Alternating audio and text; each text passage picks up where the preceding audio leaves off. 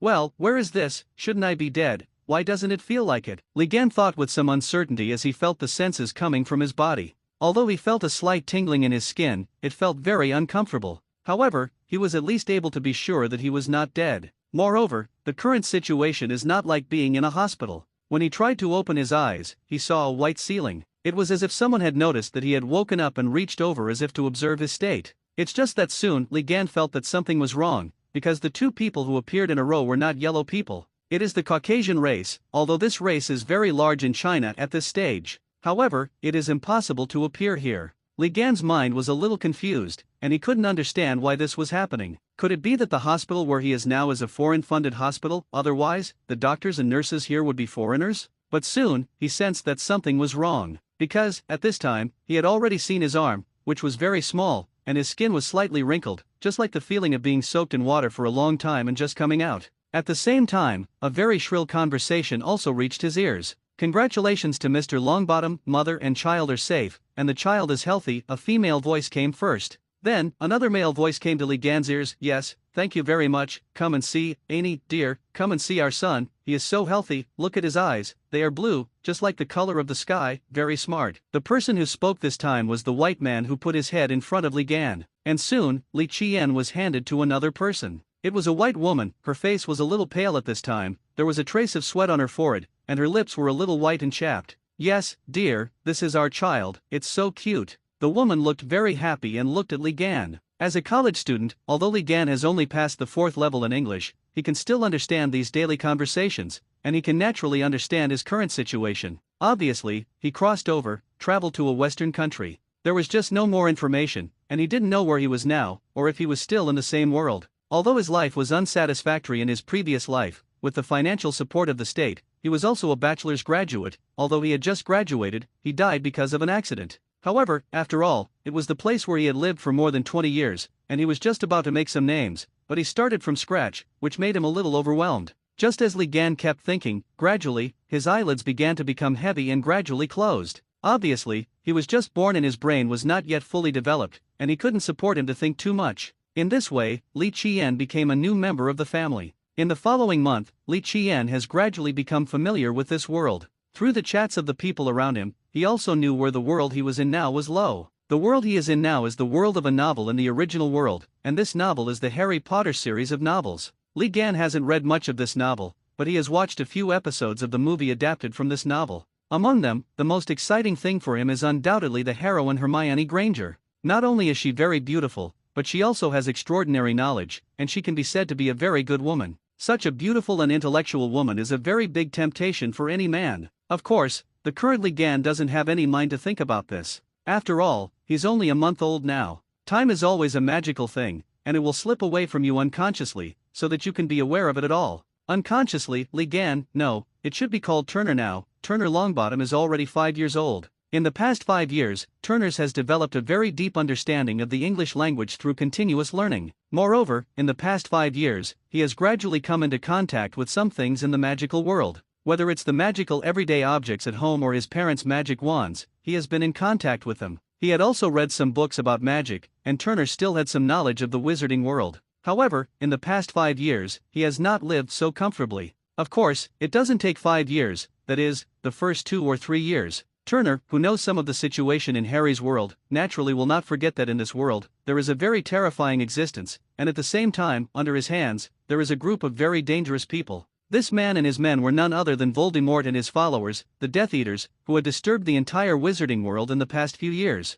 When he was just born, Turner's didn't feel anything. After all, at that time, he didn't know the current point in time. However, when he saw the elders in his family, one of whom sounded like a big belly, was obviously also pregnant and about to give birth. That's not the point is, her name is Alice, and his husband is none other than Frank. The couple may not be famous, but their son is not so simple. Their son's name was none other than Neville Longbottom. Of course, it was inheritance Turner, who didn't pay attention to that at first. It wasn't until the couple, visiting him and his mother, that they revealed that they had named their child. It's not that Turner's is cold-blooded, it's that he really doesn't know how to tell his parents. After all, he's just a 2-year-old kid, and he can't do anything. Moreover, he doesn't know the specific time and place, and even if he wants to tell it, he can't tell it. It wasn't until a few days later, when his parents brought Neville into their home to raise him, that he found out about it. Some of the specific events were heard from the conversations of the parents, and some were speculated. Since then, Turners has had one more playmate by his side, a somewhat silly little Gurch, Neville.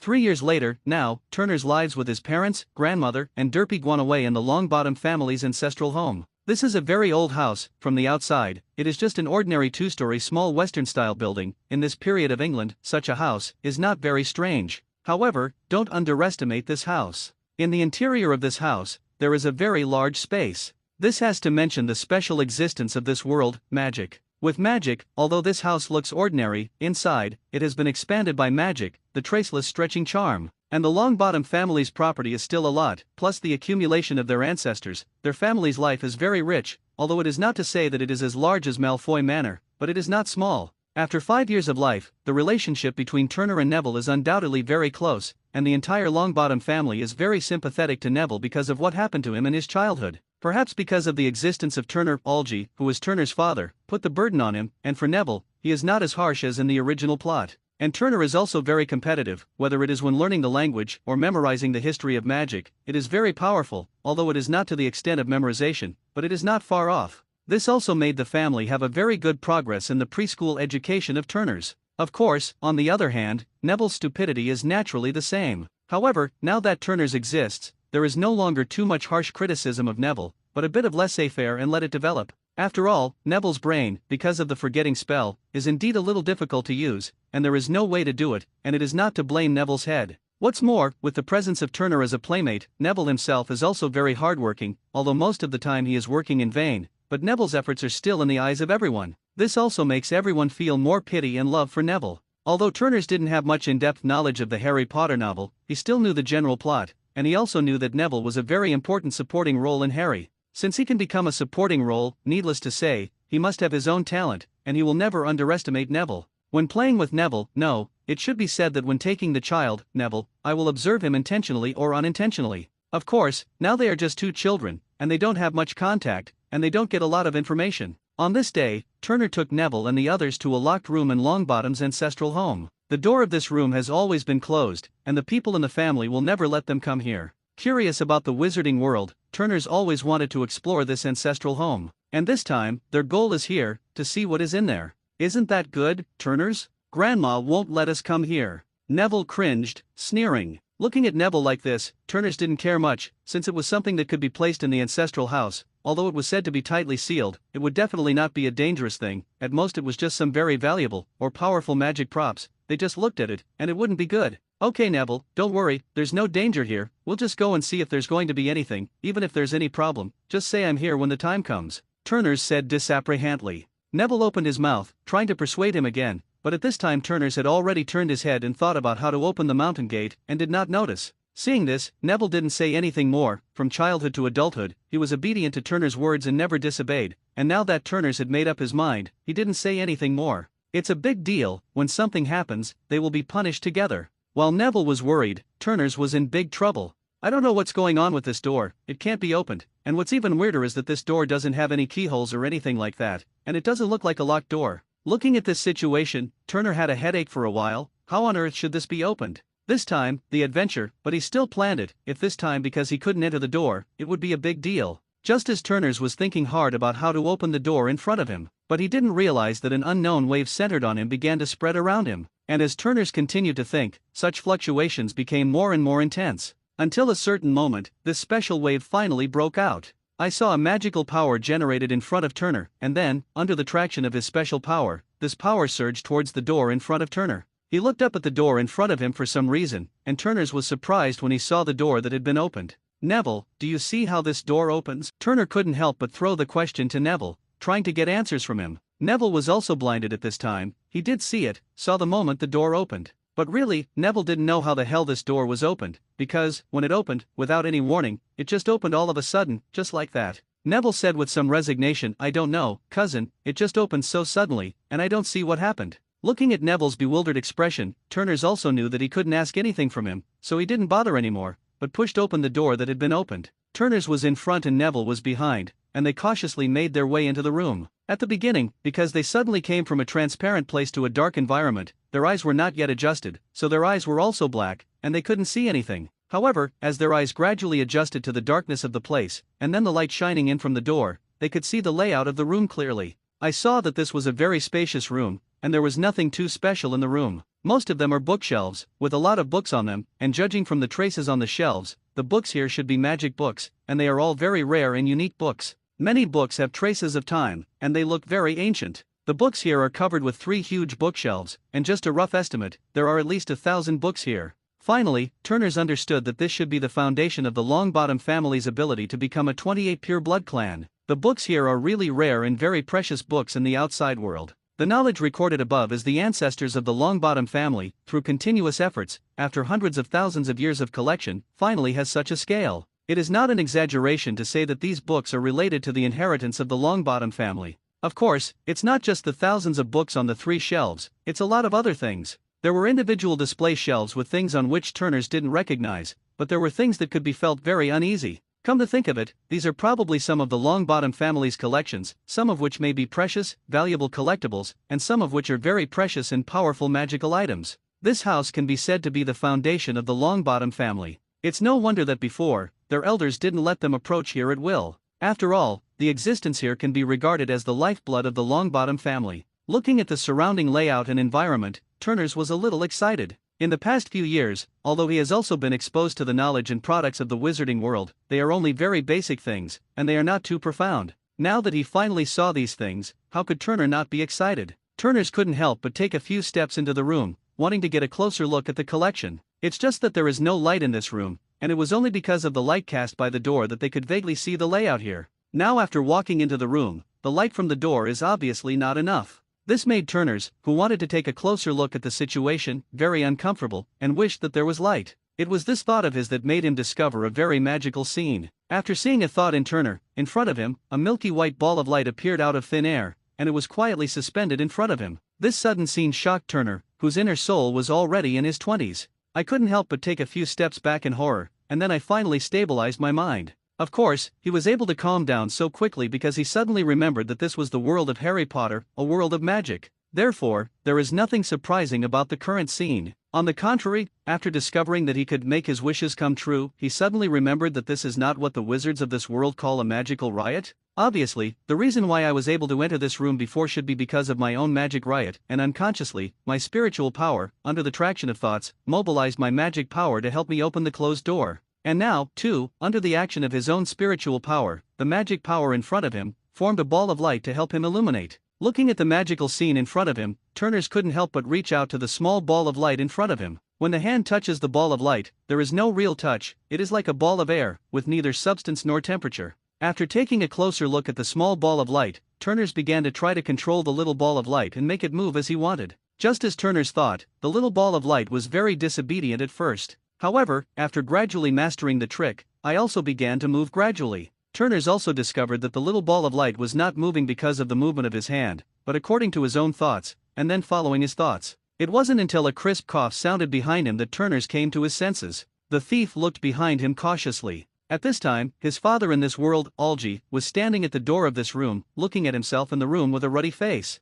Although Algie was trying to maintain his composure, he tried to maintain his majesty as a father as much as possible. However, Turners could still see from his slightly trembling hands, and the unnatural facial expression, that Algie was not as calm as he appeared at this time. Looking at his father, who was strong and calm, Turners quickly pretended to be well-behaved and ran quickly in front of Algie. Although he himself felt a little disgusting, Turners was still very sensible, pretending to be very innocent, stretching out his right hand and showing the ball of light in his hand to Algie. "Behold, father, am I very powerful, this ball of light has become of me," said Turner, and pretended to be very proud, with an expression of praise on my face. There's no way, in the past 5 years, Algie has made Turners deeply realize that a very unreliable, but powerful father, is called a careless person when he does things. Back in the day, when he was 4 years old, he almost caused a crisis when he wanted to explore a magic prop for a home visit because he and Neville wanted to do so. At that time, Algie directly blew the two of them into 2 balloons and tied them to the roof of their house. 2 full hours, God knows how they passed.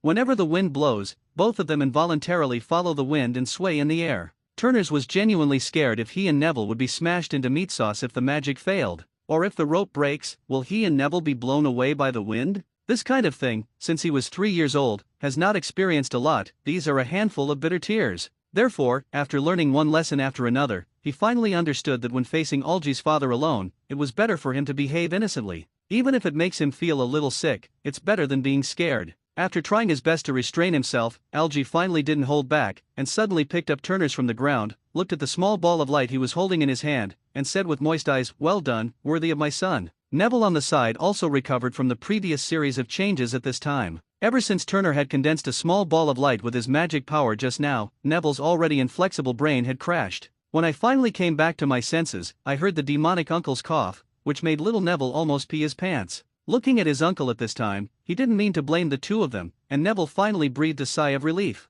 He also walked to Algy's side very well behaved, bowing his head and not speaking, reducing his presence as much as possible. This is also the only time when Neville, who has a bad brain, can make the right decision. At this time, Algy also recovered from the surprise of his son's awakening of wizard qualifications. Knowing that these two little ones have done some bad things again, the performance of the two of them now all shows this. However, today is rare to be happy, and he does not intend to punish these two little guys. Since he was a child, his son has been lively, curious, and studious, and he wants to ask everything to understand this problem, and he knows it. And his nephew, because of his childhood experience, seems a little taciturn, and only when he is with his son will he look like a child. Watching the two little guys try their best to please themselves, and the other try to reduce their presence as much as possible, Algy can't help but feel a little funny. Okay, you two little guys, forget about this matter, but don't take it as an example. The things in this room are too precious, and they are too profound, and they are not what you should know now, so you can't come here again without my permission, you know. Hearing Algy's words, Turners didn't know that this was Algy's letting them go this time.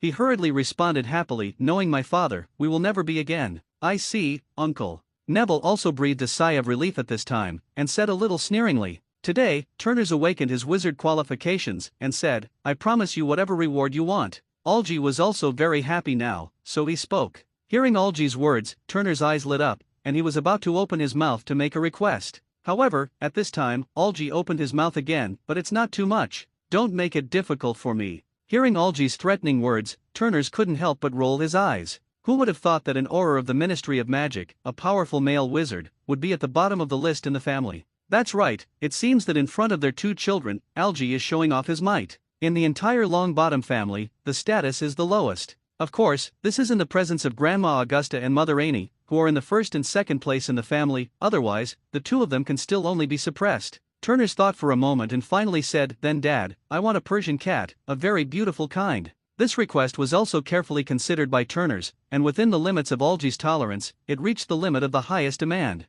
Hearing Turner's words, Algy's face was a little ugly. This is not to say that this request is very excessive and difficult to do, but because, if he agrees to his son's request, then there is no doubt that his pocket money for this month can be declared exhausted. He never thought that his son would be so ruthless, and he would find his bottom line clearly. "Okay, I promise you, I'll buy you a Persian cat in a few days, and you're satisfied." Although his teeth were itching with hatred, in order to maintain his majesty as a father, he agreed. "Great, thank you Dad." Turners hugged Algy happily. Then, quickly, he struggled out of Algy's body and ran downstairs. "I'm going to tell my grandmother and Mom the good news." With that, Turners grabbed Neville and ran downstairs. Now that Algy has come back from outside, there is no doubt that his grandmother and mother must have come back together, and now taking this opportunity to ask for more benefits is the most important thing. Looking at such a lively son, Algy couldn't help but shake his head and smile bitterly. "Sometimes, my son is too smart, and it doesn't necessarily mean a good thing." As for saying that, before, he also promised Neville that he asked him to put forward a condition, but he didn't ask too much. Neville has always played with Turners since he was a child, and he has no opinions. Even if he asks, he doesn't know what he wants, so he might as well arrange it himself. This will also make his small treasury more relaxed, so that it will not bottom out directly because of this reward. After pulling Neville downstairs, there was another chicken, flying and dog jumping, and I won't go into detail one by one. In short, after this magic awakening, Turner has several more very interesting magic items in his collection. Of course, they're all very fun and not too dangerous, just for the two little ones to play with. After confirming Turner's magical talent, the entire Longbottom family had nothing to worry about. As long as there is one, at least there will be no accidents in their Longbottom family, and even if in the end, Neville is not able to awaken the wizarding talent, at least there are still people who can inherit the Longbottom family's legacy. What everyone didn't know was that night, when Turners was asleep, he came to a very magical space. It's a huge space, and it's pitch black all around, and there's not a trace of light. At the edge of this space, there is a row of glowing objects, isolating this place from the darkness outside. And in the center of this space, there is a very large altar. On the altar, carved many very ancient mysterious inscriptions. Looking at everything in front of him, Turners was a little confused. He didn't know where this place was, and who brought him here. All this was a mystery. He couldn't help but shout, "Hey, is there anyone here? Who brought me here? Where are you?" But no matter how much he shouted, there was no response, and nothing changed. Seeing that no one was paying attention to him, Turners was left to explore on his own. As he kept moving around, he finally walked all over the place. This space is very huge, and at the edge of the space, he also sees those very magical mysterious luminous luminaries that are isolated from the darkness of the outside world. When he was curious and wanted to look outside, he was stopped by the boundless darkness, so that he could not see anything at all, and he could only see one color, and that was darkness. And through the faint light of the luminous body, he also discovered that the place where he was now seemed to be a small island. It's just that the other islands are all above the sea, and this island is in this darkness. According to Turner's estimates, this island is only the size of 2 football fields, and there is nothing else on the entire island except for that one altar. Eventually, Turner set his sights on the altar, and now there was only one thing on the island that could answer his questions. Although he still has some doubts about this altar, he can only walk up now. Turners walked quickly to the edge of the altar, which was more than 3 meters high and 10 meters in circumference. On all sides of the altar, there is a staircase, each of which has 9 steps. The material of the altar looks like jade but not jade, like stone but not stone, which is very strange. Turners involuntarily reached out and touched the altar. His hands slowly touched the altar. The moment his hands and the altar touched each other, something happened. A huge stream of information appeared in his mind, and under the impact of this flow of information, Turner had the feeling that his brain had been lightly knocked on the head with a hammer. This feeling came and went quickly, and in an instant, this message was completely fused by Turner. Through the introduction of this short message, Turners also has a certain understanding of his current situation. This place is a very magical place, and it can be regarded as the golden finger of Turner. This altar has no name, and its function is very simple. There is only one, and that is to sacrifice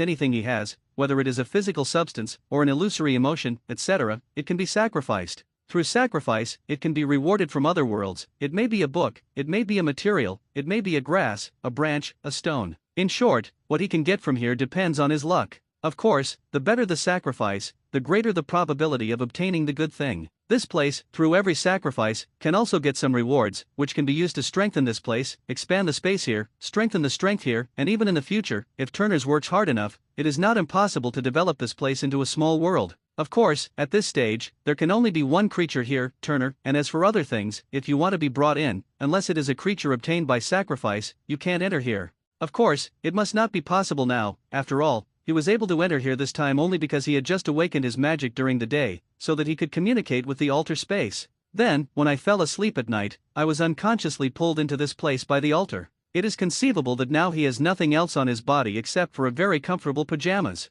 Even if he wanted to make a sacrifice, he needed to prepare. He didn't believe that with his character, he could sacrifice something good by virtue of one of his own hairs or something inconspicuous. As a thought flashed through Turner's mind, he had reappeared on his large soft, comfortable bed. Looking at his surroundings, Turners pinched himself hard, and with a tingling pain, he realized that it was not his delusion, but real. Thinking of this, Turners immediately got out of bed. His room was large, more than 100 square meters, which was already the size of a house in a previous life. But now it's just his bedroom. In this room, there are a lot of things, 2 bookshelves, on which are the books he used in preschool education over the years, and some storybooks from the wizarding world. In addition, there are some of his own collections, and on the other side, on a cabinet, there is a shelf with a broom, which is the flying tool that belongs to Harry's world, the broomstick. And under the broomstick, in the cabinet, there are some small collections of Turner's over the years, all of which are some gadgets bought with his own pocket money. Of course, there were also small toys sold to him by his parents and grandmother. In addition to this,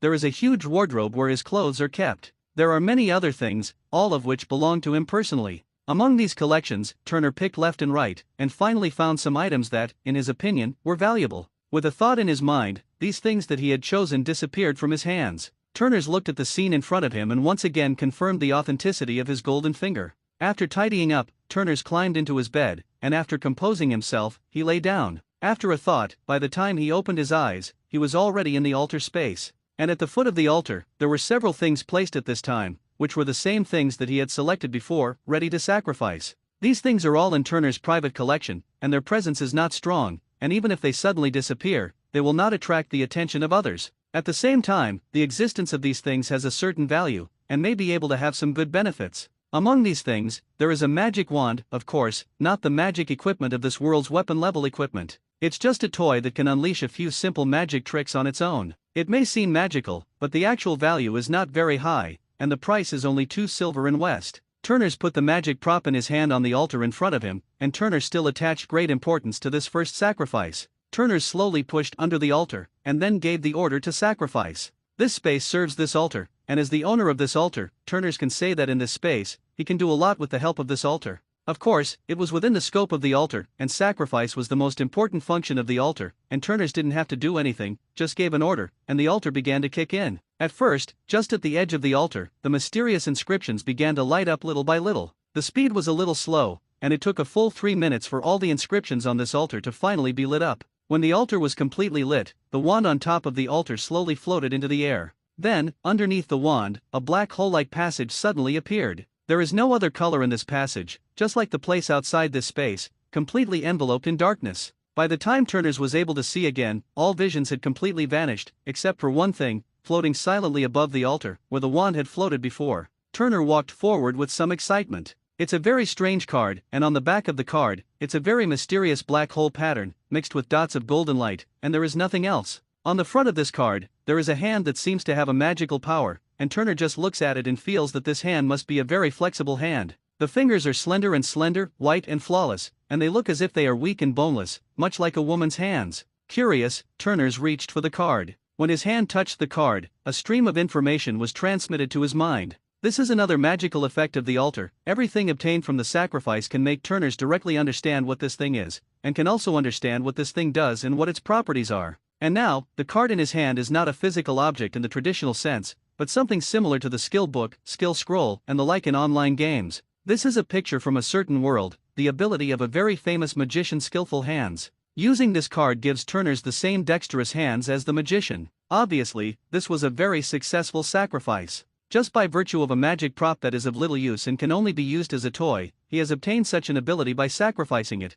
which is undoubtedly earned by Turner. Looking at the skill card in his hand, Turner didn't hesitate and immediately used this card directly. Turners only felt that his hands were beginning to be covered with a layer of very other energy, and under the transformation of this energy, he could feel that the flexibility of his hands were now much higher than before. And that's just the superficial benefit, considering that Turners is only 5 years old now. At the age of 5, he had the speed and agility of a top magician, and the benefits were enormous. If nothing else, at least, as long as he can maintain continuous exercise, then when he grows up, his hands will be very flexible. And this is also very important for wizards. The duel between wizards is not the magic between the two sides of the competition, the strength of the magic, and the speed of casting magic. Now, with the hands of magicians, Turner's speed can be imagined, and he must surpass most wizards, which is undoubtedly a win at the starting line. Feeling the flexibility of his hands, Turners also understood that this was good for him, and he was naturally overjoyed. After the first good start, Turners will naturally take advantage of the victory to pursue,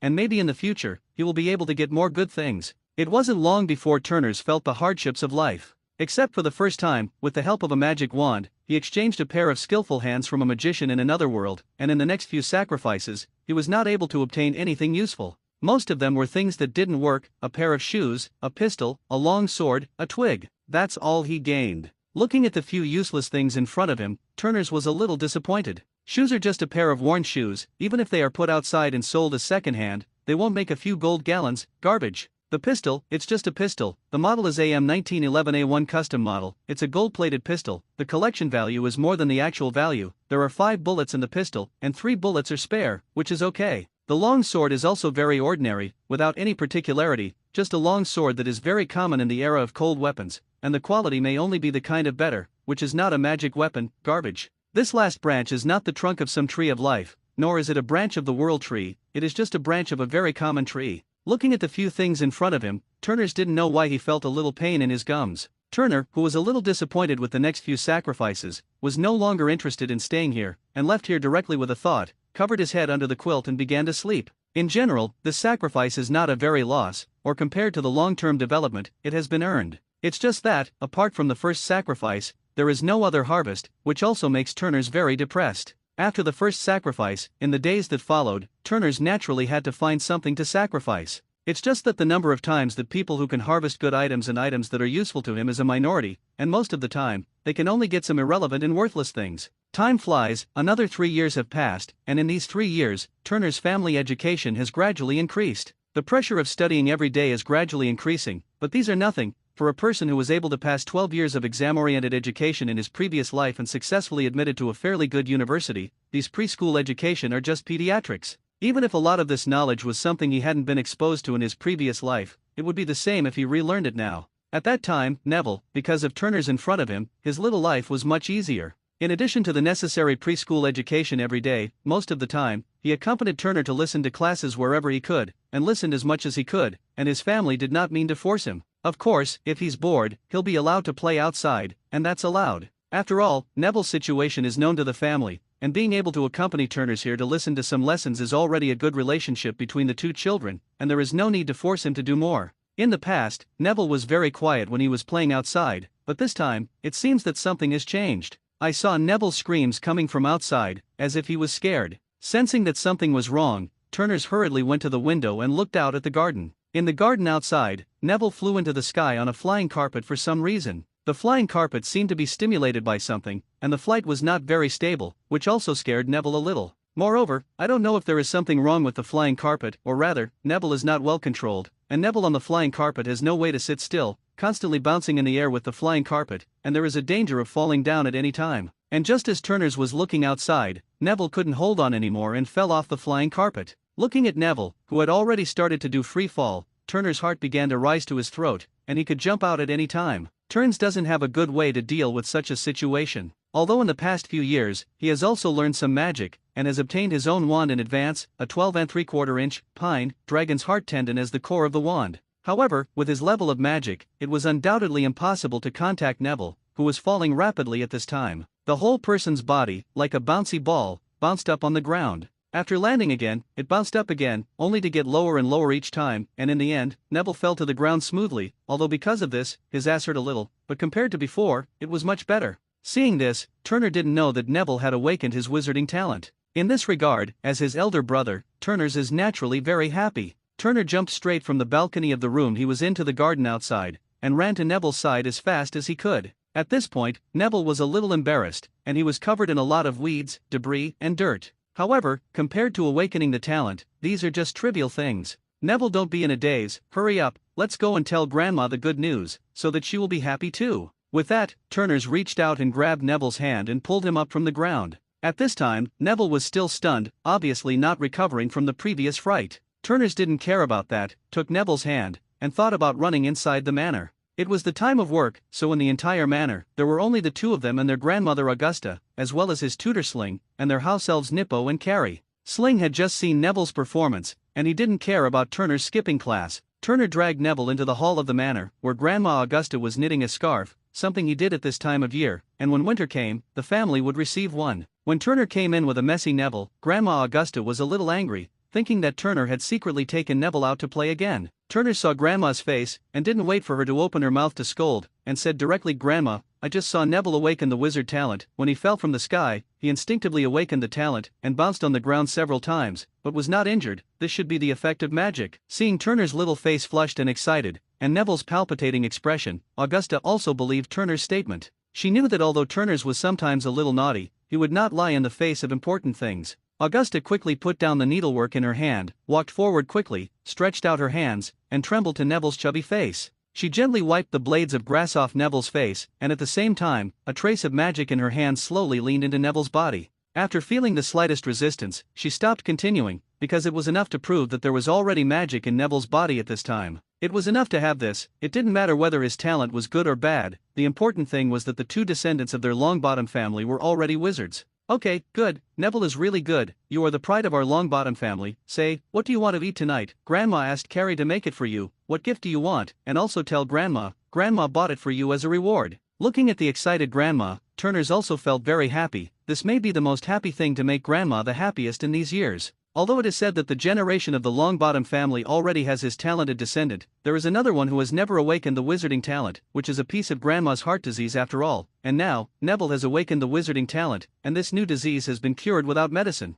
Neville was still a little frightened at this time, and when he faced his grandmother, who had been a little scared since he was a child, he couldn't believe that it was true. Although his grandmother and family have been very good to him since he was a child, he doesn't know why Neville is a little afraid of his grandmother, and now in his heart, some strict grandma is indeed so amiable, which makes Neville a little at a loss for a while. Watching these two somewhat contradictory people get along, Turner always felt some unknown joy. At this time, the white Persian cat accompanying her grandmother also came to join in the fun. With a light jump, she jumped onto Turner's shoulder, tilting her head and looking at Neville with some curiosity. This white Persian cat was a gift that Turner's received from his father Algy when he awakened his wizarding talent before. This is a very beautiful cat, and its appearance is outstanding in the entire group, and its value is very high. And this cat is very spiritual, very intelligent, and has pure magic in its body, which is a very good pet. When I bought her, it cost a lot of money. This white cat, named Snow by Turner, has the meaning of Snow White, indicating her snow white hair. Turner's took Snow off his shoulder, took him in his arms, and began to pet the cat. This is also his favorite thing to do after getting Snow. Isn't it nice for Neville to awaken his wizarding talent, too? Snow replied to Turner with a very melodious meow, which seemed a little lazy. When Algy and Ani returned from the Ministry of Magic, they were naturally very happy to learn about Neville's awakening of wizard talent. Even, in order to celebrate, they have promised to take the two of them to Diagon Alley to play and buy some toys or something on the weekend of this week. This makes Neville and Turner happy. Neville is happy to be able to go to Diagon Alley again, and Turner is happy that he can find a treasure again. The matter of Dobeo has to start with the Longbottom family's industry. The other, which is Turner's main target, is a scrap shop. The name is the Scrap Shop, which serves the same function as the Muggle World Scrapyard. Magic-related items and books are often collected here. This is his Dobeo Holy Land, and it is also the main production place of his sacrifices over the years. It was also with such a place that he was able to have a steady stream of sacrifices to offer. Otherwise, with his pocket money of only 5 silver CK a week, even if he could get some financial support from Neville, he would not be able to sustain a long sacrifice. And this time, it was another opportunity for him to procure some items that could be sacrificed. Naturally, he was very happy about this. After dinner, the family sat together and chatted about some homely things. This time, the theme is Neville, who made him awaken his wizarding talent. Neville, have you figured out what you wanted? What kind of gift would you want? If not, then think about it as soon as possible. The day after tomorrow is the weekend, and then we will go to Diagon Alley. Algy looked at Neville, who still had an excited expression on his face. Uncle, I haven't thought about it yet, but I'll think about it. Neville could also feel the importance of the rest of the family. This is something he has never felt since he was a child, which makes him very happy, and since he finished eating, his face has been flushed, and he is very excited. Neville is welcome. My father's little coffers are rich again. What do you want? Just let him buy it for you, he. Turner's said in a very sinister way. Hearing Turner's words, Algy, who was sitting on the side, rolled his eyes speechlessly. You stinky boy, don't you owe it to clean up? I don't have much money, so don't hit my attention. Be careful that I beat you. Turner's is not afraid of him now, not to mention that Grandma is still here. Even if she is gone, there is still Mother Annie with them. His father can't make any waves. You stinky boy, don't think I'll pay you for anything tomorrow, solve it yourself. As a father, Algy still feels that he can't let his son be so proud at this time, otherwise there will be things for him in the future. It's just that this little bit of threat from him is not taken seriously by Turner's at all. He turned his head to look at his mother, and said coquettishly, Mom, I want to buy something tomorrow. Can you give me some pocket money? Okay, Mom. That well-behaved look, it makes people like it when they look at it. For such a Turner, as a mother, there is really no resistance. Okay, this time I will give you 2 gold gallons, no more. Turner's was overjoyed to hear that such a large sum of money had arrived, but he would not forget his benefactor, and he was very happy to kiss his mother on the face. Thank you, Mom, I love you the most. Then he got up from his mother's arms, and went to his grandmother, and did it again, and easily, he obtained 3 more gold galleons. After getting the money, Turner's proudly shook the 5 gold gallons in his hand, and looked at his father very proudly, looking like he was very powerful. This kind of performance made the 3 adults present have a funny feeling, but they are all cooperating with him and holding back their laughter. Turner's also knew that such a performance was a bit naive, but in his previous life, as an orphan at an early age, he was honestly very greedy for such feelings. Feeling such a feeling of family affection, let alone making him pretend to be naive, even if it is a little too much, he can accept it. After that, after another warm scene, everyone went back to their rooms to sleep. At this time, there are not many real entertainment activities in the wizarding world. Everyone just reads the newspaper every day, plays wizard chess, and there are some outdoor activities, but other than that, there is nothing else. Therefore, everyone's work and rest time generally does not last until late at night. After returning to his room, Turner's did not rest immediately, but went to the sacrificial space first. At this time, he has been sorted out a lot, and in the space at this time, it can be regarded as having a certain scale, and the space has expanded a lot, not to mention, there are also a lot of isolated spaces here. In these spaces, there are all single rooms of each project that are well differentiated. Under the layout of Turner, the situation here is quite in order. In these separate spaces, all he has stored are some valuable items that he has acquired over the years. This includes the magical knowledge of other worlds on the magic side, such as the basic codex of elemental magic, as well as some special items and materials from the magical world. Among them, the most useful are the 3 elven fruits, which were the result of a sacrifice of Turner. Not only can it give birth to an elemental spirit after providing enough energy, but it is a very rare thing even in the original world. In addition, after using the spirit fruit, you can also gain an affinity with nature. Not only the affinity of the magic element, but also the affinity for all things in nature. These 3 fruits, one of them, had already entered Turner's stomach, which also made his physical fitness, mana reserves, etc., have a very high strengthening. There is also one, Turner is planning to give birth to elemental elves, which are very rare creatures after all. In this world, although there are also their legends, but they have never been seen, if Turner can have such an elemental spirit by his side, it will be a very great help for him and for the Longbottom family. As for the last fruit, Turner's didn't think about what to do for the time being. In addition to this, there is also a spatial ring, which is also something that Turner's needs very much right now. The size of this spatial ring is almost more than 1,000 cubic meters. It's not like there's no storage space equipment in Harry's world, but most of them are just large pockets made with the traceless stretch charm, which can be a bit tricky to use. It's like a space ring, direct spiritual communication. What you want to appear directly, what you want to touch it is gone. In addition to these very valuable magic items, there are also some magic potions, magic materials, and the like, all of which are of great help to Turner. In addition to the things on the magic side, there are other things. Among them is a quantum watch, which has a very high technology content, which not only has a very good intelligent program to assist the use of Turner, but also its computing speed and storage space are also very large, and its appearance is very helpful to Turner. There is also an exploration goggle, which has a strong auxiliary function, night vision, thermal imaging, microwave detection, information collection, protection, etc., with many functions, which is a very good auxiliary prop. In addition to these, there are also some high-tech medicines, which supplement the nutrients consumed by the body, and there are wound sprays for treating trauma. The most important thing is that among these potions, there is a brain domain development potion, which is the most urgent thing for Turner at this stage. Not only can it develop the brain, but it can also indirectly improve the strength of mental power. In Harry's world, although magic is very important, only with magic can a wizard be able to use magic normally. However, mental power is just as important, and mental power determines how easy it is for you to use magic personally, as well as the strength of your magic. So, these things, for Turner, are very helpful. In addition to these, there are some materials on the scientific side, some steel alloys and some technical books. However, because at this stage, the wizarding world still occupies most of Turner's living space, so this technological thing is not of much use to help him except for himself. This time, he came to the sacrificial space to prepare for a trip to Diagon Alley in a few days. Here, although most of the things he could use, he put away. There were also some things that seemed valuable to him, and they were also sacrificed again through the altar of sacrifice. But there will always be something left that will not be of much use to him, and at the same time it is not worth sacrificing again, and he will put it away. This world is also a world of magic.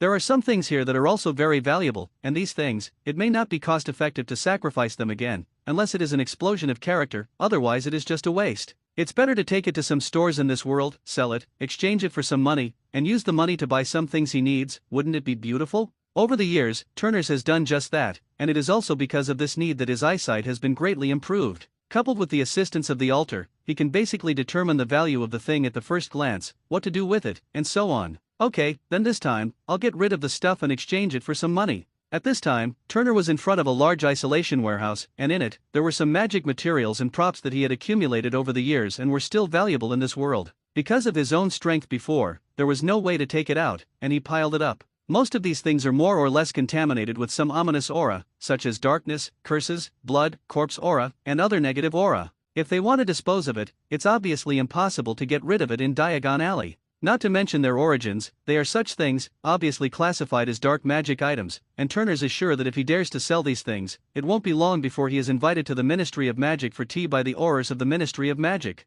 Maybe he will be able to have a very wonderful encounter with his father at that time. This is no longer the case, because just a few days ago, Turner's had successfully used some magic materials from other worlds to create a new wand for himself. A wand that does not belong to this world and has no origin. It is a very pure magic crystal as the energy source, mithril as the body, and the surface is carved with a very ancient and profound magical inscription with pure gold and red gold hand in hand. Inside the core, there is a handful of his own hair as the core. This wand is not only integrated into the wand-making process of Harry's world, but also refers to the magic prop-making techniques of other worlds. After years of research and a lot of sweat, the result is a very powerful wand. Well, no, this is actually a magic wand made entirely of magical materials, and the power is passable. There really wasn't a way, and he didn't know much about the wand-making process of Harry's world. As for the production of magic props in other worlds, he only had the space ring and one of his holy shield badges as a reference, as well as some words from the basic codex of elemental magic. He's lucky to be able to make this wand, okay.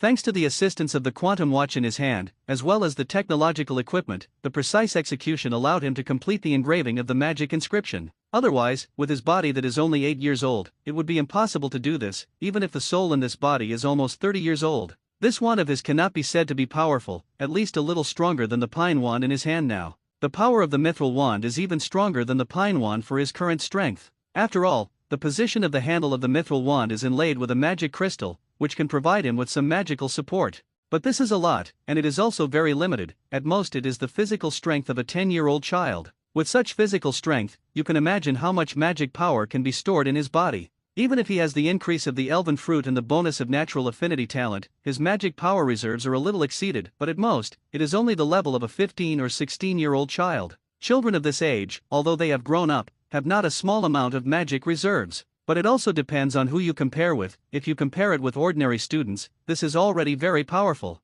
However, it is really nothing compared to those dark wizards who are in the tumble alley, hovering on the edge of life and death all year round, and using all kinds of black magic. Therefore, at this stage, the mithril wand has greatly improved his combat endurance. In addition, his mental power surpasses that of his peers, and even surpasses that of adults, and the combat power he can exert is a little stronger than that of ordinary adult wizards. This is also the reason why he has the confidence to go to Tumbledown Alley. When Turners opened the door of the warehouse here, he only felt a dark and corrupt aura rushing to his face, and he was a little caught off guard. However, the location here doomed them to not be able to make any big waves, and it didn't take long for Turners to get used to it. Inside, from this large collection, a few items and materials with some value were selected, put into the space ring, and waited for tomorrow to exchange money. Then, Turners quickly stepped out of it, and after locking the door, he was truly relieved. That wasn't the end of it, and Turners came to the door of another room. This time he didn't do much preparation and opened the door directly. The space here is not as bad as the previous warehouse. This is an alchemy workshop, which Turners usually uses to practice alchemy, so naturally there is no such mess in it. Here, many things were born, and it was here that the mithril wand was born. And in addition to this, there is another thing here, which is the purpose of Turner's visit this time. It was a dark blue vest that looked like leather armor. The outside of the vest doesn't look special, it's just an ordinary leather vest. My masterpiece, it's up to you whether you can safely return this time. With that, Turners removed the leather armor from the shelf. Just as Turners took off the leather armor, the inside of the leather armor finally showed a little bit. I saw that the inner layer of the leather armor had a series of magical inscriptions drawn with mithril and adamantite gold. That's the key to this leather armor. Don't underestimate the bells and whistles on the inside of this leather armor, which were copied from the powerful magic item of the Holy Shield emblem. After the quantum computer's huge calculations, the final model is finalized. With a very strong magical protection ability, at least at this stage, with the strength of Turner, there is no way to break the defense of this leather armor. And more importantly, this leather armor is not only outstanding in terms of magical defense,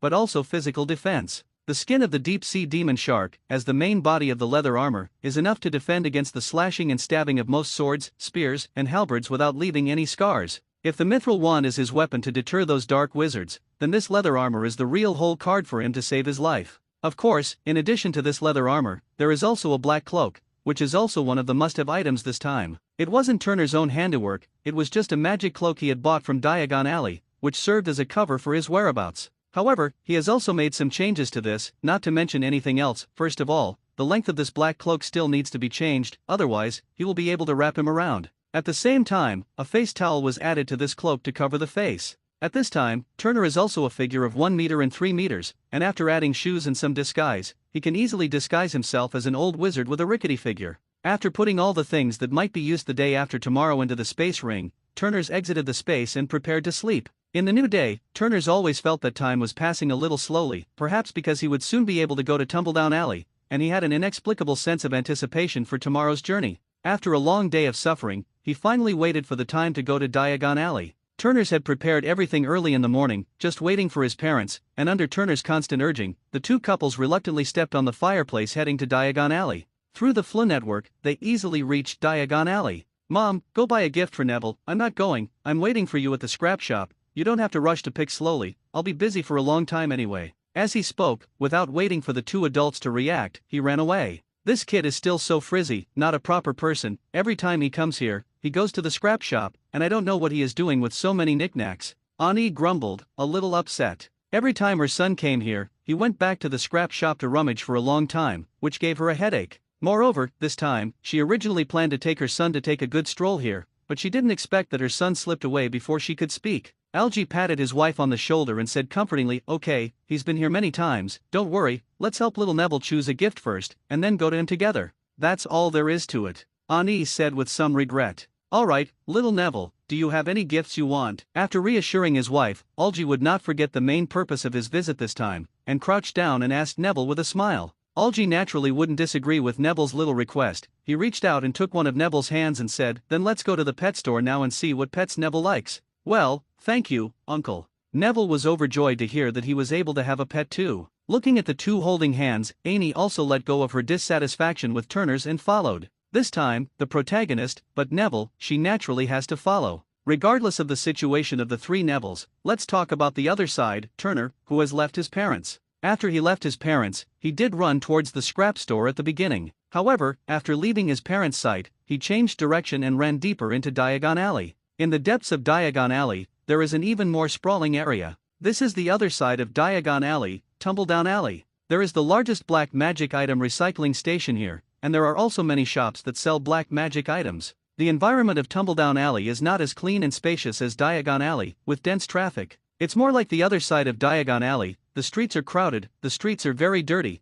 and there is a very pungent smell in them. Being here gives people the feeling of being oppressive, heavy, and evil. As he was about to enter Tumbledown Alley, Turner's found a place to disguise himself and changed it all. The current Turner, the information that is shown should be the image of a rickety old wizard about 1.5 meters. The rest of the body's information was perfectly covered by Turner. Even the exposed hands are wearing a pair of delicate leather gloves. His voice was changed by a voice changer to the hoarse voice of an elderly wizard. After making sure everything was perfectly disguised, he finally stepped into Tumbledown Alley, known as the Dark Wizard's Colony. Turner, with a cane in his hand and pretending to be old, walked slowly in. Not long after he walked into Tumbledown Alley, Turner's felt some eyes on him. Here, the role of exploration goggles is limited to a minimum, which can only play a protective and amplifying effect. The other electronic facilities, in this magical place, are not functioning at all, and are always disturbed by the magical elements around them. Unfazed, Turner's continued to walk slowly towards the interior of Tumbledown Alley. His goal this time is also very clear, that is, in the original plot, the very famous black magic prop processing shop,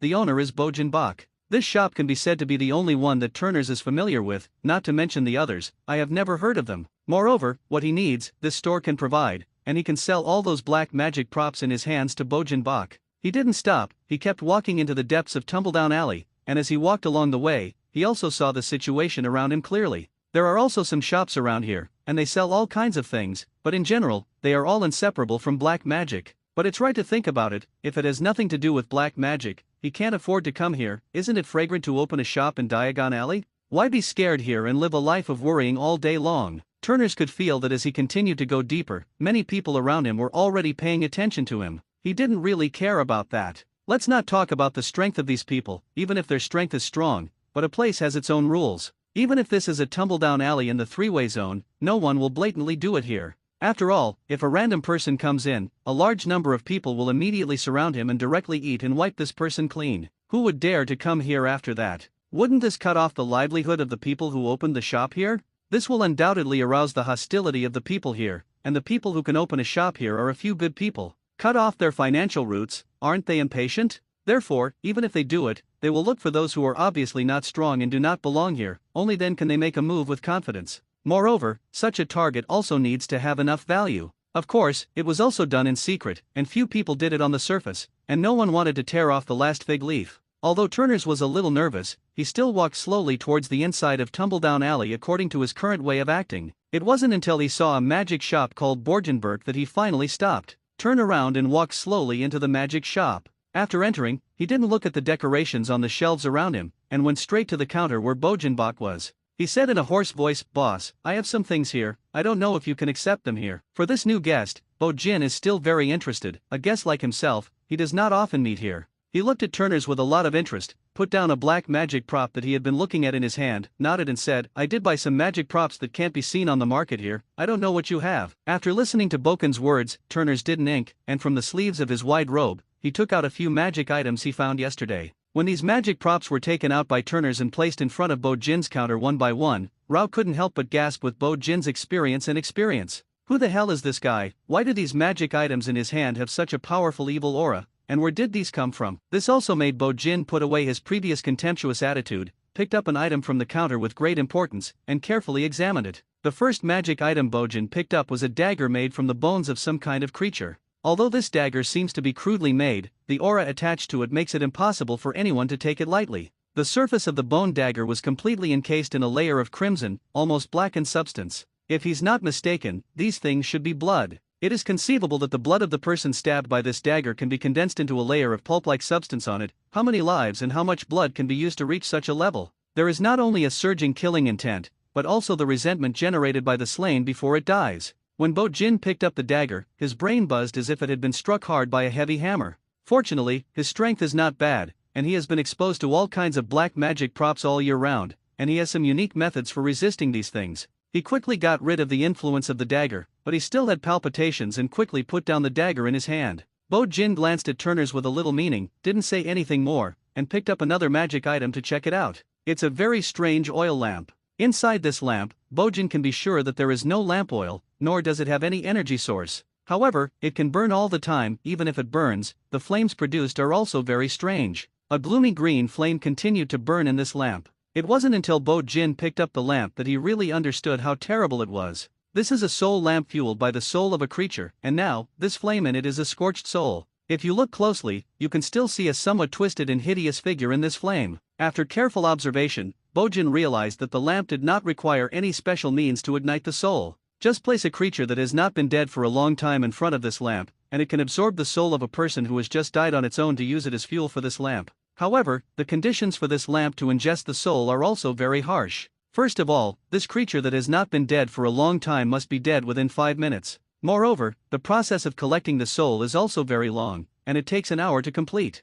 Therefore, this lamp is simply a chicken rib. Maybe it can have some effect when taking revenge on one's enemies and those he hates. And, first, you must have the strength to kill your enemy before you can take his soul and torture him. Putting down the soul-burning lamp in his hand, Bo Jin looked at the next prop again. As the magic props came over one by one, Ra was also shocked by Bo Jin, who had a lot of experience. Where the hell did you get these magic items? Why did everything make him, the manager of the black magic item store, feel a great shock? If these things were to appear in the wizarding world right now, they would definitely cause a very strong storm. Isn't that exactly what he needs, though? The outflow of these things from his magic shop will not only make his magic shop famous, but also allow him to make huge profits, so why not do it? After thinking about it for a while, Bo Jin made up his mind that he must buy these magic items, even if it was at the expense of all his savings over the years. He believed that as long as these few things here were in his hands, it wouldn't take long for him to pay back the price, and it would be easy to even multiply it a few times. Once he had made up his mind, Bo Jin began to figure it out.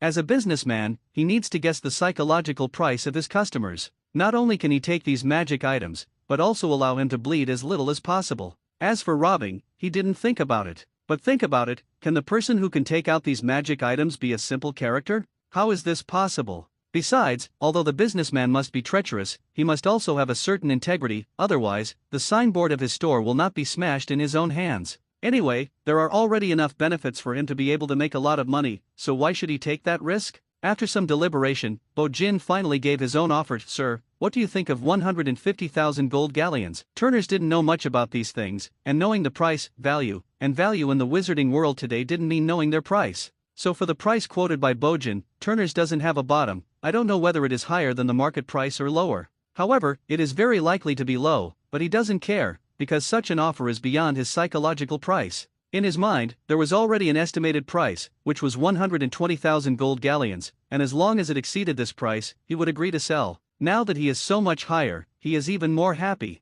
As for saying that Bo Jin will make more money in the end, Turners doesn't care. After all, he has made so much, and he should let the family make some money. Seeing that Turners didn't say yes, Bo Jin was obviously mistaken, thinking that Turners was not satisfied with the offer. At this time, his back was already wet with his sweat, which was already more than half of the price he could take, and if he had more, he could also take it, and these things were indeed worth a higher price. However, he also has to consider the operation of his store. If there is no flow of funds, then his store operation will be greatly affected. This sentence made Turner, who was about to agree, stunned. He didn't expect that just because the offer exceeded his expectations. He was a little surprised, and he didn't immediately say yes, so he let him take an extra 30,000 gold galleons in just a few breaths. How could he not agree to such a good thing? Turner's pretended to groan before slowly nodding his head and agreeing. Moreover, he also said very much, this time it will be like this. I hope that the next time I come, I can get a price that satisfies me. The meaning of this sentence is naturally self-evident. He is telling Bo Jin that there will be such good goods in his hands in the future, so that he can prepare enough funds next time and don't let himself down. This was originally just a casual remark by Turner, but he didn't expect it, but it attracted Boken's attention, and his heart suddenly came alive, very surprised and surprised. If such a good thing can get a fixed supply in the future, then this is undoubtedly very good news for him. This will not only improve the competitiveness of his store a lot, but also allow him to obtain a lot of benefits. This was undoubtedly something he liked to see, and for this reason, when he finally paid Turner the gold coins, he put an extra 5,000 gold coins in the dragon skin pocket. Inside this dragon skin pocket, a traceless stretching spell was cast. Otherwise, how could it be possible to put down 185,000 gold gallons? Turners took the dragon skin bag, and without counting it, he put it directly in his arms, and without saying anything, he turned around and walked outside. Bo Jin didn't make any unnecessary moves in this regard, and at the same time, he didn't mention the extra 5,000 gold galleons, because he knew that the other party would be able to understand what he meant. One more mention here, on the contrary, it seems that he is a little stingy. When Turner was out of Bojin's store, the hand in his arms had already reached into the dragon skin pocket, and all the gold gallons in it were collected into the space ring. Then he stuffed the empty dragon skin pocket into his arms, ready to be disposed of later. He didn't stay in Tumbledown Alley for long, and he didn't have anything to buy here, and even if he did, he wouldn't be here. It's just that if he wants to leave here safely, he obviously needs to go through some tests, otherwise, it is impossible. And as the chief examiner this time, he is also ready at this time. When Turner passed through a laneway, in the middle of that lane, all of a sudden, 2 magic bolts shot out and attacked Turner. Turners had been preparing for this, or rather, he had been preparing for this since he came here. When these 2 magics had not yet caught his eyes, he had already noticed it. With a flip of his palm, a silver-white wand with a faint gold and red pattern appeared in his hand. The body flexibly rotated in place, and it was so wonderful that it passed through the gap between the 2 magic attacks, and it was very perfect to avoid the 2 magic rays. At the same time, the wand in his hand shook slightly, and 2 wind blades with fast attack speed followed the trajectory of the magic and shot towards the 2 people who attacked him. For this sudden counterattack, these 2 black hands, although a little surprised. But after all, he was a seasoned veteran, and he easily dodged it. It was only after that, sweeping the wall that had been attacked by these 2 wind blades before, Rao as a dark wizard like them couldn't help but gasp. I saw that the wall that was attacked, in front of the 2 inconspicuous wind blades, was easily cut through 2 huge openings. A wound that is nearly a foot long and at least 2 inches deep. If such an attack were to hit a person, one can imagine what the result would be. Seeing the situation here, the people who were still hidden in the dark and were ready to watch the show silently put away their careful thoughts at this time. They originally thought that if this time, the 2 Dorek brothers could easily kill this outsider, they might be able to get a piece of the pie. But now looking at the situation, the 2 Dorek brothers are afraid that they will be more auspicious. This also made them rejoice. Fortunately they didn't become the first bird, otherwise, maybe they would have died. The 3 people who were fighting in the field didn't have so much thought from these people at this time. After seeing the power of Turner's attack, the 2 Dorek brothers did not dare to be careless at this time, and stared at Turner very cautiously, looking for his flaws, and wanted to kill him with one blow. And seeing that the other party did not act immediately, Turner's did not act immediately. This was the first time he had done anything with other wizards, and he wanted to feel more of the atmosphere and gain some combat experience for him. This is Turner, with many life-saving means. He is already firmly invincible, so he has such leisure and elegance, otherwise, no one will give his opponent a chance to breathe. After waiting for a while, the Dorek brothers finally got started. First of all, one of them, the wand in his hand kept waving, and the small magic balls kept attacking Turner 10,000 bullets. This kind of attack is not very powerful, but it is better because the attack speed is fast and the attack frequency is also very high, so that the opponent does not have the slightest respite. The other person began to accumulate magic power, looking for this opportunity. Whether to release a powerful attack magic or a defensive protection magic to defend depends on Turner's next moves. Such an attack mode, although Turner's is a magic combat novice, but, have you never eaten pork, haven't you seen a pig run? He naturally understands that in such a situation, he must not let himself fall into passivity, otherwise, what awaits him will only be a series of storming attacks. If you want to attack him from the other side of the wall for the duration of this wall of wind, you can't do it unless you break the wall or wait for it to disappear. The defensive ability of this wind wall, Turner's has also tested. Ordinary light weapons, it does not pose a threat to it. Those bullets that shoot will be blown into the sky by this wind wall. And those magic that are not powerful will not penetrate this wind wall, and if you want to break this wind wall, you need at least the full force of an adult wizard to strike. Just by doing so, it will give Turner's enough buffer time to be able to respond adequately. After this wall of wind was raised, the Dorek brothers' magic missile attacks were blocked by this wall of wind, and none of the missiles could penetrate this wall of wind. Seeing such a situation, the other one of the Dorek brothers could not wait any longer. Because of the geographical constraints, there is no way for the two of them to act separately and contain Turner's. Therefore, there is no way to defend against the magic of the wind wall. After all, the defense of the wind wall is still too rigid, and it can only form a defense on one side, and it can't take care of too much. In such a situation, they can only confront Turner's head-on, otherwise, they will not be able to attack Turner's at all. Then this time, their actions can be declared a failure, and at the same time, they will also provoke such a powerful wizard. This is something they absolutely will not allow. Therefore, after seeing that his brother's magic missile containment tactics did not work, he did not wait for the right time, and waved his wand in his hand, a miserable green magic, and attacked the wind wall in front of Turner. Avada Suo. This is the most powerful and lethal magic in black magic at this stage. The power of this magic lies not in its destructive power, but in the concentration of its power, a large amount of terrifying magic power, gathered at one point, and then continuously released. This is the horror of it, and the effect of this magic is also very powerful, which can directly strip people's souls from the body. In other words, if you are attacked by such black magic, then the soul-burning lamp that Turner took out before will not be able to collect any souls. When they saw this magic, the people around them who were hidden in the dark, one by one, all gasped. This magic, even if it was them, they had to deal with it carefully. If it was not good, they would die on the spot. When he saw such an unforgivable curse appear in front of him, and the target of the attack was still him, to be honest, Turner's himself was a little panicked. But when I think about it, I have a very powerful talisman on my body, so I don't have to care about my life safety. Thinking of this, there is no great panic. On the contrary, he calmly performed his magic again. Thunder Flash. This is a low-level magic with a thunder attribute. The power is okay, the destructive power of the single body is okay, and the flight speed of the magic is also very fast. When the lightning shot out from the tip of Turner's wand and attacked the mage who had been releasing small magic bullets, Turner didn't stop, and there was another torrent jet. A very powerful stream of water shot out from the tip of Turner's wand again, heading towards the other's life-reeling spell. And just as Turner's attack was completed, the wall of wind, just under the attack of the requires, dissipated. It was Turner's water magic that caught the man's curse. Seeing this scene, the surrounding onlookers couldn't help but shake their heads. They were all more or less exposed to the calling spell. They are very familiar with the power of the calling spell, and if they want to use a stream of water to take the edge of the calling curse at the moment, this is undoubtedly a fool's dream. Some people have even secretly shook their heads, ready to go down and get a piece of the pie at any time. In their eyes, Turner's move is undoubtedly self-defeating. Soon, however, a shocking scene appeared, only to see Turner shoot out from the tip of his wand and get the water. Although under the miserable green magic of the death curse, he was losing ground one after another. However, for some reason, it is very strong, although the point of contact between the two is constantly tilting towards Turner's side.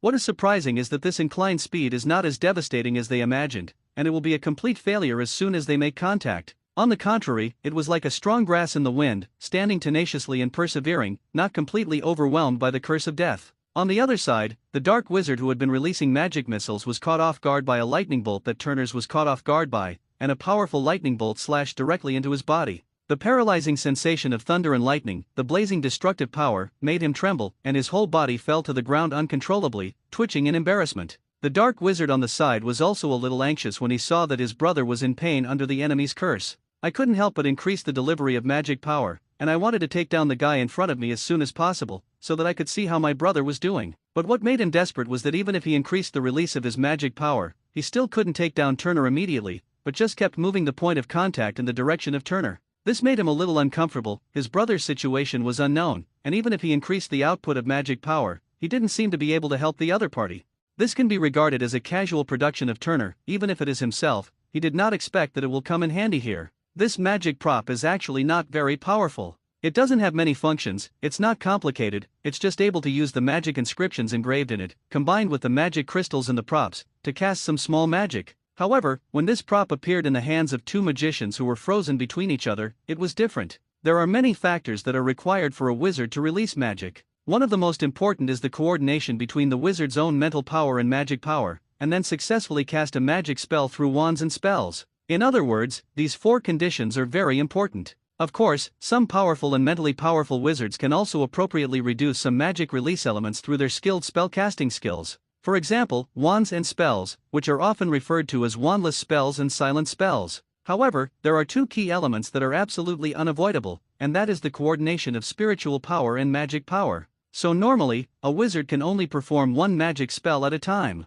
But now, this magic item in Turner's hand has changed that. This magic prop replaces the magic power in some of the key elements of spell casting with magic crystals, and as for the spiritual power, it is replaced by the magic inscriptions above, and as for the spells and wands, they are all replaced. When these factors are satisfied, a magic item that can perform magic without relying on the wizard himself appears. Of course, a magic prop with such a powerful function is naturally not something that Turner's can make. What he has in his hand is just a magic prop that has been streamlined, and the magic prop mentioned above is still a long way to go if it wants to appear. However, even with a cursory magic item, he was able to unleash some very simple magic. For example, there is only one fireball, of course. This is still the magic inscription of the fireball technique, and it was recorded in the basic codex of elemental magic, which allowed Turner's to make this item, otherwise he would not have been able to complete this thing. But now, this magic prop can change the direction of this battle. I saw that Turner's hand gently pressed on the magic prop, and in the front of the magic prop, a horn-like end condensed a fireball only the size of an adult's fist out of thin air. The power of this fireball is equivalent to the power of a magic missile.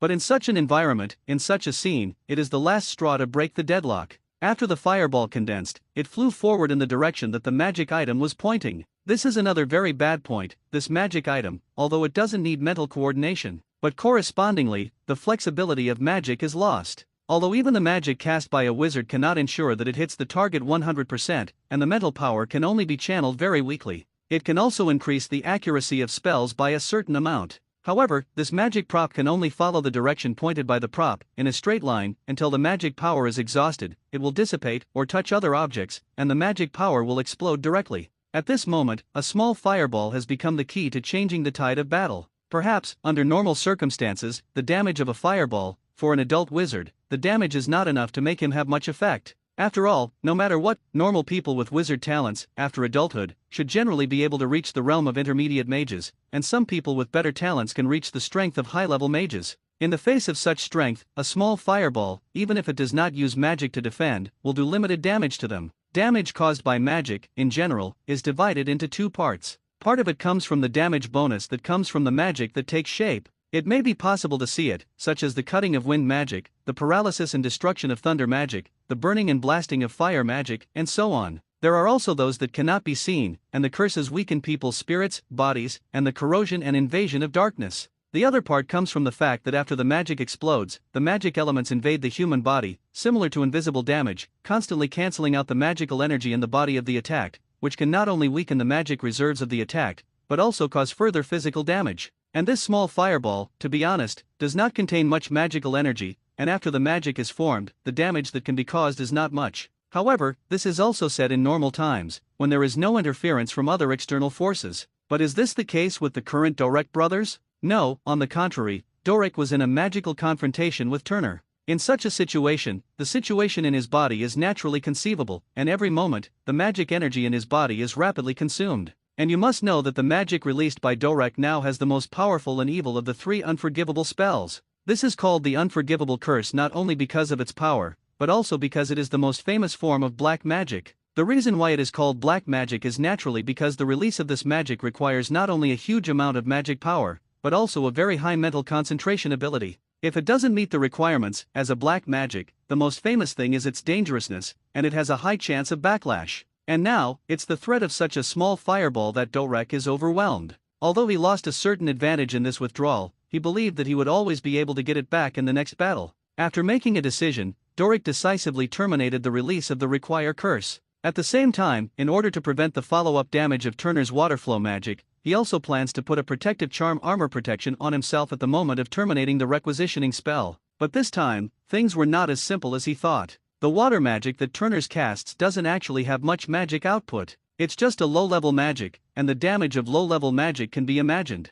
But such a low-level magic with a water attribute can withstand the attack of the death-seeking spell. If it is placed in the magic world, this is indeed a bit unbelievable. A low-level magic can actually resist a very powerful black magic. However, this is indeed a normal thing in Turner's view. Indeed, the confrontation between magic, most of the time, depends on the amount of magic released by both parties, as well as the strength of the magic. But here, Turner took a trick. He used the impact of the water flow, mixed the magic in the water flow. Through the high-speed flow of water, the magic power was brought to the life require spell, and through the ultra-high speed of continuous output of magic power, to counter the concentration of magic power, but the slow flow of the life require spell. This is similar to the water jet in the Muggle world. Soft water, after reaching a certain amount, is capable of cutting anything hard. And now, Dorek suddenly withdrew the release of the curse, leaving Turner's water knife without an object to attack. Then the next thing can be imagined. Can be called a water knife, and can resist the magic of the life require a spell in a short period of time. You can imagine how fast the water flows in this water knife.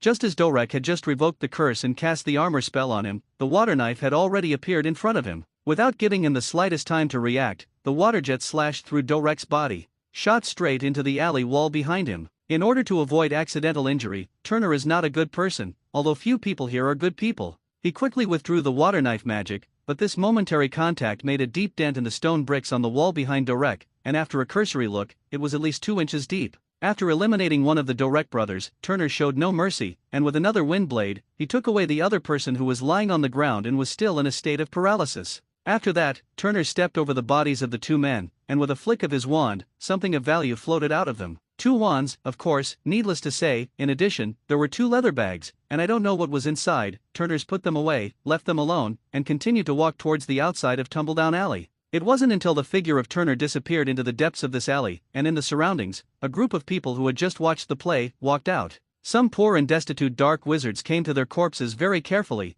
and stripped them of everything they thought was valuable. Then, 2 more men came out, carrying their bodies and walking towards the side of the alley. These 2 people are specialized in dealing with the corpses here, and they are also a group of people who use the corpses of the dead to make money. After a minute or two, there was nothing left in the alley, except for the faint traces of the battles that could be seen there, and the surrounding crowd didn't have any discussion or attention to it. This kind of situation cannot be said to happen every day here, but it can be regarded as the norm. It was only at this time, in a dark corner, that a figure slowly came out of it. The figure is rickety, and he has a slightly old face. If Turners were still here, he would have been able to recognize that this was his big benefactor, and he had made a lot of money. It's a pity, I thought I could spend money on it. It's really 2 wastes, but it doesn't matter. In this way, I can continue to cooperate in the future. It seems to be good. Talking to himself, Bojan slowly returned to his shop, continuing to wipe down his treasures. At the same time, in his heart, he was planning how to sell his treasures for a good price. Putting aside the scenes of Tumbledown Alley for the time being, let's talk about Turner. At this time, he had already walked out of the overturned alley, and when he passed through an uninhabited alley, the camouflage on his body was all withdrawn into the spatial ring by him in an instant. The figure of the little boy who looked to be in his teens reappeared. Turner didn't feel much about everything just now. There is neither the disgusting feeling of having just killed someone, nor the sense of accomplishment of winning a battle. He had been preparing for this day for a long time. Just to ensure that he would not have any adverse reactions because of killing, there were no less than 50 vivisect small animals. Under a lot of bloody exercise, although his mentality is still a little fluctuating, it is much better than the average person. Turners didn't stop here for long, and quickly returned to the scrap shop. As a property of the Longbottom family, it is still very large, and here, because of Turner's special hobby, there is also the studio that belongs to him. After saying hello to the store manager, Turners went straight to his workshop and closed the door. Only then did he take out the trophies of those 2 people from his arms. There is no need to take the wand, there is nothing to look at these 2 wands, the main thing is the 2 leather bags. In fact, this leather pocket is not poor, just the gold galleons. In this pocket, there are thousands. It's just that for Turner, who has just obtained 180,000 gold coins, the value of these things is really limited, and it is not as valuable as a magic prop with some functions. Of course, in addition to these gold coins, this leather bag can be regarded as having some value. It's a leather bag with a solidified traceless stretching charm, and the space inside is okay, the size of a large suitcase. I can use it later. As he spoke, Turner put the leather bag into the spatial ring, along with the dragon skin pocket he had obtained from Bojin. The traceless stretching spell of this world, although it looks very similar to spatial magic, also has certain spatial attributes. However, strictly speaking, this is not a space magic, but more like a shrinking spell. Turner was also stunned. These pockets could be included in his spatial ring. I don't know if it's because the magic of the 2 worlds is different, or whatever. However, as far as Tana's knew, it seemed that the 2 spatial rings could not be stored with each other. Turner set his sights on the last leather bag. He turned the bag side down and began to pour things outside. In the beginning, it was also a pile of gold coins, pouring out of his pocket. This time, the number of gold coins was a little less than the last time, only more than 300 gold gallons, and there were not many other coins. When the money was poured out, Turner saw that from this pocket, something else had been poured out. At first, just some jewelry that was not very good before. This disappointed Turner's. Soon, however, he was no longer disappointed, for something had finally been poured out of this pocket. Turner just glanced at this kind of thing, and roughly judged the value of this thing. In terms of magic fluctuations, its magic is not very strong. However, looking at its delicate appearance and gorgeous decoration, it shows that it is not ordinary. After all, general-purpose magic props will not spend so much trouble decorating them, and they will not be able to dress up. Turner put away all the other things, put away what could be used, and try his luck if he couldn't use it, and see if he could be the emperor once. Finally, he took the last magic item and looked at it carefully. He didn't rush to open the jewelry box-style magic item. Instead, he was constantly looking at its appearance, and at the same time, he was also using magic to sense the magic fluctuations on it.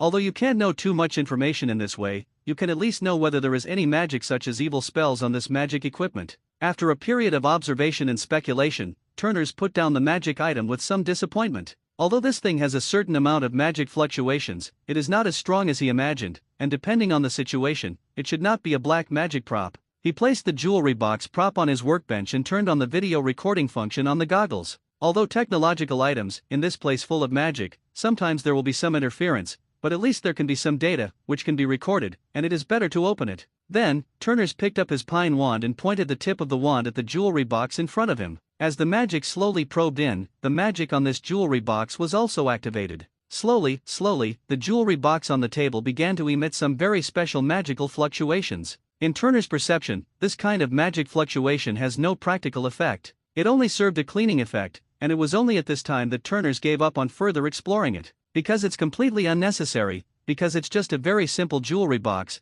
but with a function that can clean the jewelry. Turner's was still a little disappointed in this. He originally thought that this jewelry box could appear in the hands of two dark wizards. It should be some very useful magic prop, but he didn't expect it to be this thing. In fact, what Turner's didn't know was that the Dorek brothers had just stolen from the home of a wizarding family that had been in the house for some years. A wizard family that is not considered a pure-blood family. It is conceivable that the background of their family is not as deep as he imagined. After searching the inside, I only found something that wasn't very good. And this is the only magic item that the two brothers haven't disposed of. Turner set the jewelry box aside, put away his wand, and walked out of the room. Leo, have you received anything from the store lately? Outside, Turner's asked about the store. Leo is the person in charge of this store. He was a distant relative of the Longbottom family. His father was a Muggle, his mother was of Longbottom blood. He also became a wizard, and after graduating, he was arranged here by the Longbottom family. Perhaps in the past, the property of this store was not favored by the Longbottom family, and Leo's position in the Longbottom family is insignificant.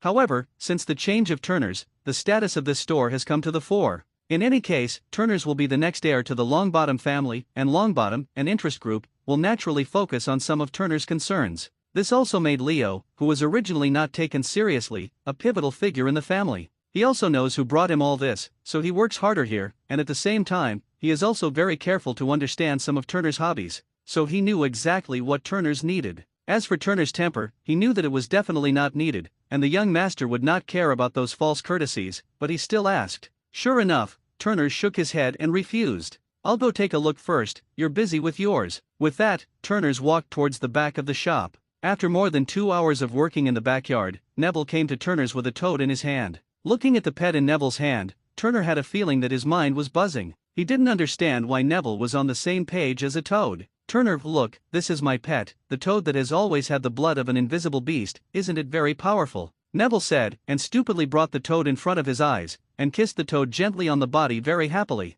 Such a move made Turner's on the side feel a chill. You're going to? Neville heard Turner's words, looked up at him in confusion, and looked at him suspiciously, not knowing what he meant. Don't you think it's a little disgusting to be a toad all the time? Turner's was also speechless. What kind of fetish is this? Looking at the slightly frantic Turner, Neville shook his head embarrassedly, and said a little shyly, it's okay, Lifu was cute. Turner's had countless greetings on his head at this time, and his 3 views were completely ruined. Turner angrily grabbed Neville and walked outside. The magic items here, he has seen almost, are just some magic props with some damage. Some of them, which can be repaired, or have a certain value, have been put away by Turner, and the rest can only be returned to the furnace. Pulling Neville to the front desk of the scrap shop, where the Algies had arrived, they were getting to know Leo about each other. They also know some of their son's hobbies, although in their opinion, this is a little out of class. However, since it was what their son liked, they didn't say anything more, hoping that when he was 11 years old, when he went to Hogwarts school, he would be able to concentrate on his studies and pay more attention to his studies. Mom, how did you buy Neville a pet like this? It's two. But before Turner could finish speaking, Annie interrupted him. Turner, you should respect other people's decisions. This pet is Neville's favorite, so no matter what, we should support him, not deny his decision. This time, Annie was very rare, and spoke to Turner's in a very solemn tone. This was rare in the past, because Turner's had been very sensible and well-behaved since he was a child, and he was very respectful of others, but this time, it seemed to be a little too prejudiced. Listening to Annie's words, Turner, who was still a little in a hurry, suddenly stopped in place, and what he wanted to say was stuck in his throat and couldn't speak. Yes, maybe it's a habit since he was a child, and he always thinks that Neville is a child who needs his care. There wasn't anything before, but this time, he did have some foresight when it came to choosing pets. In his cognition, he had always been impressed by one thing. In the very beginning, Neville's search for his toad Life-Foo definitely took up a lot of space in the original novels and movies. This made his impression of Life-Foo stay on one word, that is, trouble. Therefore, he always brought himself into the face of Leaf, and in his perception, Leaf was not Neville's best pet. However, it was this thought that made him ignore one thing, that is, Neville's own wishes. This pet is Neville's after all, and only he can decide whether this pet is compatible with him or not. After understanding this, Turner's turned around a little embarrassed, looked at Neville slightly apologetically, and said, I'm sorry, Neville, I didn't take your feelings into account, and I'm sorry for that. Neville was a little overwhelmed by this, and since he was a child, he has always followed Turner's example, believing that Turner's is the most perfect person, doing everything right, and he never makes mistakes. However, he didn't expect that such a person would apologize to him at this time. This made him a little uncomfortable for a while, and he didn't know what to do next. Annie is very satisfied with her son's performance. Since he was a child, Turner's has been very smart and sensible. He never disappointed them, but it was precisely because of this that she was very helpless as a parent. Sometimes, she, including Algie and Augusta, was a little confused. As a parent, all you have to do is to teach your children to follow the right path. However, Turner's performance from childhood to adulthood gave them no chance to perform, which once made them think that their existence was superfluous. Unexpectedly, today, she has indeed completed a teaching for her children. This made Annie feel very honored, which was a precedent for their family. I didn't see Algie on the side looking at her with envy. This is the first time she has felt the experience of being a parent in Turner's body, and before that, if they want to have such feelings, they can only find a sense of existence in Neville's body, and this is the first time they can feel it in Turner's body. After getting Neville's forgiveness, Turner's turned around and saw his mother's somewhat triumphant expression, and after a little thought, he understood something, and couldn't help but roll his eyes, and didn't pay any more attention to the two. Instead, he came to the counter and threw 3 gold galleons on the table, which was the cost of the magic props he had taken and could be used for a certain value. It's a well-known thing that when I was a child, I awakened my wizarding talent, and during that time, even without a wand, the little wizards were able to use some very magical means. At this time, the magical means they used were neither aided by a wand nor facilitated by a magic spell. Isn't this very familiar? Yes, it's like a wandless spell cast that adult wizards yearn for. Even if they are only able to do something very simple, they don't have the magic power of a wand cast, and they don't have the magic that they can achieve a specific effect when a spell is cast. But they still completed the wandless spellcasting, which is undeniable. So, Turner's thought, why not connect with the manipulation of magic during this time period? In this way, even what can be done is very limited and very simple. But as long as you keep this feeling in mind, if you want to cast spells without wands and spells in the future, it will be much stronger than cultivating from scratch and starting from scratch. So, Turner's idea now is to let Neville not have his wand too soon, and wait until he can remember what it feels like to control magic without any assistance, and then slowly start to touch the wand. In fact, since the age of 5, Turner's has been deliberately exercising himself, the feeling of being able to make his wishes come true when his magic has just awakened. I've been exercising this feeling all the time. Although the effect is not as magical as imagined, it is impossible to say that there is no effect. Although Algie was a little curious about why Turner's asked, he still said, not yet. What we want is that after a while, after all, Neville has just awakened his magic power, and he needs a period of adaptation, and after he gets used to it, he will give him a magic wand to help suppress the possible riot of magic power. Turner's nodded, not saying anything more, and in this place, it was not the place to say more. Even if he wants to say that he has thoughts, he will only do it after returning to Longbottom Manor. So, do we need to buy anything more? If not, then let's go back. Annie asked Turner's if he needed anything. Turner shook his head. This time the purpose of coming here had been accomplished, and he didn't need anything. Although he now has a little more than 180,000 gold gallons, but with his current status, it is still impossible to consume them in Diagon Alley, because there is no way to explain the source of gold gallons. Then let's go back, just in time for the meal. to see what kind of oriental food Kali has prepared for us, and it will make my mouth water just thinking about it, Algae said with some anticipation. Ever since their sons were clamoring for Oriental cuisine, since they came into contact with Oriental cuisine, the entire Longbottom Manor was obsessed with such food. After thinking about so many delicious dishes, even Neville, who wanted to go out and play again, gave up, compared to food, when can't play or something. After returning to the manor, sure enough, the table at this time was already full of all kinds of delicious food, including kung pao chicken, potato stew, and all kinds of sushi, sashimi, which made people drool when they looked at it. Turners and Neville couldn't wait to make it to the table, waiting for the meal to begin. During the meal, Grandma Ovsta also heard that today Turners made a mistake for the first time, which made Grandma's eyes light up, and this was the first time for her eldest grandson. Although the matter has passed, the old man still used this as an excuse to say a few words about Turner, which can be regarded as too much.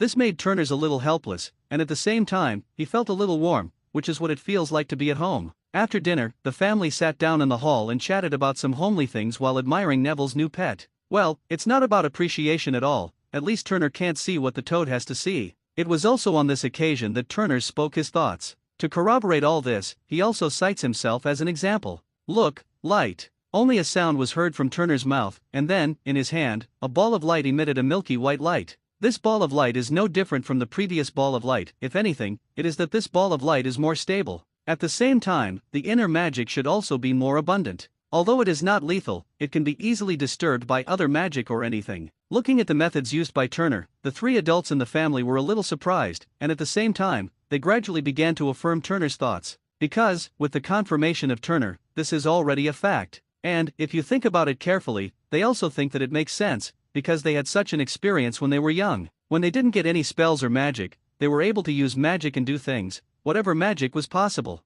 However, since they got their wands and spells, they seem to have locked themselves in a cage, and they can only do certain things according to the routine, and they no longer have the freedom of their childhood. After that, Turners made another movement, only to see him fold his hands in front of his chest. In the perception of others, above Turner's hands, a large amount of magic was condensed, and this magic power was wrapped around his hands. The others didn't know what Turners was doing, and they could just watch like that. Soon, Turner's palms began to separate, and I saw that above his hands, as the palms parted, between his hands, on every two fingers corresponding to each other, there was a very obvious thread of magic attached. As his hands continued to pull apart, the 5 magic threads in Turner's hands also continued to extend. Until a certain moment, Turner shook his hands violently, and the magic threads on his fingers condensed together. It is no longer 5 relatively thin magic threads, but condensed into a thicker magic thread. No, it can no longer be called a magic silk thread at this time, but it should be a magic whip. Turner let go of his left hand, and continued to hold his right hand, as if holding a whip in his hand, and threw it towards the chair beside him. Only a bang was heard, and the chair was torn apart under this attack from Turner.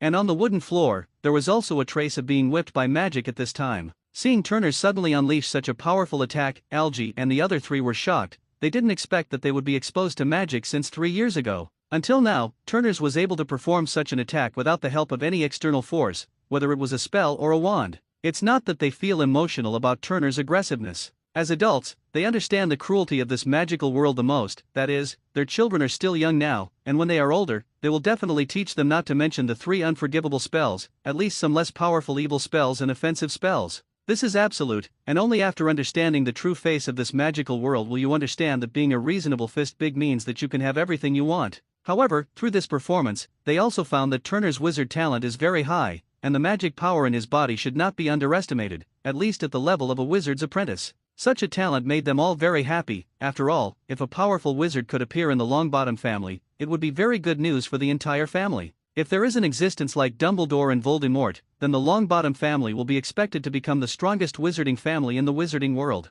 The reason why Dumbledore and the 2 of them were not able to become such an existence was also because of various coincidences, which caused problems for the entire family. However, it is undeniable that their great strength makes their strength no longer limited to their own strength, but more of the obedience of the people around them. Powerful wizards will never lack some followers, which is the fundamental willingness of their strength. It's like Voldemort, he's really strong, but he's strong, so he's on par with 10 Aurors, so what if it's 20, 30, or even 50 or 100? He had to kneel in the same way. However, why he was able to dominate the magical world at that time was not because of his followers. Around him, a huge force was condensed. Yes, the entire magical world trembled. This is the reason why he is really powerful. And now, with the support of the entire Longbottom family, if Turners can grow. Not to mention reaching the level of Dumbledore, even if it is just the level of Professor McGonagall or Snape and others, they can gather a very powerful force. This gave them hope for the rise of the Longbottom family. This is the first time since 8 years ago that I have felt such a palpable sense of hope. 8 years ago, the Longbottom family was also very powerful.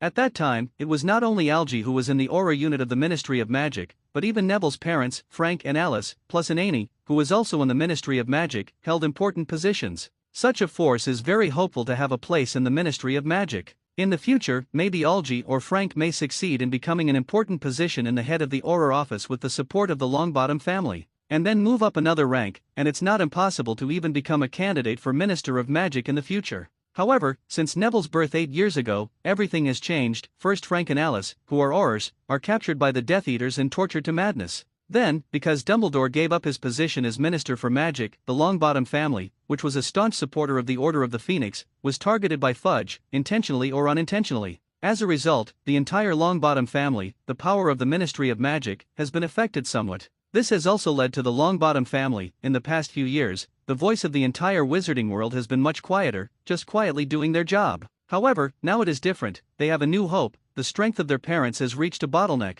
and it is basically impossible to improve again. However, their next generation has great potential. It was also from this day that the education of Turners was raised to a higher level, and he was taught more comprehensively. Whether it is in terms of etiquette, or in the world, or in other things, even in magic, it is now being taught. Of course, what can be learned in school, Turners didn't cancel it in advance, because there was no need for that. Most of them are basically untouched in some schools, or they are more out of the way, belonging to the Longbottom family's private collection, and they are beginning to open up to Turner. This is Turner. When he awakened the wizarding talent, the time was too early. As early as the age of 5, he began to awaken the wizarding talent. You must know that even Neville only began to awaken his wizarding talent when he was 8 years old. This is also thanks to Turners, consciously or unconsciously, who has given Turners some reinforcements. Or many of them can't be done, but the magic materials from other worlds are invested in Neville's body regardless of the cost. Those demonic beast meat in other worlds, fruits containing magical powers, etc., Neville did not eat less. In this way, it was also when he was 8 years old, an accident of life and death made him awaken his wizarding talent.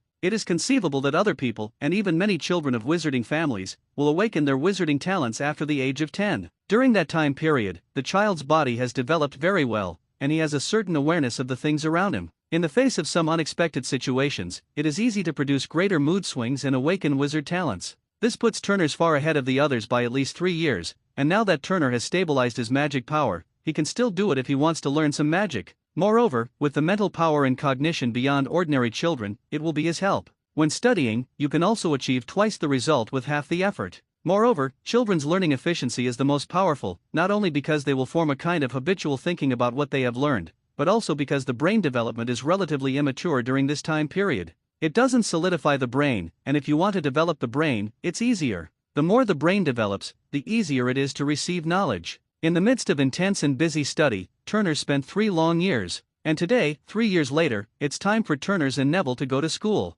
More than a month ago, Turners had already received an invitation to Hogwarts. School supplies and books had already been prepared by the 2 house elves, Nepo and Carrie, and now, it's time for them to go to Hogwarts. Led by the elves, they were just a phantom shifter to the platform 9 3/4 of King's Cross Station. At this time, a lot of people have already come here, most of them have come to send their children to school. Here, Turner saw many acquaintances, Draco's father, Lucius, and Draco's henchmen, the 2 strong boys, Crabbe and Goyle, and Hermione and her parents. There were many more, all of whom he was not familiar with, but none of that mattered, they would soon get to know each other. Okay boys, you're going to Hogwarts right away, and when you get there, you have to go to school, don't be compared to others, and take care of yourselves, okay? Annie was still a little uncomfortable with the sudden departure of her son and nephew, a little sad, and chattered. Got it, Mom, I'll take care of me and Neville, I won't let us be wronged, and I'll write to you often when I get there, don't worry, okay? Turner was a little helpless, but he still said. In this regard, Algie on the side is very satisfied, his son really has his own style back then, which is very cool.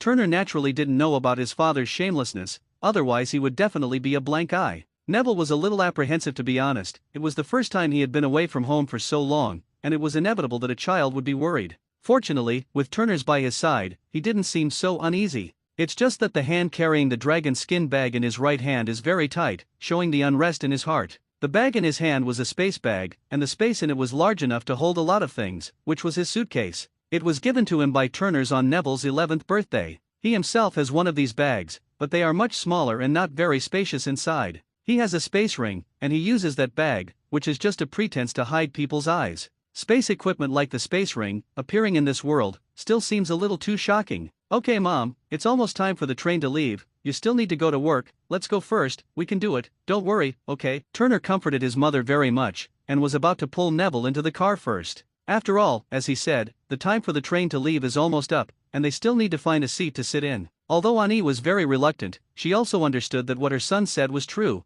and finally reluctantly kissed Turner and Neville on the forehead, and then left here with her husband Apparition. After seeing his parents leave, Turner's also took Neville and walked towards the Hogwarts Express. However, his parents' peculiar way of moving attracted the attention of the bystanders. The long fluffy hair, although it has been groomed and braided, still looks a little messy, the two front teeth in the mouth that look a little big, look like a rabbit, and there are some freckles on the face, but it looks very cute. After seeing Turner's and Neville get into the car, they also said goodbye to their parents and chased after them. Soon, after finding a box at Turner and Neville, and sitting inside, the little girl followed in very familiarly. After taking off the suitcase in her hand, she greeted with some embarrassment, "Hello, I'm a freshman this year, my name is Hermione Granger, it's a pleasure to meet you." After hearing the girl's self-introduction, although Turner's was a little surprised, he quickly collected his mood, greeted and introduced himself, "Hello, I'm Turner's Longbottom, it's nice to meet you." Neville on the side, seeing his cousin introduce himself, also said, "I'm Neville Longbottom, it's nice to meet you." Turner watched Hermione drag the big suitcase in with some difficulty, but was a little overwhelmed because it was too big to fit on the luggage rack, and took the initiative to help.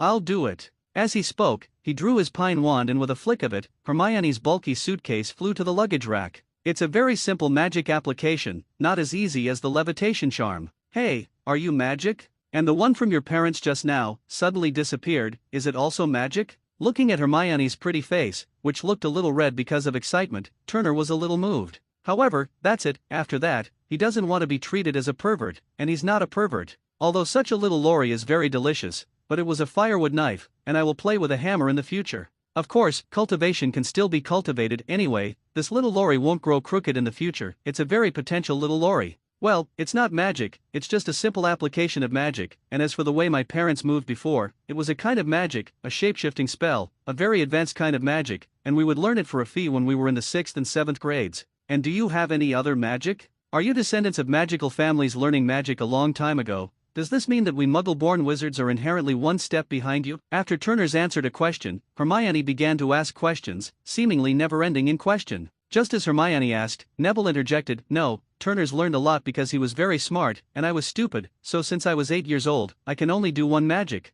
Neville said as he spoke, suddenly feeling that something was wrong, he scratched his head, and said a little sneeringly, "Hey, where's my riffo? Is it gone again? Left flies." Then, Neville expertly caught what appeared to be a transparent object flying from the luggage rack next to him. However, in the process of moving rapidly, because the surrounding environment changes too quickly, it still shows its existence. "That's it, my Rifu is a toad with the blood of an invisible beast who often disappears, and this is the spell I had to learn, thanks to Turner, otherwise I wouldn't have been able to learn it by now." Hermione watched the magical scene and was dumbfounded. "Okay, don't be surprised, you also saw that in fact, our children from wizarding families are not much ahead of you, and we are just some common sense in the wizarding world who know more than you." As he spoke, Turner's reached out and dragged Hermione's chin back affectionately. This action seemed a little ambiguous, but the child just blushed at first, and then not long after, he began to chat excitedly again. In fact, in the wizard family, the awakening time of every child is basically around 10 years old, because, at this point in time, the child's body has developed to the extent that it can withstand the explosion of magic power, and there is also a certain foundation for the cognition of things.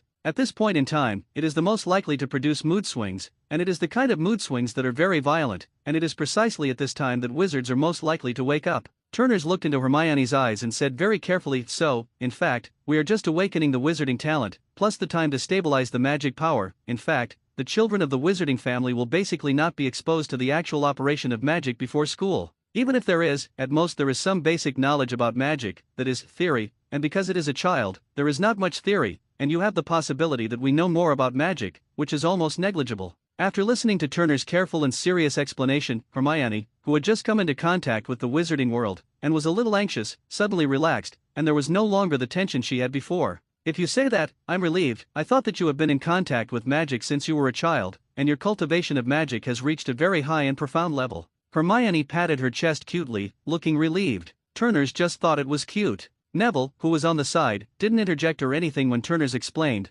nor did he tell Hermione that Turners had awakened his wizarding talent when he was 5 years old. "What kind of magic do you know now, then? I just looked at you, and it seems like you know a lot more than anyone else." Although Neville didn't say much, Hermione was so smart that she could naturally sense that Turners seemed to be more special, and she also decided that the kind of situation that Turner had said before had nothing to do with him. However, she was smart enough to take advantage of this rare opportunity to learn about magic at Turner. Turner pointed to himself with some surprise, a little uncertain, and asked me, "Yes, you should know some magic, after all. You are very skilled in the manipulation of magic." Although it was quickly hidden, Hermione's sly eye still could not escape Turner's eyes. However, he didn't care, and showed Hermione some small magic that he would not be exposed to in the rest of his studies, but was very practical. These spells are not very difficult to learn, but they are very useful. Looking at the very practical little magic that appeared on Turner's pine wand, Hermione's eyes were about to burst into little stars. The longing in his eyes was almost bursting out. Turner's naturally saw it, so he taught Hermione generously.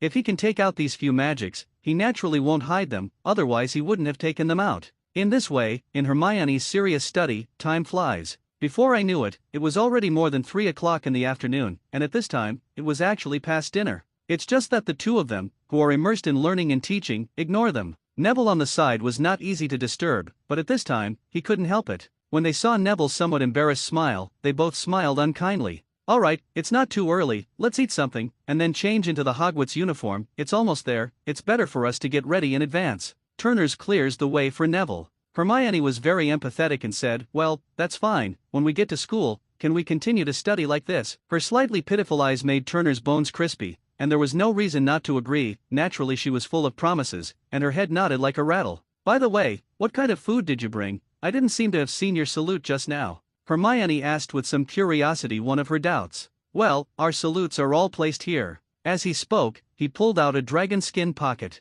It is only a palm-sized square leather bag, and it is made of very fine dragon skin. Not only does it have a very strong mana holding effect, but it can also resist very strong magic without problems, and at the same time, the resistance to fire and high temperature are very high. Looking at Hermione's little puzzled eyes, Turner opened the pouch and took out some lunch boxes from it. It is full of dishes prepared by Carly, from the east and from the west, and the only thing that is the same is that they are all very exquisite. Neville on the side was the same, taking out portions of food from a similar leather bag, which was still steaming at this time because of the heat preservation magic, and it seemed to be extraordinary. Hermione on the side, not knowing whether she was greedy or surprised, swallowed her saliva and looked very shocked. This thing is a common magic prop in the wizarding world, and it has a solidified traceless stretching spell inside, and it has a lot of space and can hold a lot of things, Turner said, raising the leather bag in his hand. Hermione looked at the pouch with some envy, didn't say anything, and tried to shift her attention to the food. Still, Turners could see Hermione's gaze, glancing at the leather pouch around his waist every now and then. Turners knew this, and did not break it immediately, but put the food in his hand on the table in the box and invited Hermione to eat it together.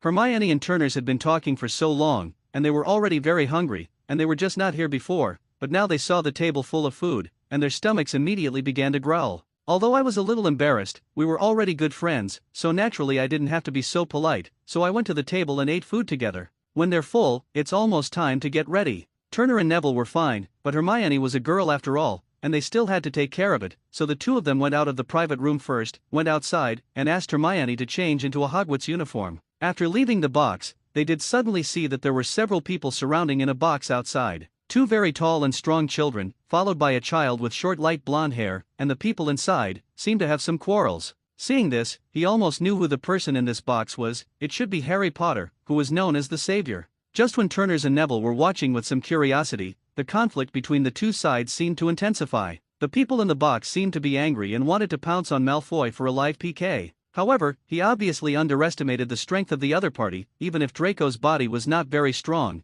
but the two followers behind him were not easy to match. That strong physique is not something that his small physique can fight against. Soon, the red-haired little boy was suppressed by Crabbe and Goyle. Turners didn't sit idly by, although when he was watching the Harry Potter movies, he gritted his teeth for Ron being able to catch up with Hermione. But at this time, he couldn't just watch it like that. Besides, Hermione was in the box, and she would come out soon. If she saw that she was in such a situation, she would sit back and watch the excitement there. Although the impression of him cannot be said to be bad, it will not add any good impression. It's better to do it now, and let Hermione see her great side. Turning towards the beautiful thing, Turner's drew his wand, left and right separation. This is a very magical spell that can separate the two sides who are trembling with each other, which can be regarded as a persuasion spell. Under Turner's spell, Ron and Harry, who had already been suppressed, easily asked Crabbe and Goyle to suppress them. As for Draco, who had been playing soy sauce just now, he was not affected by the spell and did not look so embarrassed. At the same time, he also saw who exactly was interfering with their battle. Well, let's call it a battle.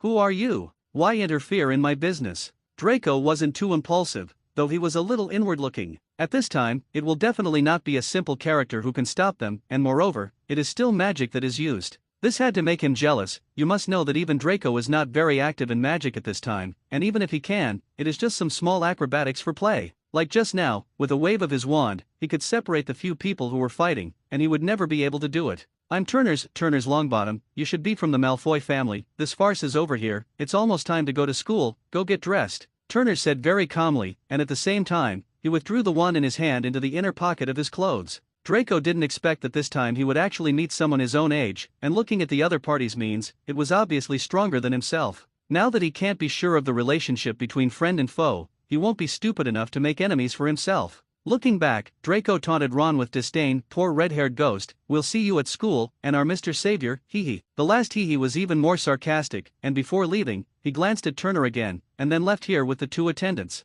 Turner stepped forward graciously, gave Harry and Ron a few moments, and asked softly, are you all right? When the two of them saw that it was the person who had helped them, they naturally didn't look at it coldly, and said with a little red face, we're fine, thank you for helping us just now. At this time, Harry was still very polite and peaceful. At that time, Ron, who was on the side, perhaps because of family grievances, did not hate Turner's interference, but he couldn't say how grateful he was, and said stubbornly, even without you, I can knock out Malfoy's front teeth. Harry pulled Ron from behind and looked at Turner's apologetically, I'm sorry, Ron didn't mean that, he's just still angry with Malfoy, don't take it personally. With Harry stopping him, Ron didn't say anything more, but he turned his head away and stopped talking. At this time, Hermione, who was changing clothes on the facade of the box, came out of it, looked at the surrounding situation with some curiosity, and asked, did something just happen here? Turners finally nodded to Harry and said hello, then turned around and walked towards the box where Hermione was. After returning to the box with Neville, Turners took out his school uniform, put it on, and after sorting out his clothes, he explained there were just two children from wizarding families who had a conflict because of the conflict between the families.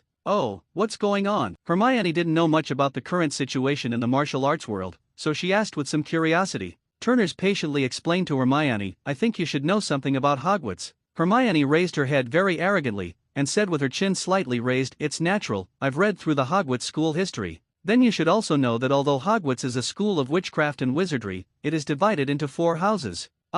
So what? Hermione raised her hand slightly, motioning for him to continue. These 4 houses, namely Gryffindor, Slytherin, Ravenclaw and Hufflepuff, among these 4 houses, there has been irreconcilable contradictions between Gryffindor and Slytherin for a long time, and the competition between the students of the two sides has never stopped. But does this have anything to do with the previous conflict? Hermione was still confused, not knowing what the connection was. Because, in Hogwarts, there are many children of pure-blood wizarding families, and these families are like the nobles of the Muggle world, and they have deep grievances. I don't know when it started, even the school has become one of their battlefields. Is that so? Don't the teachers at school care about it? Hermione's face was a little pale, and for the battlefield, Hermione obviously thought of something wrong. Well, the battle is not so cruel, it's just a competition between 2 children, but there are only 2 groups of children in the academy, there is no need to interfere, such a competition is more conducive to the learning progress of students. Hermione rolled her eyes cutely, looking like you didn't explain it. In this regard, although Turner laughed in his heart, he continued quietly, the fiercest of them are Gryffindor and Slytherin. In Gryffindor, there is a group of pure-blood children, and their whole family philosophy is to live in harmony with Muggles, and Muggle-born wizards will not be treated with any colored eyes.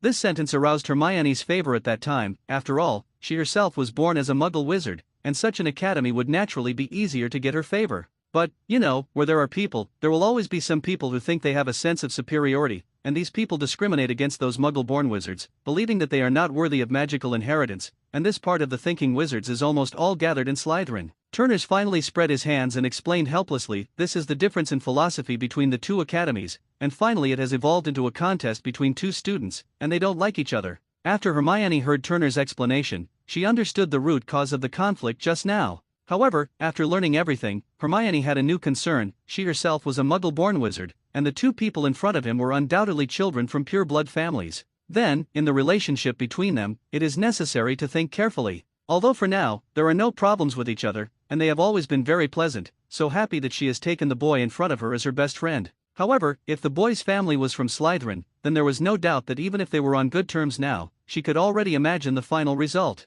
Looking at Hermione's slightly worried little eyes, Turners wondered what she was thinking. Okay, don't worry, Neville and I were born in the Longbottom family, all along, all the time, were born in Hogwarts, although there were Slytherin students, but that was only because of pure blood, not the same philosophy. Slytherin students, although there are some problems with ideas, will be grouped together, but there are also some who don't care about blood, only because of the identity of pure blood, will be divided, so don't think of all Slytherin people as that kind of idiot. So, in this regard, you don't have to worry at all, no one will target you because of your identity.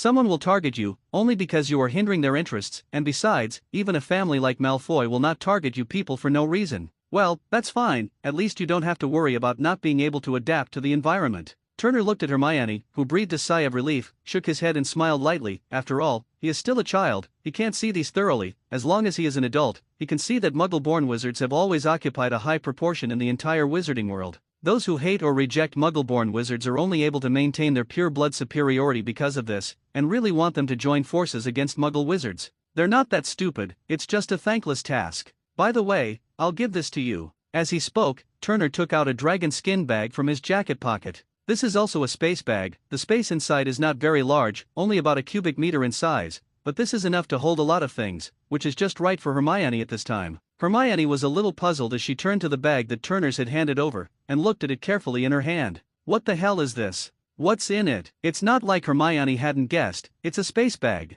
However, in Hermione's imagination, the value of that kind of space bag must be very high. Even if it is a nobleman in the wizarding world like Turner, he will not be so rich and give it away. This is a space bag, the space in it is not large, just when you need it, I will give it to you. Turner spoke with ease, but to Hermione's ears, it was like thunder. Hermione hurriedly handed the dragon skin bag in her hand back to Turner, and shook her head and said, I can't ask for this thing, it's too precious for me to take it. Turners had thought of this a long time ago, and didn't reach out to take it, since it was a gift. How could he take it back? And, not as Hermione thought, the space bag was precious. Indeed, in the entire wizarding world, it is very difficult to make a space bag with enough space, and the cost of a better space bag is also very high. However, among them, Turner's is definitely not included. With Turner's current value, it is easy to get such a bag, and it is of no value to him. Besides, as the default heir to the Longbottom family, Turner's wants such a bag, and he really can't do it now. But whether it's his parents, or his grandmother, or the followers who serve the Longbottom family, many of them can easily make it.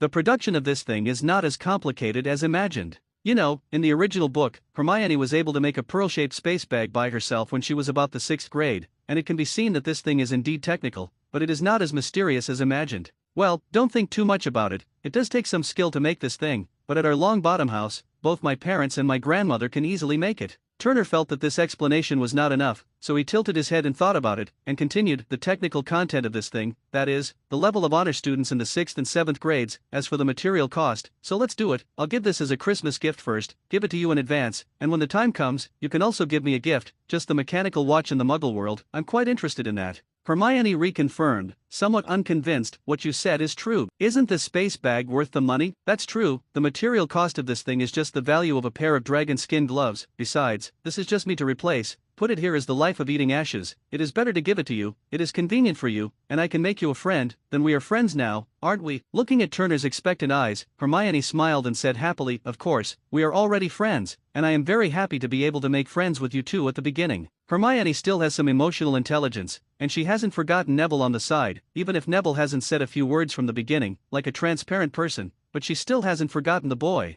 Well, we're already friends, and I'm glad to be friends with a pretty girl like you, isn't it? Neville, Turner said, turning his gaze to the small transparent Neville to the side. Neville nodded happily. Since he was a child, he only had one friend in Turner, and now he was very happy to be able to make a friend. Okay, you can also pack up, this dragon skin bag should be able to hold your luggage, and it will be much more convenient to carry it with you when the time comes. Do you need our help? Well, I'm going to trouble you and help me take my suitcase off, Hermione said with some embarrassment. That's fine. Turner removed Hermione's luggage from the luggage rack. Hermione was still a little unfamiliar with the use of dragon skin bags, and only after fumbling for a copy did she put it in. Then I was very curious, took out a few things in it, and had a lot of fun, like a child who has received a new toy. Well, no, it's a toy for a child. Thinking of this, Turners couldn't help but smile and shook his head. During this time, a messenger from Turner, a goshawk named Hua Shuo, came to him. Hua Shuo is an injured goshawk that Turner accidentally saved a year ago, and I don't know why it was injured. However, after Turner's cured it, Hua Shuo did not leave Turner's, but followed him all the time. Later, he also thought that such a flying pet was good. Besides, although he already had Snow as a pet, but there was no messenger, so he took Hua Shuo in. At this time, Hua Shuo was no longer an ordinary goshawk, but a very magical goshawk messenger. The magic contained in its body is more powerful than that of ordinary high-quality owl messengers. By the time everything was put together, the Hogwarts Express had reached its end. The platform here does not have too many modern settings, just a platform and nothing else, just to make it convenient for people to get off the train. Here, there is already a very tall person waiting. This man was 3 meters tall, and even in this group of freshmen, Turner, who was tall, had only just reached his thigh. He was carrying a huge lamp in his hand, and the light was very bright, but in this place where there was no other light source, this little bit of light was nothing. Fortunately, from the Hogwarts Express, it is not only the new students who have come down, but also people from other grades. Many of them, after seeing the darkness around them, drew their wands and cast their magic spells to illuminate their surroundings. However, after the senior students left in the carriage, they lost the illumination magic of fluorescent flicker that they cast, and the surroundings suddenly fell into darkness. This made the freshmen a little overwhelmed. At this time, they had no contact with magic, and, at this time, without a backbone, a group of 11-year-old children were also at a loss. Turners looked at the darkness around him, and he was also helpless. Even if this is to be experienced, the hardships experienced by the predecessors will not be like this. He couldn't stand it without even a light, and he had to walk on such a dirt path. Reaching into his dragon skin pocket, he pulled out a fist-sized ball of light. This ball of light is not big, but the light emitted by it is very strong. It's not the kind of dazzling intensity, but it can be irradiated very far, 360 degrees without dead ends. The light emitted by itself is more milky white, very soft. Even if you look directly at it, it will not cause any discomfort. Looking at the light ball magic props in Turner's hand, the children around him were very happy at this time. They still prefer light to darkness. In this way, as the one who came up with this prop, Turner's was in the limelight. This made Draco, who had some conflicts with Turner before, a little unhappy. "Humph, what's this?" in Malfoy manner. "There are many better magic props than this, I just forgot to bring them." Draco held his head proudly, looking very disdainful. The 2 little attendants beside him hurriedly responded on the side. Neville saw his brother and took it out, and he remembered that he had it too, so he quickly took it out too. With these 2 balls of light, a large area of darkness around them was illuminated. At the front of the group, Hagrid, who was in the lead, also noticed the problem at this time, and glanced back, but didn't say much. Although suffering is the practice of Hogwarts over the years, it is not necessary for them to say that it is necessary. It is just some conventional rules, not school rules that must be strictly followed, and there is no need to force it. Harry and Ron, who have been following Hagrid, naturally found out, they can't take care of themselves. Where do they care so much? The group of young wizards, who had followed Hagrid for a long time, finally reached the edge of the Black Lake. This is already the boundary of Hogwarts, and after the Black Lagoon, you will be able to see the castle of Hogwarts. There are already many small boats parked here. At this time, Hagrid turned around and said in a deep voice to the little wizard who followed him, "Okay, little ones, every 4 people take a small boat. We are about to arrive. Be careful, don't capsize." The little wizards were very obedient one by one, and in this strange environment, they naturally obeyed the orders of the leader. One by one, they quickly found their own boats and got on them. Hermione, of course, was on a boat with Turners and Neville, and a young wizard was also on their ship. However, at this time, it was not a good time to introduce themselves, and they did not introduce themselves, but just nodded silently, which was regarded as a greeting. "Are the big guys ready? Has anyone been left behind? If not, then we're off to go." It didn't take long for Hagrid's loud voice to pierce through. Hagrid didn't hesitate to use the umbrella in his hand to knock on the bow of the boat he was on. Soon, the boat took the lead and slowly sailed towards the other end of the Black Lake. On the way, they also passed a stone bridge, which was a little low from the lake, and Hagrid had a loud admonition in the past, "Be careful." I did the boat for a while, and the boat finally came to shore.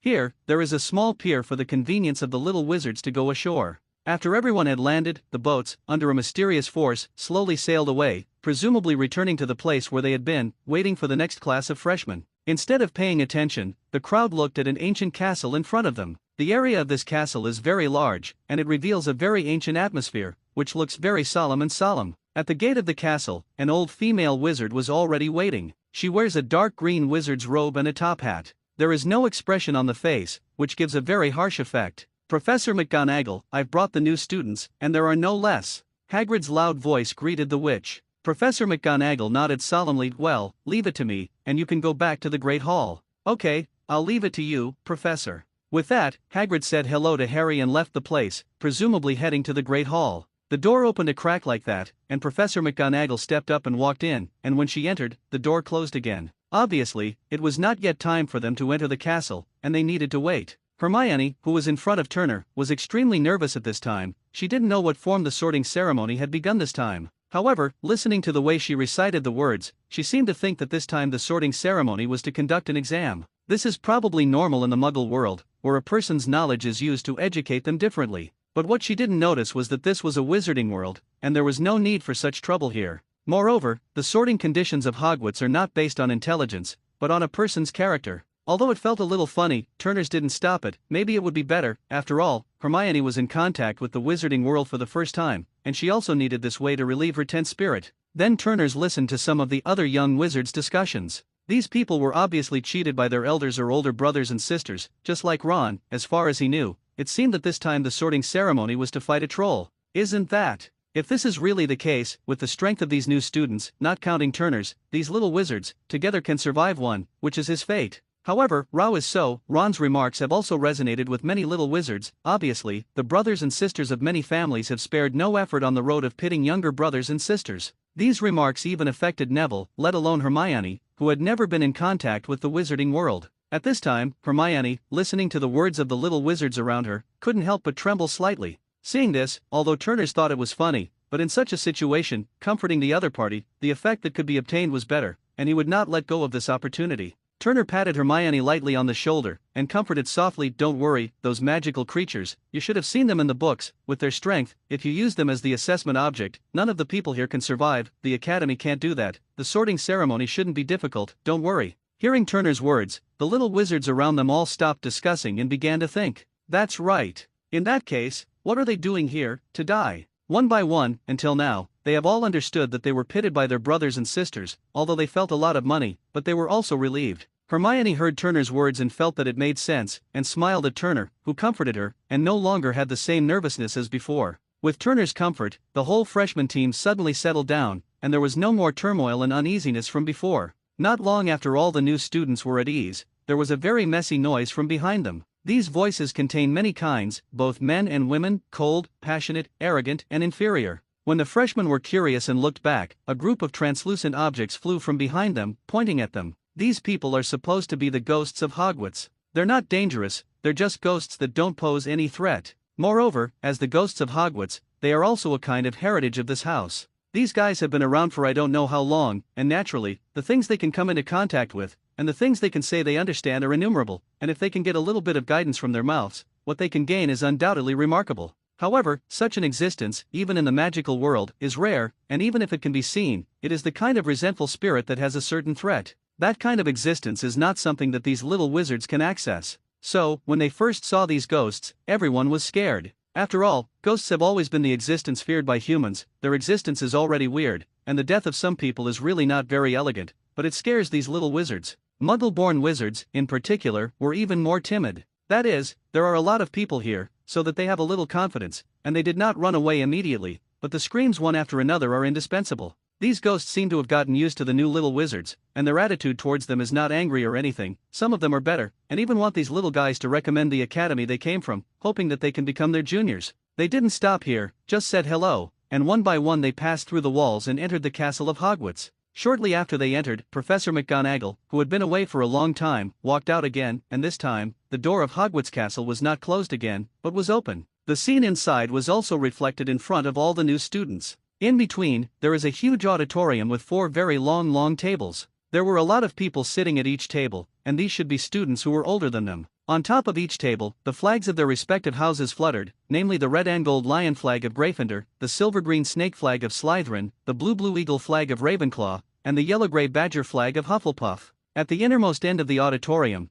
there is a high platform on which a long table sits. On the inside of the table sat a group of adult wizards, who were supposed to be the professors of this academy. Led by Professor McGonagall, the freshmen slowly walked to the middle of the 4 long tables and formed a long line. Once the freshmen were in place, the Sorting Hat began his show. Although the song was a bit spicy, it was still within the range of bearing, and Turner's could bear it. It wasn't until the Sorting Hat performance was over that Professor McGonagall, who was standing on the side, stepped forward again and began to preside over the freshman sorting affair. Alright, now I'm calling the man by name, go here and put on your hat. Professor McGonagall had no expression on her serious face. She was holding a long piece of parchment in her hand, and on the parchment was the list of new students who had come to Hogwarts this time. The first, Hannah Abbott. After a long time, it was finally Hermione's turn, and she stepped forward to put on the sorting hat. But as soon as he put it on, the sorting hat had already made its decision, Gryffindor. This was to be expected, and Turners was not surprised. Maybe Hermione is indeed very studious and a top student. However, at the same time, she also has a lot of courage to recognize one thing and be able to bless it firmly despite the interference of others. For example, for the rights and interests of the elves, she has been fighting until the end. This is not something that ordinary people can do. There were many other aspects that Hermione never lacked when courage was needed. After Hermione, it was Turner. When Professor McGonagall called his name, Turners quickly stepped forward, got into his chair, and brought the sorting hat to his head. Just listening to his ears, a faint voice came, "Very interesting, little one, although many things are obscured, but from the surface, you are a very mature child, not only with the shrewdness of Slytherin, but also with the wisdom of Ravenclaw and the courage of Gryffindor, so where should you be divided?" Turner knew what the sorting hat was talking about, and his memories would always be protected by the altar, and no one could steal them from his mind unless he volunteered. After hearing the sorting hat's words, Turners thought for a moment and replied, "Assign me to Gryffindor, where I might be more comfortable, and Slytherin is not bad, but the intrigue there is too tiring. The atmosphere of Ravenclaw is so intense that I don't want to be that tired yet, at least for the first few years."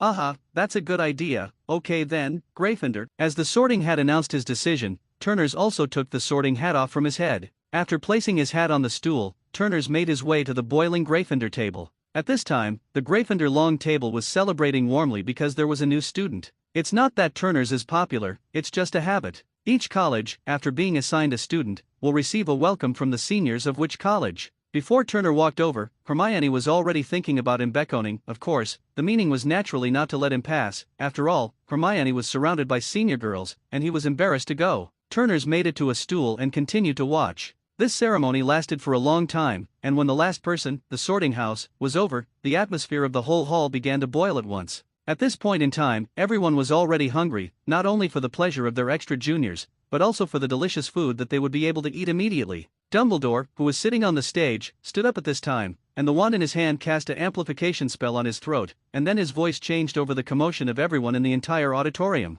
"All right, gentlemen, ladies, everybody's hungry already, and I just want to say stupid. Cry. Residue. Ring. Please enjoy your meal slowly." As soon as Dumbledore's words fell, the plates in front of Turner and them, which had been empty before, were already filled with food in the blink of an eye. Looking at the sumptuous dinner in front of him, Turners didn't show much interest. The food wasn't as delicious as the food he had eaten at home. Just make do with it. Turners is not a pampered young master, he still eats these foods. Besides, the national conditions of the Great Eagle country are like this, and the dark cuisine is famous, and it is already very good to have such a delicious taste. Turner ate the food on the table slowly, chewing slowly on the whole table, which seemed a little special. "To be honest, maybe I was really hungry before, and the students here are counted as one, and the food at this time is not very good looking." After the main meal, there was also dessert after the meal, and Turner ate some of everything, and now it was also evening, and it was not too much to eat, and he had always paid attention to his eating habits. And after dinner, it's time to start the last project of the evening, singing the school song. This link Turners remembers very much, not only the horror described by Aunt Rowling,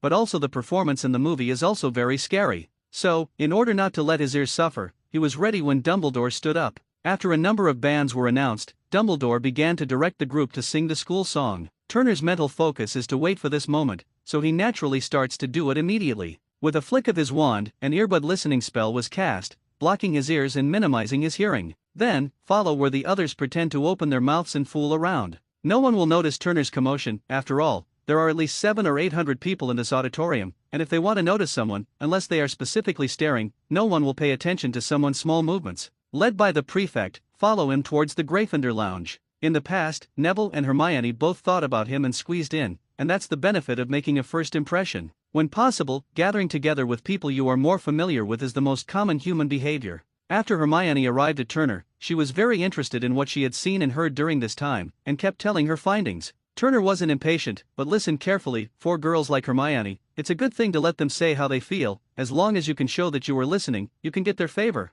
Soon the Gryffindor Tower arrived, with a large common room with sofas and a large fireplace on the wall. It hasn't been lit yet, after all, it's summer. The Gryffindor lounge is divided into two sections, the male and female lounges, and the girls are free to enter and exit the boys' lounge. However, the boys are not allowed to enter the girls' dormitory. This regulation, Turner's has been powerless to complain since before, when watching movies. Haven't Western countries always preached equality between men and women? Why is it that at this time, there is no equality? At this time, it was not too early, and after saying goodbye to Hermione, Turner's and Neville followed the other students towards their boys' dormitory. Gryffindor's lounge is a 4-person dormitory. Turner and Neville's break room are in one room, and their other two roommates are none other than Harry Potter and Ron Weasley. The four of them already knew each other, but now they were divided into a dormitory, so it was naturally a pleasantries. However, I just said hello and didn't say a few words. After that, several people could no longer hold back their sleepiness, collapsed on the bed, fell into a deep sleep, and fell asleep before they had time to clean up their things.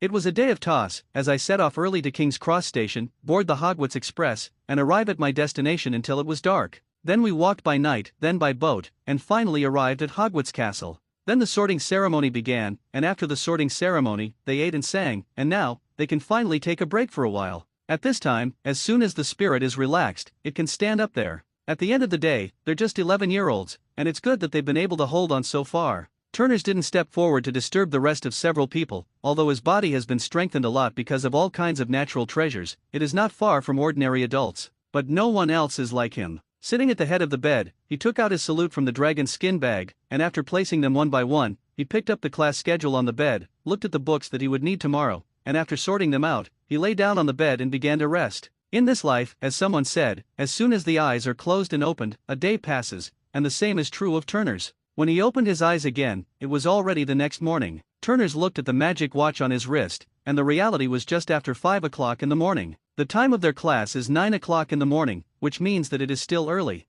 However, Turner, who had developed the habit of going to bed early and getting up early, did not feel much sleep, so he got up and got dressed, except for the dormitory, and went to the common room outside. There was no one here at this time, and Turner's made it personally on the couch in the common room. He took out a Transfiguration book, a beginner's guide to Transfiguration, from his dragon skin pocket and read it. This is the next course he will take, so he should have prepared it in advance. As time passed, slowly there was some movement throughout the Gryffindor break room. No matter which college you have, there are a group of hard-working students who may not have very good academic performance, but they are able to get up early and study. Of course, according to the nature of each college, the number of people in this category is also different, but the only thing that can be determined is that there will definitely be no shortage of such people. It didn't take long for some voices to come from the Gryffindor girls' dormitory, and someone came out of it. Turner's casually glanced over there, but he didn't expect that the person who came out this time was actually his friend Hermione. When Hermione saw Turner, she was also very surprised. She didn't expect that Turner would get up so early. "Hey, Turner's morning. Are you here to prepare?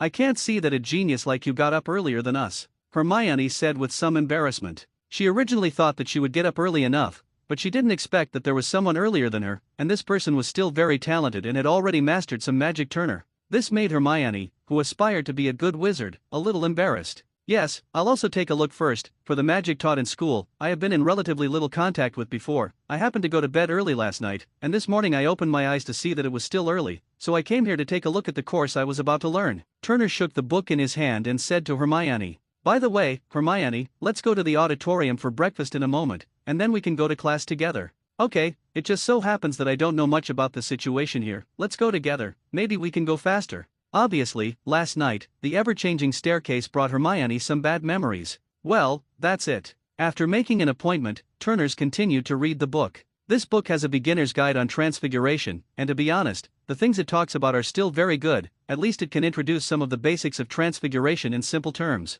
And she will be able to let go and pack her own luggage, so that it will not disturb the others. After some tidying up, Hermione finally nodded in satisfaction, took out his pocket watch and looked at the time, only to realize that before he knew it, the time had reached 7:50. Has all this time passed? Hermione was a little surprised, and suddenly, she remembered something. She and Turner's were still dating, and now look at the time, it's not too early, and I don't know if Turner's is still there. Hermione didn't have time to think about it, so she quickly picked up the dragon skin bag that was sitting aside and rushed outside with the book she needed. She was a little confused, and she didn't know what was wrong with Hermione. By the time Hermione rushed to the common room, Turner's had put away his Transfiguration books and was eating a bag of snacks. This is both to pass the time and to fill the stomach. After all, such a long time has passed, and he doesn't know how long Hermione will be, and he can't just leave, so he can only plan like this. Forget it, he'd heard it before. Anyway, He couldn't wait for a girl to get down in a few hours, Turner thought so, grabbed another dried sweet potato, put it in his mouth and chewed it. Looking at Turner, who was bored munching on dried sweet potatoes, Hermione didn't know why she always wanted to laugh.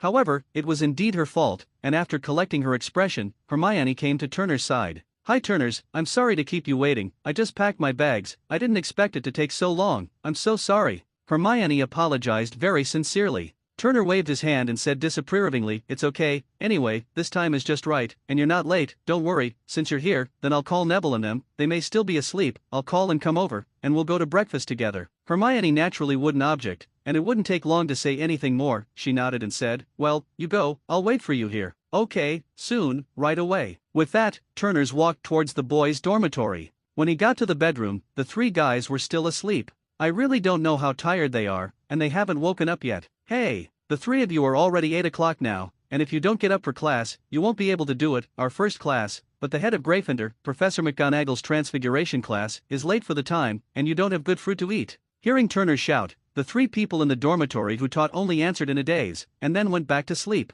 Looking at these three hopeless guys, Turners couldn't help but have a little headache. It seems that waking up in the future is also a very important task. Fortunately, he was prepared for this. I saw Turner take out something similar to an alarm clock from his pocket, and yes, this is an alarm clock. However, there is something different about it in that the alarm clock of this alarm clock was remade by Turners using alchemy. The sound it can make at this time cannot be compared to an ordinary alarm clock. Turner set the time of the alarm clock at 8:05 and placed the alarm clock at the door. Then, he stopped caring about it, and it depended on whether the alarm clock could have an effect. Turners exited the dormitory, closed the door, and headed for the common room. "All right, let's go." With that, Turners beckoned, and the two of them walked outside together, through the trapdoor of the fat lady. After a labyrinthine flight of stairs, they finally reached the Great Hall. Just as they had come to this point, and had not yet entered the auditorium, they suddenly heard a very loud voice, "Doin'." Perhaps, this sound can be heard by the whole of Hogwarts. Hermione was a little panicked by the sudden noise, not knowing what was happening. "I couldn't help but spin my little head around, trying to see where the sound was coming from." "Okay, don't look at it, it's the sound of Gryffindor's common room, there's nothing wrong with it." Turners calmly dispelled Hermione's trepidation. How do you know?" Hermione asked with a question mark on her head, very confused. "Well," then Turner told Hermione about the effects of his alchemical item. Hearing Turner's prank, Hermione couldn't help but roll her eyes. "You just skin, look at tonight, Gryffindor seniors, it's over if you can't clean it up." Hearing Hermione's words, Turner only thought at this time that the whole Hogwarts had been woken up by such a loud noise, and you can imagine what a big surprise the people of Gryffindor were when they fell to the ground. Couldn't help but think of the scene where those seniors looked at him with resentment, and Turners couldn't help but have a cold war. Seeing Turner's somewhat frightened expression, Hermione smiled unkindly. Hermione's smile immediately made Turners aware of Hermione's schadenfreude, and Turner said he couldn't bear Hermione's schadenfreude. "Just go up and clean up, Hermione." Seeing this, Hermione hurriedly ran to the front, and the two entered the auditorium in a fight. "Look, there's so much to eat here, let's eat it." Hermione forced a look of surprise to divert Turner's attention. Although the method is a little naive, Turners does not plan to continue playing. "All right then, eat breakfast first, and after breakfast, I'll clean you up." With that, he sat down next to Hermione. The two of them sat down at the long Gryffindor table, took some of their favorite food from the table, and began to eat breakfast. After some fighting, Turners also let go of the fear of a possible storm from the seniors, and ate breakfast with peace of mind. Turner is also considered to be a dead pig who is not afraid of boiling water, so why do you love it? The two of them quickly finished their breakfast, and in order to avoid encountering the rest of the Gryffindors, Turners ate quickly. Hermione's meals weren't very large, and although she ate slowly, she was almost full. While there weren't many people here, Turner pulled Hermione, who was well fed, and walked towards the Transfiguration classroom. Well, Turners and the others have just arrived at the school, and there are not many people who know him in the school. Even if anyone knew that this morning, in the Gryffindor break room, the person who was spoofing was a man named Turner. However, not everyone was able to recognize him, and this allowed him to come to the Transfiguration classroom safely and soundly. At this time, no one in the classroom has come. After all, it is only less than 8:20 now, and no one has come over at this time. At this time, Hermione also noticed that they had come a little early, and she was a little embarrassed to find a place to sit down. Turner sat down next to her and took out the Beginner's Guide to Transfiguration. At first, Hermione was a little embarrassed, just reading her book in her seat. After a while, the atmosphere eased, and gradually let go, and looked at Turner, who was sitting next to her. Seeing that Turners was also looking at a copy of the Beginner's Guide to Transfiguration, he couldn't help but ask curiously, "Could it be that you haven't been exposed to this knowledge before? Why does it feel like you're just starting to look at the skills?" Looking at Turner's puzzled gaze, Hermione asked again, "Didn't your parents let you read books like this earlier? Just because you keep learning at the same pace as other students?" In the Muggle world where she lives, every parent, in order to make their children better, is to let them go to all kinds of cram schools, interest classes, and the like. But in the Wizarding world, this doesn't seem to have happened. Didn't I say this before? Children in the Wizarding world, the time to awaken magic will not be too early. Before that, even teaching these magical knowledge is useless, because not every child from a Wizarding family can become a wizard, and a small number of children will become squibs who cannot control magic power. Well, it's the kind of person who has magic in his body, but for various reasons, he can't control it freely. Besides, children from wizard families also need preschool education, and a series of basic education such as literacy accounts for a large proportion, so even if you contact it in advance, you don't have that time.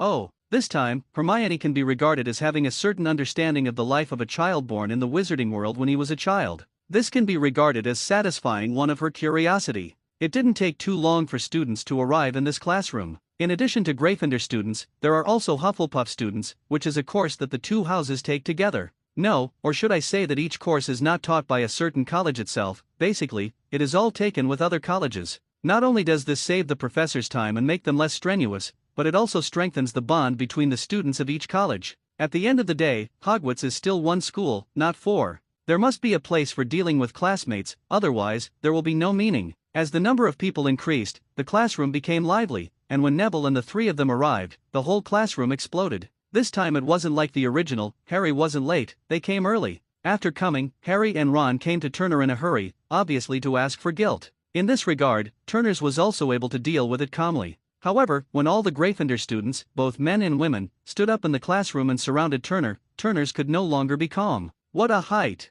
It seems that this time I am guilty of public anger. Turner stood up a little embarrassed, and asked very unconfidently, "Did you have something to do with me earlier? What do you say?" Harry was quite weighty in this, seeing that no one else spoke, and Ron behind him, who was constantly pushing him from behind, he could only ask hard, "Well, I'm not here for your own good, to get you up, or you'll be late, aren't you? Besides, this first class, but Professor McGonagall's Transfiguration class, if you are late and the professor turns you into a pig, then you will be the one who will suffer." At the beginning, I didn't have much confidence, but as I talked, I suddenly realized that this made sense. Isn't it for their sake? Why are they actually looking for their own trouble now? Seeing that Turner became more and more arrogant as he spoke, although he always felt that something was wrong, they were just a group of children, and they couldn't think of anything to refute him for a while. Just when a group of little children didn't know what to do, a mature and steady female voice sounded. "Yes, Turner-san, it's right that you're not late for your own good, but Turner, the teacher won't punish you by turning a student into a pig." Hearing this, all the students dispersed at once, and they all went to their seats. At this time, Turner saw that in front of their classroom, Professor McGonagall was looking at the students in the classroom with a serious expression. To be honest, the very huge bell just now, let alone a student, even she could hear it clearly. It could be heard from so far away, let alone in the Gryffindor common room, so it was no wonder that these children had such a grudge. So, by the time the bell rang, Professor McGonagall had done all the pre-class preparations. She gave each of the students a match, which she would use in the rest of the lesson. When the bell rang, Professor McGonagall began her teaching. During this lesson, Turners listened attentively. Professor McGonagall is an expert in transfiguration, and is able to become the head of a house at Hogwarts and the deputy headmaster of the school. It is enough to prove her strength. Such a wizard, the learning experience she teaches, naturally attracted the special attention of Turner. After more than half an hour of theoretical teaching, the next step is to start practicing. The magic school pays more attention to the actual hands-on ability, otherwise, after studying magic for a year, to the theory of the last stomach, not a single magic can be released, then it is really a numb claw.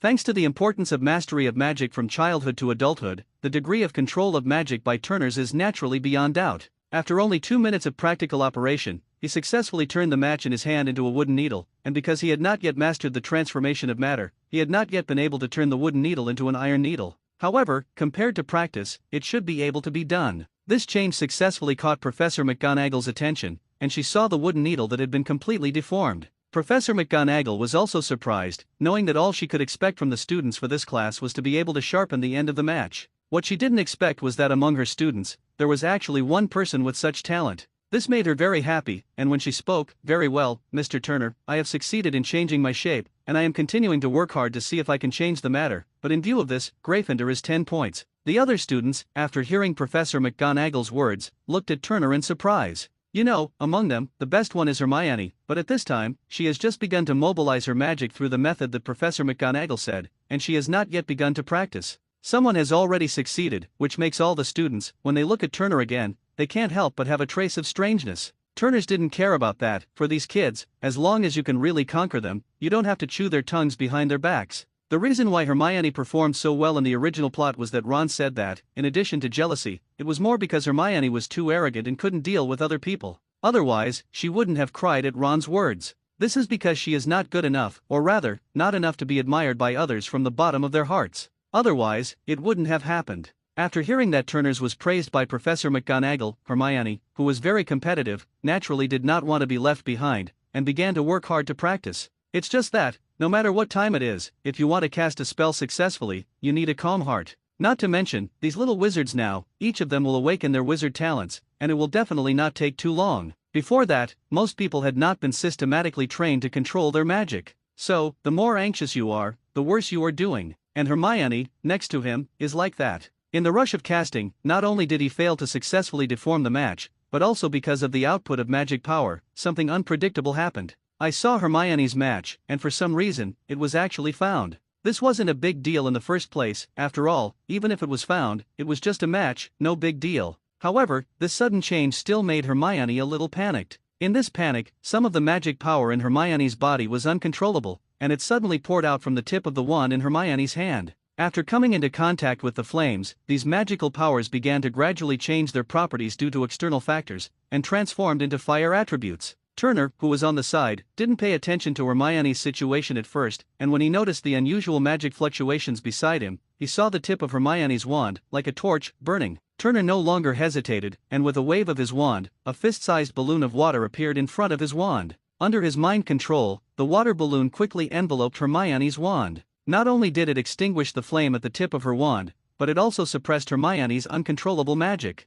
At this time, Hermione had gradually calmed down, and with the help of Turner, the fire had been extinguished, which also made her breathe a sigh of relief. He couldn't help but look at Turner with his sensitive eyes. Naturally, this change caught Professor McGonagall's attention, and she soon came to Hermione's table. "How's it going, Miss Hermione? Not hurt, right?" She had already checked it herself, and there was nothing wrong with either of them, but as a responsible teacher, she still asked. At this time, Hermione's mind had also calmed down, and after seeing Professor McGonagall's concerned eyes, Hermione's last worries were put down, and she smiled and said, "It's okay, Professor, I'm fine." "Well, that's fine, Miss Hermione, don't be in a hurry, take your time, control the magic in your body, and let them change what you want, understand?" Professor McGonagall was kind enough to teach Hermione. "Well, I see, Professor." Hermione knew she had been too impatient. "That's good, this time, Mr. Turner, react quickly and help your classmates solve minor troubles, which is good, Gryffindor plus a point." Professor McGonagall, after making sure that Hermione was fine, looked at Turner again and said appreciatively,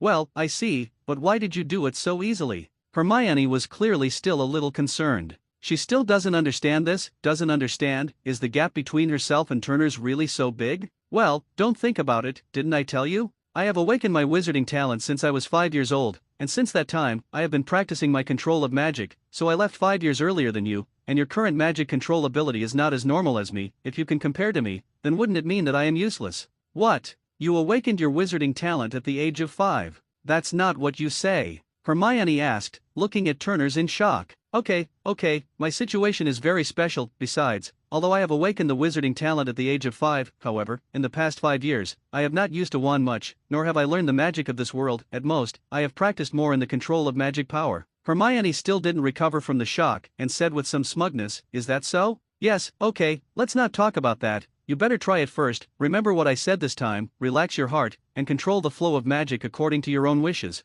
For the rest of the day, Turners helped Hermione, teaching her how to control her magic. What Turners said was true. It was true that he hadn't learned much about the magic of this world in all these years. However, this is not to say that he has not studied magic. He still has learned, but it is magic from other worlds. Elemental magic from other worlds, arcane magic, and very mysterious and powerful runic magic. He has dabbled in all of this, and it is precisely because of the study of these magic that he temporarily gave up the exploration of the magic of this world. Of course, after 5 years, he had only learned the magic of other worlds. First, because he didn't have more information, he only got a part of the entry-level magic in research materials. Another is that there is no guidance from anyone, and he can only slowly explore it by himself based on some information. Of course, although the efficiency is a little slow, after years of research, there are certain results. With Turner's help, Hermione slowly began to control the magic in her body, and gradually began to be able to change the appearance of the new match through magic. While teaching Hermione, Turner's was not idle, and he was also trying to transform the material structure of the wooden needle in his hand.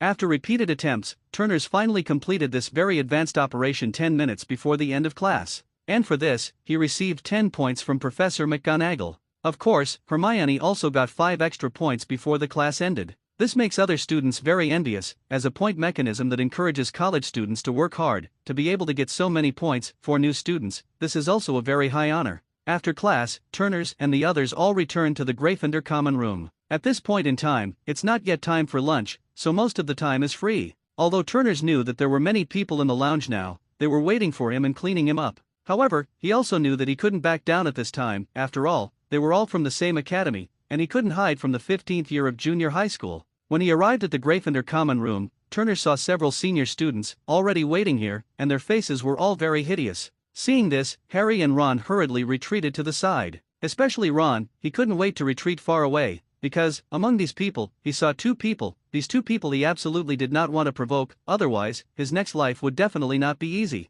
These 2 men were Ron's 2 older brothers, George and Fred. These 2 people are very fond of pranks, and there are a lot of magic props in their hands, and they may play tricks on him at any time. Now Turner, there is only one Neville left by his side, and even Hermione is pulled aside by her roommate. Turner's looked around a little nervously and found that there was not a single person in the entire common room who was not looking at the situation with a gloating expression. Obviously, this time he was really guilty of public anger. Those senior students may not treat him well, and some people with better personalities will not really treat him badly. However, towards George and Fred, the 2 guys with extremely vicious personalities, will definitely not let him go. When Turner saw this, he was also relieved. It seems that the people of the entire academy have not been offended to death, and there is still a lot of room for maneuver. Moreover, he can also feel that even if it is George and Fred, the team led by him is at most a spoof of him, and it will not kill him. But even if it's a spoof, Turner's doesn't want to bear it. Boy, is it that you used that magic prop this morning, so that we can't continue to sleep? I don't know if it was George or Fred who asked viciously.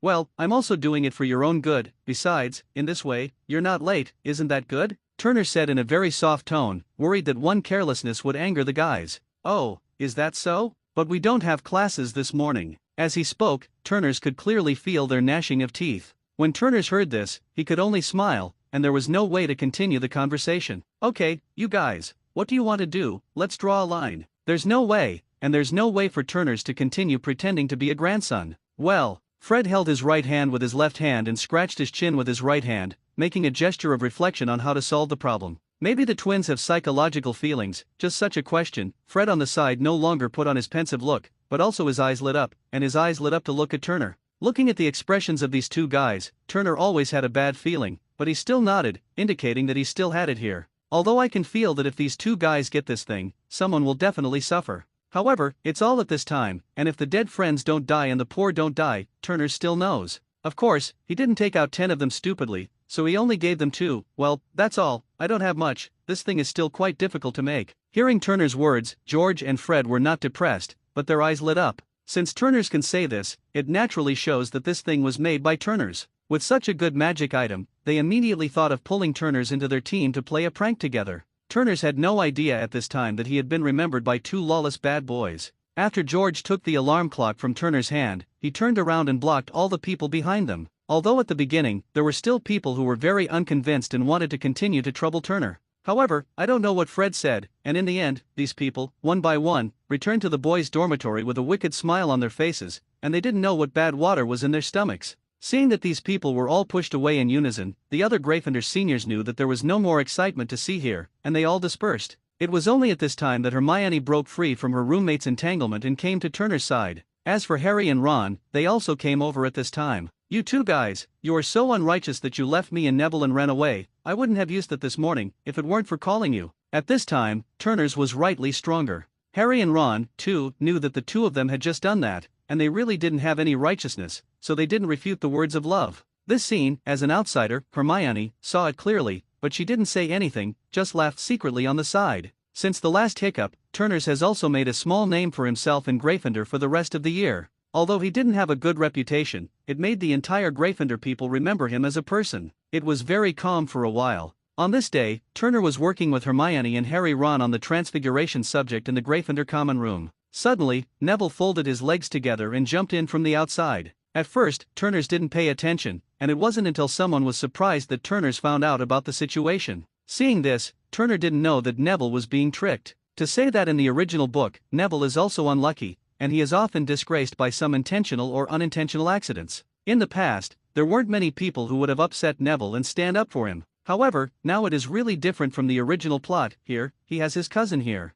As his older brother, Turners wouldn't let anyone else bully Neville like that. Turner first drew his wand and undid the spell on Neville's body with a flick of it, and then asked with a bad face, "Neville, what the hell is going on?" Although Neville has had a good relationship with Turner since childhood, the two of them have never quarreled. Moreover, Turner is indeed very good to Neville, but, as an older brother who grew up together, Neville still has a fear of Turner in his heart. Especially when Turner's is serious. Even if it's serious, it's not because he made a mistake. However, Neville's personality still made him very scared. Involuntarily, Neville blurted out, "It's Draco, I met him at the clock tower, I was looking for Levle, and he cast a spell on me." After hearing Neville's words, Turners didn't stop and walked straight outside. The other Gryffindor students, although they were a little resentful of Draco's approach, would not be able to do anything to Draco, the young master of the Malfoy family, for no reason. However, when I saw Turner walking out, his expression was still very unpleasant, and there were some good people who had nothing to do, who followed him, intending to see the excitement. And Harry, Ron and Hermione, who were friends with Turner, all knew that it was not good and hurriedly chased them out. They have been with Turners for a while, and they already have a certain understanding of Turner's character. They knew that if nothing else, Draco would suffer this time. They didn't come along to help Turner, but to stop Turner at a critical time, in case Draco was beaten too badly. Soon, a team led by Turners rushed downstairs. Turners finally found Draco here in Fountain Square, and at this time, he was still proudly talking to a few people around him. Turner's ears were so sensitive that he could faintly hear something. Draco was telling the people around him about his previous great achievements. This approach made Turners even more angry, and the people of his Longbottom family were not something that anyone could bully. Even if this person is from the Malfoy family, let alone that he is the school director, what is the big deal, as if no one is the same. In fact, most of the 28 pureblood families are Hogwarts school trustees. Instantly, he drew his wand, and with a flick of it, a spell flew out of his wand and struck a triumphant Draco. Magic surges. It's not a powerful spell, it's just a gust of wind at best. It's not that Turners won't be aggressive, he's just saying hello to Draco. He doesn't like to cast spells on people, Turner just wants to see how good Draco really is.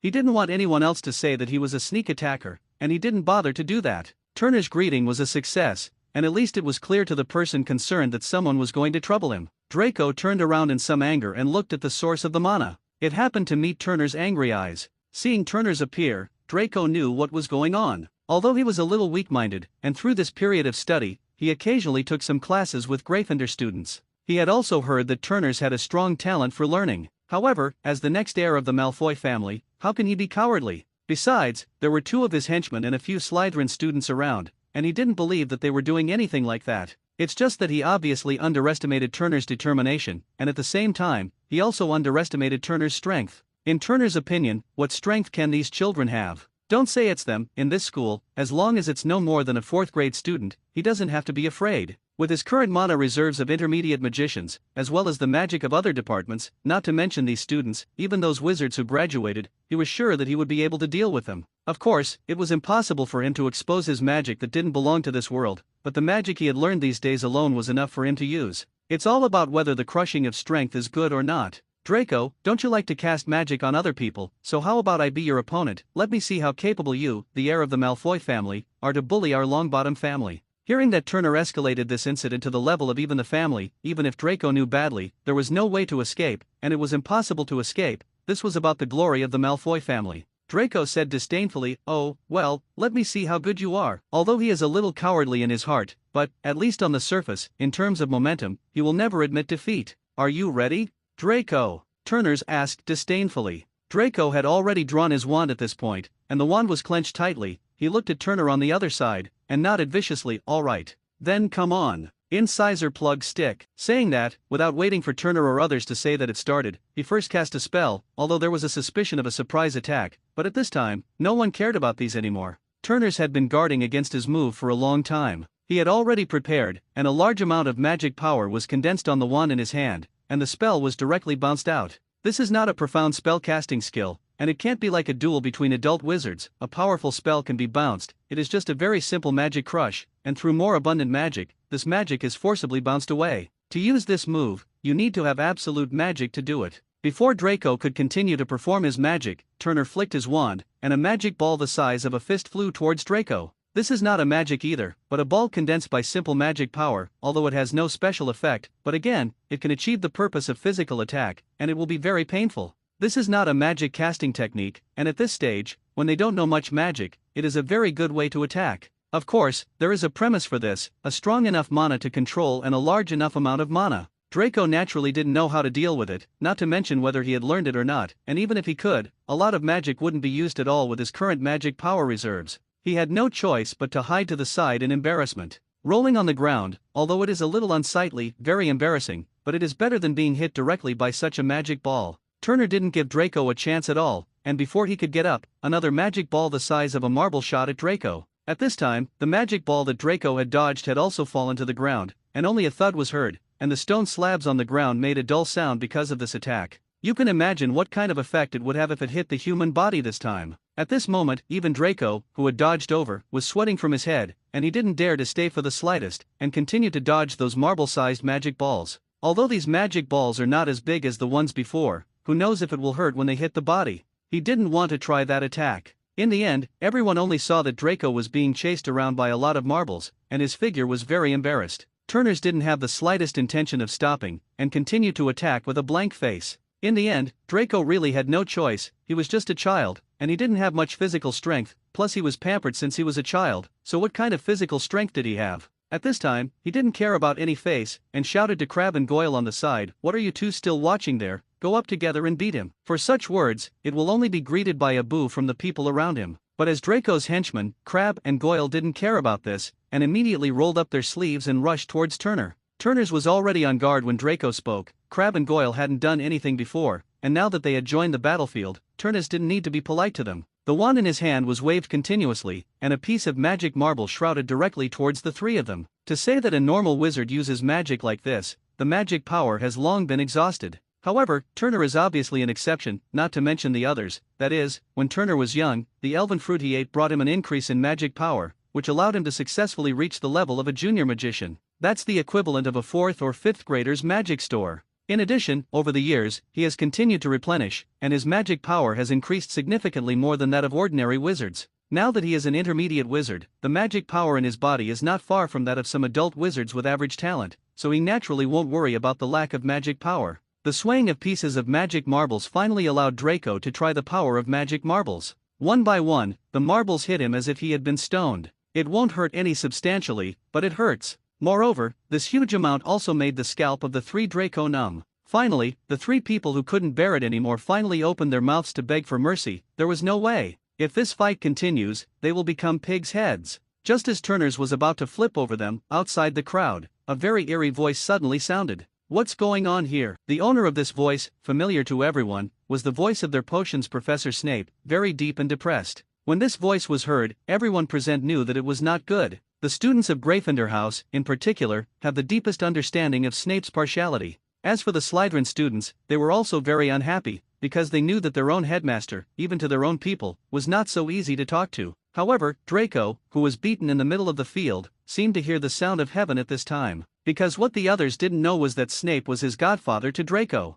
In this country, a child's godfather is equivalent to another father of the child, not the biological father, but better than the biological father. Although, Draco sometimes doesn't like his godfather's personality very much. But at this time, his godfather arrived, which was undoubtedly a heavenly sound. Turners had already stopped attacking when he heard Snape's voice. At this point, it doesn't make sense to give Draco 2 more blows, but it will give Snape an excuse to punish Turners more severely, which is completely unnecessary. The crowd quickly parted, and Snape followed the aisle that had been cleared and walked inside. When he saw the 4 people who were fenced in, he almost knew what was going on. He still knows some of his godson's character, and Turner also knows that a very polite student with strong learning ability. The only drawback is that he is a Gryffindor. "You guys, can anyone tell me what's going on here?" Although it is a question, it makes people hear the feeling of an affirmative sentence. No one spoke for a moment. Draco wanted to speak, but the scars on his body made him grin and couldn't bear the bruises for a while. Turners looked at it, but finally didn't let the atmosphere freeze, and opened his mouth to explain the ins and outs of it all.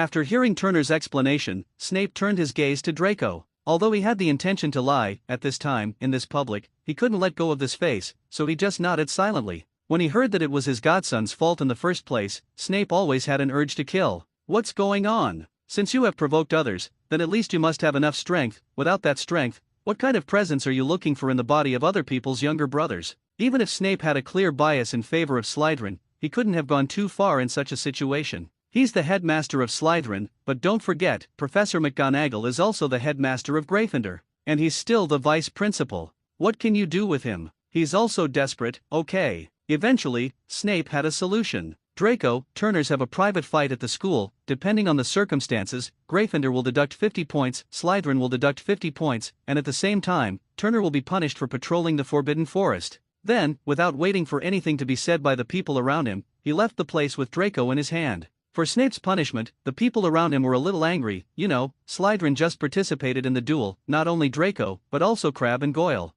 It's just that Snape is the dean after all, and his authority here is very heavy, and no one dares to raise objections to his face. But this last punishment is somewhat interesting. Turner remembered that in the original plot, the Forbidden Forest was not very peaceful, and now Snape asked Turners to go to the Forbidden Forest to be punished. Even though school had just started, Quirrell's body hadn't reached its limit yet, and he didn't need to replenish his vitality with unicorn blood. However, the Forbidden Forest itself is full of all kinds of unknowns, and there are many things that exist, and it is not as safe as imagined. Maybe Snape didn't mean to harm Turner, but it was okay to make Turner suffer some hardships and scare him by patrolling the Forbidden Forest. Of course, when you get the friendship of Gryffindor, you will naturally offend the Slytherin students. This could not attract the attention of Turners, who hated him or not. For some time afterward, Turners was able to receive admiring glances from Gryffindor students. And in such a gaze, although Turners was very useful, it could not stop Snape's punishment of Turner. 3 days after that incident, an owl, while he was eating breakfast in the morning, threw a letter in front of his desk.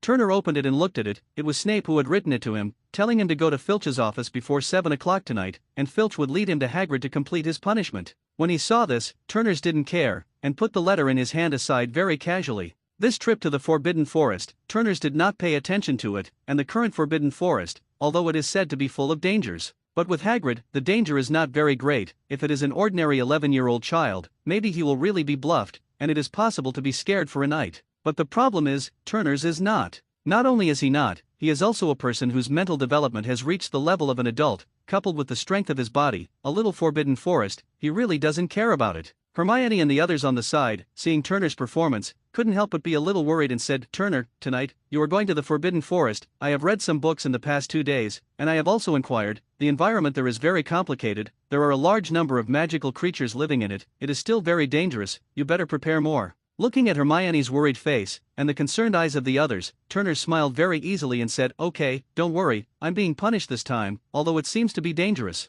But don't you want to think about it, if the school can make such a punishment and Professor McGonagall won't stop it, doesn't that mean it all? There won't be any danger, otherwise, the school wouldn't be able to afford such a big risk. Besides, isn't there Hagrid still there? You've seen his size, he's so strong, what creature can hurt me?" The others listened to Turner's words, and looked at each other one by one, and they all accepted Turner's point. Why hadn't they thought of it before? Hermione on the side was also heavily relieved. She was really concerned about it before, and she didn't expect this to come up. Now that they have listened to Turner's explanation, they are less worried. "By the way, Turner, you should prepare more food for dinner today. Punishment, you have to go on for a night. Don't go hungry anymore." Hermione, after making sure there was no danger, also began to think about what she might encounter at night. Turners nodded when he heard this. This is indeed something to pay attention to. There is a night tonight, the time is still very long. If you don't have some food, it is indeed easy to go hungry. The time soon came into the evening, and as early as dinner, Turners had everything ready. Now that the time was almost up, he headed straight for Filch's office.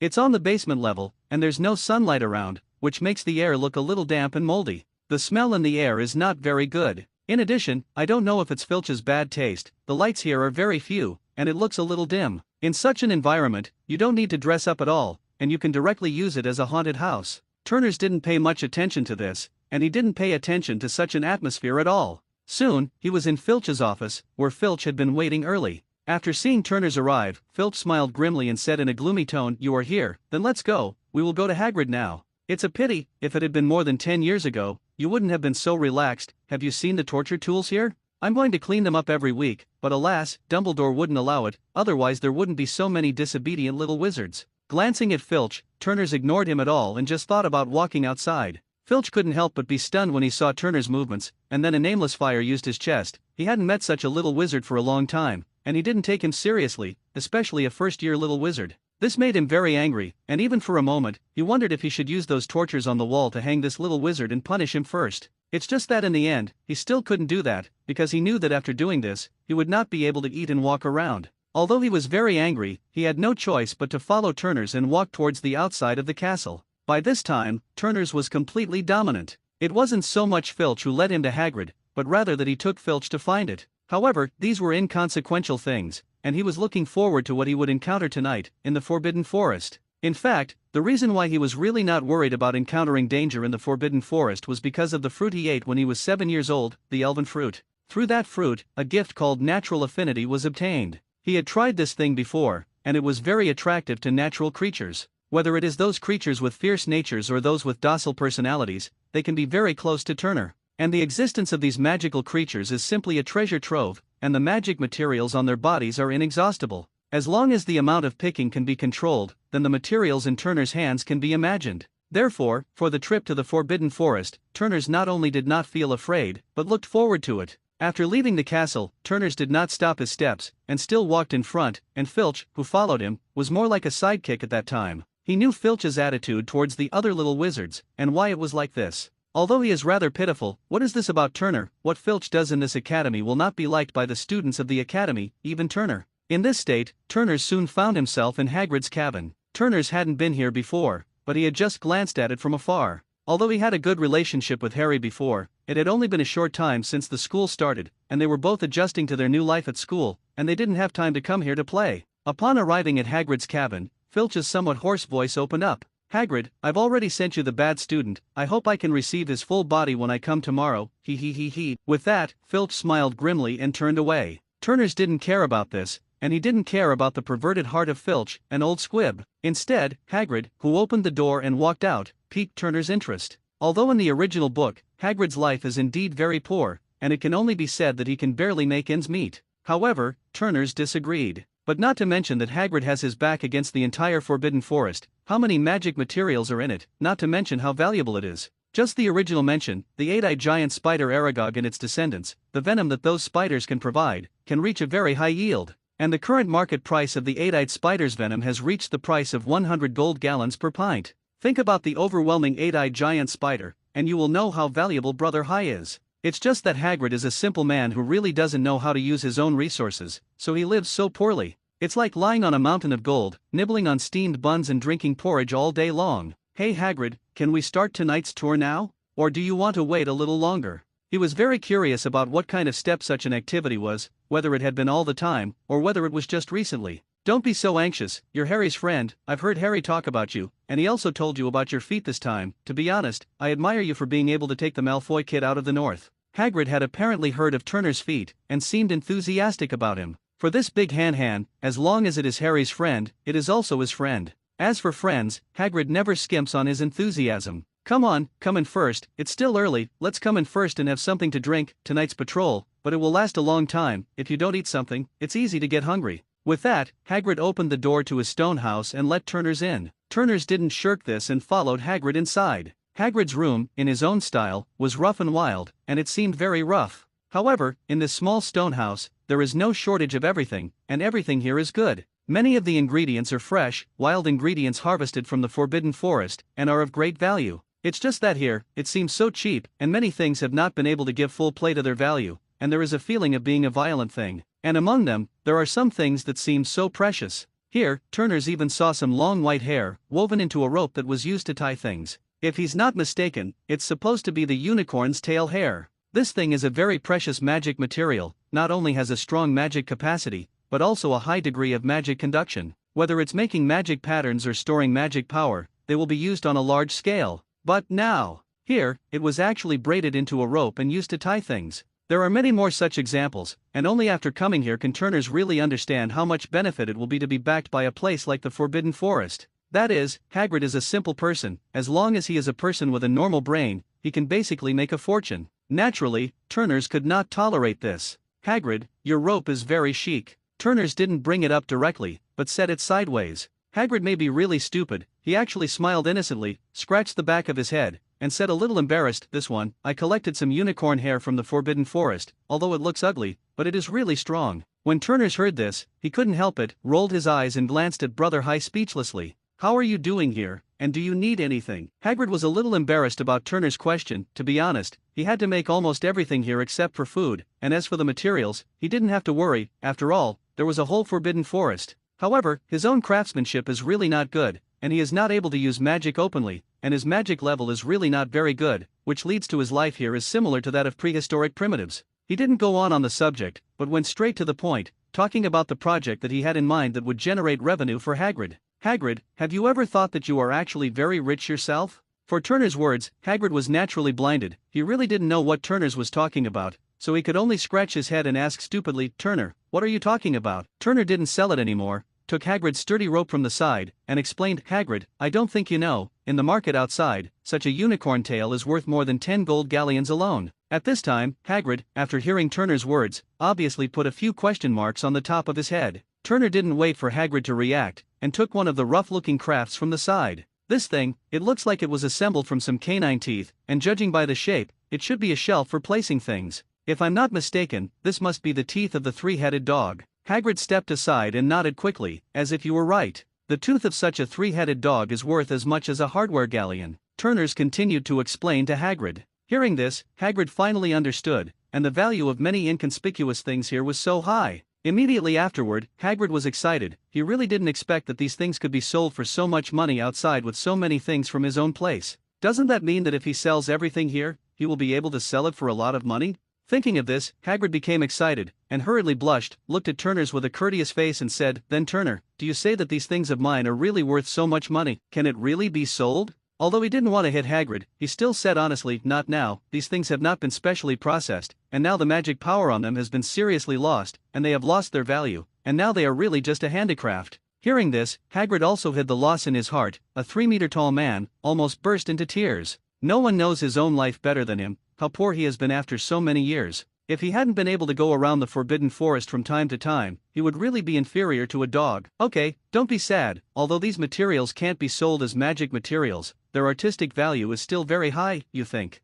These are made from precious magical materials, and their symbolism far outweighs their artistic value. It was difficult for Hagrid's mind to comprehend the artistic value and symbolic meaning, but he understood that these things could still be bought for some money, but they were not as expensive as before. After thinking about this, Hagrid immediately looked at Turners with a serious face, rubbed his hands and asked cautiously, Then can you help me sell them? You know, I lack everything here except food. Looking at Hagrid's big face in forced flattery, Turners couldn't bear to continue looking, it was really a little awkward. There is no problem with this, but, as you know, this kind of transaction requires the seller to pay a certain commission, although I can help you, but my family also needs some funds to operate, so it is impossible to help you with free services. Turners didn't hide it either, and said it very bluntly. This is a convention in the first place, and there is nothing to hide. Moreover, the relationship between Turners and Hagrid is far from the point of free help. What's more, the turnover that can be achieved in such a business is very huge, and even in the end, Hagrid can't be the master, but has the headmaster of Hogwarts, Dumbledore, to take the lead. The abundance of the products in the entire Forbidden Forest can be imagined, such a large output, and there are some very precious, even rare, magical materials. If it is completely mastered by Hagrid, then needless to say, in less than 2 years, Hagrid will be able to become a huge rich man worth more than 10 million. Such a large fortune is not something that Hagrid can have. It's not that he doesn't have that ability, after all, if he wants to collect those things from here, he still needs Hagrid, the caretaker, to be in charge. It's just that with Hagrid's identity, a half-blood giant, a student who didn't graduate from Hogwarts, a keykeeper, many people won't watch him take such a big fortune into his pocket. And, if Turners guessed correctly, the Order of the Phoenix's activities have been funded by Dumbledore all these years. And his source of funding is nothing more than the teaching funds issued by the Hogwarts School Board. If Hagrid had gotten such a fortune, let alone anyone else, even Dumbledore would have been covetous. So, the two partners in this project, perhaps at the beginning, will be Turners and Hagrid. However, when the first month of trading was completed, when Hagrid saw a large amount of money in his pocket, he would go to Dumbledore himself. Don't doubt Hagrid's loyalty to Dumbledore, it's absolute. Moreover, he must know how difficult it was for Dumbledore to raise funds for the Order of the Phoenix. With Hagrid's temperament, even if he is incapable, now that he has the ability, his honest temperament will not let him hide this matter. Hagrid nodded violently. He knew this, he didn't really care about it. Anyway, in his mind, these things are just some of his daily utensils. It would be great if he could get some money for this, so that he could have enough money to buy some better daily necessities. There's no problem with this, you can deduct it casually, as long as you can exchange some money, no more, 100, no, 50 gold galleons is fine, Hagrid said humbly. In the face of people like Hagrid, although sometimes they hate their brains, but when they become friends with him, no one can hate him anymore. Turner smiled and said with certainty, Hagrid, you underestimate the value of these things. If they are all sold, they will be sold for at least 5,000 gold galleons, and this is still after deducting the handling fee, minus my commission, and the final gold galleon in your hand will not be less than 4,000. Of course, my fee is indeed a bit high, but it is definitely valuable. After all, if these things want to sell, the connections that need to be spent are not as simple as imagined. I don't know how you are. Although he had roughly determined Hagrid's intention to sell, Turner still asked Hagrid. When Hagrid heard that a sum of 4,000 gold galleons would soon come into his hands, the half-blood giant's eyes widened. He didn't expect that one day, he too would be able to have such a sum of money. Hagrid slammed to his feet, slapped his face excitedly, and circled around his cabin, looking very excited. It wasn't until much later that Hagrid calmed down, and his face turned even redder when he saw that Turner's was still there waiting for his answer. Of course there's no problem, Turner's, you're really my good friend, the commission doesn't matter whatever, as long as you can get money, hee.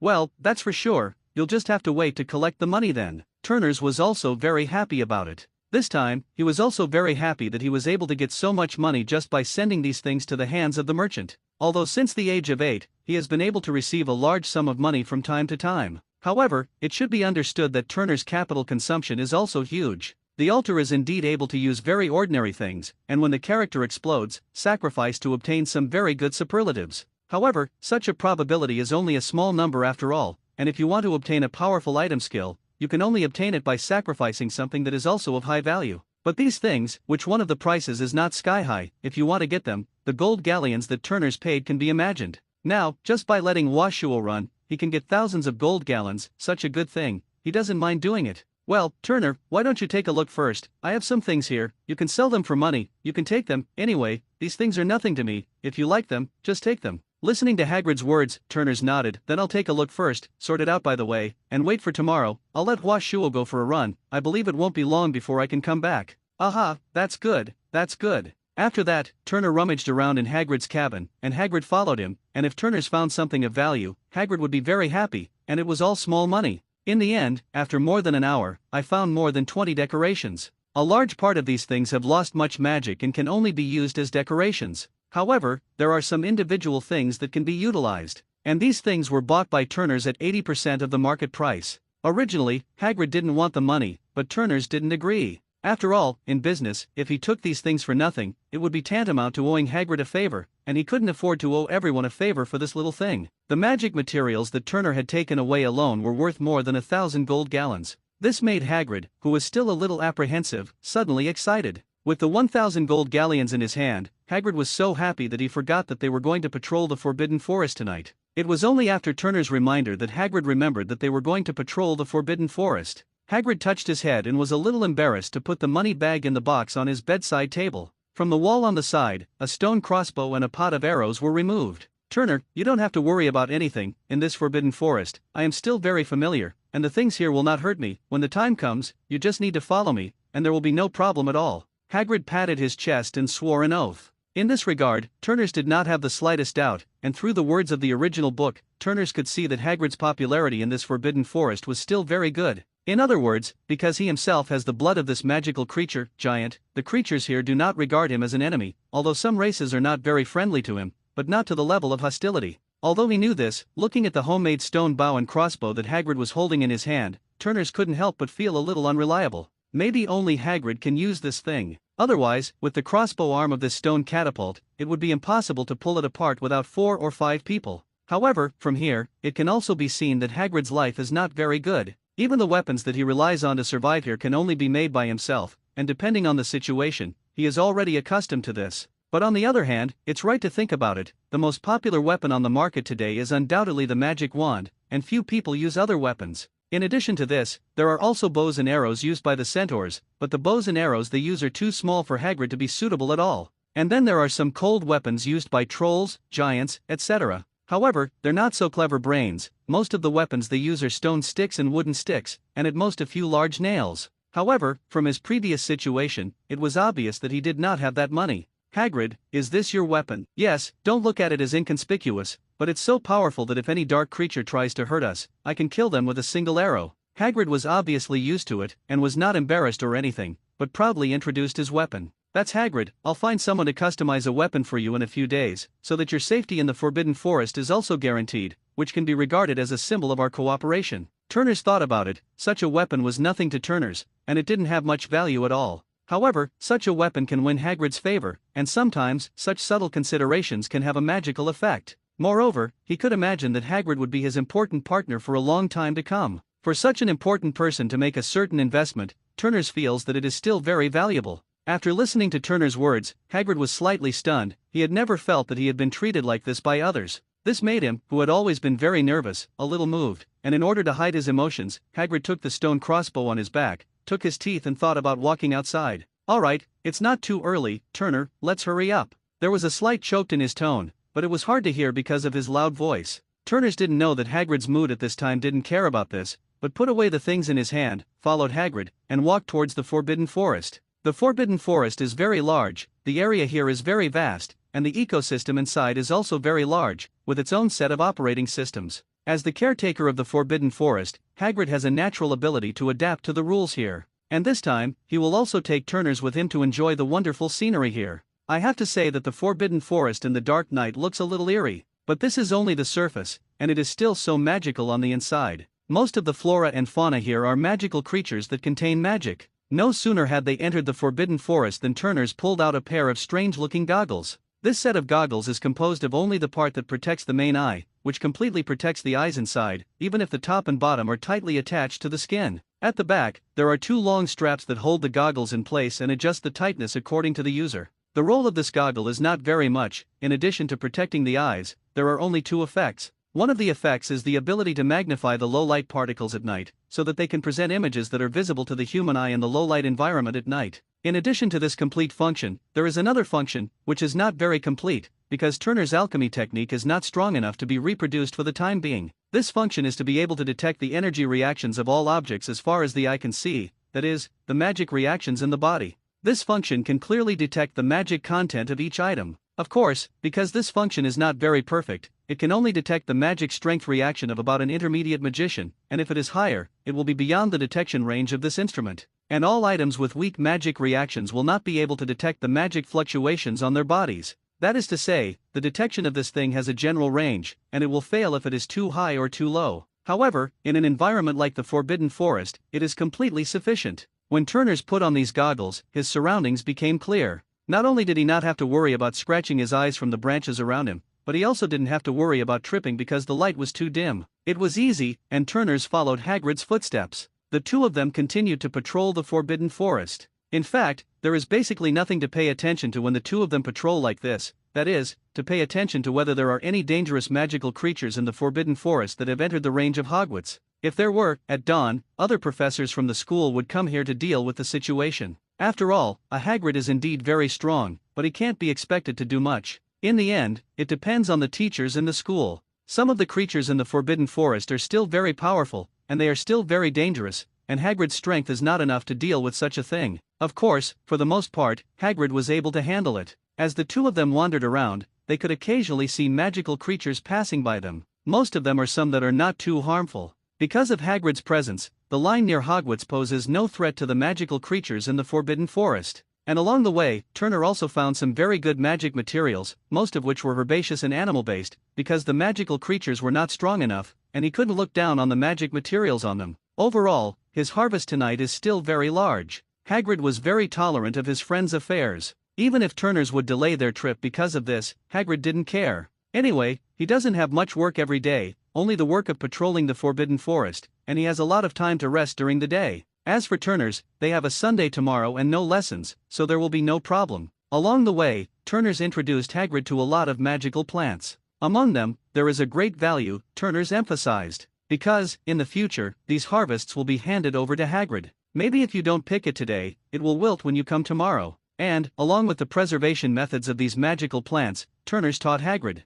Most of the magic plants are not too strict to preserve. Besides, this is only the entrance to the Forbidden Forest, and even the most precious magical plants have already been picked by Snape and Professor Sprout, so where can they get their turn? The two of them, in this Forbidden Forest, waited until more than 3 o'clock the next day before they basically completed their inspection work. At this point, Turner's punishment can be regarded as complete, and at the same time, Hagrid does not need to continue to follow the established route. In order to repay Turner's kindness, Hagrid plans to take Turners for a walk in the depths of the Forbidden Forest. In the depths of the Forbidden Forest, there are more magical plants and animals, and there are many of them, which are even rarer and rarer than the ones outside, and maybe, if you are lucky, you can even catch a glimpse of unicorns inside, Hagrid said proudly. I saw a unicorn the other day, and they're so beautiful. As he spoke, Hagrid smiled obsessively. That idiot smile made Turners even more curious about how charming this unicorn was. Turners also began to look forward to it, wanting to see the unicorn. Although he has also seen the shadow of a unicorn in the book, where can those living pictures show 1/10,000th of a unicorn?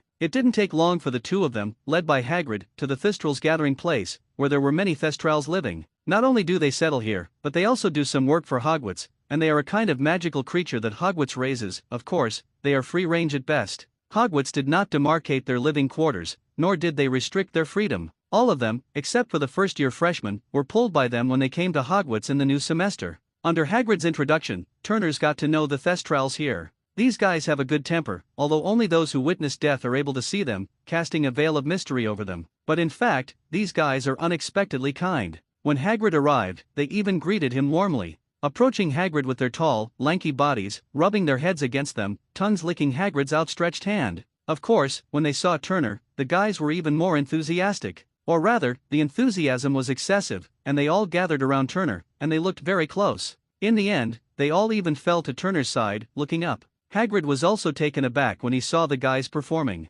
Although he is very close to these guys, he has never been treated like this. The meaning of such a Thestrals is very simple, that is, surrender. This may not be uncommon in the body of docile magical creatures like Thestrals, and it is not uncommon for people to tame these magical creatures as their companions. However, such a situation is a little strange when it appears for the first time and meets them for the first time. However, these Hagrid will not care. In the heart of this careless man, there are not many things that can make him take it to heart. Of course, this time Thestral's performance is the same. Turners understands that this should be his natural affinity for nature, which can make natural creatures have an infinitely higher opinion of him, reaching a very high bottom, unless he does something very serious to hurt these magical creatures. Otherwise, their favor for Turners will always be maintained. After saying goodbye to Thestrals, Hagrid continued with Turners into the depths of the Forbidden Forest. It didn't take long for them to come across a more dangerous magical creature, a creature called the Moon Wolf. They have silvery white hair, which perhaps doesn't seem magical right now, but when they appear on a full moon night, they are bathed in moonlight.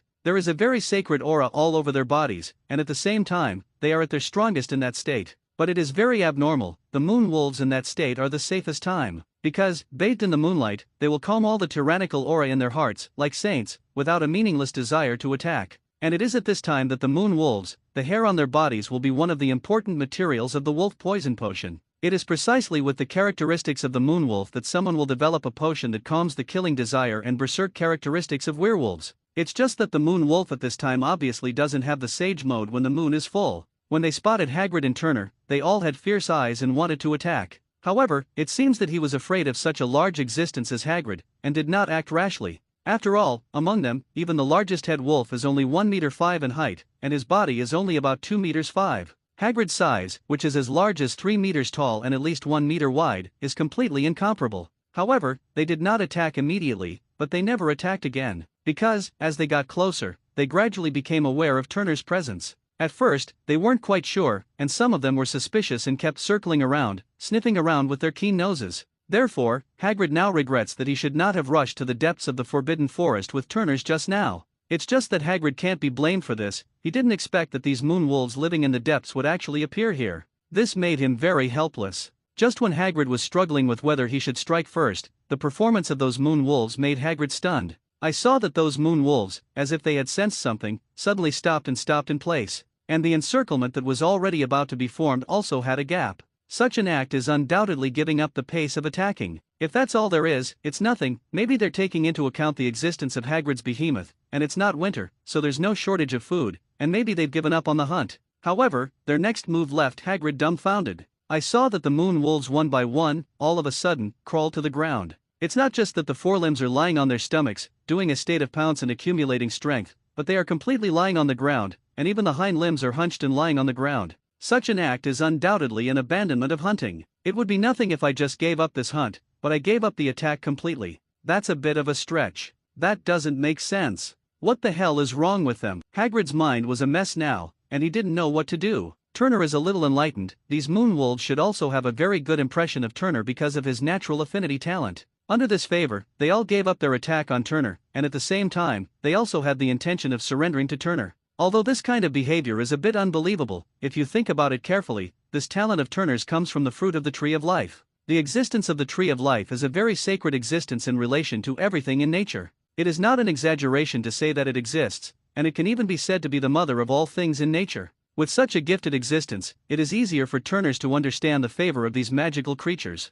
Turners didn't care about Hagrid's stunned look at this time, but came to the moon wolves curiously. Among this group of moon wolves, there is a wolf that is obviously much larger than the other moon wolves, and it should be the leader of these moon wolves. When Turners came to the Wolf King did not show the slightest uneasiness, but was very happy, as if it was a happy thing to be able to get Turner's approach. Turners came to the Wolf King's side, stretched out his hand, and gently rubbed it on the Wolf King's head. It's like treating his silk, but the one in front of him is obviously much bigger. Speaking of which, Turner misses Snow a little bit too. It's a pity that his mother and grandmother at home won't let him bring Sino to school, saying that he has just entered the first grade and doesn't have so much time to take care of Neo, which will make him feel wronged. When he came to school, no one in the family worried about whether he would be wronged at Hogwarts, and he could think of the feelings of a cat. Turners really wants to thank them for Snow. And when the Wolf King touched it at Turner, he didn't have any abnormalities, and he enjoyed it very much. After touching the Wolf King for a while, Turners patted him on the head and told him to get out of here. The hair of the moon wolf, although it is the main material of the wolf poison potion, is very precious and rare.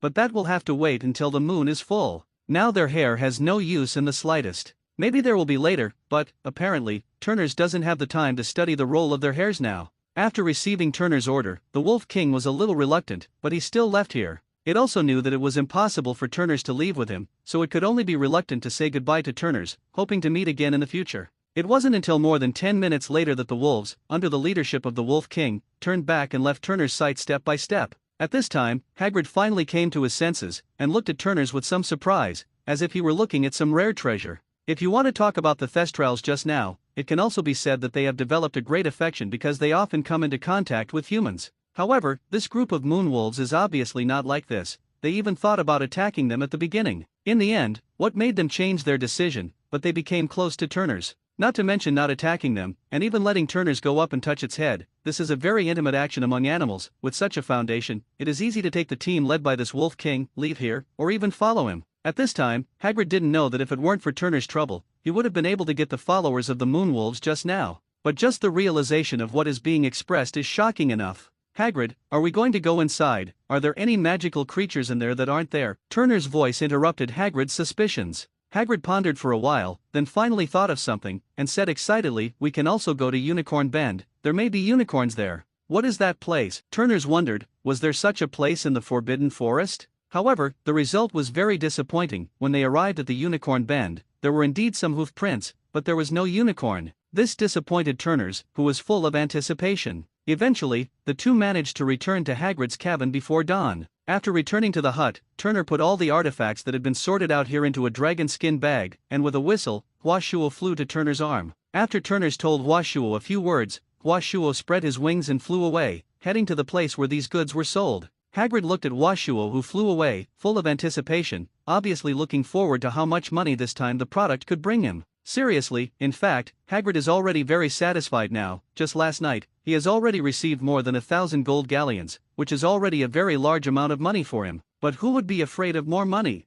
There were more gold galleons, and Hagrid was naturally looking forward to it. Turners didn't pay any more attention to Hagrid's condition. He was so sleepy now. Of course, he had to go to rest, otherwise he wouldn't have had the energy for a day. After returning to the dormitory, he gave himself an earplug listening charm in advance, and after putting on the blindfold, Turners fell into a deep sleep. When I opened my eyes again, it was already the sun gradually setting in the west. "What time is it?" Turner muttered as he lifted his blindfold and raised his wrist to look at the time. "I don't know if I don't know this, but I'm shocked when I see it. It's already more than 3 o'clock in the afternoon. That is to say, he has slept from more than 7 o'clock in the morning to now, and most of the day has passed in bed like this." Turner rubbed his sleepy eyes, got up and went to the bathroom to start washing. When he got out of the common room, he saw that Hermione was sitting in the common room, reading a book there. Turners came over to Hermione, patted her on the shoulder, and greeted her. "You get up, eat something in that piece, these are all packed by me at noon. I used a heat preservation charm, but it should not be well controlled. It is still a little cold now. You can eat a little to cushion your stomach, and wait until dinner is over to eat a good meal." Hermione saw that it was Turner, and hurriedly took out the boxes of food in her dragon skin bag, and could feel a little bit of temperature when she touched the box. However, it is indeed as Min said, and it is a little cold. But what does it matter? This still can't stop a girl's heart for you. It's okay, thanks to you, otherwise, I'd be hungry. By the way, what are you reading? Turner picked up the lunchbox, opened it, and began to pull it up, regardless of whether it was hot or not. Hermione looked at Turner, who was not disgusted, smiled slightly, and then raised the book in her hand, and said with some sadness, "Next Thursday, don't we have flying lessons? I have never used a broomstick. I am worried that there will be some accidents, so I will read these related books first, so I can be mentally prepared." Obviously, Hermione was really not very good at this, or rather, she was not very good at sports. What's especially important is that Hermione, judging from her performance in the original book, seems to be a little afraid of heights. Of course, these problems are not big, and most of the problems of fear of heights are psychological. As long as they can be overcome, they are easy to solve. As for saying that you are not good at it,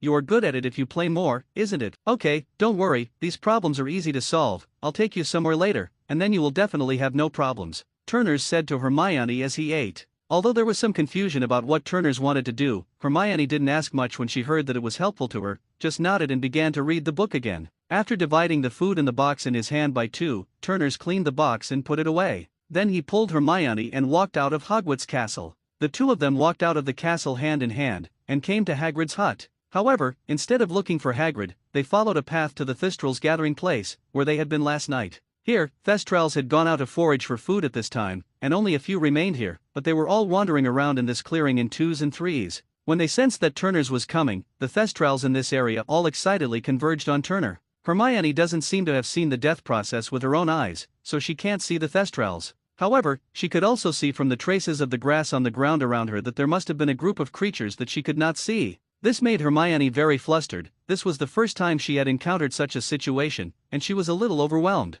Turner could clearly feel Hermione's nervousness and uneasiness. He took Hermione's hand and whispered comfortingly, "Don't worry, these are Thestrals. They are very docile magical creatures, although they cannot be seen because they are not directly faced with death, so that wizards regard them as ominous. But in fact, these creatures are very docile. They are about the size of horses, but they are much thinner, they have wings, and they are very load-bearing." As he spoke, Turner took Hermione's hand and slowly led Hermione to the face of the Thestrals in front of them. Because of Turner's existence, this Thestrals, which seemed very well behaved and obedient, motionless, and allowed Hermione to touch it. At first, Hermione was indeed a little worried that this invisible magical creature would suddenly attack her. But soon, she discovered that these creatures were indeed very docile and well behaved, as Turner said. After Hermione gradually got used to getting along with Thestrals, Turner made another suggestion. "Hermione, why don't we fly around the sky with Thestrals?" When Pu heard Turner's proposal, Hermione instinctively shook her head, clearly resisting it. "No, forget it, let's go back, it's not too early now, we might just be in time to finish eating." "This is an excuse, it's only 4:30 now, and the time when dinner starts, but it's past 6 o'clock. Turners brought her out this time to help her overcome her fear of heights, and where would he let her go now? Immediately, Turners didn't bother to talk. Anyway, no matter what she said, Hermione wouldn't agree. It was better to just don't do anything and just pull her up. Thinking of this, Turners immediately did not hesitate, directly took Hermione's hand and pulled her to the side of a Thestrals. Thestrals also understood what Turners meant at this time, and fell to the ground very obediently, making it easier for Turners to sit on. Hermione struggled repeatedly, but where did she resist Turners' pull? In the end, he was pulled by Turners to Thestrals' back. Before Hermione could react, the Thestrals under them all stood up one by one. This startled Hermione, causing her to involuntarily grasp Turners' two arms holding him. Turners didn't immediately let Thestrals fly into the sky, but asked Hermione to get used to it first, otherwise it would be even worse when she got to the sky. Gradually, after Thestrals' loss of movement, Hermione gradually calmed down. She slowly opened her eyes and looked down. "I saw the two of them flying in the air at this time." Indeed, in Hermione's eyes, the two of them were flying in the air. Because at this time, she can't see the existence of Thestrals, only themselves. At first, Hermione was a little unaccustomed to it, but gradually, she began to get used to this height. After all, to be honest, this kind of height is indeed not very high. After getting used to the height, Turners slowly began to move Thestrals, allowing Hermione to get used to the feeling. At this time, Hermione could only see the two of them, just magically, floating in the air. In this regard, she felt very novel, and this sense of novelty successfully overcame the fear of heights. Slowly, Hermione relaxed. Indeed, if it was just like that, there was nothing scary, Hermione could still accept it. "Hermione, let's get Thestrals running first, how about we?" Turner suggested behind Hermione. Hermione was a little scared, but at the same time, she had some faint anticipation. She wanted to feel what it would be like to ride the invisible Thestrals. After a moment's hesitation, finally, in Turner's expectant gaze, Hermione nodded in agreement. Turner's was glad that as long as he had the start, Hermione would be able to gradually overcome her fear of heights. Turner didn't let Thestrals run as fast as he could, but just ran slowly in the clearing, spinning in circles here, carrying the two of them on a leisurely jog. Gradually, Hermione began to like the feeling of her body rising and falling as Thestrals ran. After running for a while, Turner's began to speed up gradually,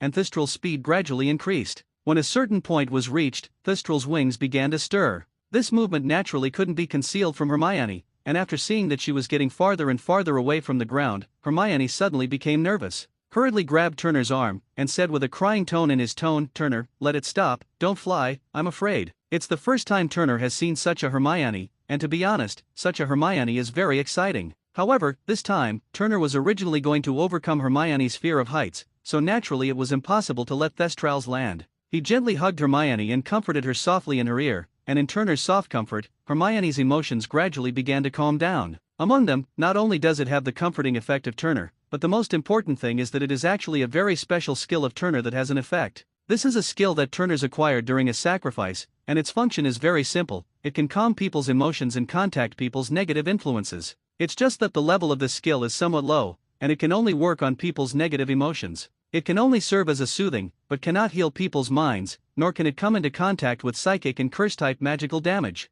So relatively speaking, it's relatively chicken. Turner's basically didn't use it much after getting this ability, and I didn't expect that it would be used on Hermione's body today, and that's a great achievement. Gradually, under the effect of Turner's words and skills, Hermione's emotions calmed down. However, at first, Hermione still didn't dare to look down, but hid in Turner's arms very timidly, feeling the wind blowing across her cheeks, and the wind made her and Turner's robes rattle. Of course, this situation was gradually improving, until a certain moment, Hermione finally mustered up the courage to sneak out an eye and look at the surrounding scenery. When I saw the green scenery below them, and the misty sunset next to them, Hermione was immediately attracted by the beautiful scenery, and no longer hid in Turner's arms, but looked at the scenery around her with great novelty. Looking left and right, I have gradually gotten rid of the fear of heights. Oh no, Turner's, we're going to be late. You haven't eaten much at noon today. If you miss it again, it won't be good. I'll go quickly. With that, Hermione reached out and took Turner's hand, and ran to the castle. Turner, who was following Hermione, couldn't help but smile when he saw Hermione take the initiative to take his hand,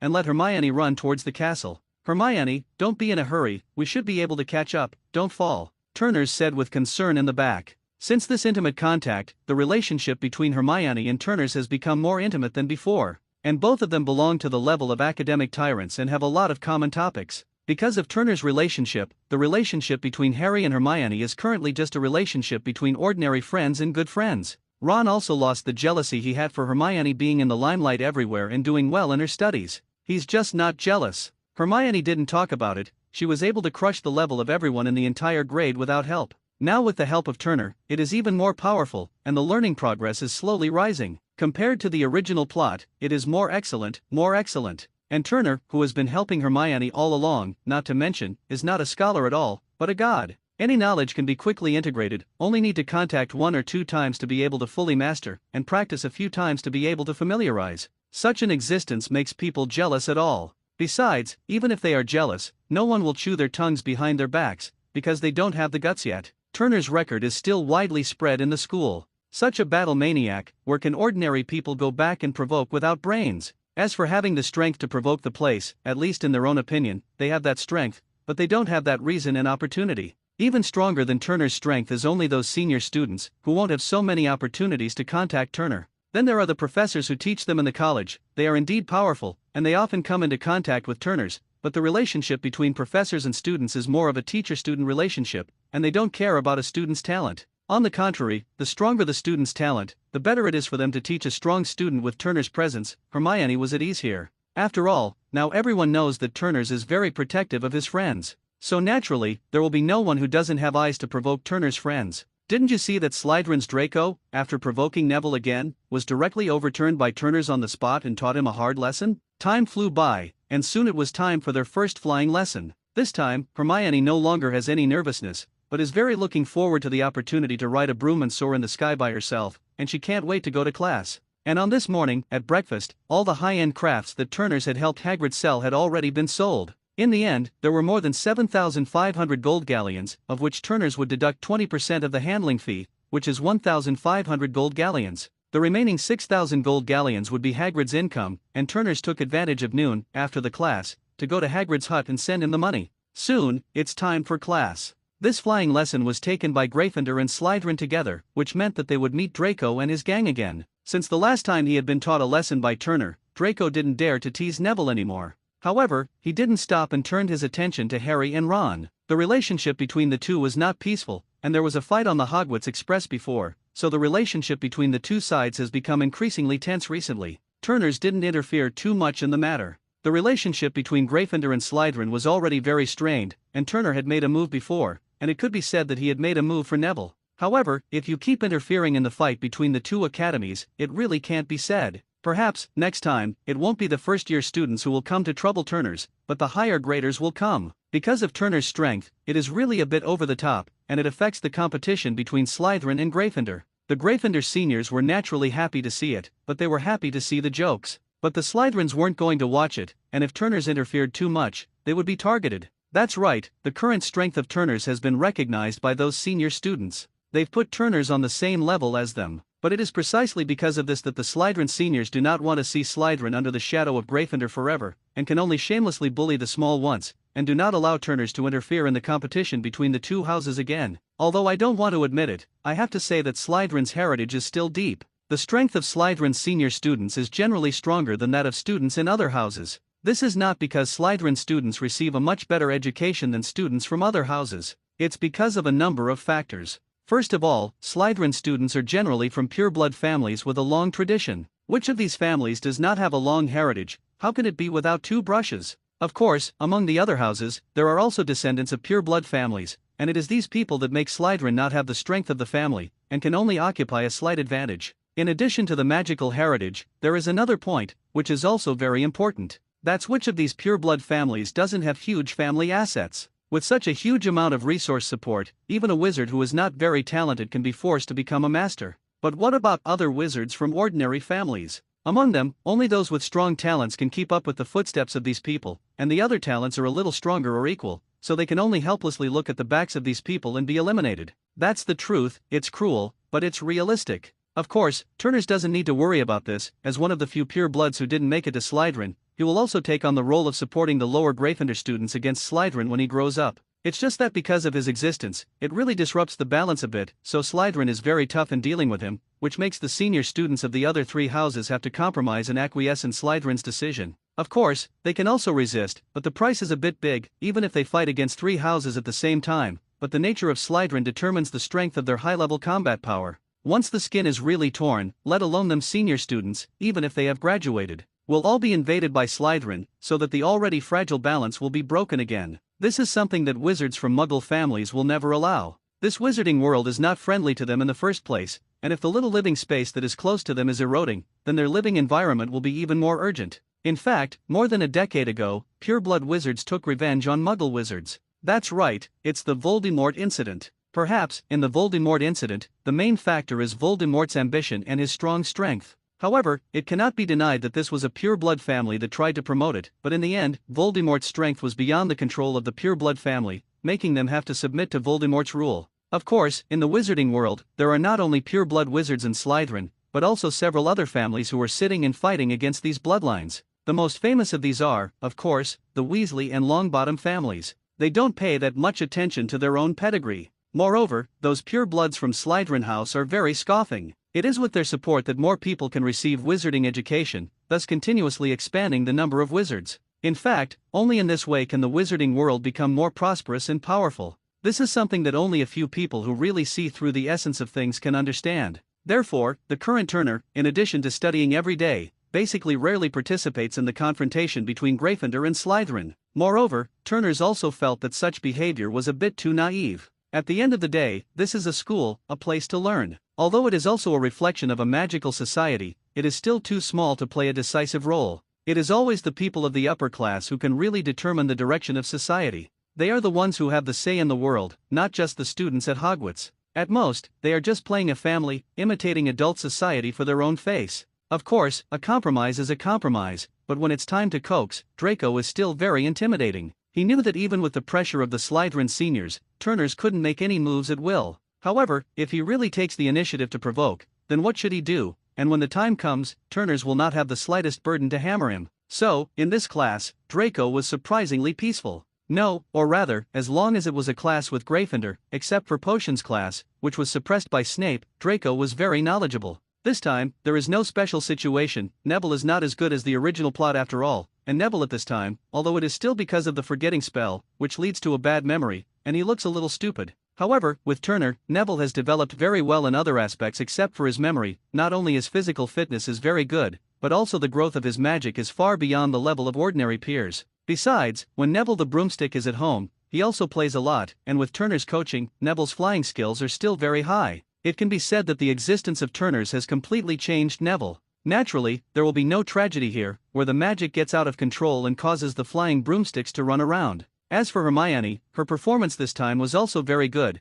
and she was able to control the broomstick to fly freely. In general, in this flight lesson, everyone played normally and there was no chaos. This also relieved the worried Mrs. Hodge. This will be a very challenging challenge for people who are new to broomsticks, especially those who have underdeveloped motor nerves or are afraid of heights. However, during this flying lesson, Lady Hooch also found a few good seedlings to join her respective Quidditch team. Of course, because this time, there were no accidents, so Harry was not able to join the Gryffindor Quidditch team as early as he originally did. Of course, this problem is not a big deal. Even without Harry's appearance, Gryffindor's Quidditch team is still full, but without Harry, I don't know if the Gryffindor can win the House Cup this time. For a long time after that, the days were spent in a busy study. As for the cooperation with Hagrid, it is also going on as promised, and every month, Hagrid can get a large amount of gold galleons. This is very large, not an ordinary big one, but more than 100,000 gold galleons. Such a large sum of money, a month in the local area. When Hagrid got his share, he was stunned. He did get a lot of money before, more than 8,000 gold galleons. However, this time, the number of gold gallons is really a bit large, reaching more than 100,000 gold galleons. Such a large sum of money. When Hagrid got it, he felt like he was dreaming. When he came to his senses, Hagrid's hands trembled, and he grabbed the dragonskin bag and rushed to Dumbledore's common room. There, Hagrid recounted his collaboration with Turners from beginning to end. He didn't hide anything from Dumbledore, and it wasn't until he finished saying that Hagrid breathed a sigh of relief. Seriously, Hagrid's character, such a large sum of money, came to his hands for no reason. No, it can't be said that it is for nothing, but he is only through some manual labor, collecting magic materials from magical plants and magical creatures. But in his opinion, it was just a hands-on matter, but he received a full 100,000 gold galleons. Such a good thing. To be honest, Hagrid was a little panicked. His straight brain still couldn't figure it out. However, after Dumbledore heard what happened to Hagrid and the cooperation he reached with Turners, he finally understood. This is indeed a very promising project. To know the resources in the Forbidden Forest, they had never thought of using them before. Basically, the things there are taken by whoever wants them, and no one goes back to manage them. Although Hogwarts has a natural advantage due to its backing to the Forbidden Forest, they have never thought of taking advantage of it. One is because they didn't think of this, and the other is that the Forbidden Forest is not private in the first place, so they have not thought of using the Forbidden Forest for profit. It's just that this project is indeed a very profitable project, and there is almost no cost, just some human resources, which is undoubtedly very good news for Dumbledore, who is in dire need of money. After a little more thought, Dumbledore asked Hagrid to call Turners into his office. Hagrid didn't say anything and went straight out, and when he found Turner, Hagrid was still a little ashamed. In his opinion, Dumbledore wanted to end the collaboration. After all, his brain, which was already not enough with Dumbledore, could not have guessed Dumbledore's thoughts. This is him. His brain is not very good, and he thinks that Dumbledore wants to refuse this cooperation of Turners. But what about the facts? By the time Turners arrived at Dumbledore's office, Dumbledore had already prepared a refreshment, apparently already making a special gesture. This is a big customer. Naturally, we have to greet well, otherwise, the fixed income of more than 100,000 gold coins a month will be in vain. When Turners entered, Dumbledore smiled and welcomed Turners to the side of the couch. Mr. Turner, I may be a little presumptuous about this summons, but I ask for your forgiveness. Dumbledore is very polite. After all, he is a big donor, and the respect he deserves is still given. You're kinda Headmaster Dumbledore, it's my honor that you've summoned me. Turner's etiquette is in place, and he basically understands Dumbledore's attitude, so he is naturally very face-saving. not only because of his identity, but also because of his strength, which deserves this respect. Turner sat down on the couch and took a sip of the black tea in front of him. There's nothing to scruple about. As for magic potions like truth-spitting potions, Turners didn't pay attention to it at all. It wasn't that he didn't have a heart or lungs, and he didn't know that in the original world, in those fanfictions, in Dumbledore's office, everything had a truth potion. This is simply nonsense, okay or not? Let's not talk about you as a big child, even if you are mature, stronger, and have outstanding potential. What's this? No matter what, you're just a child. One of the most powerful white wizards in the family, but not to mention the strength, at least the identity of the other person is there. As for a possibility, will he use the truth elixir on you? If you don't say anything, let's ask you if you're worthy. Accompany a great magician, who is here to intrigue with you. If Dumbledore was really such a person, then he would not deserve the status and strength he has now. Indeed, among the powerful people, there are many people who are not right-minded and narrow-minded. However, there must be some truth that those who have achieved great things since ancient times are unyielding. A person who is narrow-minded enough to deal with a student must be so perverted in his heart. Such a person, even if he can be proud of the spring breeze for a while, it won't last long. So, Turners didn't have the slightest concern. Besides, even if it's something like that, Turners has other ways to deal with it, and if something goes wrong, it's still no problem to use his last resort. It's just that that kind of method can only be used once, and if it is used in such a small scene, it seems a bit wasteful. After seeing Turner's attitude, Dumbledore smiled slightly, and his psychology suddenly had a bottom. Before that, he actually had some worried that Turners would have some complaints about Hagrid and himself. "Mr. Turner, I won't sell you today, I have something to say," Dumbledore said to Turners with a smile. "Speak of Headmaster Dumbledore, I'm listening." Turners put down his teacup and looked deaf. Dumbledore was naturally very satisfied with this. "As you know, our school has always been relatively tight on funds, which can be described as not making ends meet, and if it weren't for the funding of the school's school directors, our school would not have been able to open." Turners nodded, agreeing. He knew this. Every year, the Longbottom family injects a sum of about 100,000 gold galleons into Hogwarts to ensure the operation of Hogwarts. Not just the Longbottom family, but more than a dozen other school management families will do the same. Of course, in terms of funds, it will definitely not be all 100,000 gold coins. Such a large sum of money is not something that any family can afford, and it is still 100,000 UN a year. So, Hagrid came to me before and talked about the cooperation between you. I hope you don't blame Hagrid. Hagrid is relatively straightforward, such a big deal. He is indeed a little out of shape, please forgive me.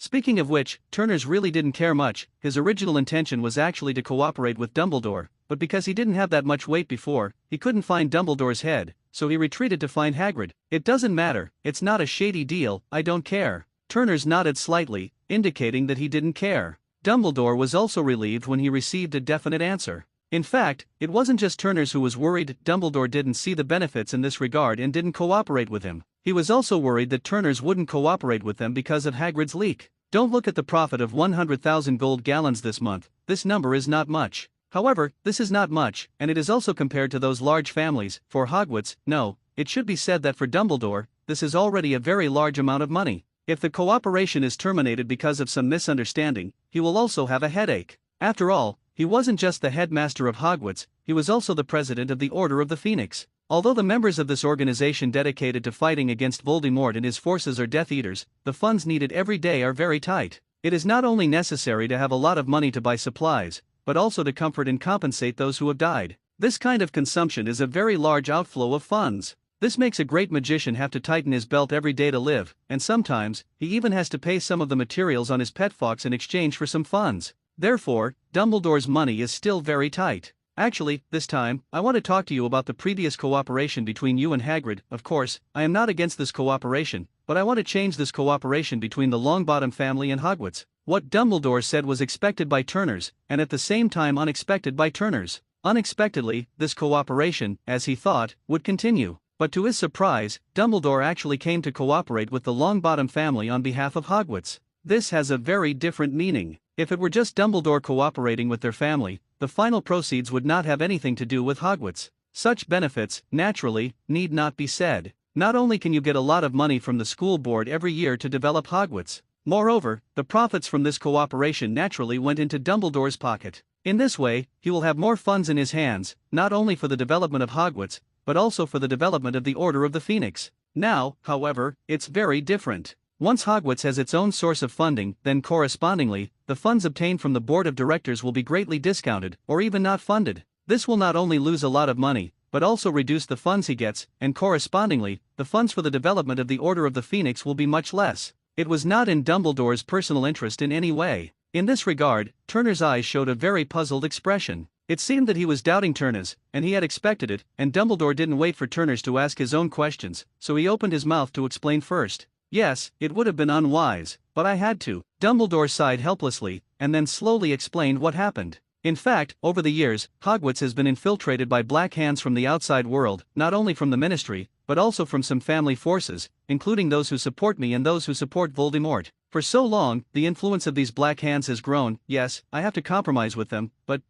people's desires are endless, not to mention, some people still have ulterior motives. Hogwarts is a place to train the next generation of wizards. I can't tolerate it to continue to be defiled, so now, I must have a certain right to speak, not much, but there must be. Only in this way, I can ensure that in the future, Hogwarts will not be caught in the whirlpool of power struggles of some people because of some small changes. Dumbledore stopped at this point and didn't go any further, but Turner's knew a little bit about it, and judging from the original plot, Dumbledore was clearly aware of something. Moreover, his performance over the years has always been valued by all G. Therefore, Turner's can still call the shots in some family businesses, especially in this kind of matter that obviously has huge interests and can have a good relationship with Dumbledore and Hogwarts. Turner's was able to make a decision on the matter right away. Our collaboration continues, as before, and, I think, we can recruit some people to help Hagrid collect the magical materials in the Forbidden Forest. After all, you also know the principle, the Forbidden Forest is too big, and Hagrid has a lot of things, and he has not tapped out all the profits of the Forbidden Forest, and it can even be said that the profits of the Forbidden Forest are infinite, and it is a natural treasure trove. I don't know what you're doing, Headmaster Dumbledore.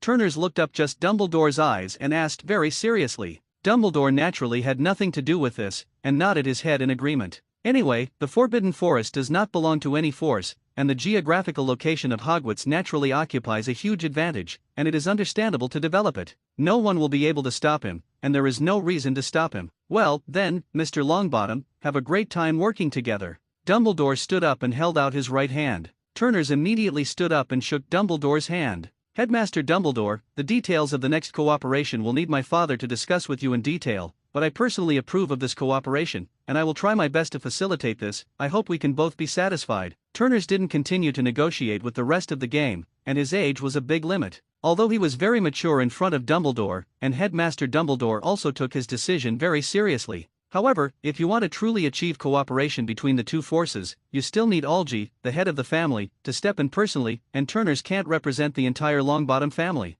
In the days that followed, Turner's did not continue to participate in the subsequent collaboration between Hogwarts and the Longbottom family. However, depending on the situation, things are going very well, and there is even another Gryffindor family, the Weasleys, involved. But don't underestimate their family. You must know that in the original plot, George and Fred had a big fight at school. Then he went to Diagon Alley and opened his own shop safely, which can be seen that the energy of the Weasley family is still very terrifying. You know, the person they offended at the time was Umbridge, the confidant of Minister of Magic Fudge. And the leader of the Order of the Phoenix at that time, Dumbledore, had died, and without Dumbledore's suppression, Fudge did not go to help his subordinates to get back the field. From here, it can be seen that even if the Weasley family is the Minister of Magic, without huge interests involved, they are mainly pulling the cage, rather than directly suppressing it. You can see the energy of this family. And, don't forget, as the first street of the wizarding world, you can imagine how expensive the rent in Diagon Alley is. However, these two guys were able to find a store in Diagon Alley to run on their own.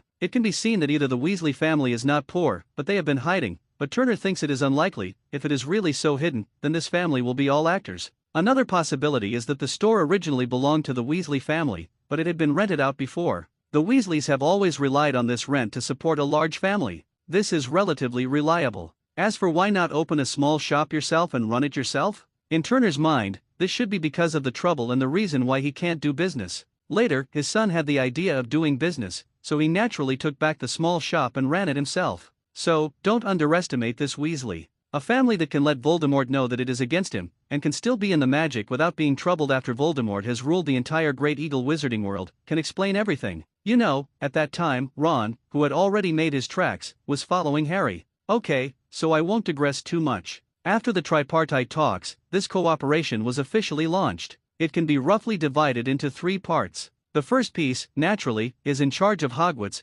collecting magical materials from the Forbidden Forest. Then it was the Weasleys who came up with their only storefront to sell the magical materials. the last management rights, this right to fall into the hands of the Longbottom family. These three pieces form a complete industrial chain, so that the magic materials in the Forbidden Forest can be sold. In terms of profits, it is naturally the Longbottom family that accounts for the lion's share. In addition to the cost of Hogwarts raw material collection, transportation costs, and store costs, the benefits obtained are divided into three parts, which belong to three forces. Of course, Turners didn't know the specific division, and he didn't care about that. He's been wandering the Forbidden Forest lately, and that's his privilege. The only requirement, though, was that Hagrid had to be by his side. There's no way, who made him only 11 years old now, and he doesn't have enough strength. Even if others know his magical talent and can mingle with the creatures in the entire Forbidden Forest, they are still not at ease. He wouldn't have come here so often. It was only during a previous search for magic materials that he met a unicorn. This made him come to the Forbidden Forest recently, whenever he had time, to look for his friends. They are at the top of the food chain, which means they don't have any natural predators, plus unicorns are very fast. Even if they have just reached adulthood, the survival rate has reached 100%. Unless there is a human wizard eyeing them, it is possible to hunt them with preparation. It's just that no one has ever done this, because the risk and benefit are very inversely proportional. Unicorns are so powerful that it is very difficult to kill them. However, after killing them again, the only thing that can be gained is their single horn. Whether it is a body of fur or a body of flesh and blood, it will make the person who is contaminated with it a very powerful curse. No one can remove such a curse, which will stay with the person for the rest of his life. So, basically no one is going to target unicorns. Of course, it is precisely because of this that unicorns are so powerful that the possibility of them wanting to produce offspring is very weak. Some unicorns may never be able to give birth to their own children for the rest of their lives. This is also the main reason for limiting the number of unicorns. After meeting Stilly, Turners became good friends with her by virtue of his natural affinity.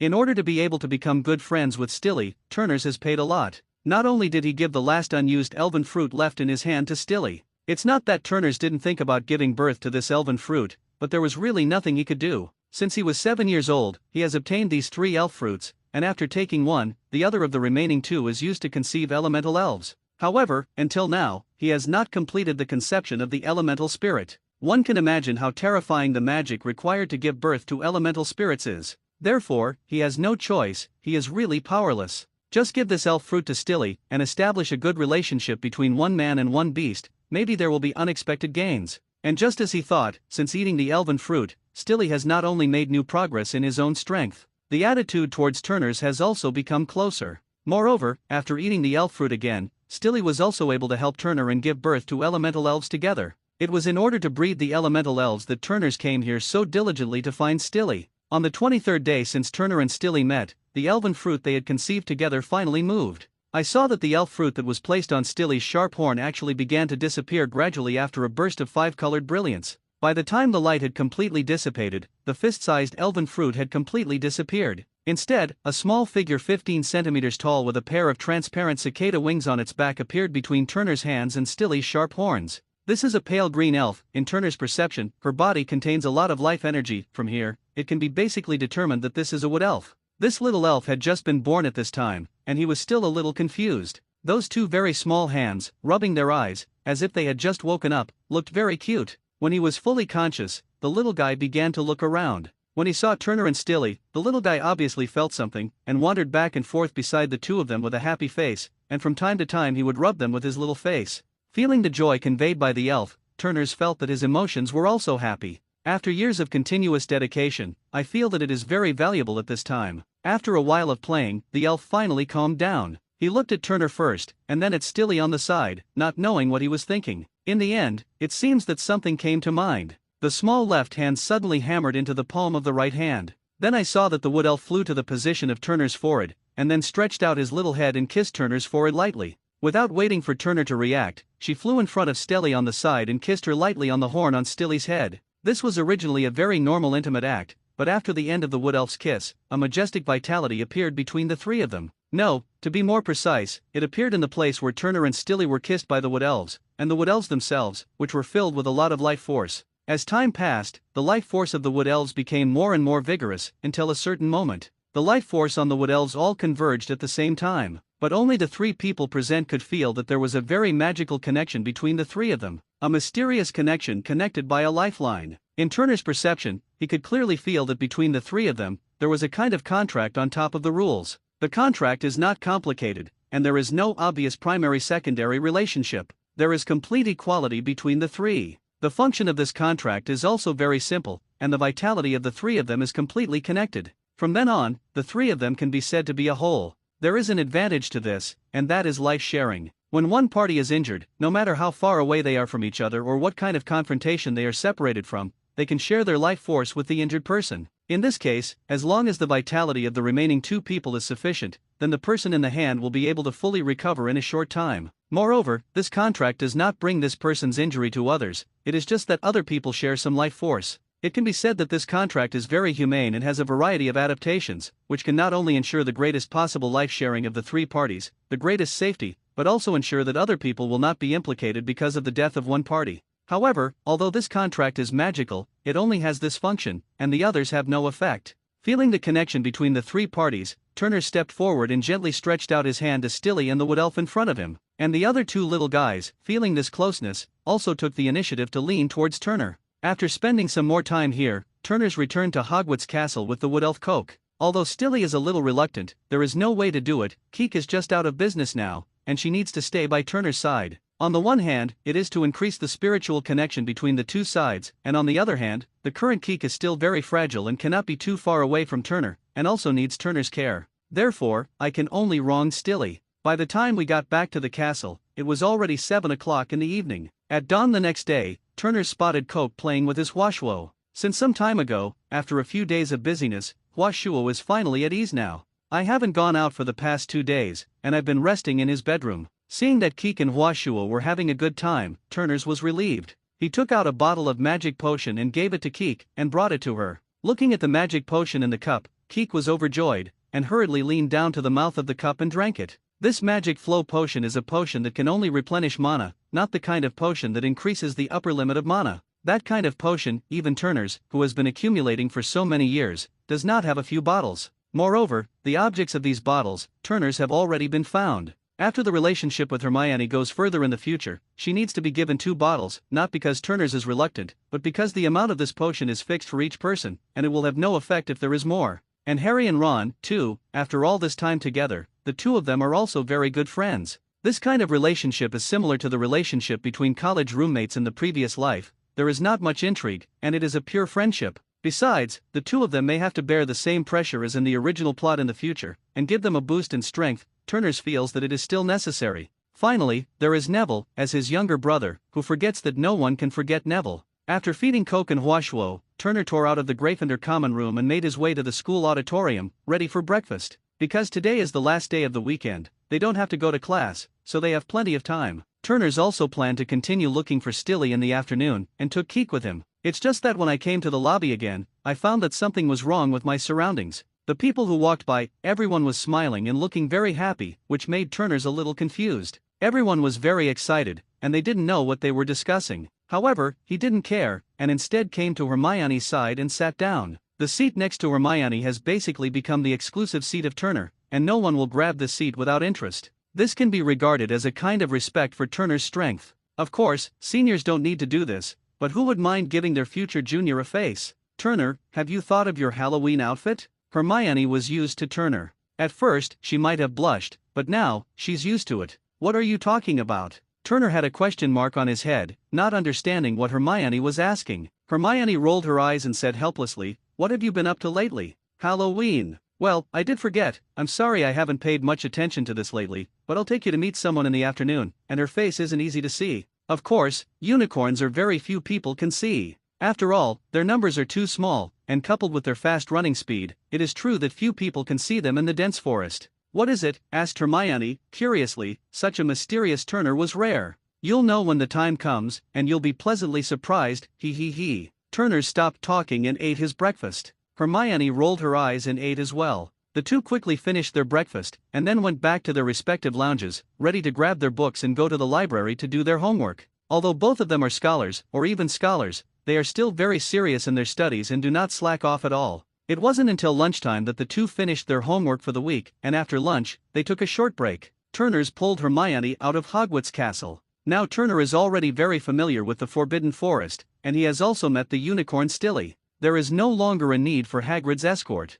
In this Forbidden Forest, there are basically no unicorns that can threaten unicorns. Besides, there will be no creature to provoke unicorns. The two of them soon relied on their induction to come to Unicorn Bend. Sure enough, as Hagrid said, the unicorn still likes the environment here, and he has found this. As long as he comes to find Stilly, and Stilly is there, then come here to find it, and find a quasi. After sensing Turner's arrival, Stilly was also very happy and looked up early. When she saw Turner, Stilly quickly ran up to him. And now, right in front of her eyes, a unicorn greeted Turner's affectionately. You know, it's a unicorn. This is a unicorn that impure virgins can't get close to. Now, right in front of her, with a man, so close, well, not a man, it's a boy, together intimate contact. Here, even Hermione is a little sour. As long as it's a girl, no one can resist the temptation of a unicorn. They have no resistance to this kind of existence with an ungodly appearance. A cat, they can get tired of it for a long time, let alone a unicorn known as the pinnacle of beauty in the wizarding world. That has attracted the attention of countless men and women. Hermione hesitated. She really wanted to be like Turner, to get close to the unicorn and touch her hair. However, she was worried that because of her actions, the unicorn would leave here. In this way, not only will she not be able to touch the unicorn, but she will never even be seen again. After greeting Stilly, Turner's turned to look at Hermione. Looking at her little expression that wanted to get closer and was a little worried, she couldn't help but laugh out loud. At this time, Hermione, where would she care about this? Turner's walked back thoughtfully, took Hermione's hand, and pulled her to Steely's side. Stelly, do you mind if Hermione touches you? Turner asked for Steely's opinion. Although he has a very good relationship with Stilly, he is not willing to force Stilly and let her be wronged, so he will ask Stilly's opinion before this. Although he knew that there was a high probability that Stilly would not object, he still respected her very much. As Turner's had said, Stilly nodded slightly, signaling that she could take Hermione's touch. After seeing Stilly agree, Hermione's little face turned red, and she was obviously very excited, and she was excited to get her hands on the unicorn. All right Hermione, Stilly agrees, you can touch her now. Turner's turned to Hermione. Hermione didn't start doing it right away because she didn't want to make a bad impression on Stilly. She set her sights on Turner and asked for help. Turner's didn't mind Hermione's dependence either, which was exactly what he was happy to see. So he reached out and took Hermione's hand, and put her hand on the sideburns on the back of Stilly's neck, slowly sliding towards her back. Just like that, gently, and softly. After the first contact, Hermione and Stilly were no longer strangers to each other. Both of them were originally girls, and they quickly became acquainted. Although there is a language barrier between the two, there is no verbal communication. However, they could both feel that they liked each other, and although the bond of Turners was needed, it did not prevent their feelings from deepening. Especially, when Keek, under the carriage of Hua Shuo, flew here to play with Stilly, the three girls were playing together, and they were very excited. Even if Turner saw it on the side, he couldn't help but smack his tongue secretly sighing that the girl's energy is really strong, especially when she encounters something she likes. This period of playfulness was not until it was dark at night, and they finally separated reluctantly. On the way back to the castle, Hermione kept asking when Turner would take her to Stilly again. At the same time, he was still frolicking with Keek, without a trace of tiredness at all. After returning, the auditorium at this time, because of Halloween, everyone had a lot of sumptuous dinner here. The two of them came late, and the others had already started to eat, so they came. Not many people noticed them, though, and after sitting down next to Harry and them, Turner's picked up a chicken leg and ate it. This afternoon's activities can be regarded as starving him. Just as they were enjoying a sumptuous dinner, an expected and unexpected person came here to stir up the situation. Professor Quirrell, with a large turban wrapped around his head, suddenly burst into the great hall. He was in a hurry, looking very panicked and frightened. No one would doubt Quirrell like this, because he had always been like this since the beginning of school. Turners didn't pay attention to Quirrell's condition, instead eating on his own. The conversation between Quirrell and Professor Dumbledore could only be heard by the few students who were close to the teacher's seat. Even if Turners was deaf and clear-sighted, he only vaguely heard a few words. Trolls, invasion, that's all there is to it. I don't know exactly what happened, but obviously, it's not a good thing. After a few words of discussion among the professors on the stage, Dumbledore announced loudly on the stage, all the students of the house, under the leadership of the prefect, are now immediately back in their respective common rooms, and they are not allowed to run around. Then, without waiting for the students to react, they took a few professors and walked briskly outside, in a hurry. Turners didn't particularly care about what was going on. Anyway, the sky couldn't fall, and even if it did, there would be presidents and professors on top of it. It's just that the next encounter made his original indifferent mood disappear all of a sudden. I saw that Harry and Ron, who were sitting relatively close to the teacher's seat, hurriedly ran to his side and grabbed Turner. Neville doesn't know where he went, but the last time I saw him, he was on the 3rd floor. What should I do now? Harry said as he grabbed Turner and said thoughtlessly. Turner didn't understand what Harry was trying to say, and asked in confusion, "What the hell are you trying to say?" Without hesitation, Turner pulled his wand out of his pocket and said to Harry and the others on the side, "Go to the house professors and tell them the situation. Hermione, you'll go to the Gryffindor common room, and I'll go to Neville." With that, he cast a wayfinding spell and followed the wand's guidance and ran quickly towards Neville's location. The three of Harry were still immersed in Turner's somewhat frightening face at this time, and they didn't expect Turner's to run away without warning, which made it impossible for the three people who wanted to go together to keep up, because he was too fast. Hermione looked at the back of Turner, who was about to disappear, and gave up the idea of catching up. She also knew that her strength was really not good, and the most important thing now was to inform the professors. "Harry, the three of us split up to find the professors of the house and ask them to help Turner. Remember to be quick. I'm afraid Turner's will be in danger too," said Hermione, turning her head and running in the direction of the lobby. She remembered that there were still a few professors in the lobby who were keeping order, and she wished they were still there. As for Harry and Ron, they also came to their senses at this time, and hurriedly followed Turner and Hermione's instructions and went separately to find the professor. Besides, Turner's side, with a set of national footwork under his feet, ran towards the third floor at a fast speed. "When I came to the third floor, there was already a very unpleasant smell on the corridor here, as if socks that had not been washed for several years were piled together and fermented, and it smelled very bad." However, Turner's had to endure the foul smell and look for the past in the hallway. According to the wand's guidance, Neville was in a room in the hallway ahead, and Turner really couldn't do anything. Turner strode forward, hoping to find Neville before the trolls attacked. It didn't take long for Turner to hear Neville's frightened shouts in the hallway ahead. Turner's immediately became alert, clutched his wand in his hand, and rushed in the direction from which the voice came. When he came running, Neville was in the same room as a giant monster that had been 7 or 8 meters tall, with green skin, a pungent stench, and a dull head, making a final struggle. It's just that the size of the two is not proportional to each other, and Neville is destined to not last long. Turner's didn't hesitate and immediately attacked the stinking troll. 10,000 bullets are flying. This is a relatively rudimentary attack spell, compared to when Turner's had taught Draco some time ago. It's much better to use your powerful magic power and magic control to forcibly rub the magic ball to attack. With the support of the spell, Turner's was able to release at least 5 times more magic orbs than before with the same amount of mana and the same control. And this time, the situation was critical, and Turner's did not spare the slightest. From the tip of his wand, it was like a machine gun, firing a steady stream of magic balls. At a very fast speed, the orb slammed into the back of the troll's head. I only heard a series of bang, bang, bang sounds, and the troll's head was stumbled by this sudden attack, and the big one almost fell. Finally, with the support of the huge wooden stick in his hand, he was able to balance his body and not lie directly on his stomach. And at this moment, Turner's empty left hand shook slightly, and a silver-white wand with a golden pattern appeared in his hand, and when the wand was hooked in his hand, Neville's body was uncontrollable, thinking that he flew over. Turner's didn't have the time to catch Neville, and with a slight shake of his body, he dodged Neville and let him fly behind him.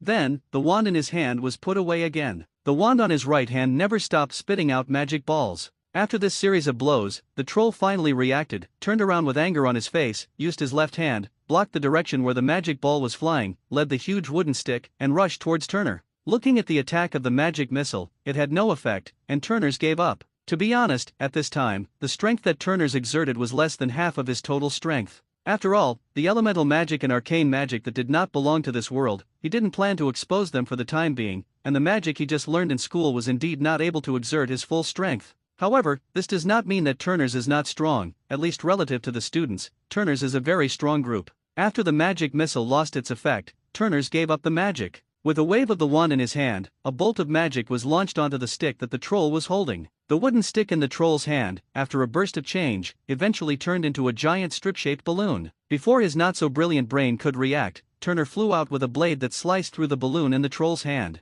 Although transfiguration magic has a certain timeliness, it will take a long time for the transformation to return to its original state after it is destroyed, at least after Turner's magic power is exhausted. But the transformation technique he just used and the magic he used were enough to make this process last for a long time. He was stunned when the wooden stick disappeared from the troll's hand, but soon, he roared angrily and rushed towards Turner regardless of it. Raw is the speed of Turner's movements, and if he wants to compare with a giant monster 7 or 8 meters tall, it is also a huge difference. He didn't do such a useless job either, and waved his wand again. This time it was still transfiguration, but the subject had changed, turning into a stone floor in front of him. The stone floor resembled a mass of plasticine, wriggling and then transforming into 2 huge arms. At this time, the troll also rushed over, just as Turner hammered out his fist. However, Turner's was out of range of his attack with just a dodge. Even because of the troll's momentum, he pulled the troll, so that the troll could no longer control his balance and fell to the ground. Turner would not let go of this opportunity, and with a wave of his wand,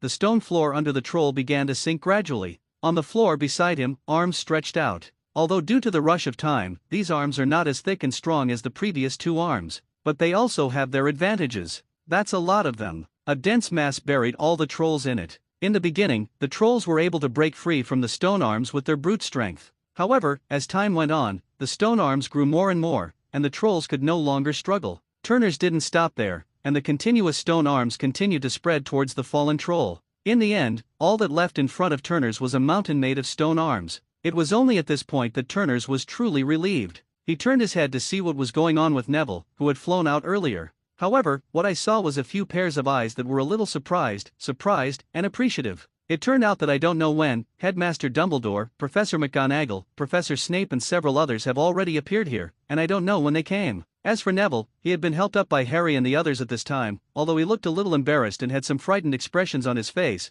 but at least he looked good, and he shouldn't have been hurt or anything. Dumbledore saw Turner's turn his head and see them, and held out his hand and applauded. Professor McGonagall, who followed him, applauded happily. Even Snape, who looked a little unsightly, still applauded his performance. Mr. Turner, your transfiguration skills are really very good, and you can flexibly apply what you have learned in battle. Very good, your performance is very good. For this, you will get 100 house points for Gryffindor, Dumbledore said in a high-pitched voice. Hearing Dumbledore's words, Turner's had nothing to be surprised about, but he still smiled very face-savingly. Thank you, Headmaster, for the compliment. I just did my best to do my best. Yes, it's a good quality not to be complacent about defeating a powerful enemy. Okay boys, Neville is safe, so you need to get back to the Gryffindor common room as soon as possible. It's safe, and the professors need to check the situation in other areas, and I'll have Professor McGonagall send you there. Got it, Headmaster, then let's go back first. With that, Turner and Neville joined up and returned to the Gryffindor common room under the leadership of Professor McGonagall. It was still very lively at this time, not only because it was Halloween tonight, but also because what had happened before. Professor Quirrell had already told everyone about the students who were sitting in front of him. Now everyone is very worried. I don't know what the situation is out there now. When they saw Turner's and the others coming in together, everyone was startled by the sudden arrival of several people. It can't be said that they were taken aback, but at that moment, everyone seemed to be frightened, and all of them were silent, and the whole scene seemed a little weird. However, when they saw that the few people who came in were people they knew, they didn't continue to stare at them, although they were a little surprised why they had only come back from outside now, but they didn't immediately gather around to ask. When Turner's returned, they stayed in the common room and did not go back to their bedrooms. At this time, so many people are here, even if they go back, they will not feel at ease, but here, with everyone, is a good choice. The whole investigation went on for a long time, and it wasn't until after 10 o'clock in the evening that Professor McGonagall arrived in the Gryffindor common room and announced that everything was normal. Then, at the urging of the professor, everyone went back to their beds to rest. When Turner's came to the Great Hall for dinner the next day, everyone was looking at him with the same look. Is this the number one Gryffindor man? Yes, it's also very strong, and I'm heard that it's very approachable.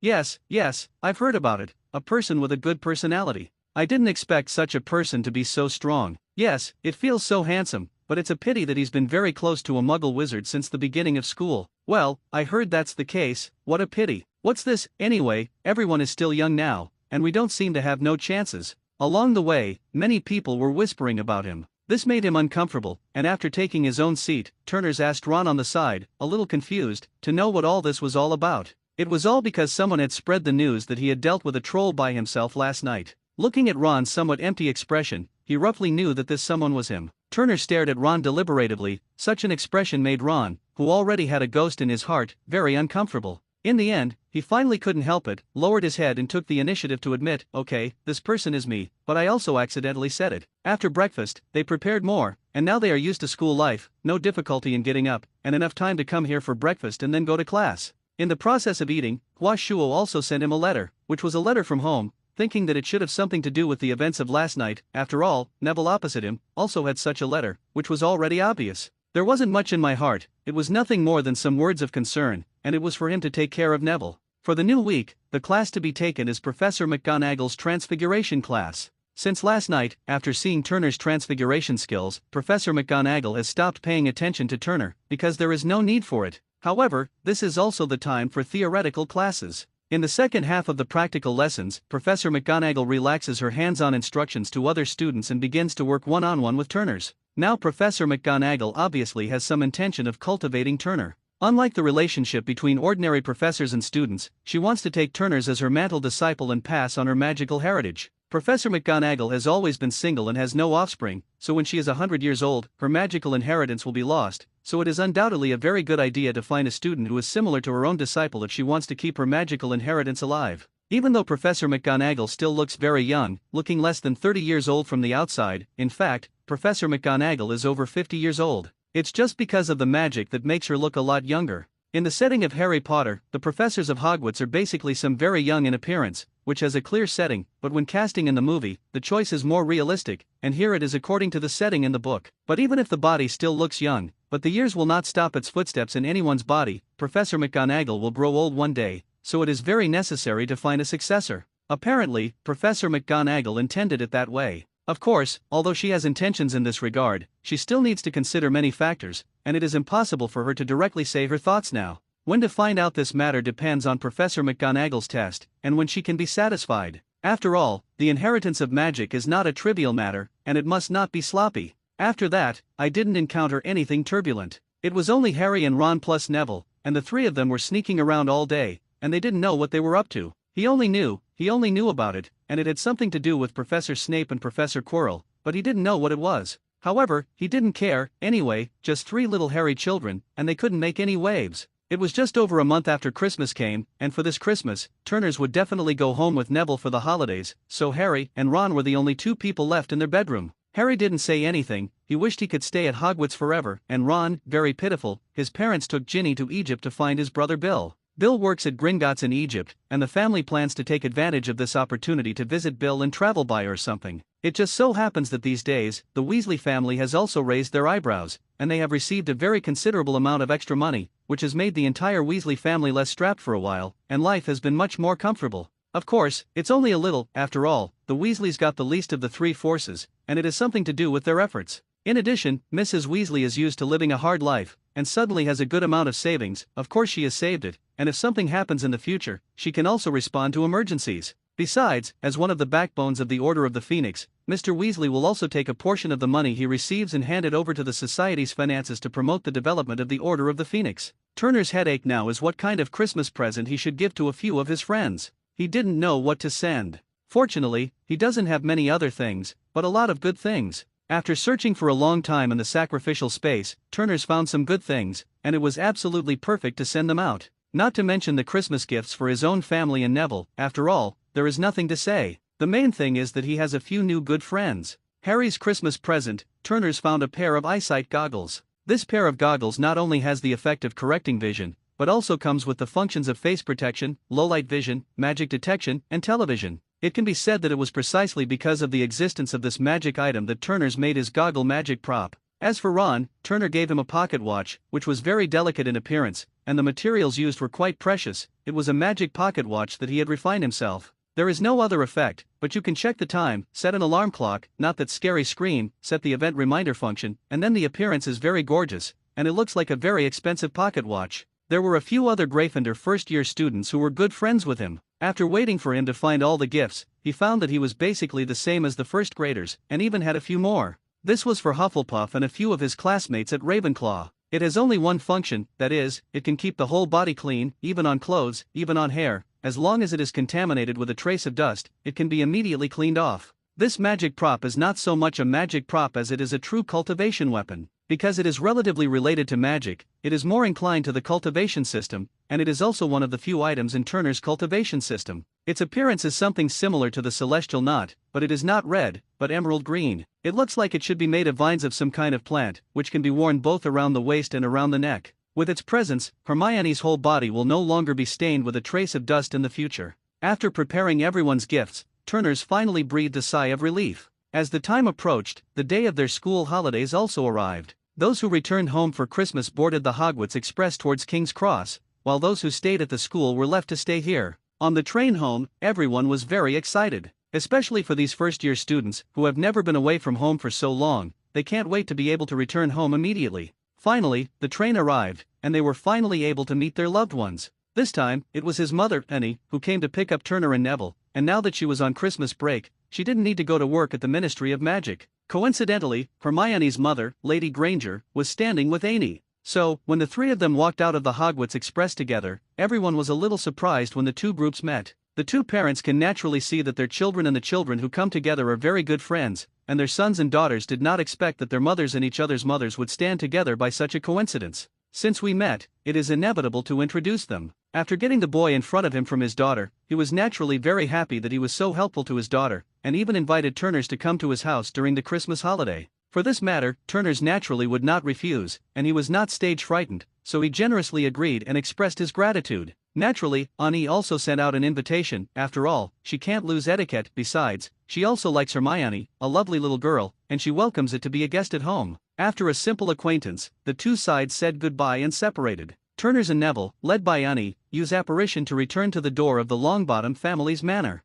As for wanting to go to the inside of the manor, it's impossible. If nothing else, it's around Longbottom Manor. That layer of magic protection enchantment will make you hit your head and bleed. Back at home, Grandma Augusta had already prepared an exquisite and rich dinner waiting for them. Also waiting was his father, Algy. At the dinner table, Alger praised Turners and encouraged Neville, and was generally very satisfied with the performance of the two at Hogwarts in the past 6 months. After dinner, the family sat together and chatted for a while, and then went to sleep. After all, the two children are still young, and they have limited energy to do a day's car, and they are also sleepy, so they will have the energy to open their Christmas gifts tomorrow. When Turners woke up from his bed the next day, the first thing he saw was a mountain of Christmas presents beside his bedside. When you open your eyes, you will see such a gift for the first time, and anyone will be very excited, even Turners. Hurriedly got up from the bed, simply put on a thick pajamas, ran to the pile of gifts, and began to unpack the gifts. First and foremost, of course, it is a gift from Grandma and Mom and Dad. These were also put at the forefront, and Turner first picked up his grandmother's gift, unwrapped the gift, and inside was a pair of very delicate gloves made of very soft sharp-horned yak skin. Looking at the workmanship and the production habits, Turners was basically able to determine that this should be done by his grandmother herself.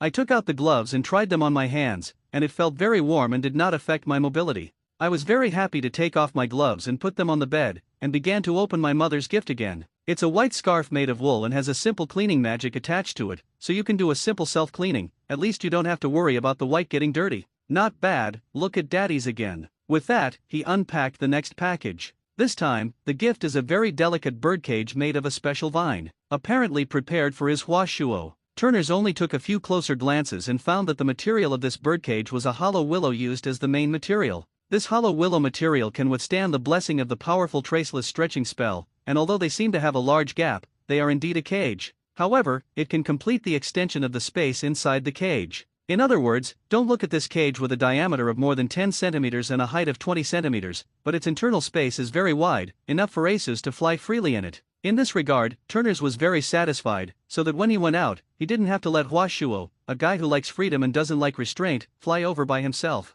In addition to these, it was Hermione's gift, and when it was opened, it was found that there was a very beautiful mechanical watch inside. The style is very novel, very fashionable, and it does not look cheap. Looks like Hermione took my words to heart. Turner smiled, took out his watch, and put it on his wrist. Such a mechanical watch, even if it goes to Hogwarts and is interfered with by magic, will not lose its effect. Then there are the gifts from the other students. There were hundreds of gifts, which was more than the number of first-year Hogwarts students. In the end, Turners even found some gifts from senior students in the midst of this. Of course, what surprised Turners the most was that there was still a gift from Draco here, which surprised him a little. You know, he didn't prepare a gift for anyone in Slytherin. However, it doesn't matter, anyway, even if it's a send-off now, it's already too late, and the time has passed. I can only make up for it next year. Turner sorted all the gifts into categories and put them into his space ring, many of which were snacks and the like, as well as some more precious books and some interesting magic props. Of course, Turners is not short of these things, and he will use them slowly in the future.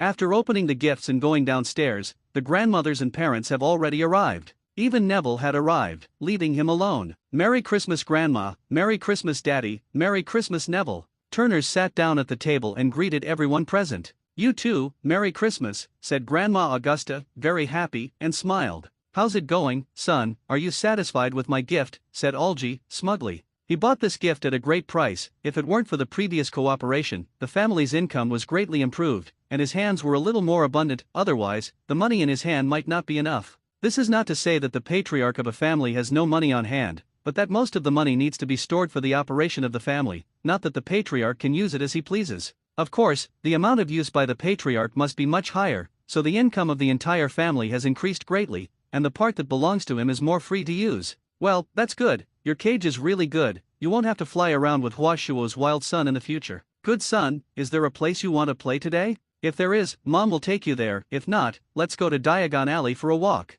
At this time, Ani said on the side. Well, listen to you, good mom. Turner's really didn't have a place to go now, so he just went shopping with his mother. After breakfast, Turner and Neville went shopping in Diagon Alley with their mother, Annie, and Grandma, Augusta. There are still a lot of wizards here, maybe because of the holidays, everyone is free, and many people come here to shop. Halfway through, Turner's found an excuse and left for a while, taking a trip to Borgen Burke's magic shop. Now Turner's is very familiar with Bojan, and the two are no longer secretive, and they have worked together many times over the years. And when Turner's needs any magic materials and props, he will also come here and ask Bojan to use his connections to help Turner's find it. Before, he helped Hagrid sell his crafts here in Bojan. Yo, isn't this Master Turner? Bojan said in surprise when he saw Turner's after taking off his disguise. In the past few years, he has made a lot of money because of helping Turner sell his magic props. How could he not like such a big customer? Okay, don't be so polite. How are you selling those magic items of mine lately? Turner didn't politely talk to Bojan. For someone like Bojan, as long as you can bring him enough benefits, then you are his best friend. Otherwise, if you don't have any oil and water, he will be weird who you are. Well, it's almost sold, only one has not been sold, the others have been sold, and the gold gallons you got are here, you can order a little. Bojan took out a dragon skin bag from under the counter and placed it in front of Turner. For the kid in front of him, Bojan was also very jealous, and still remembered that when he first came, he killed the existence of 2 intermediate wizards with his own hands. Although those 2 guys are nothing, in this tumbledown alley, they can only be said to be low-level characters. However, at that time, Turner's was only a few years old. At that time, he was already able to deal with 2 mid-level wizards at the same time. It is conceivable that what kind of strength he will have now. It is also because of this that even when Turner's revealed his identity at the age of 10, Bojan still did not despise him because of his age, and he didn't think about anything that he shouldn't have. It is precisely because of this that he has been able to cooperate with Turner's to this day. Okay, I'll take these gold galleons first, you can also help buy these props, I'll leave first. Without waiting for Bojan to reply, he put on his cloak and hat again and left the Borgen Burke magic shop. Bojan didn't stop it. This kind of thing basically happens several times a year,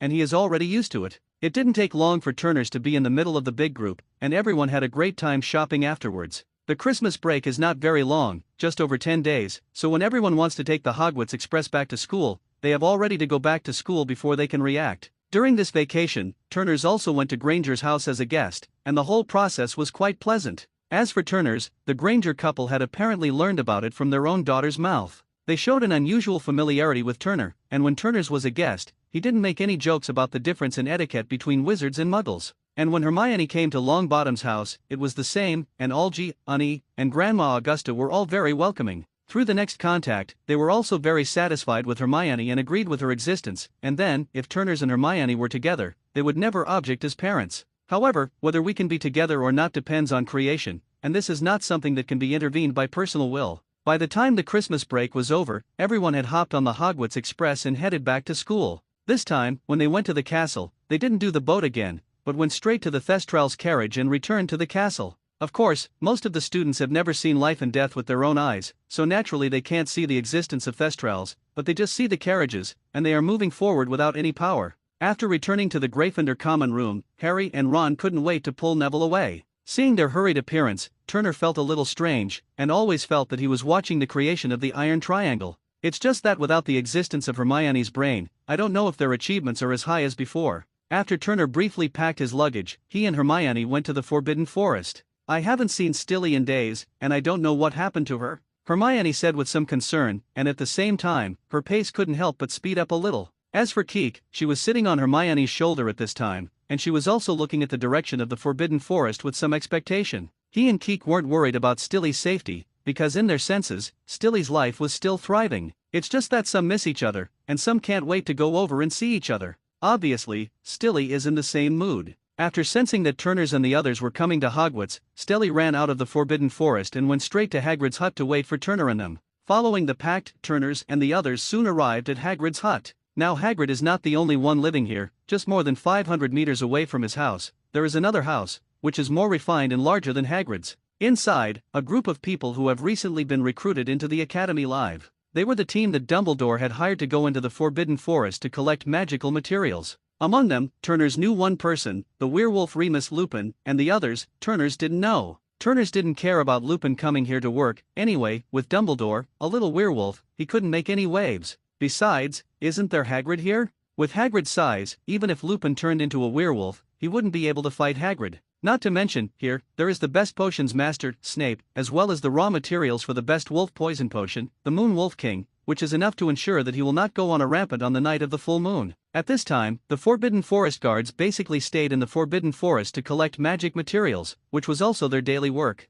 Hagrid's original house, although it has undergone some repairs, may be due to personal aesthetic problems, and the general appearance of this cottage has not changed much. The biggest change, that is, the various daily necessities in Hagrid's house, have become better and more tidy. The environment around here, the layout of various things, has basically not changed much. No one was here to disturb Stilly and them playing. Turners walked over to the women and looked at where they were talking, and he felt strange. There were 3 guys present, Hermione, Coke, and Stilly. Coke could understand the words of the other 2 people, but Hermione didn't have such skills. Although Stilly couldn't understand Hermione's words, she could feel Hermione's meaning through her own perception. Although Kate can understand, she has just been born, and she is not fully grown up, so she is not able to speak for the time being. This was strange. Hermione had to guess if she wanted to understand what the other 2 people meant. That is, Hermione's brain is quite flexible and can guess some, otherwise, it would be embarrassing to stay in such a circle. Of course, not all of them are chatting with each other in a language barrier, and sometimes they will also communicate with each other through magic. It is through the fusion of magic that they can achieve the same purpose. This not only allows each other's magic to infect each other and have some of each other's breath, but also improves each other's ability to control their magic power. That's a really good way to play. It was only here that the evening, and Turners, under the reluctant eyes of Stilly, left here and returned to the castle of Hogwarts. In the following days, Turners, and they all had a good life. Because of Turner's amazing performance, only first-year students in the entire school were able to get along with each other so well. Of course, that's all there is to it, and Turners can't influence the student relationships of the various colleges in other grades. Soon after the start of the new semester, Turners had a very difficult problem. Not long after the start of the new semester, Hagrid mysteriously came to him, and when he followed Hagrid to his hut, he saw a black dragon egg. That's right, it's the dragon's egg, which is listed as one of the highest contraband items in the Ministry of Magic. If this is found out, then it will be done. Immediately, Turner hurriedly chased the question, what the hell was going on? Hagrid, where the hell did this come from? I don't believe you have the ability to get this thing. How did it come about? Turner's expression was serious. Because this is a very serious problem, it is a big taboo for the Ministry of Magic to possess contraband without permission. If someone knows about it, it is easy to capture Hagrid to Azkaban. Even Dumbledore may not be able to keep Hagrid. Hagrid also knew the seriousness of this matter, but he just couldn't help it. So, when Turners asked him seriously, he still said it honestly. Now in his opinion, apart from Dumbledore, the person he trusts the most is Turner, which in the eyes of Hagrid, a simple-minded person, Turners is his best friend. Even if it is to give his life for his friend, it doesn't matter, that's what he thinks. Therefore, he will not have anything to hide from the friends he identifies. Well, this dragon egg was given to me by a peacock man some time ago when I was drinking in a bar. Hagrid told the origin of the dragon egg. Turner was not satisfied, and he continued to tell Hagrid some details. So, what did you all say at the time, and why did he give you this dragon egg? Oh, by the way, he seemed to be worried about how to stop a 3-headed dog, and he said that in his house his father had one, but the 3-headed dog was very unfriendly to him, and it made him very distressed. Hagrid slowly remembered the situation, but when it came to magical creatures, he was interested again, and he said the truth. I said I had a 3-headed dog, and these guys, if you want to make them obedient, you have to treat them with the right medicine, and sometimes you don't need to beat them, you just need to give them some music, and they can fall asleep honestly. As he spoke, Hagrid raised his thick eyebrows triumphantly. Hearing this, Turners almost knew what was going on. Although he didn't know much about Harry's plot and the specific situation, he still knew the main content of the story clearly. Naturally, through this, he already understood that this should be Voldemort's way of trying to deal with the 3-headed dog from Hagrid. If Turners is not mistaken, in Hogwarts, the first level of guarding the Philosopher's Stone is a 3-headed dog, and it is Hagrid's 3-headed dog. Seriously, sometimes he thinks Hagrid is amazing, and he always gets along well with dangerous magical creatures. Especially those magical creatures that are fierce in appearance and fierce in temperament. And then he gave you this dragon egg, said Turner, a little surprised. Yes, he's such a good guy, Turners, you don't know, I always dreamed of raising a fire dragon, but I never had this opportunity, and now I didn't expect a stranger to actually send a dragon egg to my eyes.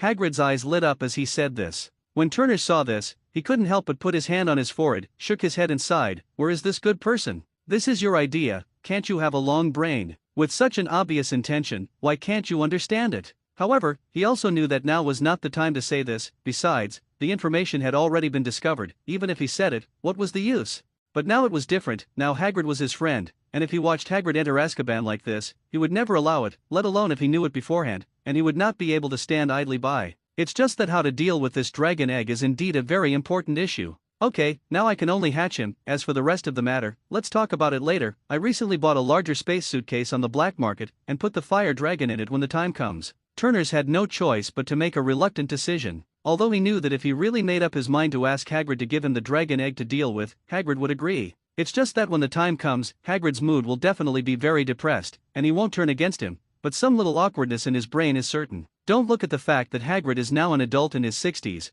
but his heart is very simple and simple, simply put, stupid. The honest character will not make him hate the friends he identifies, but there will still be unhappiness in his heart. Besides, in fact, in Turner's heart, he also wants to raise a dragon. He had read so many novels in his previous life, and it was not that he had not dreamed of those dragon knights riding dragons. Although he is only a fire dragon with low intelligence now, and his strength is not very good, he is at least a dragon, and in this world, he can be regarded as a very powerful magical creature. If only one of those mounts could ride on such a mount and fly around the wizarding world, it would definitely be very exciting. Well, that's good. Thank you so much, Turner. If it weren't for you, I really don't know what to do. Woo woo woo. That's right, you heard it right. This guy in his 60s, who can be regarded as an old man among human beings, actually cried with emotion. Although he was helpless, Turner had to admit that sometimes, Hagrid's heart was not even as mature as his. However, it is precisely with such friends that they will be extra relaxed when they get along, isn't it? Since he had promised Hagrid to help him raise this fire dragon, it was only natural that he would hatch it out first.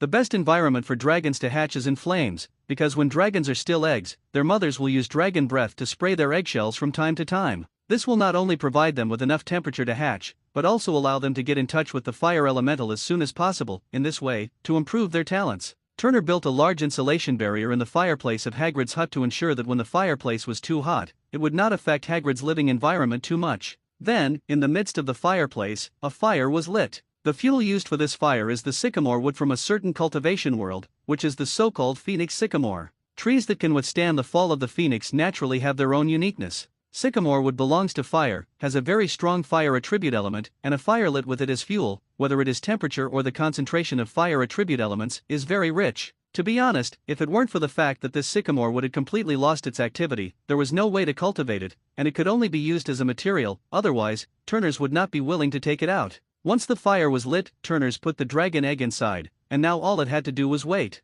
When the eggs are hatched, they will start to worry about the daily life of the dragon. That's when the trouble really begins. Okay Hagrid, it's okay now, take a look at it every day. If there is any movement in the dragon egg, just let Huashuo inform me. I have to go back to class now. I won't be here to accompany you, go first. After saying goodbye, Turners hurried back to Hogwarts Castle. In the days that followed, Turners would often receive letters from Hagrid containing information about dragon eggs. It's just that Hagrid is too careful. Even if it is a small spark burst, he has to write it down and send it to him, which makes Turners really a little speechless. Simply, such days are finally coming to an end, because, judging from the situation these days, the dragon eggs are about to be hatched. Moreover, just yesterday, the super large space suitcase that Turners asked Bojan to buy for him has also arrived, and the space inside is more than 2,000 square meters, which is already a very large box. At least it's enough for this fire dragon to toss in a short period of time. Of course, in the long run, this little space will definitely not work. The growth rate of the fire dragon is very fast. It will not take 2 years, he can grow to more than 20 meters.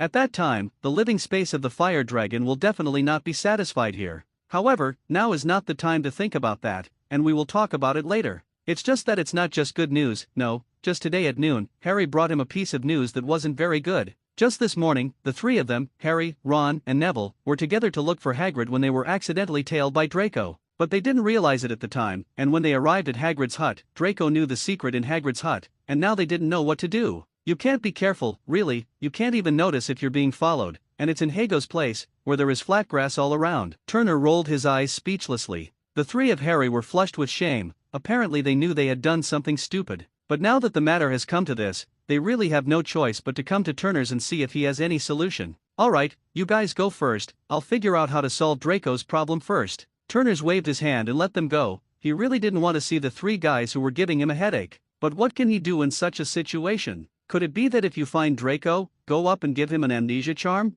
This is obviously impossible, not to mention that it is illegal to do so. Even if he wants to do this, he will not forget the spell for the time being. Speaking of the Oblivion spell, it can be said that it is one of the most troublesome spells. A bad one can cause the caster to lose more of his memory, which will only make things more troublesome. You must know that even the full-time wizards of the Ministry of Magic will make the following small mistakes when casting the Oblivion spell. In some cases, there will be big mistakes that affect a person's life. Neville is a good example, and in the coming year, there will be another example, when Gilderoy Lockhart is bounced off by his own Oblivion curse, and he directly loses all his memories, almost becoming an idiot. Hermione, what do you think I'm going to do? How can I help these idiots deal with this? Turner really couldn't think of a good way, so he could only ask Hermione for help. Hermione, who was playing with Keek at this time, was suddenly disturbed by Turner and was a little unhappy. He was originally opposed to Turner helping Hagrid feed the dragon, but for the sake of Turner's face, it was already good that he didn't report Hagrid, and now he still let her make an idea. It's nothing, but the problem is, she doesn't have anything to pay attention to. Hermione stopped playing with Coco, rolled her eyes, and said, if you can't figure out a way, then go talk to Draco directly.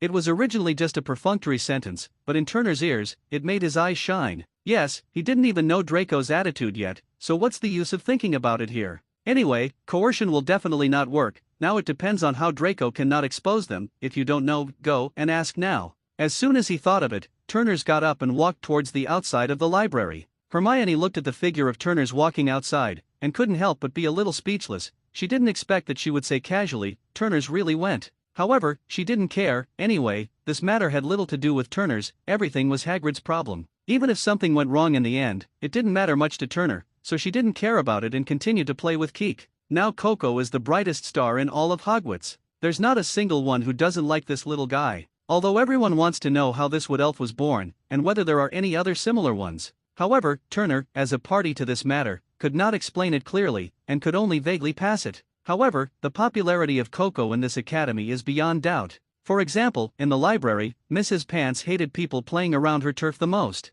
But when this person is Keek, Mrs. Pants will only smile kindly, and even sometimes bring some small snacks for Keek to eat. Not to mention the noise, even if she accidentally tore the book, Mrs. Pants would not be angry. As for the other teachers and professors in the college, they like Keek even more. Throughout Hogwarts, Coco can come and go anywhere at will. Even if it is the principal's office, she can come and go freely, and sometimes she will ride the principal's Phoenix Fox and go out for a walk. I guess even the principal doesn't have this kind of treatment. Not to mention Coco, who was playing with Hermione, Turner quickly found Draco. When Draco saw Turner walking towards him, he couldn't help but take a step behind him. Later, maybe he thought about it, he didn't provoke Turner's and those around him recently, so he was relieved. At least he didn't have to worry about being beaten by Turner. Sure enough, when Turner's approached, he didn't pull out his wand and give him a spell or anything. Instead, he whispered in his ear, "Come out for a moment, I have something to ask you." When he heard this, Draco's little heart finally let go. He obediently followed Turner's to the fountain square outside, and when Turner stopped, he quickly stopped.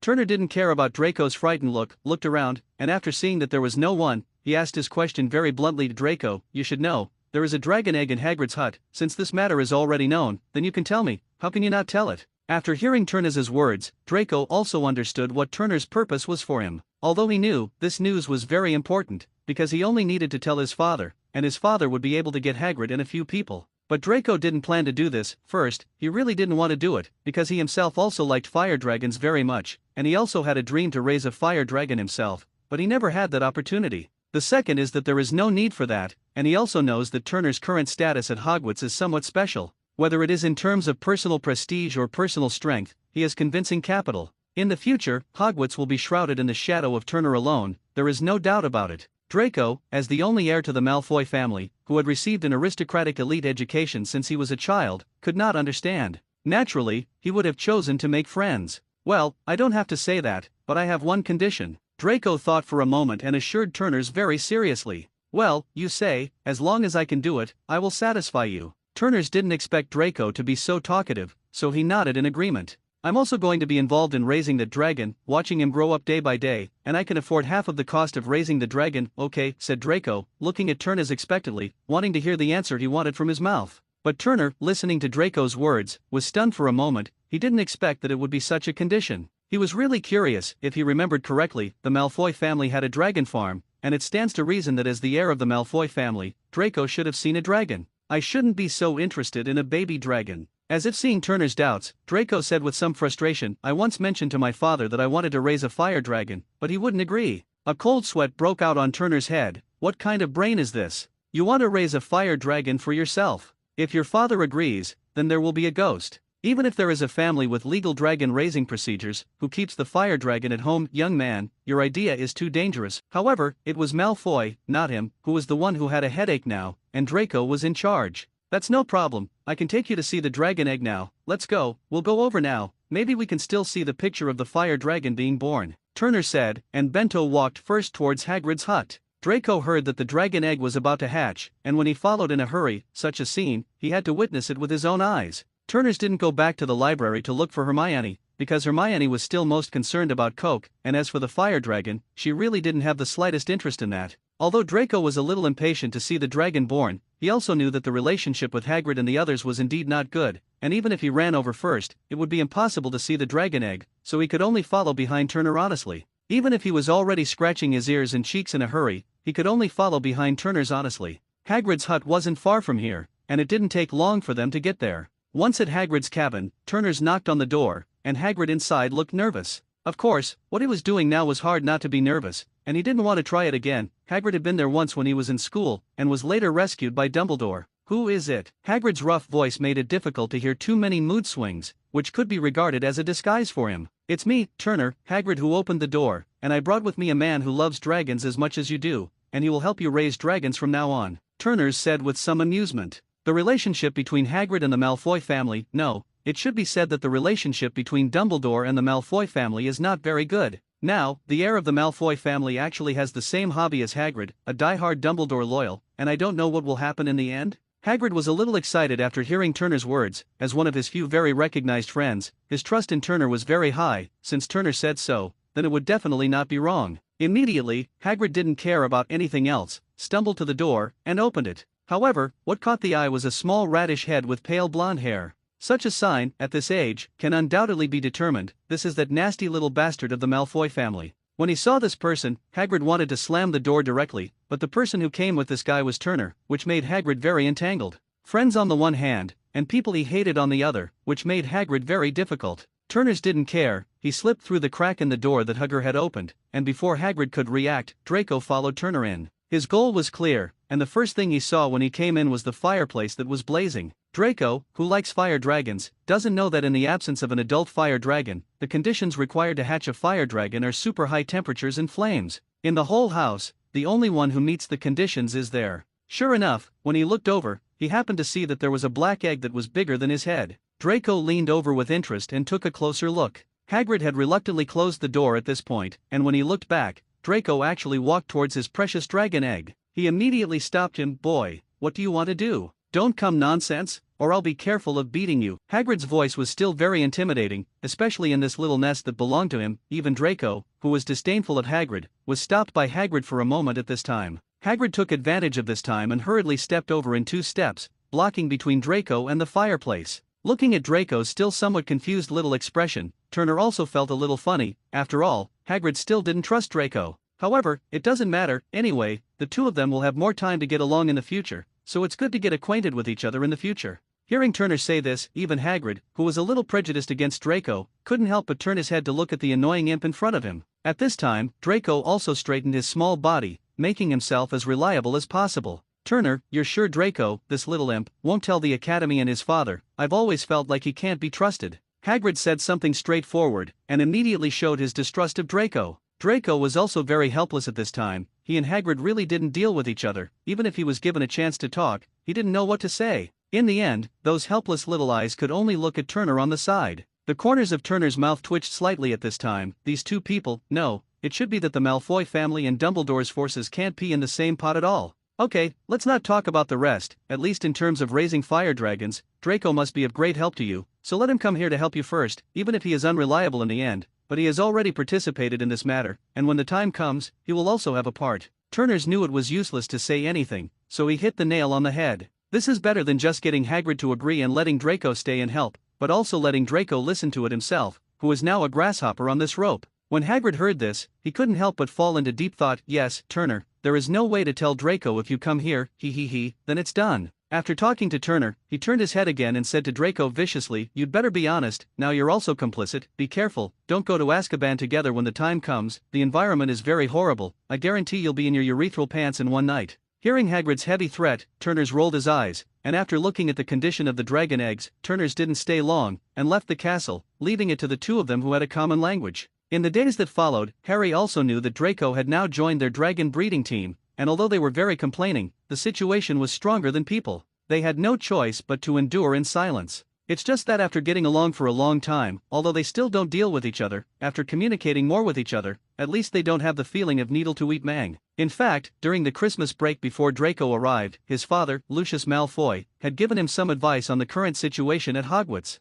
If there was no one in the school before Turners rose strongly, with your family, you could compete with Harry who had Dumbledore's care, and this is also the way Slytherin and Gryffindor get along in Hogwarts. But now it's different, the current Turners is fully capable of doing it, single-handedly, overwhelming the existence of an entire era. Such strength is completely enough to affect the balance between the two students. Maybe you are still young now, and you don't feel it very obviously, but as time goes by, more and more people will gather around Turner in the future, and in the end, he can gather a very large force just by himself. So, in the future, your mode of action will gradually change. Even if you can't be completely tied to Turner, the Malfoy family is your help, but now it has become an obstacle for you. You can't let go of the entire family and take refuge in him, and it is impossible for the entire Malfoy family to completely think about the Longbottom family. This is not only my problem, but also the rest of the family. But you can't be an enemy of Turner's, because as long as he doesn't die young, then his rise will be unstoppable. Draco was also puzzled and asked his father, is the existence of Turners really so important? That's right, with Turner's performance now, even more than the guy he was more than a decade ago. Father, you mean the mystery man? How is this possible? Draco asked, surprised. Although his father had always claimed that he was under the Imperious Curse at the time of the fall of the mystery, as his son, he didn't know anything, and that was just a reason. They also thought that Turners had such a high weight in their father's eyes. However, it's actually right to think about it, who can compete with trolls in the first grade? And this is still a head-on confrontation, directly beating the troll to the point where it has no power to fight back. This kind of strength is said to be the first grade of the mystery man. Even if Merlin is 11 years old, it should be impossible to do it. Some people may say that this should be the cultivation of the Longbottom family, which has led to the current result. However, in the entire wizarding world, there are many magical families that are much stronger than the Longbottom family. On the contrary, there are many, but why is there not an existence like Turner? That's right, so, under no circumstances, don't make a mortal enmity with Turners, and even support him if necessary. It doesn't matter, although the Malfoys are too big to join him now. However, this is not to say that it will never be possible. Maybe there will be a chance in the future, and if you and Turners have a good enough relationship,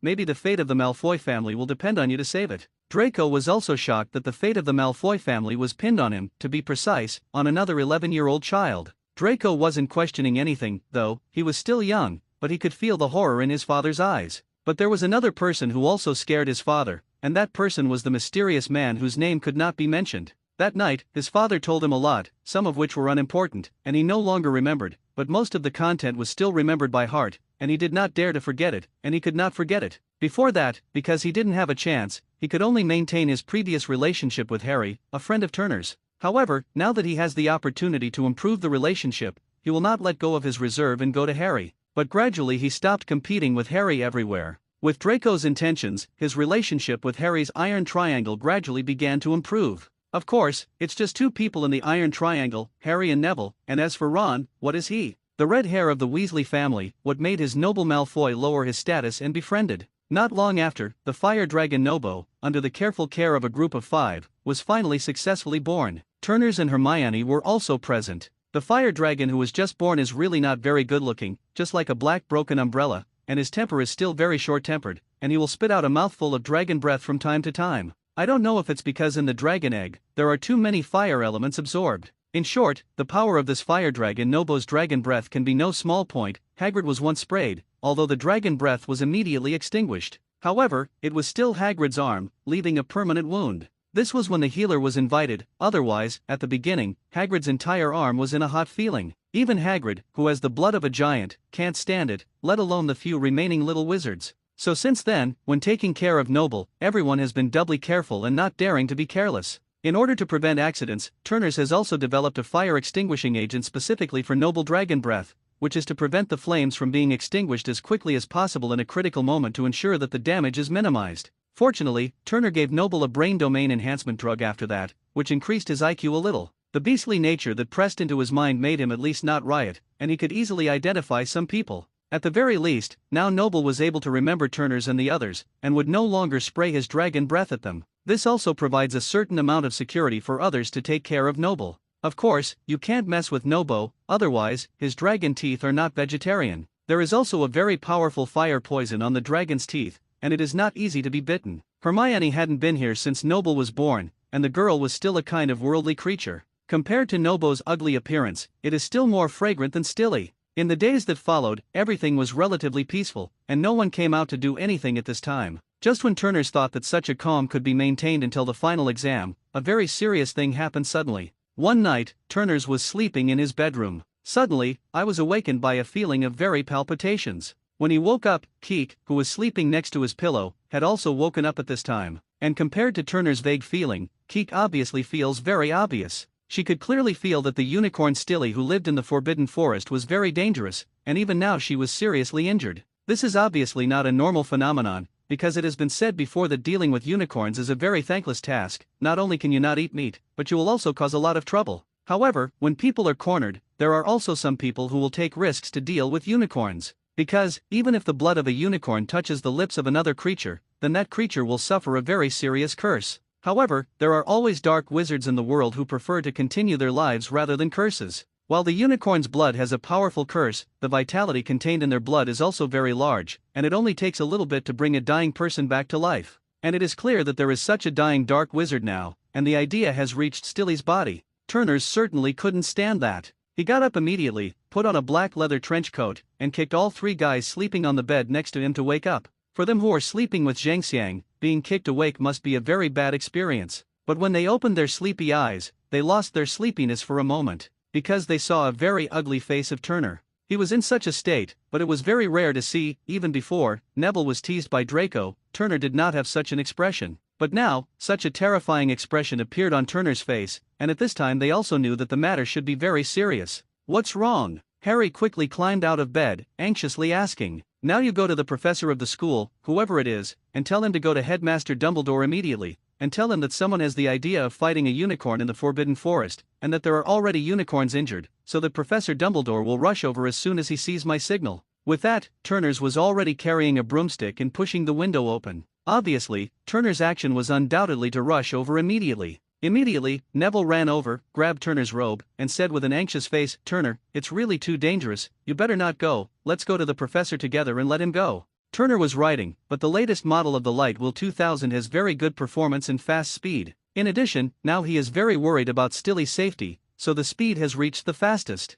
With the little sense of the contract, he rushed in one direction. During the flight, Turners also began to put on a full set of equipment. First of all, of course, protective glasses, which can not only avoid the darkness hindering his vision, but also provide a better vision. At the same time, it can also prevent some spells on the eyes, such as eye disease spells, that can blind him. Then there's the leather trench coat on his body, which is a specially made magic prop with very strong protection capabilities. And in the inner pocket of the trench coat, there are more than a dozen very small bags, which contain all kinds of magic props and magic cards, all of which have been obtained by Turner over the years, and have greatly enhanced his combat effectiveness. He also wore a pair of leather boots on his feet to prevent the branches in the Forbidden Forest from piercing the solace of his feet and affecting the possible battle that followed. On both hands, a pair of leather gloves were also worn, and a ring appeared on each of the 10 fingers on both hands. A pure white necklace also appeared around the neck, and on top of the necklace, a prototype gemstone the size of a baby's fist was inlaid. On his wrists, 2 mithril armguards also appeared. Inside the trench coat, there is also a pale gold inner armor, which is made of 2 kinds of gold and silver threads, which not only has very strong magic resistance,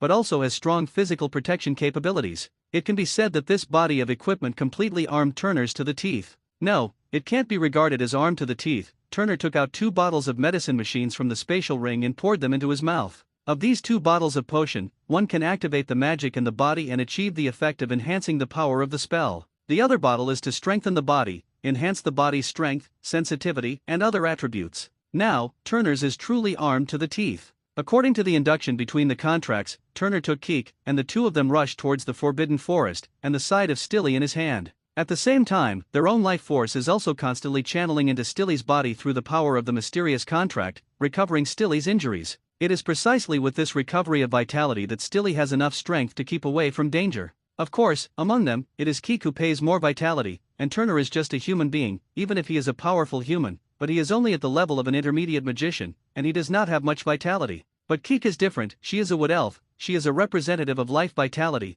and the huge vitality of her own vitality can be imagined. Not to mention, as a wood elf, she can collect the wood attribute energy from the trees. To put it bluntly, these energies are actually life force, but these vitality force is dispensable for trees, and having them will not make them grow stronger, and losing them will not affect their growth and development. After staying at Hogwarts for so long, you can imagine the vitality that Coco has gathered. So, in a short period of time, there is no need to worry about Stilly's life. However, they can't relax. After all, they can go up to Stilly, who is a unicorn, and the strength of the other party can be imagined. They still have to rush over as soon as possible, because, once this enemy has a spell that can directly kill Stilly, then no matter how much life they have, it will have no effect. Turner's speed was still very fast, and in just over 10 minutes, he was already close to Stilly's position. It's just that the trees in the Forbidden Forest are luxuriant, which makes it more troublesome for him to hurry. When they saw Stilly was still alive at this time, and, looking around her, there was no danger for the time being. With a swoop, Turners dashed into the wooded Forbidden Forest and landed beside Stilly.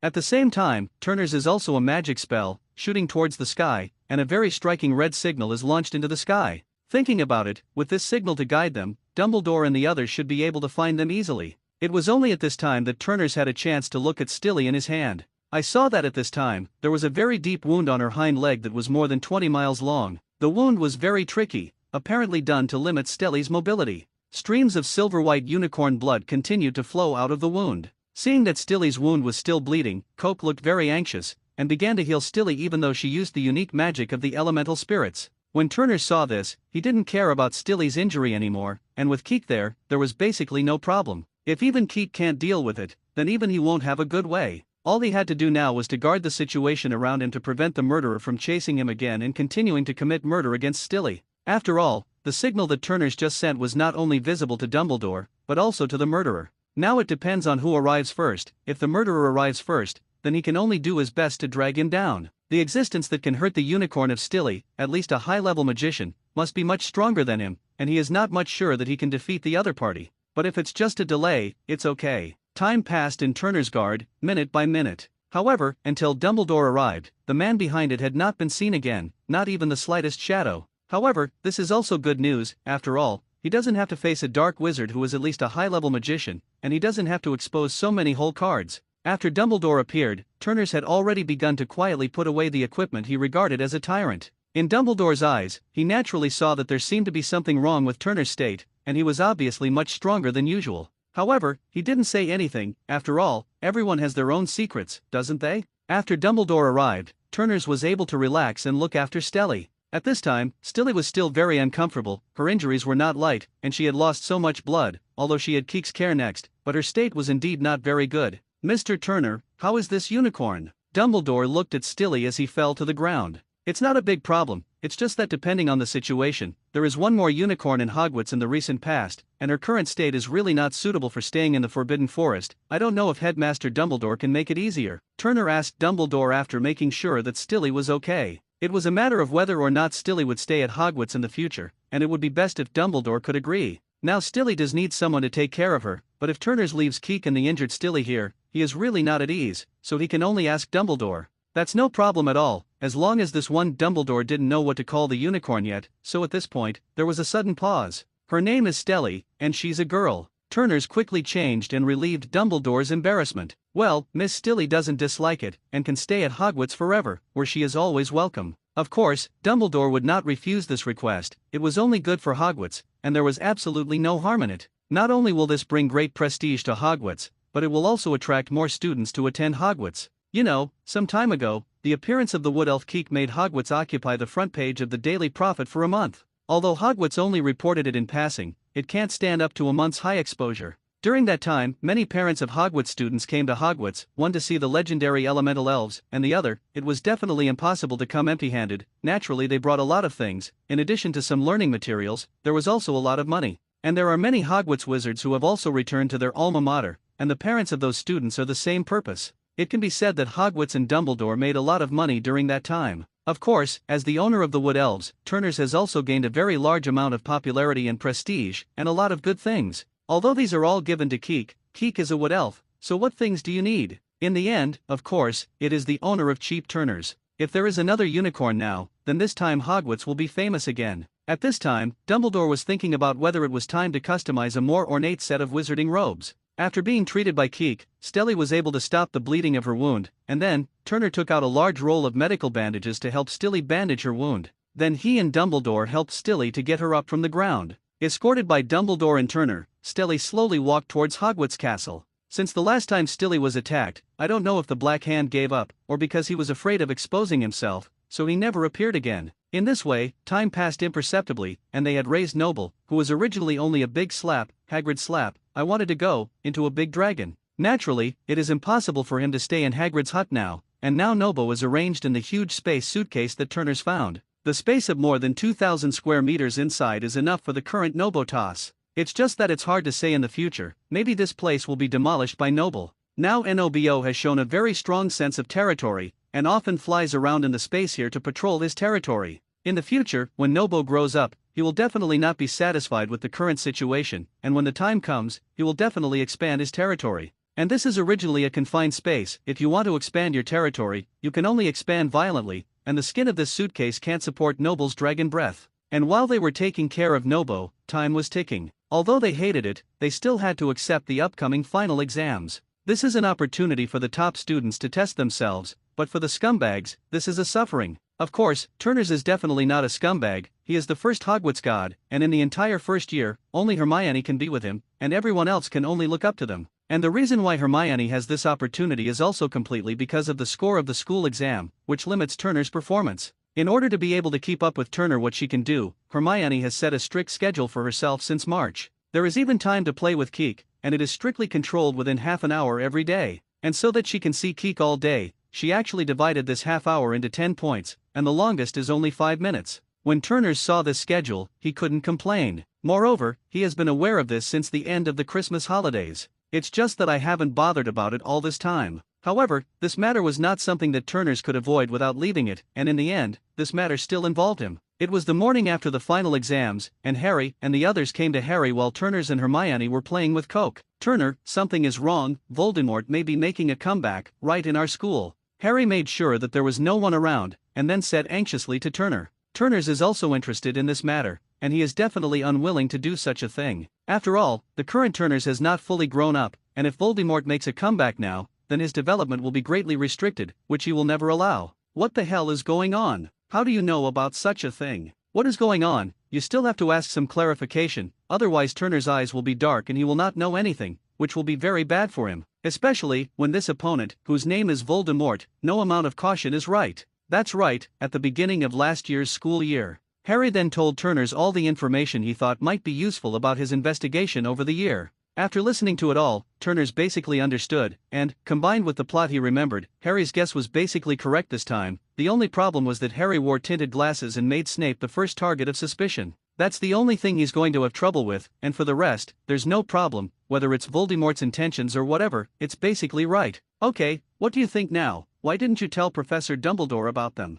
Turner's knew that at this time, it was useless to be anxious. What they needed most now was to calm down and think carefully about the solution. No, we just asked Professor McGonagall, and she said that Professor Dumbledore is not at Hogwarts now, but has lost the ministry, and it seems that Fudge is looking for him, Harry said helplessly. Indeed, it was helpless that Dumbledore was not here when he needed it most. Turner's also had a bit of a headache. With his own strength, he really couldn't guarantee that he was Voldemort's opponent, even if this Voldemort was just a very weak and lingering existence. Turner's thought about it, and then decided to go to the room on the 3rd floor first, at least to make sure that no one had already entered it. If not, it's fine, at least they don't have to be in such a hurry. If someone is already in there, then they need to act as soon as possible, otherwise there may be big trouble. However, before that, Turner still wrote a letter to Professor Dumbledore, asking Hua Shuo to send it to Headmaster Dumbledore as soon as possible. No matter which of these two possibilities is needed, Professor Dumbledore needs to come back, because only he has the strength to stabilize everything, and the teachers of other houses do not have that strength.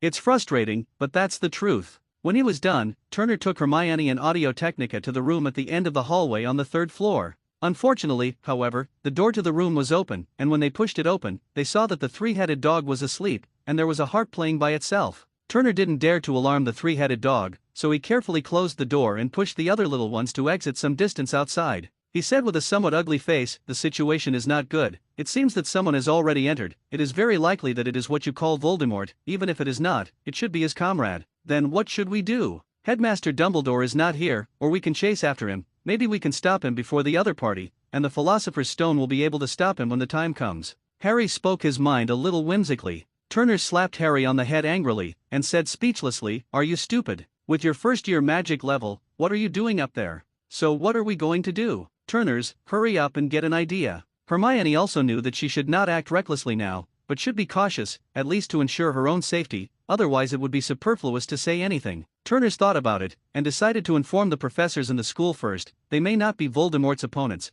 but that is only a reference to Voldemort in his heyday. That's an existence that can compete with Dumbledore. But who said that Voldemort now was in his heyday? Even Turners preferred to believe that Voldemort at this time was already barely breathing, and he didn't have much combat power. Moreover, by now, Turners has also remembered something. Perhaps the dark wizard who attacked Stilly in the Forbidden Forest before, maybe it was Voldemort. Thinking of this, he couldn't let Voldemort go, and actually wanted to hurt his Stelly. If he let Voldemort succeed like this, then how could he be worthy of Stelly? "Well, Ron, you and Neville should go to the school now, find the deans of the various houses. They can become the deans. They must be very powerful, even if they are dangerous. They should be able to deal with it." Before Turners could finish speaking, Harry objected. "No, didn't I say it before? Snape is the one who pays attention to the Philosopher's Stone. Isn't it alarming that we're looking for him now?" Turners was full of black lines, and he really doubted Harry's IQ, or rather, because of the prejudice between them, Harry had completely lost his brain. Don't incorporate personal biases into your analysis, it will only hurt you.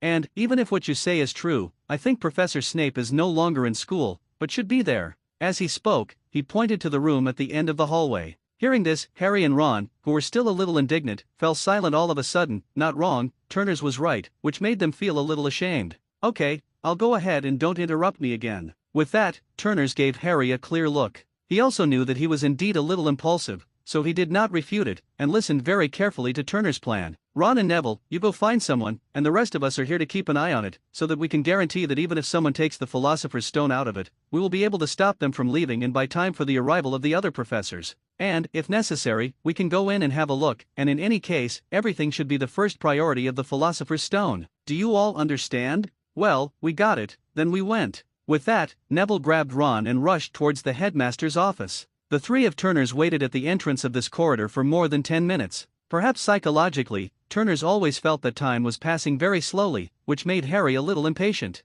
He didn't want his enemy, Voldemort, to rise again, and he always wanted to go down and have a look when he thought that Voldemort was most likely in the room at the end of the corridor at this time. Turners was also a little anxious at this time, and Voldemort was almost certain of Turners under this. Although he hadn't seen much of this movie, he still swept the general plot synopsis. "The only thing I remember now is that Harry personally confronted Voldemort at the end. Judging by the current state of affairs, it seems that Harry must have ended up in this room, and Voldemort must have been in the deepest part of the room. Although I don't know if he got the Philosopher's Stone in the end, Turner won't fully believe the plot. After all, he has heard of the butterfly effect. So, he's not in a hurry. That's impossible. What he is most worried about now is that Voldemort in it will use the Philosopher's Stone in it to directly restore his strength. If that's the case, that's bad. Now Hogwarts House, there are only 4 deans left in the top combat power, and they can use their combat power to compete with Voldemort, who has regained some strength. Turners feels that it is not possible. Otherwise, more than a decade ago, there would not have been a claim that only Dumbledore would be able to fight Voldemort.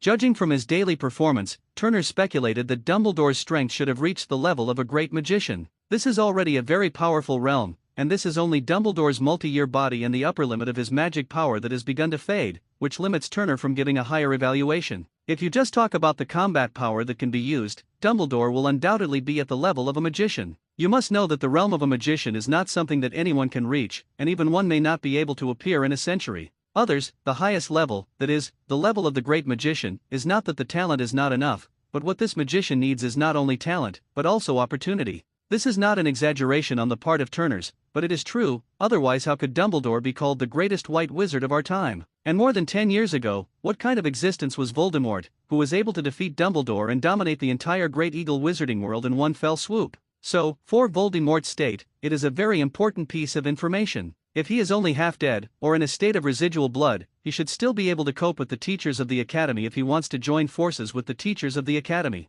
But if Voldemort recovers some state, not to mention much, as long as he recovers his general strength, then no one in the entire Hogwarts, without Dumbledore, will be Voldemort's opponent at all. At this time, Turners is also very entangled. He is struggling with whether he should go in and have a look now. It would be best if Voldemort didn't get his hands on the Philosopher's Stone, which proved that he hadn't begun to regain his strength yet. But if he gets it, then he will have to intervene, at least so that he has no time to recover. It would be better to drag Voldemort, who had not yet begun to recover, as much as possible, and wait for further solutions until Voldemort returned. After making up his mind, Turners is not waiting here. What he needs now is to rush over as soon as possible. Regardless of whether Voldemort got the Philosopher's Stone or not, it was best to rush over as soon as possible. Hermione, you take this here, take this thing, and once the people who come out of it are not me and Harry, then you can just shred this scroll and throw it in the hallway. If it's us, then everything will be fine. With that, Turner pulled out a magic scroll and handed it to Hermione. At this time, Hermione didn't know what she was still thinking, and she didn't come back to her senses for the time being. Obviously at this time, she also understood who the enemy they were likely to face next was. It wasn't until Turners put a scroll in her hand that she came to her senses. Hermione hurriedly stretched out her hand and grabbed the sleeve of Turner's shirt that slipped through his hand, with an anxious expression. Turner, don't go, this is too dangerous, let's wait for the teachers to deal with it. Hermione, you should know, we can't wait any longer. Every night for a minute, Voldemort has the potential to regain some strength with the help of the Philosopher's Stone. We can't wait any longer, I have to go. Turner gently reached out and wiped away the tears that had fallen from the corners of Hermione's eyes, and said firmly. Turner glanced at Hermione again, then resolutely pulled his sleeve out of her hand, and then, without waiting for Hermione to react, pulled Harry up and rushed into the room at the end of the hallway. In fact, Turners was still very sure about this operation, not to mention anything else. At least he could be sure that in this operation, Harry had successfully prevented Voldemort's comeback. Even if it is because of some butterfly effects, the whole event has undergone some changes, but it should not be so far away. Besides, he has a life-sharing contract with Keek and Stilly, and at least at the critical moment, he can ensure the safety of his life. As for Harry, he is very hard-hitting. As long as he fights Voldemort, he is invincible.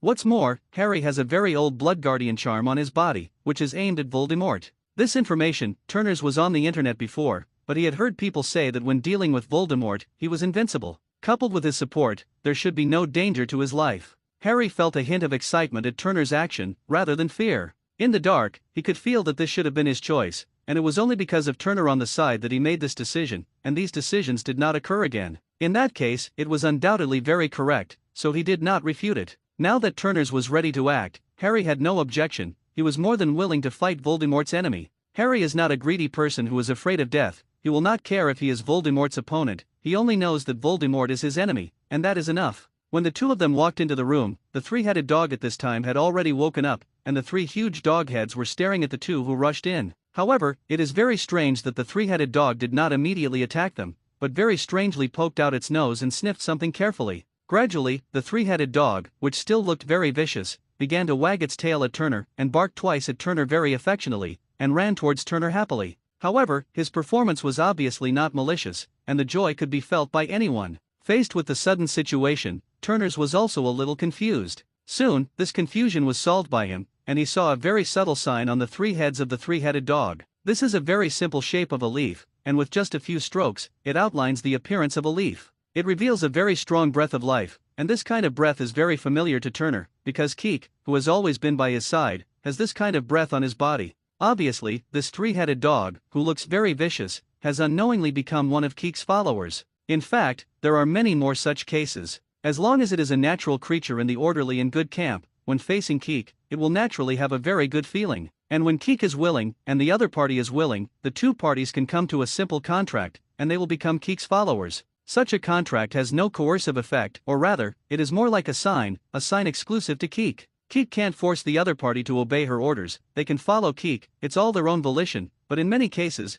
they will do what Keek tells them to do. And now, what Turners knows, Coke's followers, are the dangerous Beater Willow at Hogwarts, the leader of the group of moon wolves in the Forbidden Forest, the Wolf King, and many magical creatures in the Forbidden Forest. And now, Turners has found another one, the three-headed dog Louis. Since Keek has already helped them solve this outermost caretaker invisibly, they will naturally not delay any longer. Turner patted the heads of three of Louis's dogs, then jumped into the passage below with Harry. With a feeling of weightlessness, they landed in a very soft vine. And the movement of their fall is obviously a wake-up to something here. The vines beneath them began to move, spreading towards Turner's and Harry's bodies, trying to bury them. As soon as Turner came into contact, he sensed what these were, and immediately did not panic, and began to radiate his magic power towards the plants below him. Under normal circumstances, Turner's is able to make natural creatures feel a very strong affinity effect. And when he begins to deliberately release his magic power, the affinity in his body will be magnified many times, and then have an effect on the plant. Turners had tried it before, and it was very effective.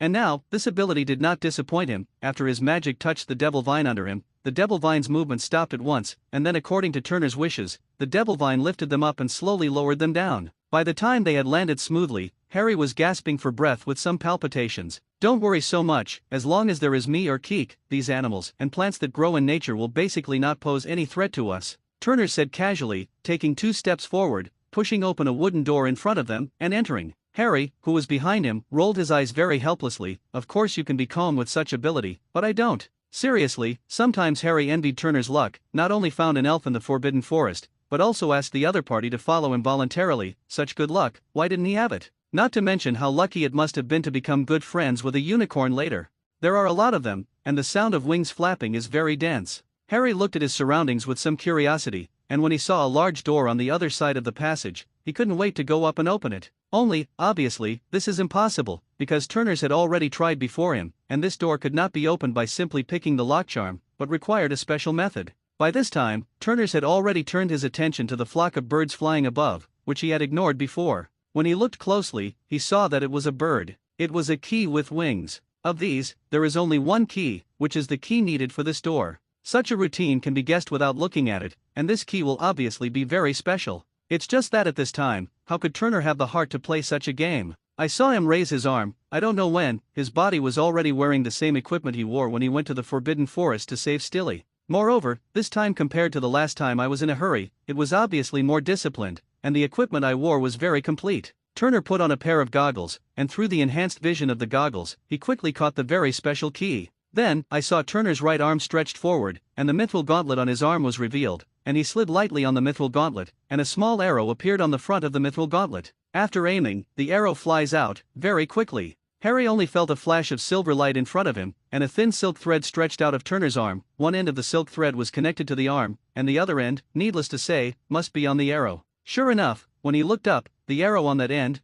wasn't an arrow anymore. At this time, the arrow was fully opened, like a claw, firmly grasping the key. Turner pulled back slightly, and the silver thread on the arm guard was quickly retracted. By the way, the strange key was also brought back. Turner's did not hesitate and inserted the key into the door, only to hear a click sound, and the wooden door was successfully opened. At this time, the group of keys in the sky also discovered that some of them had been caught, and when they began to riot, they rushed towards Turner's and Harry in a frenzy. Harry was taken aback by the suddenness of the situation, and hurriedly rushed into the wooden door that had been opened with Turner. It wasn't until the wooden door was slammed shut that they breathed a sigh of relief. Those little ones are metal keys, and if they hit them, they won't be seriously injured, but they won't be able to eat and walk away. Okay, it's okay now. Turner's was also relieved. Fortunately he didn't get entangled with those people just now, otherwise, he would inevitably be chased by them. This is a wizard's chess. As he spoke, Turner's eyes were drawn to some of the stone sculptures in front of him. This is not an ordinary stone carving, but a complete set of wizard chess, complete with black and white chess pieces.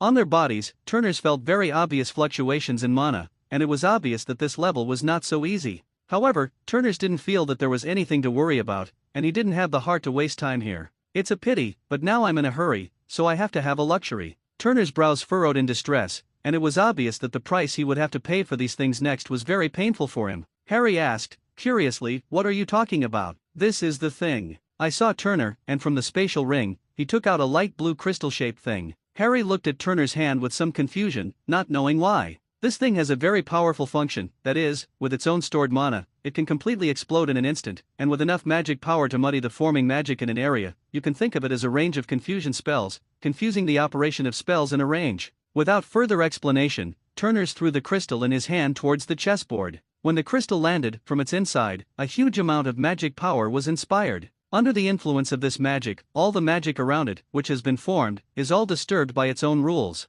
Turner's also took advantage of this opportunity to pull Harry next to him and rushed over. Until they crossed the board, the pieces were still twisting and twisting due to the magic power. One moment it turned into a small wizard's chess piece, and the next it turned back into their massive stone sculptures. After making his way through the chessboard, Turner's pushed open the wooden door in front of them and headed further in. When they enter this room, the first thing they get is not what they see with their eyes, but through their noses. In this room, Turner smelled a very familiar smell, the smell of the troll he had encountered in Hogwarts last year, invading the castle. However, when they saw the whole room, they were relieved, and at this time, the troll guarding this room had died, and the cause of death was a hole in the head, and the brain blood in it was spilled all over the ground. When they saw this, Turners and Harry quickened their pace, thinking about running inside. This troll was obviously already dead, and now there must be people inside. If they were any slower, the daylily would be cold. The two glanced at each other, and without saying a word, they rushed to the next room. However, the next room was obviously a little different, and when they stepped into this room, there was a raging fire burning at both ends of the door. Harry was startled when he saw this. The flames on these two doors were really a little weird. In order to escape the temperature behind them, they had to think about walking a few steps ahead. Came to the only item in the entire room. It was a long table, on which were placed 7 bottles of potions of different sizes and colors. On the side wall, there was a riddle, and Turners lost interest just by looking at it. They came this time to stop Voldemort. It was destined to be a very difficult battle, and in this battle, it was not a good thing to have either Turners or Harry missing. The strength of the two of them was already much weaker than the person opposite, and if they could only let one person go to the next floor, then it would undoubtedly push this person into the fire pit. So, after seeing the riddles, and dissolving their answers, and seeing the vial to which the riddle referred, he gave up. It was just a finger-sized bottle, and no matter how you divided it, it looked like it was only enough for one person. If one of them had used it and walked in, it would have been no different from being sent to death. If so, it would be better to wait outside like this. Whether the house professor came first, or Dumbledore arrived first, it would be better for them than to go in alone. Turners walked around the long table and came to the wooden door that led to the next level. The black flames here, unlike the purple flames behind them, have a very high temperature, and you can feel the burning sensation when you are far away. This black flame does not have much temperature, but it is very abnormal, making people have a very cold feeling. This is strange. What kind of flame is it? When burning, people feel not hot, but cold. Turners didn't know about this yet, and he didn't want to know. All he had to do was to disarm the defenses here so that they could enter the next room. Turners wondered if he could break through the defenses and make his way to the next room. He basically thought about the magic props related to fire or other props that he had in his collection now. Finally, something reminded him. It was a very strange lamp. The lamp had no flame, and only when it was close to the source of the fire, it would light itself up by absorbing the flames of the source. This is indeed a solution to the current dilemma, of course, provided that the lamp's endurance is capped above this black flame. Otherwise, it is not just Turners who will destroy an item. They would also be faced with the choice of whether he would go in or Harry would go in. As Turners pulled out the lamp and approached the black flame, Harry followed closely, cautiously approaching the black flame. As they got closer, Harry wondered at first, wondering what Turners was doing. Was he gathering the fire? But soon, the facts gave him the answer. I saw that the lamp that was not lit at this station produced a kind of suction when it approached the black flame. Under the effect of this suction, the black flames in front of them, which appeared to be strange, were slowly absorbed uncontrollably towards the wick position of the lamp. The closer they got, the stronger the suction became, and finally, when the two were very close, the black flame had been completely absorbed into the lamp. Seeing this scene, Turners was happy for a while, so that they didn't have to make a choice, immediately put away the lamp, and thought about walking to the next room. This is the last room, and the first thing you see when you enter this room is a very large mirror. There was something strange about this mirror, very abrupt in the room, and in front of this mirror, there stood a figure. The figure wasn't Professor Snape as Harry had guessed, but Quirrell, their defense against the dark arts professor for the school year. When I saw this figure, everything understood. In Harry's previous story, Quirrell, who was always thinking about how to stop Snape, was the one who started it all. Turners came in and saw Quirrell, and Quirrell naturally saw Turner too. When they saw each other, neither of them had the slightest intention of keeping their hands, and the wands that were always ready in their hands shot out together, and released a spell on each other. It stands to reason that Turner's strength should not be as good as that of a professor, and he is also a defense against the dark arts teacher. Although in this year, Quirrell's performance is very submissive, very non-existent, and there is no sense of strength. However, how could it be so simple to help Voldemort pay attention to the Philosopher's Stone? Naturally, his real strength is definitely more than a little bit. So, from the very beginning, Turners was all at it. What makes Turner other than Turner is that Quirrell's strength at this time is really not very good, and even in the competition of magic power, he is even more unsustainable and at a disadvantage. If it weren't for the spells he cast, they were all profound spells, and if they were very powerful, they might have been suppressed by Turner. But Rao is so, the professor is a professor after all, and his knowledge reserve is there, which is certainly not comparable to that of a child who has studied magic for a year in Turner. In the end, Quirrell was the better at it, and a disarming spell knocked Turner's wand away, and Harry has become a bonus that has been solved incidentally. Turner, who had been knocked out of his wand, was not very alarmed, and still looked at Quirrell calmly. In the duel before, he found out that Quirrell at this time had no intention of killing him, otherwise, he would not have been captured so easily. How is this possible? Shouldn't it be Snape? Why you? Harry was confused. Although there was an analysis of Turner before, he still recognized the results of his investigation, and always felt that his conjecture was not wrong, and that Snape was all playing tricks. But what she didn't expect was that Professor Quirrell, who was originally a hero in his opinion, became the mastermind behind this incident. Yes, Snape, a sinister viper, anyone would think he was very problematic, but what about Professor Quirrell? He's just only submissive coward. How could anyone think of him? Ha ha ha ha. At this point, Quirrell looked very proud. After all, his performance had deceived everyone, even Harry, who had investigated him from the beginning. The savior had never suspected him. Such a result is indeed worthy of his pride. Just as Quirrell was talking sarcastically about his outstanding performance, a hoarse voice that seemed weak,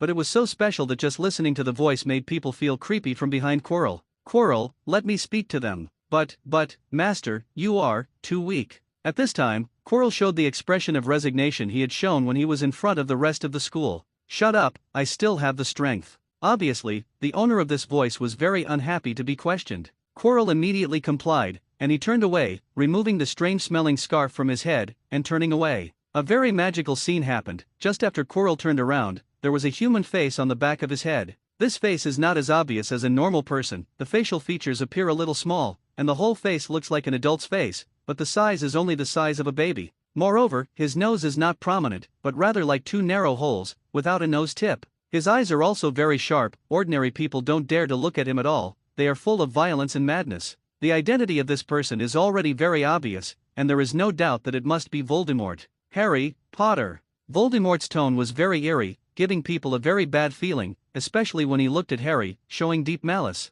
But, paradoxically, although Voldemort hated this imp who brought him destruction, he seemed to have such contempt for Harry. Because, in his heart, the time was just an accident, not Harry's own credit. It was only because of a mother's love for her child that he failed. Hello Turner, you are very talented. Do you want to consider following me? I can spend a lot of resources to train you to become the next Dark Lord. As long as you give your loyalty, you can get my gift. Voldemort didn't care about Harry though. But for Turner, the flaws are particularly important, and in this year, he who is attached to Quirrell is like thunder for Turner. Whether it is his own natural strength or his strong luck, Voldemort is very greedy. If he can get Turner's followers, then his path to supremacy will be smoother. It's a pity that Turner's didn't have the slightest interest in Voldemort's statement. Not to mention his own talent, it is his sacrificial altar that gives him enough confidence to be above this world. It's just that he is now, and the good things in his hands are not something Voldemort can imagine. Such a dirtbun, where is there worth following him? Although he scoffed, at this time, Turner's didn't want to tear his face directly, and there was no need. A brainless man was not his character. Mr. Voldemort, is it a little too early for you to say that you want to train me in your current situation?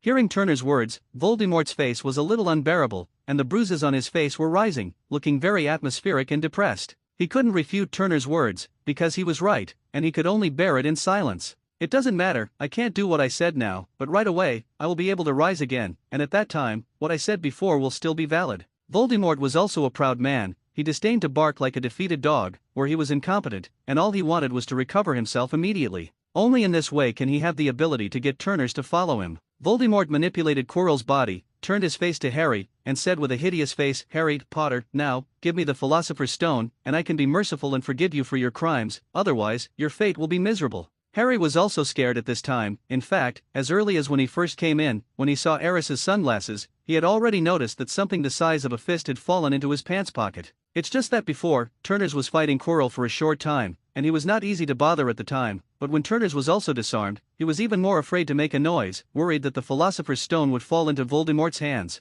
But apparently the situation was not as rosy as he thought, and Voldemort had apparently sensed that the Philosopher's Stone was already in his hands. Now he was going to ask himself for the Philosopher's Stone. It was obviously impossible for Harry to hand over the Philosopher's Stone, and if nothing else, they were enemies in the first place. Knowing that Voldemort had killed his parents, Harry's hatred for Voldemort made it impossible for him to compromise with an enemy. However, from here, Turners also knew one thing, that is, Voldemort had not yet obtained the Philosopher's Stone, which was undoubtedly very beneficial to them. As long as Voldemort hasn't gotten the Philosopher's Stone, they have a chance to drag Voldemort here, and as long as time is enough, they will be safe when the house professors arrive. In that case, maybe this time, they will not only be able to stop Voldemort's plot, but they will even be able to go one step further and deal with the remnants of Voldemort's soul that is now attached to Quirrell's body. Although he also knew that Voldemort had many soul fragments, not to mention anything else, and solving this one would not solve the fundamental problem. Voldemort seems to be very sure of the whereabouts of the Philosopher's Stone, plus at this time, Turner has no weapon in his hand, an 11-year-old child. What does it mean to have no weapon? Of course, there is no threat.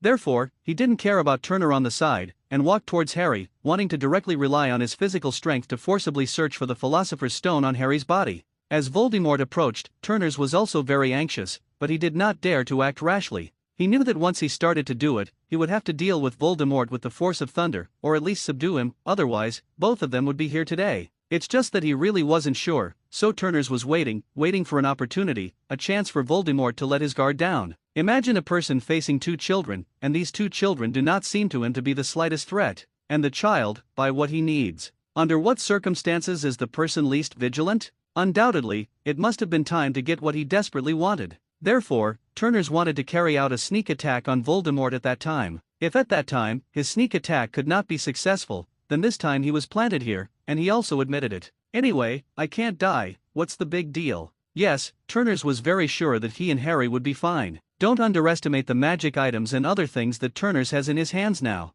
There are all kinds of strange things, and many of them have some very powerful protective props. With these things to save his life, if he could still be killed by someone who was already barely living, then he wouldn't have to live. It's just that, in that case, maybe this remnant of Voldemort will escape, which he doesn't want to see. As Voldemort approached, Turner's spirit tensed, ready to strike a single blow. But the situation didn't seem to be as bad as he thought, and the moment Harry was caught by Voldemort, something happened. Voldemort grabbed Harry's hands as if they were on top of a soldering iron, and bursts of white smoke rose from them, making their entire palms look as if they were about to be burned. Such an unexpected situation made both Voldemort and Quirrell very painful, and it was at this time that Turners finally saw the opportunity. I don't care about rare props, even if I activate the rings on the two fingers in the left hand, and the ring on the index finger of the right hand. The rings on the index finger of the left hand emitted a fiery red light, the middle finger was a pale yellow light, and the index finger of the right hand was a purple electric light. After a brief activation, 3 rays of light burst out, shooting towards the combined body of Voldemort and Quirrell, who were in pain. Harry, who was on the side, happened to see this, which made him want to take advantage of the victory and continue to use his own hands to catch Voldemort. Hurriedly dodged to the side. His decision was very correct, and he was glad afterwards that he had made this decision. I saw only 3 rays of light, and after shooting on Quirrell's body, the red light formed a very hot flame, which directly enveloped Quirrell's body completely. The pale yellow light, thought of as a pale yellow aura, imprisoned Quirrell in place, unable to even blink his eyelids, and the sound that had caused him to howl miserably because of the contact with Harry and the subsequent burning of the flames also came to an abrupt end because of this fastening. The most powerful and dangerous thing is still the purple lightning. After hitting Quirrell, a terrifying thunderbolt erupted, scorching Quirrell, including the floor within a meter of him. The most tragic thing is the remnant of Voldemort's soul attached to Quirrell's body. As a remnant soul, it belongs to the yin attribute species, and in the face of the thunder and lightning of the most rigid and yang, it has not struggled for a while, and it has been completely scattered by the soul of the point. There was even a moment when the flames burning on Quirrell's body were about to be extinguished by the violent force of the thunderbolts. Fortunately, in the end, he persevered, and with the help of the yellow fastening ring, he carried out the final destruction of Quirrell's remaining body. Harry was dumbfounded as he watched the scene happening in front of him. He didn't expect that Turners would have such a means, it was too powerful. Actually, let alone Harry, even Turner himself is confused at this time. Although when he got these 3 rings before, he had already seen their attributes introduced. I also know that their power should be very great. After all, the energy fluctuations contained in these 3 magic props are very terrifying. And these 3 things, or one-time magic props, are even more extraordinary. But I didn't expect to be able to achieve such an effect. Was able to kill Voldemort and Quirrell in one instant. It was only at this time that Turners realized that he seemed to have wasted something. Thinking that just 1 thunder ring should be able to solve Voldemort, but in order to be on the safe side, he directly activated the 3 disposable rings on his hand. Now that he thinks about it, he starts to feel distressed again. There are few such magic props in his hands. Don't look at the 7 rings that Turner still wears on his hand, but there is no comparison between the 2. The remaining 5 rings, one that can release magic balls, the very ordinary kind, is just a little better than his 10,000 bullets flying together, but it is only a piece of garbage that can only release 1 at a time. A fire ring, like a magic orb, is of little use, but this fire ring from a legendary game can provide a 20% magic damage bonus. It was only when he was 8 years old that he added it because of a magic prop that released a small fireball that allowed him to win his first duel. But it is clear that when facing an opponent like Voldemort, there is no use for eggs. The remaining 2 rings, one can release the power of thunder and lightning, but unlike the previous one, this one can only produce an effect through contact, that is, it has an effect when fighting in close combat, which is also useless. The last trap ring, which can fire a poisonous needle, the kind that seals the throat with blood, is okay for yin people, and there is basically no fun in frontal combat. Therefore, in this battle, he directly lost his best 3 rings, which made him not feel distressed. Just when Turners was about to suffocate in distress, Harry on the side also reacted, ran to Tinus's side with a red smile, and said very excitedly, "Turner, you killed Voldemort, great, you killed Voldemort, no one will believe it, a first grader defeated Voldemort." Turners rolled his eyes, he didn't feel Harry's excitement at all, he just felt distressed anyway. "Okay, calm down, let's go out first, I really can't stay here, and don't just talk about me, you also helped a lot. I didn't expect you to be Voldemort's nemesis, this is true. When he caught you, his hands were about to catch fire, if it weren't for you, I wouldn't have found a chance." Turners was also telling the truth, his 3 rings were powerful, but there was a brief pause when they were triggered, and this time was enough for some powerful wizards to react. In that case, he really wouldn't be able to kill Voldemort, so this time it was the 2 of them who were credited. Hee, I don't know what's going on, I don't think Voldemort can touch me anyway. Harry could only smirk, he really didn't know what was happening to him. "Alright, let's get out, don't let Hermione wait." With that, Turner took Harry by his arm and walked outside. Just after Voldemort caught Harry, because of the unexpected pain, Voldemort threw Harry directly, which caused Harry's ankle to suffer some injuries, and when he walked, there would be some pain. The 2 of them walked towards the outside, and before they could get out of the room, a figure rushed in, nearly colliding with Harrietness. When both sides stabilized their figures, they both saw who the other party was. It was none other than Dumbledore, who had been called to the Ministry of Magic.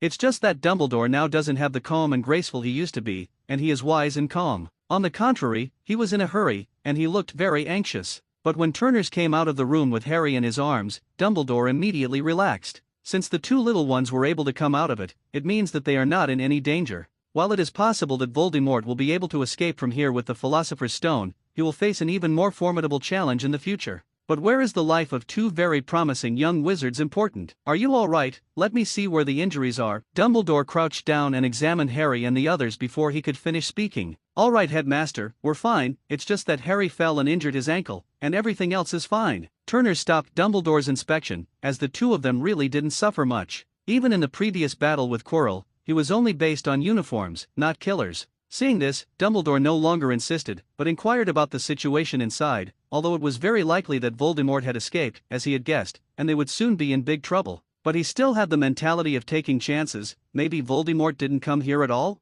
Of course, this is just the ideal outcome. "Turner, what's going on in there?" "Well, you know." For a moment, Dumbledore didn't know how to ask, and hesitated. In Dumbledore's eyes, no matter how good Turners was, he was always a child, and he was afraid that mentioning that person's name would scare him. After all, he didn't know how much Turners could handle. "All right, Headmaster, you're going to ask Voldemort about it." Turners also knows that the current Great Eagle wizarding world is still shrouded in the shadow of Voldemort, and there are many people whose legs will tremble when they mention this name. And this kind of performance is a very common phenomenon among adults, let alone a child. It's normal for Dumbledore not to ask. Turner stretched out his finger and pointed behind him, and said very stinkily, "He's in there, but he may be, well, it's not the same as you imagined, Headmaster, you have to be mentally prepared." With that, Turners took Harry by his arm and continued his way outside. Dumbledore obviously had to go in and have a look, otherwise he wouldn't be reassured. The most important thing for Turners now is to send Harry up there to receive Madame Pomfrey's treatment. When Dumbledore saw Turner's performance and Harry's proud expression, he knew that Voldemort had indeed been there, but it didn't seem to be as bad as he thought. Immediately, he didn't talk nonsense, got up and walked into the last room. The first thing you see when you enter this place is the corpse of Quirrell, who has been burned to a pile of charcoal. As for why it was certain that it was Quirrell's, and not someone else's, the weird turban that fell from the ground said it all. By the time Dumbledore caught up with them, they were almost at the exit trapdoor. With the help of the Devil's Vine, they went up easily. At this time, Lu Wei was not asleep, but he did not seem to be so irritable, because its owner was by his side at this time. "That's right, it's Hagrid, not just Hagrid, but the deans of the 4 houses, all here. Along are Hermione, Ron, and Neville." At this time, several people were very anxious to stare at the trapdoor, and everyone was clutching the wand in their hands, worried that the person who came up would be Voldemort. After all, Voldemort is a dark cloud hanging over the wizarding world of the Great Eagle, so that everyone does not dare to take him lightly when facing him. However, when they saw that it was Turners who came up, everyone breathed a sigh of relief. This meant that the 2 of them were safe, and it didn't matter if Voldemort was there. At this point, Snape no longer had to disguise his cold and eerie appearance, and stepped forward very quickly, grabbed Harry's hand, and pulled him up from below. It's such a performance, even Harry himself is already stunned. It was the first and only time Snape showed that he cared so much about himself. However, there were also people present who knew the inside story, and they were not surprised by this, because those who knew the inside story knew Snape's feelings for Lily, which was above all else. Professor McGonagall stepped forward after Snape pulled Harry up, pulling Turners up, followed by Professor Dumbledore. Alright guys, now that the two little ones are safe, don't stay here, although I don't think it's necessary, but I need to take them to Miss Pomfrey and have her do a full examination. Dumbledore could only be reminded of the fact that so many people were here. Well, let's go then. At this time, Hermione was very anxious about Turner's condition and supported Turner on the other side. Although Turner's didn't think it was necessary, his two arms were tightly held by Professor McGonagall and Hermione, and he couldn't resist them. After Madame Pomfrey's inspection, they were relieved that everything was fine. In the next few days, and in the last few days of Hogwarts, Turner's and the others were also approached by Professor Dumbledore to talk to the headmaster, and after talking to the headmaster about their experiences and some previous investigations, there was no problem. Although this time, they did wrong Professor Snape. But Professor Snape didn't bother with them, and since that time when he showed great concern for Harry, it was as if it hadn't happened, and Snape went back to his old ways. Perhaps this is the contradiction of Professor Snape. Today, the last day at Hogwarts, and after this lunch, they will take the Hogwarts Express back to the capital and back to their home. And when we meet again, it is likely to be September this year. During this dinner, Dumbledore, as headmaster, will also announce the ownership of this year's House Cup. Although Gryffindor had two scoring machines, Turner and Hermione, of course, there were other people who worked together to make their house score surpass Slytherin for a time. However, it's a pity that although the two of them add more, they can't stand the fact that some people make mistakes and deduct more. Therefore, at this time, Slytherin is still far ahead of other houses. Fortunately, Gryffindor didn't come to the bottom, but followed closely behind, biting Slytherin's tail tightly. Then next, it's up to Dumbledore to see if he can add a few points to Gryffindor this time. Actually, it doesn't need much, only 20 points is enough, and they will be enough to compete with Slytherin. It's just that when the score is added, Turner's has to admire Loudeng's cheekiness, this obvious eccentricity. The corners of Snape's mouth twitched. Hello everyone, this will be the last dinner for many of you at Hogwarts, and in September, you will all move up the next level, and throughout the year, you have done very well, and everyone has done their best. But here, I would like to highlight the praise of a few students. They are smart and brave, brave to explore, brave to challenge. In the face of unknown dangers, they are still able to face the difficulties without fear of difficulties. Their qualities are commendable, their courage is commendable. Here I will announce a couple of things. There are rewards for several warriors. First of all, Neville, Ron, when they are in trouble, they can calmly ask for help, unite the other students to find a way, and calmly execute the plan, which is a kind of trust, so I will add 10 points to them, everyone. As Dumbledore's words fell, a round of applause rang out throughout the Great Hall. Neville and Ron, when Dumbledore called the names, had already stood up, and they felt very proud to look at the excited expressions of the people around them. The most enthusiastic among them is Gryffindor. After all, it is the glory of their house. The other two houses were very face-saving and applauded, and only Slytherin gave two symbolic applause, which meant it. No one has an opinion on this. After all, the confrontation between the two academies has been going on for a long time. Next, I would like to commend Hermione, who was able to stick to her heart, help her friends, and stick to the last line of defense in the face of difficult choices, and it is her presence that allows all students in the school not to face danger, which is a kind of perseverance. So, I'm going to add 20 points to Gryffindor. At this time, Hermione also stood up and nodded very politely to the people around her. In the end, Dumbledore made a loud announcement that sent everyone crazy. There have never been so many points deducted, and no one has ever added so many points at once. Moreover, through Dumbledore's previous evaluation, they all knew that this time Harry and Turner's were not facing ordinary danger. The two who can have this courage will undoubtedly become the focus of everyone. This is also about to be a holiday, otherwise, for a long time to come, Turner's will become the center of the Academy's teachers and students. After their farewell meal, everyone boarded the Hogwarts Express and headed to the capital. Turner, what are you holding? Why do I feel like it? Harry didn't say the next words, because he really didn't know what to say. He was worried that if he did say it, it would cause a lot of unnecessary trouble for Turner's. However, Turner's obviously didn't have as many scruples as Harry, and said very directly, "That's right, this is a small piece of the Philosopher's Stone, which I asked for from Dumbledore, with the consent of Nicole Lemay." "What? This is the Philosopher's Stone? Does that mean that this thing can turn stones into gold? Didn't you send it to Turnus?" Ron was obviously scared. Although the situation in the house had improved now, he still couldn't forget that feeling. At the first sight of the Philosopher's Stone, he thought of this. Hermione rolled her eyes and said speechlessly, "Is that all you have in mind? The Philosopher's Stone is the greatest alchemical creation of all time." When Ron heard this, his face turned crimson, but he still said stubbornly, "What I said is also one of its functions." Neville shifted the subject and asked, "Cousin, what do you want this thing for? You're only 11 years old now, so you don't need this thing to make an elixir." Neville had apparently done his homework at school, investigating the Philosopher's Stone and Nick, and knew where the most magical thing about the Philosopher's Stone was. "Of course not, I use it, just for possible alchemy experiments in the future. It will be a raw material for a magic prop, and you will know when I make the prop," Turners said excitedly. He wasn't lying, it was a raw material, and Turner hadn't thought of using it to extend his life or anything, because it was completely unnecessary. Not to mention anything else, as far as the life-sharing contract he signed with Keegan still gives him the life force to share, it is enough for him or a long time, conservatively estimated to have 500 years, and he will not consider this aspect for the time being.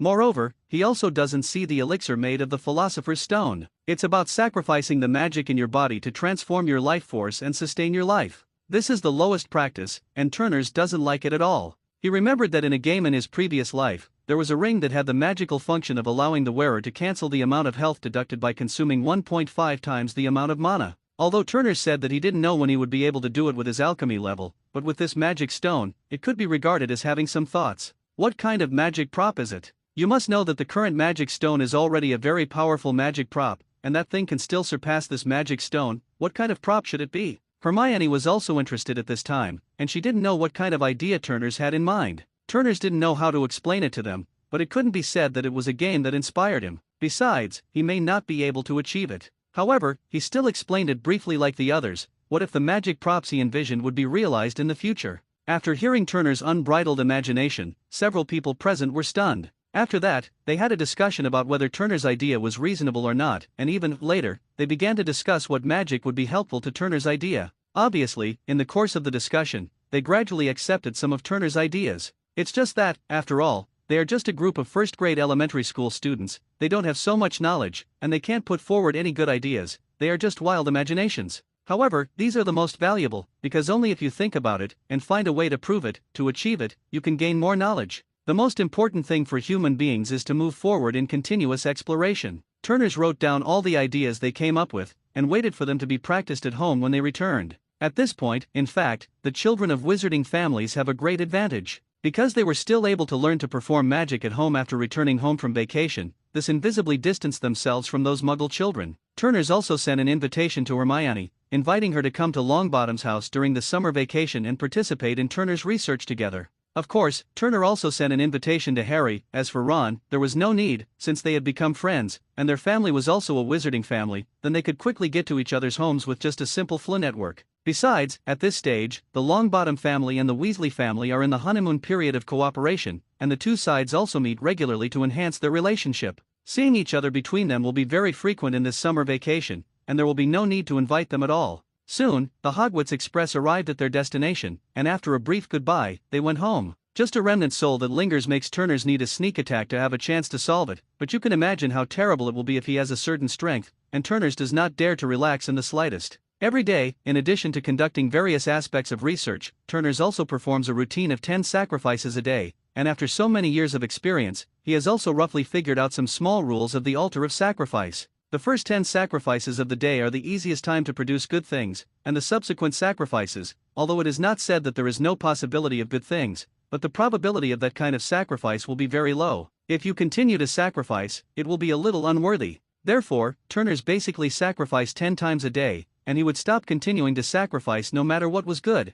After all, he couldn't have wasted most of his time every day on the altar of sacrifice. No matter how many good things you get from sacrifice, you must have enough strength to use them, and many things can be used immediately if you don't get them. You still need to explore it yourself, especially those related knowledge. You need to eat them thoroughly, and then you can use them little by little through practice, otherwise you can only stay there and accumulate dust. For now, Turner's focus is still on magic. After all, compared to the increase in strength in a short period of time, it is still magic that has a quick effect. Others, such as cultivation, are cultivated, but measured in years. Maybe after a retreat, the plot of Harry's world is almost coming to an end, so what's the point of him coming out? Of course, this is not to say that cultivation is bad. On the contrary, cultivation is because it is too good. Not only is the improvement of strength very terrifying, but also the development of the human body is also very significant. The first point is that although magic cultivation can extend a person's lifespan, it is always limited. Even a wizard like Dumbledore, after getting older, will show signs of aging, and his strength will regress due to physical reasons.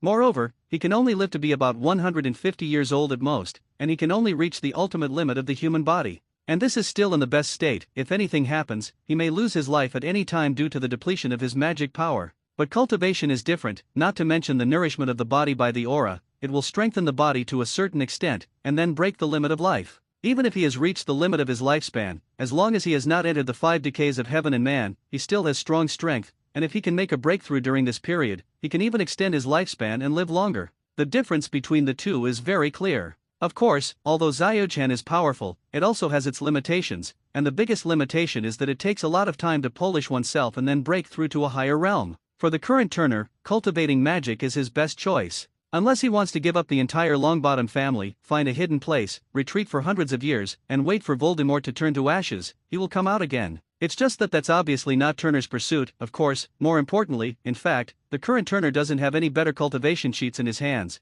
and the only one is only the most basic chi refining period cheats. Even if he cultivates to the end, he will only be able to develop his own potential and reach the maximum human lifespan of more than 300 years, and he will still be able to live for so long at the peak state of the human body. It is not until it enters the time of the 5 decays of heaven and man that it will age and die quickly. This is already amazing, but it still falls short of Turner's requirements. After all, the strength level of the chi refining period is equivalent to the level of an intermediate magician of this world's magic level. With such strength, even if you live for a long time, what's the use? When you encounter an enemy that you can't beat, you don't have to take a dog on a leash. Of course, this cultivation secret book was still handed over to the family, and now Turner's grandmother Ofsta and his parents are cultivating. After all, at this time, their strength had reached its peak, and there was no room for improvement, but they had plenty of time to cultivate the true cultivation method. This can even keep their bodies strong and achieve the effect of longevity, and it will not lead to a regression in strength because of the decay of the body. It's a perfect thing to do.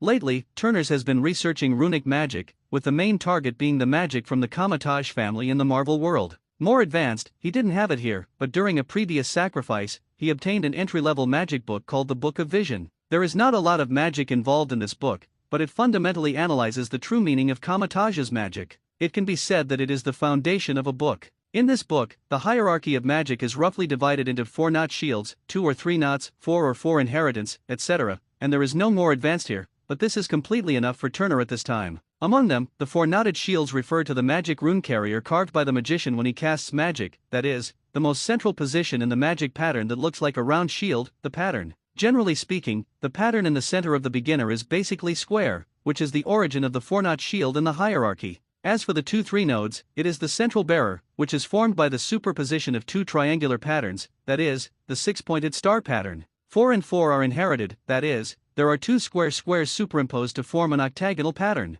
The higher the level of bearing, the more runes it can naturally withstand, and the more complex the entire magic ring becomes. The more complex the magic ring, the more magic it can carry, and the more powerful the magic becomes. Since it is to be a close combat, it is natural that the physical fitness must keep up, otherwise, running to others will not give people their heads. In this magic book, there are these simple shaping magics, amplification magics that increase the strength and reflexes of the body. Although it is not a powerful magic, it has opened a new door for Turner. Before that, Turner had been exposed to some long-range magic, and it was rare to have such magic in the service of close combat. After a short period of study, with his excellent magic control ability, he was able to successfully perform such magic. It's just that because they are not very proficient, sometimes there will be some mistakes, which will cause the magic to be cast smoothly and lead to failure. The casting of this kind of magic is also relatively complicated. When it is cast, it is necessary to lay the magic carrier before the battle, and depict the magic inscriptions one by one, knowing that after all the magic inscriptions are completed, the magic can be considered successful.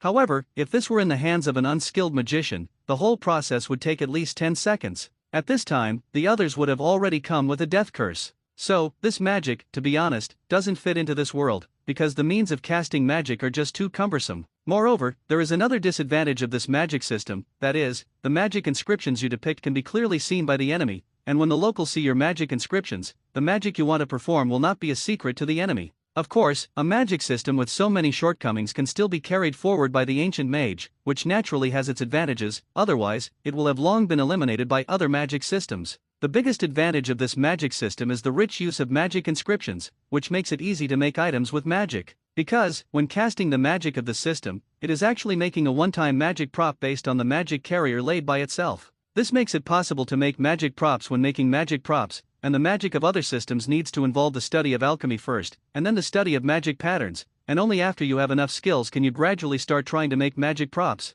The Kamatage system doesn't need to be like this, because every time they cast magic, they are actually making magic props one by one, but they can't keep it for a long time. And that's the root cause why Turner's has been working on it lately. During this time, Turner's has been trying to make some magic props through the Kamatage system. Although he is still not deeply involved, Turner believes that after his long research, he will be able to make a batch of these magic items. Kamataj's magic system also gave Turner's a lot of inspiration. One of them is that since magic can be used to make magic items, can magic items also be used to understand the working principle of magic items through the magic casting method of the Kamataj system? This, in the hands of Turner's, was confirmed, because, through the way of Kamataj, he successfully reproduced the magic on the flame ring. Successfully using the quad-knot shield carrier, he reproduced the magic inscription of the fire ring and released a fireball. And the power of this fireball is much higher than that of the flame ring. After all, the magic inscription on the flame ring has been completely solidified, and it will not change depending on the amount of mana.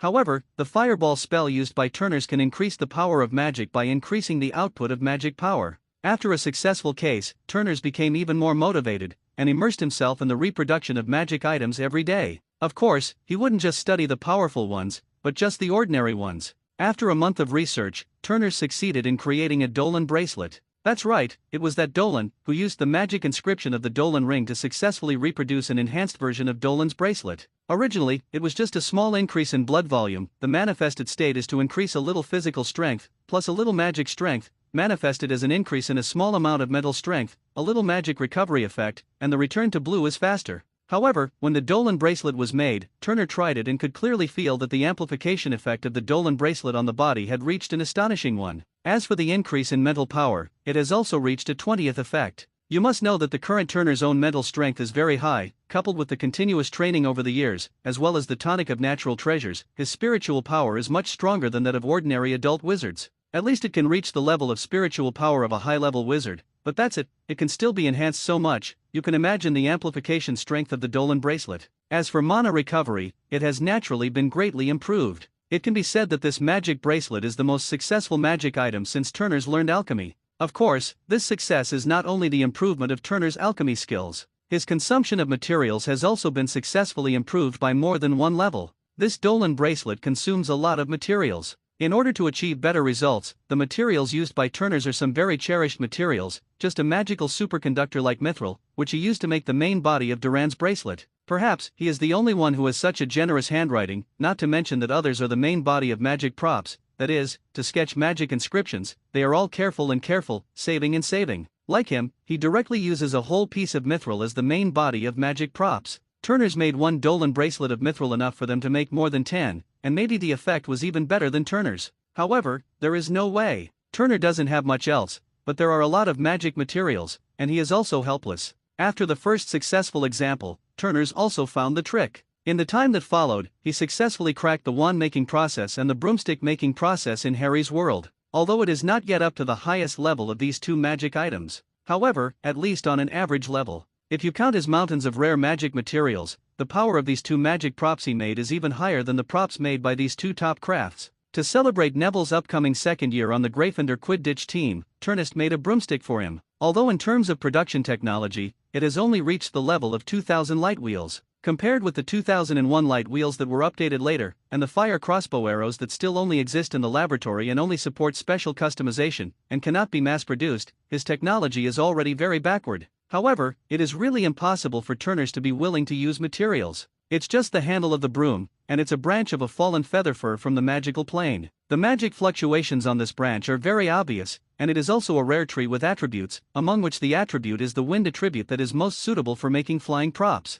With such a congenitally excellent material, as the main body of the broom, this broom has shown its extraordinariness from the beginning. In addition, some elven fruits carry a few branches, along with some other branches, to provide enough flight power for the broomstick. There is also the use of very precious adamantite gold as a carrier for the magic circuit. After this broom was made, when it was tried out, it showed extraordinary quality. After a lot of debugging, we were able to optimize some of the less desirable areas. At this point, the flying broom from his hand is officially produced. This flying broomstick, although it can't be said to hang a fire crossbow arrow, after all, it is unrealistic. It represents the highest technology at this stage, and it is no longer the gap in materials that can fill the gap in technology. Besides, the materials used to make other people's fire crossbow arrows are not necessarily too far behind his. However, it has also successfully surpassed all the attributes of the Light Wheel 2001. After another 2 weeks of crafting a broomstick, Turners devoted the rest of his time to wand research. In the wizarding world, the importance of wands is self-evident. A good wand can bring a very big boost to people's strength. Don't you see that at the end, Voldemort is looking for a wand to improve his strength? Although Turners knew that the old wand was in Dumbledore's hand at this time, Turners was not interested. Although he has enough spirituality, he has obviously gone astray, and whoever is strong will follow whom, so without a wand of discipline, Turners is not interested. Besides, he has the support of the magical knowledge of the heavens and all the worlds, and he is assisted by many magical materials. He didn't believe that he couldn't make a powerful wand on his own. However, after repeated attempts, Turners also discovered a problem. In this world, the so-called magic wand, what really determines its power has never been technology. Because, among the many wands, Turners did not perceive any advanced technology. If anything, it is that the craftsmanship is good, and the core of the wand can be perfectly embedded in the wand. It's just that this kind of craft, let alone Ollivanders, can basically be made even if you find a high-level technician in the Muggle world. After thinking about it for a while, Turners finally figured out that the real core of Ollivander's staff-making process was not technology or anything. It's a concept, and there's the fit between the rod core and the bearer. If the fit is high, then the power of the wand will naturally be greater, and if the fit is not enough, the effect that nature can produce will be much smaller. This seems simple, but it is not so simple, because the size of the fit is not a simple attribute problem. There are many factors that determine this, which requires not only the understanding of magic materials, but also a lot of experience accumulation and long-term attempts to ensure it. This is a very large project, and it is not a problem that can be solved overnight. Fortunately, with this in mind, Turner stopped writing about wand-making techniques. Instead, he simply found a few magic materials, made a few wands for practice, and then stopped studying. Among these wands, his favorite is the wand made for Keek, only a wand the size of a toothpick, which is considered big for Keek. However, such a wand is also a big challenge for Turner. After all, which materials are too small, and you can imagine how difficult it is to successfully inlay the rod core. That is to say, Turners has never interrupted the practice of magic hands over the years, so that his hands are very flexible, so that he can do it. In the hands of ordinary people, this is really not an easy task. Coco's wand, the body of which is used, is a small branch of the elven tree attached to the elven fruit, and the core of the wand is made of Coco's own hair. It can be said that these two materials are the two most compatible. After all, they are also from the same source. After the wand was made, the power it showed was also very powerful, and Keek got this wand, which was really like a fish in water. Although it is not far apart, there is a little gap after all, which is not what Turners expected. Since there is no way to break through this obstacle for the time being, Turners does not plan to work on it. In addition, Hermione had recently visited their house, along with Harry and Ron. Harry and Ron came together because Harry had been at Ron recently. Hermione had traveled abroad with the Granger couple at the beginning of the holidays, and had only recently returned. After returning, I went to Longbottom's house, ready to do some advanced preparation for the rest of the study. Moreover, in their home, there is also an advantage, that is, they can freely perform magic, without worrying about the traces of the Ministry of Magic. Is this your alchemy lab here at Turner? It's amazing, it feels so advanced. Ron looked at the room in front of him, with all kinds of instruments and equipment on display, and felt really emotional. Well, isn't it great? I spent a lot of money to build it, and when I'm at home, I basically study some alchemy here. Turner was also happy to introduce his lab to the others. To be honest, this is indeed one of the best magic alchemy rooms in the Great Eagle Wizarding world at the moment, and Turner spent more than 1,000,000 gold galleons to build it. Moreover, this does not include the cost of filling this laboratory with the materials he received from the sacrificial altar. In real terms, the specific value of this laboratory must reach at least more than 5 million. Is this the place where you usually stay? It feels great, but are you already so deep in alchemy design now? Hermione was obviously shocked. There are many things here. Hermione, as a top student, naturally has a certain amount of knowledge. Although I haven't touched more than a dozen items, I still see some in the book, so I can naturally recognize them. Yes, since I was 9 years old, I began to gradually build this laboratory, and at the beginning, it was also a small fight, but as time went by, I gradually achieved some results. After getting the reward, my family no longer restricts my funds, so this place has been able to grow so much now, Turners said smugly. After all, this is also his ability. He can gradually expand the laboratory from a few small objects at the beginning, reaching the level of 5 million, and this only took 3 years, which is enough to make him proud. Well, that's great. You said you've made a difference. What are they? Can I see it? Hermione was concerned about Turner's accomplishments. She wanted to see what Turners had done. Of course, it's no problem. You come with me. In the basement of the laboratory is my item display area, where there are all the results produced by my laboratory, and they are all first-generation products, laboratory level. I believe you will be eye-opening. Turners is confident. Upon coming to a statue, Turner stood there. After sensing the presence of Turner, the statue opened its eyes, and with a wave of magic power appeared. The statue seemed to confirm something, and the entire statue stood up. It wasn't until this time that the people who followed behind Turner's knew that this griffin statue was actually a magic guard who specially guarded Turner's collection of works. Of course, Neville knew about it, but he didn't say it. What he wanted was for his friends to behave like him for the first time. Now, he's satisfied, and that's what he wants. Following in Turner's footsteps, they came to the underground, where there was a very large field, about the size of a Quidditch pitch in the entire underground space. There are many glass display cases, and in many cabinets, there are display items one by one. Of course, most of the exhibits here don't actually have that value, but are only placed here because they were made by Turner's. And there are only 3 things that really touched his family and made them give him unlimited support when Turner's was 9 years old. These 3 items are the exploration goggles, the magic guard armguards, and the flying ring. The exploration goggles are actually the kind of eyes in Turner's hand, which can see the surroundings clearly in a low-light environment, protect the face, and detect magical fluctuations. The magic protective arm guard is the mithril arm guard in the set of equipment in Turner's hand. Of course, if you can sell it, you can't use mithril as the main ingredient. Without mithril as the main body, its effect is naturally discounted to a certain extent, but this still can't hide the usefulness of this magic item. Arm guards are more than just a probe to grab things. Its greatest role is actually to be able to resist most offensive magic with a single arm guard. Even if it is a high-level mage's smashing charm, in front of the magic arm guard, it can be resisted, but according to the different level of the arm guard, the number of smashing spells that can be withstood is different. The most common one can resist 3 rounds of crushing spells, and the higher one can resist 10 rounds of smashing spells, and the best one on the market at present is a magic arm guard that can resist 20 rounds of smashing spells.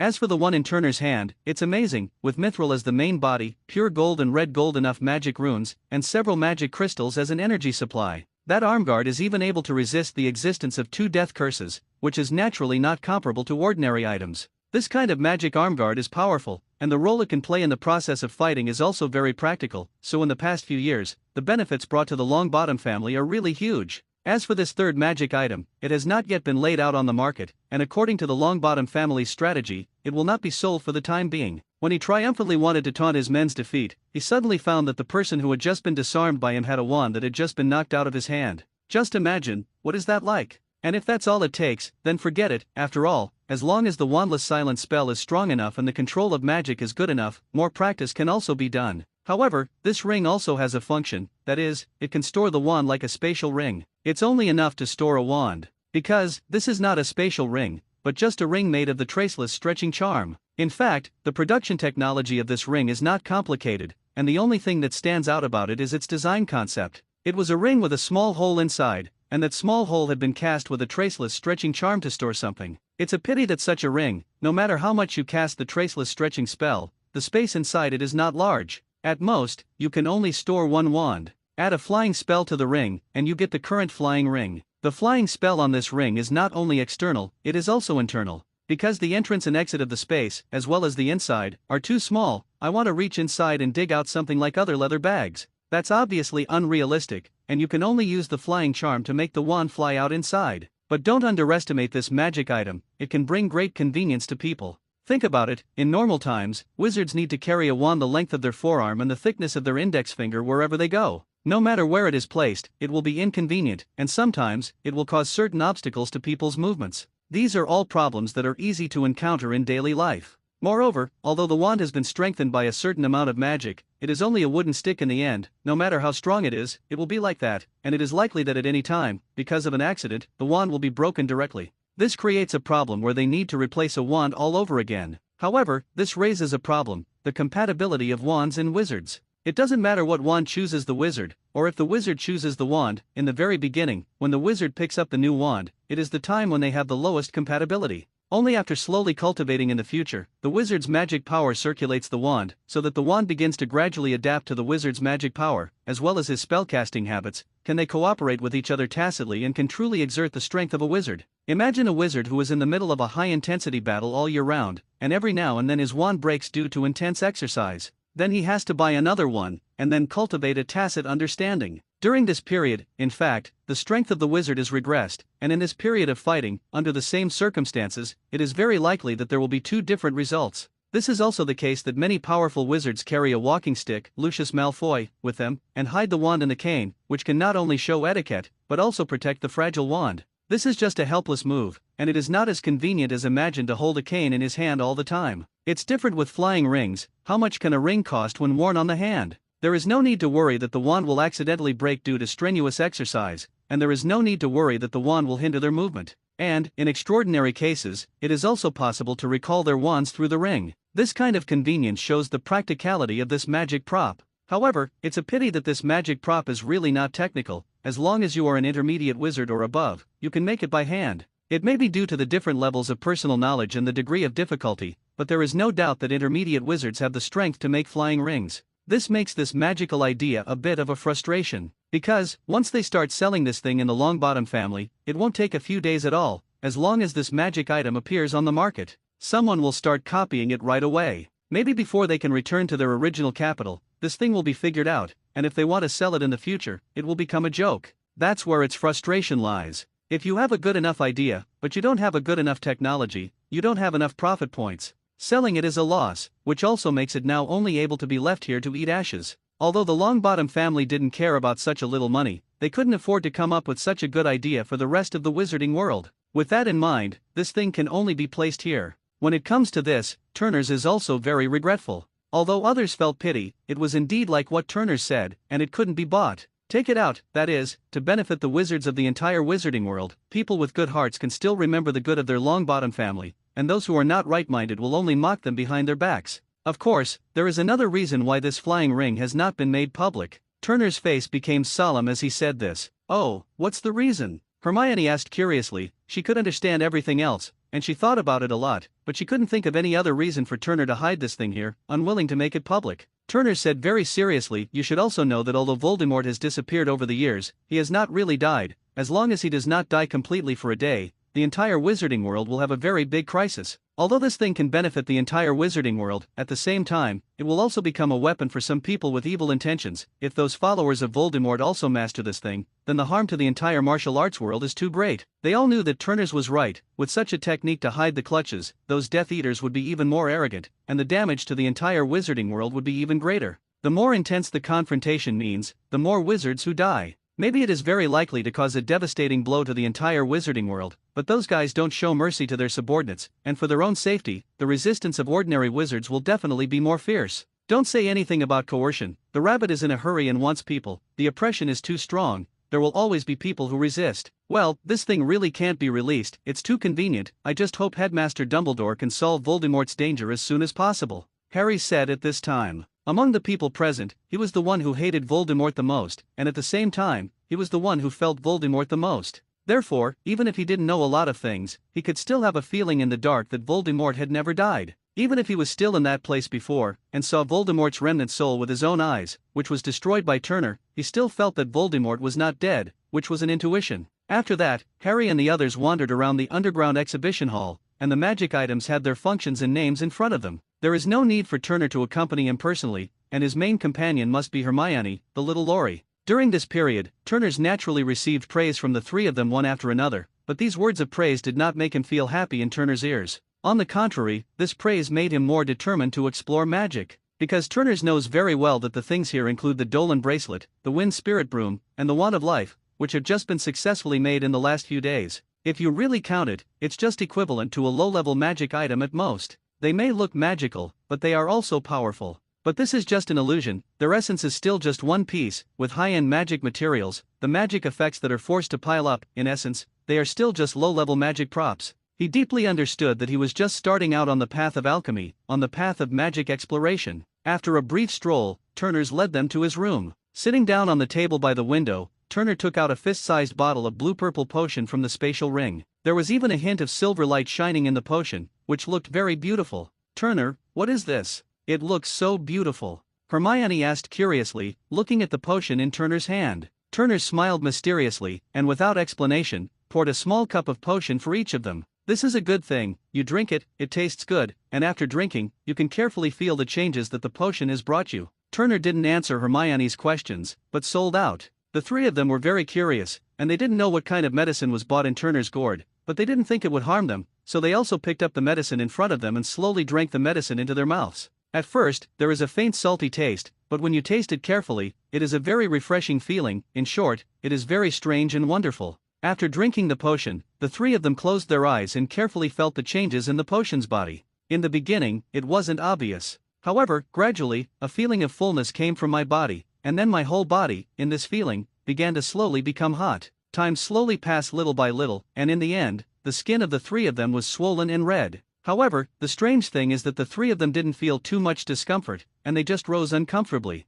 After about half an hour, this feeling slowly disappeared, and only after the sensation in the body completely calmed down, did the three of them open their eyes. The three of them looked at each other in disbelief. At this time, they have the deepest understanding of their physical condition, and it is precisely because they understand it deeply enough that they know the difficulty of this potion. The three of them were originally only magic apprentice level magic power reserves, but in just half an hour, they had already reached the realm of junior magicians. Don't look at such a small step first. At their age, it is enough to be proud of being able to have such strength. And this is just a small cup of magic potion, and it is given to them. It's amazing. What the hell is this? Hermione asked Turners excitedly. Turner didn't speak immediately. He picked up a pot of hot water from the tea set on the side, brewed a pot of green tea, poured it for everyone, and then explained, the name of this potion is called the Magic Source Potion. As the name suggests, it can improve the strength of the magician from the source, and the source of the magician's strength is naturally the magic power in the body. It's a potion that can increase the upper limit of a magician's magic power. This potion can only be taken once in a lifetime. No matter how much it is, it's useless. I just have some left, so I'll be cheap for you, Turners said seemingly casually.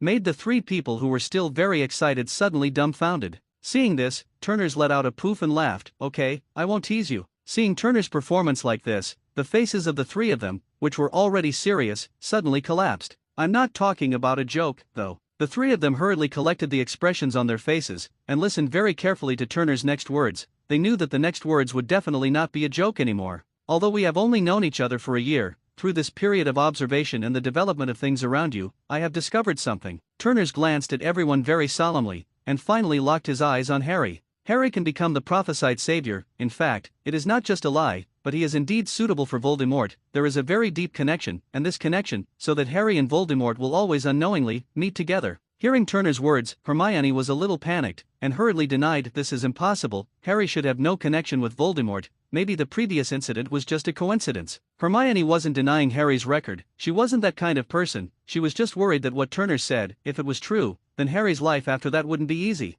After all, it was Voldemort who had a bearing on Harry's fate. This dark cloud that hangs over the entire wizarding world is not such a simple character. Being involved with such a dangerous guy, you can imagine the degree of danger. No, Turners may be right, and I've felt that way too. Harry interrupted Hermione at this point. He also knew that Hermione was concerned about him when she denied it. In the year of getting along, with Turners in the middle, the relationship between them and a group of 5 people is naturally needless to say. Basically there have been no contradictions. Coupled with the traction of fate in the dark, the relationship between the 5 people is becoming more and more harmonious. After all, with the presence of Turner, he was always able to avoid some contradictions. In addition, at this time, did Ron and Hermione have any intersections, and Hermione's scholarly light was shrouded in Turner's scholarly light. Turner's personality will only make people admire, and there will be no jealousy and other emotions. In the past year, although I have been actively investigating Voldemort's purpose, things are not so simple. I can always get useful information at critical moments, and then I can't help but push me in front of Voldemort. If I hadn't known that it would have been impossible for anyone to manipulate it, I would have felt as if it had been arranged.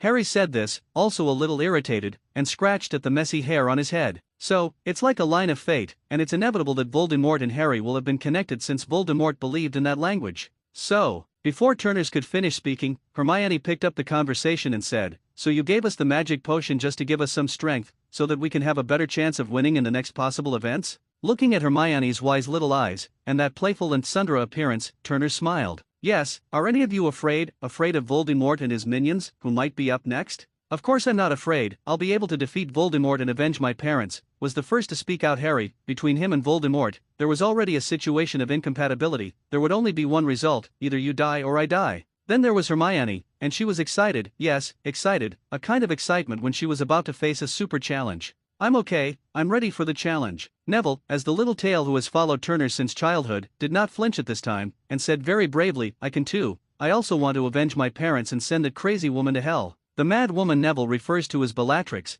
the culprit who tormented his parents and caused them permanent mental damage. The other 3 were still a little puzzled as to who Neville was talking about, but at this point they didn't ask much, instead looking at Ron, who hadn't yet made a statement. Although Ron was indeed a little scared, at this time, he couldn't be cowardly. He could only bite the bullet and say the strongest words in the most cowardly tone, let's send Voldemort to hell together. Seeing Ron behave like this, everyone laughed. They also know that as long as they are individuals, they will be afraid of Voldemort. After all, this is a fierce man who can still intimidate the entire wizarding world after more than 10 years of death. So, they didn't mean to laugh at Ron, they were just happy that Ron was able to overcome his fear and fight side by side with them. So, now I officially announce that the alliance against Voldemort has been officially established, Harry suddenly said at this time, which made the atmosphere of the whole circle freeze all of a sudden. The frozen atmosphere made Harry seem to realize something, and he couldn't help but scratch his head, and asked a little embarrassedly, "Is there something wrong with the name I came up with?" In the face of Harry's knowingly question, Ron suddenly became energetic, rolled his eyes and said with certainty, "Problem?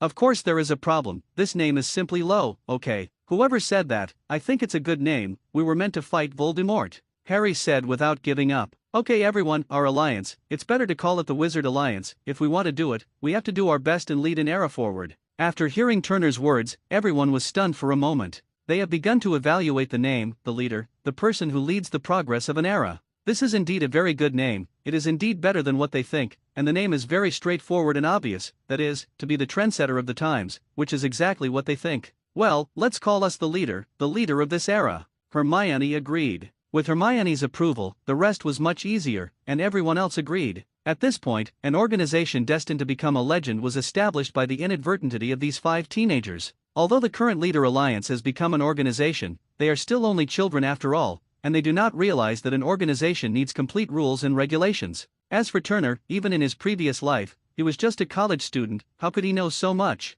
The private organizations he came into contact with the most were only the university clubs. He knows what it takes for an organization to function. However, with their organization of only 5 people now, there is no need for any rules and regulations for the time being. When they need it later, they can add it again. With the same goal and organization, everyone seems closer. In the days that followed, they were at Longbottom's house, and they were kind of crazy. From time to time, he would also play 2 rounds of Quidditch on a broomstick. However, the number of people is still too small, there is not much meaning at all. They are just flying in the sky to play a game of ball throwing and feel the feeling of flying into the sky. Moreover, during the small talk, Harry and Ron also learned that Neville wanted to participate in the Gryffindor Quidditch team selection and become an official Quidditch player in the second year. In Ron's opinion, this is a very cool thing. It's a pity that although he also wants to participate, his strength doesn't allow it. Neville has the confidence to participate because he has been learning Kyushu for a long time, and at the same time, he has a large number of energy-rich ingredients to nourish his body.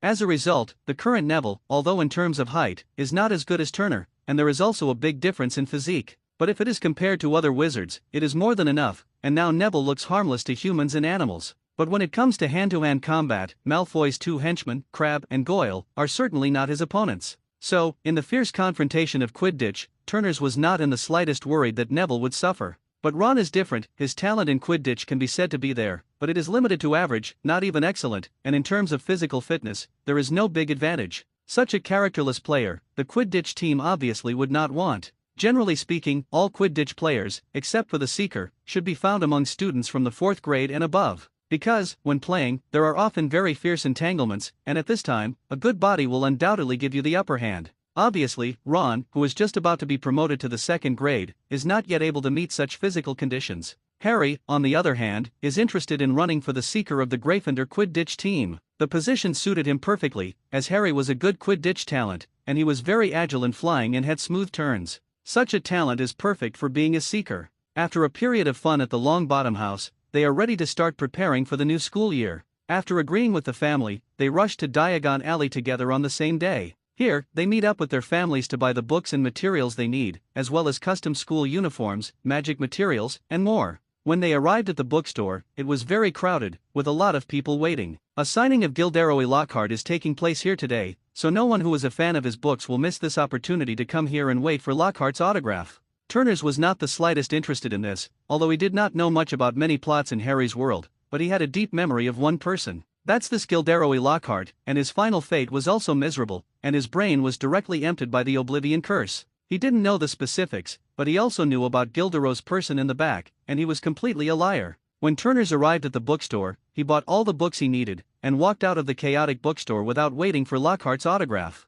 Harry and Ron, who also seemed to dislike Lockhart, followed Turner and walked out together. Of the 5 of them, Hermione and Neville had a lot of interest in Lockhart. Turner's didn't think about exposing the liar, and he wouldn't be able to jump around for a few days anyway. He was about to go to Hogwarts, and he would soon be revealed, and he had better pray that he had done something other than the forgetting charm, otherwise he would soon be in trouble. Not only will it be outstanding, but it will also be discredited. Looking at the chaotic crowd, Thinking that Hermione and Neville would not be able to figure it out in a short time, Turner said to Harry and Ron on the side, "They shouldn't be able to get out. Why don't we go buy something that interests us first?" The trio first went to the Quidditch boutique, which has a whole world of broomsticks that have been publicly sold, and a wide variety of equipment. Here, they are sure to be able to buy everything they need. After some selection, Harry bought all the Quidditch gear he needed, and Turner did the same, and he still knew Neville's physical stats. In addition to this, he also bought a light wheel for 2,000, which he planned to give to Hermione as a gift. Since overcoming her fear of heights, Hermione's yearning for the sky has been very high,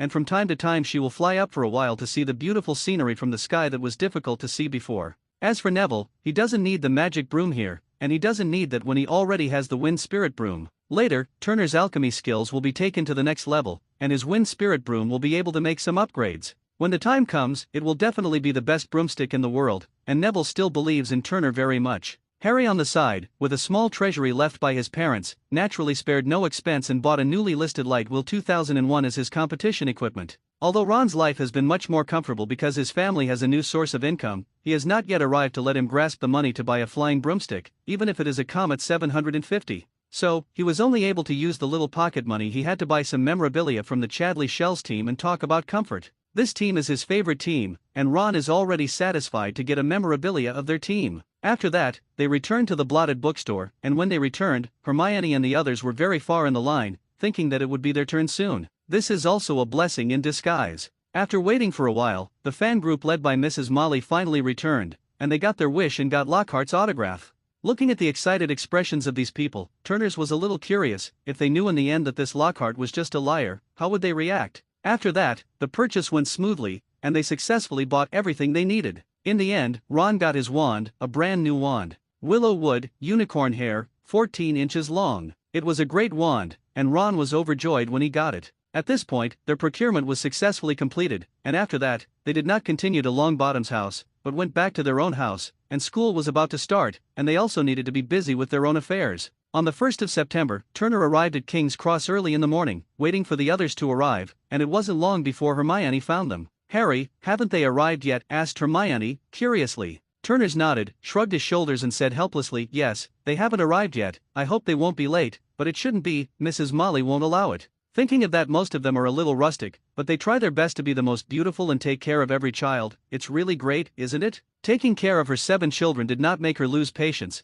and even Harry, a child who was not her child, could feel the warmth of home. "Yes, she'll take care of everyone," Hermione said, apparently remembering Lady Molly's care for them. It's just a pity that this time they were going to be disappointed, because they didn't see Harry and Ron when they knew that the Hogwarts Express was moving, and they didn't know if they didn't find the box, or if they were really late. They had no way of knowing any of these Turners, but, in their hearts, Turners didn't want the latter outcome. Nothing interesting happened along the way, and the group arrived at Hogwarts safe and sound. Naturally, the old students rode in the Thestral's carriage and followed a flat avenue towards Hogwarts Castle. As for the new students, they will have to walk a difficult path that they have experienced before. Looking at the freshmen, one by one, as if walking in a dark forest path, Turner smiled very reluctantly. Hermione was obviously very angry about Turner's bad taste, rolled her eyes and said speechlessly, "Haven't you also experienced it? Why are you bloating so much, really?" Turner's coughed in a serious way, straightened his attitude, and sat up straight with a serious look. "Well, I won't laugh, but now that I think about it, time flies so fast. I didn't expect that we would be in 2nd grade so soon, and in 5 more times, we would be graduating from here. Okay, you old man, don't think about it so much, we still have to boil." Along the way, the carriage was very stable, and the Thestrals were very fast, and while the freshmen were still floating on the Black Lake, they had already arrived in the castle, and after taking their seats, they began to wait for the newborns. It didn't take long for the scenes they had experienced to replay before their eyes. This time, they are no longer the freshmen who are being watched, but they are looking at these people as spectators. Among this group, the only people who can catch Turner's attention are 2 people. They are Ron's sister Ginny, a very cute red-haired Laurie. However, it is not a dish of Turner's, it is more inclined to Western aesthetics. He still prefers Hermione's, slightly slim, rather than overly plump. The other person is a very special person. This person is a girl who is very easily distracted and indifferent to many things in the eyes of others. Even when the girl, Luna Lovegood, was assigned to Ravenclaw, Coco flapped her little wings and flew to Luna's side, lingering for a while, before landing on her shoulder. Such special treatment naturally attracted the attention of others. It is the first time that Keek treats a person like this, especially since this person is still meeting for the first time. Everyone looked at Luna with envy, and seemed eager for her to be close to Keek. However, not everyone can get close to Keek, and even the professors of the academy can't get close to Keek unless she agrees. It's not because of strength, it's just out of respect for the only elemental spirit in the world. Turner, Coke seems to be very special to that girl, Hermione asked, but from her little eyes, Turner could clearly sense that Hermione was jealous. Turner felt a little funny, reached out and touched Hermione's head, comforting her. Yes, she is very special, she has a very high affinity for nature. Among all the people I know, she is the most special one, but you are also very special. Keek is very fond of playing with you. And you can't leave Keek without other friends, right? Well, I should be happy for Coco to have a new friend. Hermione was still a little surprised, but she had already corrected her attitude. However, just as the two of them were whispering, Neville on the side suddenly interjected to Turner, "It seems that Harry and Ron are not here, will they have any accidents?" Seeing Neville's worried expression, Turner's realized at this time that Harry and Ron were indeed not here. No wonder he felt that something was missing before. It turned out that there were two people missing. Well, really, Turner's wondered where the hell the two guys had gone. They must not have boarded the Hogwarts Express, in which case they would have been fired, Hermione said worriedly. Indeed, this is what worries the people who come here, especially Muggle-born wizards. After experiencing this bizarre world of magic, it would obviously be a shame for them to return to their original world. It's not that serious, Hogwarts won't fire any student because of some accident, they'll come back, I'll ask the professor. With that, Turners got up and walked briskly to the teacher's seat. He didn't just think about Dumbledore sitting in the middle and walked over, but found Hagrid at the very edge. Hagrid, something seems to be wrong, I need to ask Professor Dumbledore, can you help me convey this? Looking at Turner's solemn expression, Hagrid also knew that the matter should be serious, and he didn't care about anything else, so he stood up directly, came to Dumbledore's side, and whispered a few words in his ear. Although it was a whisper, Turner, who was standing at the very edge, could hear it clearly. Dumbledore gave Turners one more look, nodded, and left the teacher's seat to the small room at the back of the Great Hall, the last place in the Goblet of Fire, where the warriors last. "Mr. Turner, do you have any business?" Dumbledore was confused. Turners walked up to Dumbledore and said with a solemn face, "Harry and Ron are not here, we were on the Hogwarts Express before, we didn't wait for them, I originally thought they were in other private rooms, obviously I was wrong, they should not have boarded the Hogwarts Express at all." After hearing Turner's words, Dumbledore's body sitting there suddenly straightened, and the chair handle he held in his right hand made a slight squeak sound, obviously under a lot of pressure. "Well, I know, don't make a fuss about this matter first, I'll look for it now, maybe we're just a false alarm, you go back first." After stabilizing his mood for a while, Dumbledore looked relaxed and said comfortingly, "I understand, Professor, I won't say anything, I don't think they should have a problem, but they are with the Weasleys, since everyone else is safe, I think there must have been some accident, otherwise Mr. Weasley would not have been unaware." "Well, I think so, well, Mr. Turner, you should go and enjoy your dinner," Dumbledore said lightly. Turners was right, and if there was a problem, Arthur wouldn't have gone unreacted. After saying goodbye to Dumbledore, Turners returned to his student seat. Dumbledore, on the other hand, found Snape, told him everything, and told him to look for it to see if Harry and the others had already come to the school. If they don't find it at school, then they need to contact the Ministry of Magic, and at this point, they are the only ones who can still have enough manpower to find the two missing children. Snape was conflicted about Harry, but his concern for Harry was unquestionable, and he would certainly do his best when it came to Harry's safety. Dumbledore believed in him very much. Moreover, Dumbledore can't leave now, and if he, the headmaster, is not there, the whole school will be panicked. After Turners came out of the back of the Great Hall and returned to his Gryffindor seat, Hermione and Neville on the side hurriedly asked, "How's that?" "Don't worry, Professor Dumbledore has already arranged for them, and will soon be able to know their whereabouts." At this time, he could only comfort the two of them and tell them not to think nonsense. Besides, as the protagonist, if he was directly fanned by the butterfly Turner, it would be too vegetable, and he didn't believe that he had such great power. If you can use your mobile phone at this time, you will be able to know where the other person is with a phone call, and if you have any trouble, you will be able to support you at any time.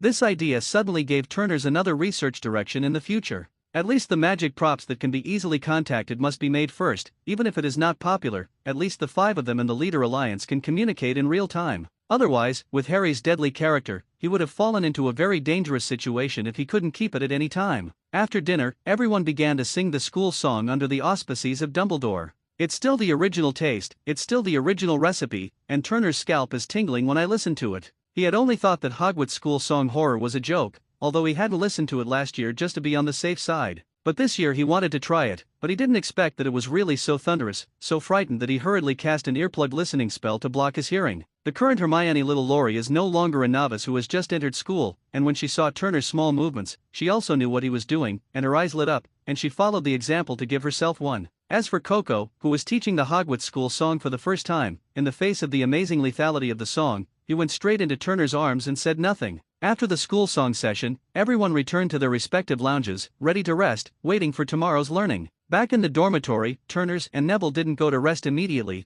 they had to wait for news from Harry. It wasn't until about 10 o'clock in the evening that Harry and Ron returned to the dormitory with their tired bodies on their backs. "Hey, where the hell did you two go? Why didn't you catch the Hogwarts Express, and how did you get here?" Neville was visibly worried about his two best friends, and asked them all the rage as soon as he saw them. Harry and the others were embarrassed at this time, and although they were already very tired, they still cheered up and told Turner's and Neville what they had seen and heard today. When he heard that they could write a novel, Turner's was speechless for a while. It was a simple thing, but it was complicated by these two guys. In fact, their experience today is not much different from the original book. If anything, the only difference is that Ron broke it, not his wand that leaked out of the core of the wand. However, he was even more unlucky, and the new wand that had just arrived a few days ago was broken in this accident. Looking at Ron's very heart-wrenching performance, Turner smiled unkindly. At this time, Ron didn't have the heart to complain about Turner. He was still remembering his new wand at this time, which he could not easily guess, a brand new wand, which had not yet shown its might, and was now directly reimbursed.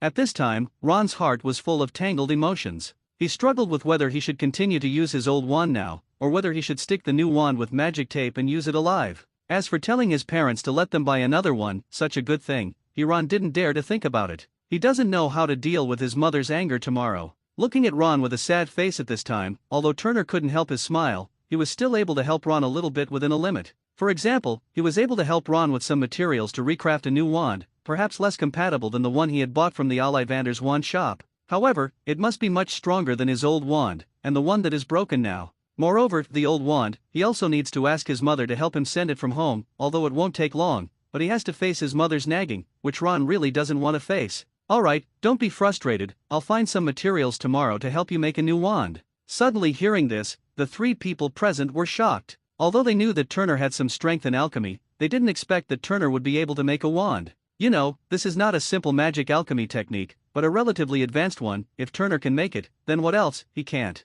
Neville was also surprised by the alchemy strength shown by Turner. Of course, he was not to blame. After all, Turner had never told Neville this. Even if it was his broomstick, he always thought that Turner's had specially found someone to customize. "Turner's, do you really know how to make a wand? That's great, thank you so much. If I let Mom know that I broke my new wand, I'd be killed." Ron wasn't going to think about anything else at this time. At this time, it would be the best news for him to be able to get a solution to his wand, and as for the rest, let it be put aside. "Turner's, do you still make wands?" asked Harry, a little confused. This is a bit of a strange thing. It's like being a classmate in elementary school who suddenly tells you that he's able to make his own pistol, and it's unbelievable. Turner's nodded very calmly, and said indifferently, "Really, I already helped Keek make a magic wand during the summer vacation." At this time, Keek raised his wand very cooperatively. It's only the size of a toothpick, but it's a magic wand. And, to prove it, Coco also casts a lighting spell with her wand. Looking at the glimmer of light at the tip of the wand, at this moment, the few people present had no doubts.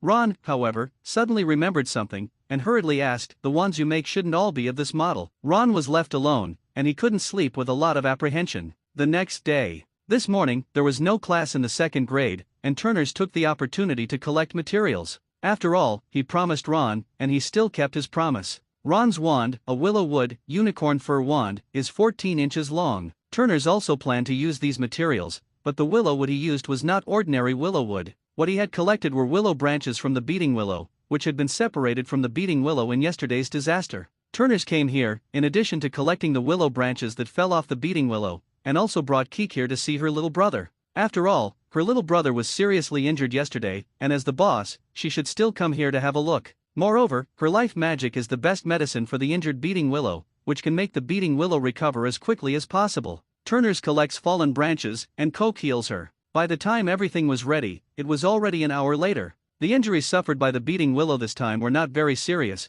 but some branches were broken, and the bark fell off in some places, so the problem was not very big. After cleaning up the place, Turner's went to Hagrid's stone house, and before that, Turner's had already called Stilly here through the faint sense of the contract. He also needs to collect some of Stilly's hairs to use as Ron's staff. Stilly has no problem with this, and she is very happy to be able to help Turner. Once he had gathered all the materials, he kept them safe so that they would not be rendered useless by the passage of mana. After playing with Stilly for a while, he took his leave and left. Although there were no classes in Gryffindor's second year this morning, they will have them in the afternoon. There's a good chance that Ron will be using his wand, so time is still running out. Back in the bedroom, Turner took the two materials out of the box. Then he took out some magic solvent and a set of carving knives. First, the branches of the beating willow were trimmed neatly and carved into the shape they needed with a carving knife. A hole was drilled in the middle, and the unicorn hair, soaked in magical solvent, was slowly stuffed into the center of the branch of the beating willow. Then use a little bit of wood chips, mixed with an adhesive, to fill the hole. At this point, the main body of a wand is made. The next thing you need to do is to carve the wand with magic runes so that it can do the effect it wants. When carving the magic inscriptions, Turner's did not skimp on the materials, and directly used pure gold. This is the best magic metal he has in his hands so far, and it is the best to use here. As Turner's portrayed, a wand began to take shape in his hand. By the end of the day, the whole wand was almost mostly complete. The rest, and most important, is to activate the magic inscription of this wand. Only then will the magic inscription on it work, and the entire wand will be considered a complete wand. Otherwise, this very beautiful looking wand is just a vase, an ornament. Not to mention the slightest effect, it will destroy the entire wand because of improper operation. The others had woken up while Turner was working on the wand body, and Hermione had arrived afterward. All four of them stayed quietly behind Turner, watching carefully how Turner's made a wand. After crafting the body of the wand, Turner's lowered his wand. It was only then that Hermione spoke. "Turner, is this wand ready?" Turner moved his stiff neck, wrists, fingers, etc., and replied at the same time, "Of course not, this is just the body of the magic prop, and its soul has not yet been opened."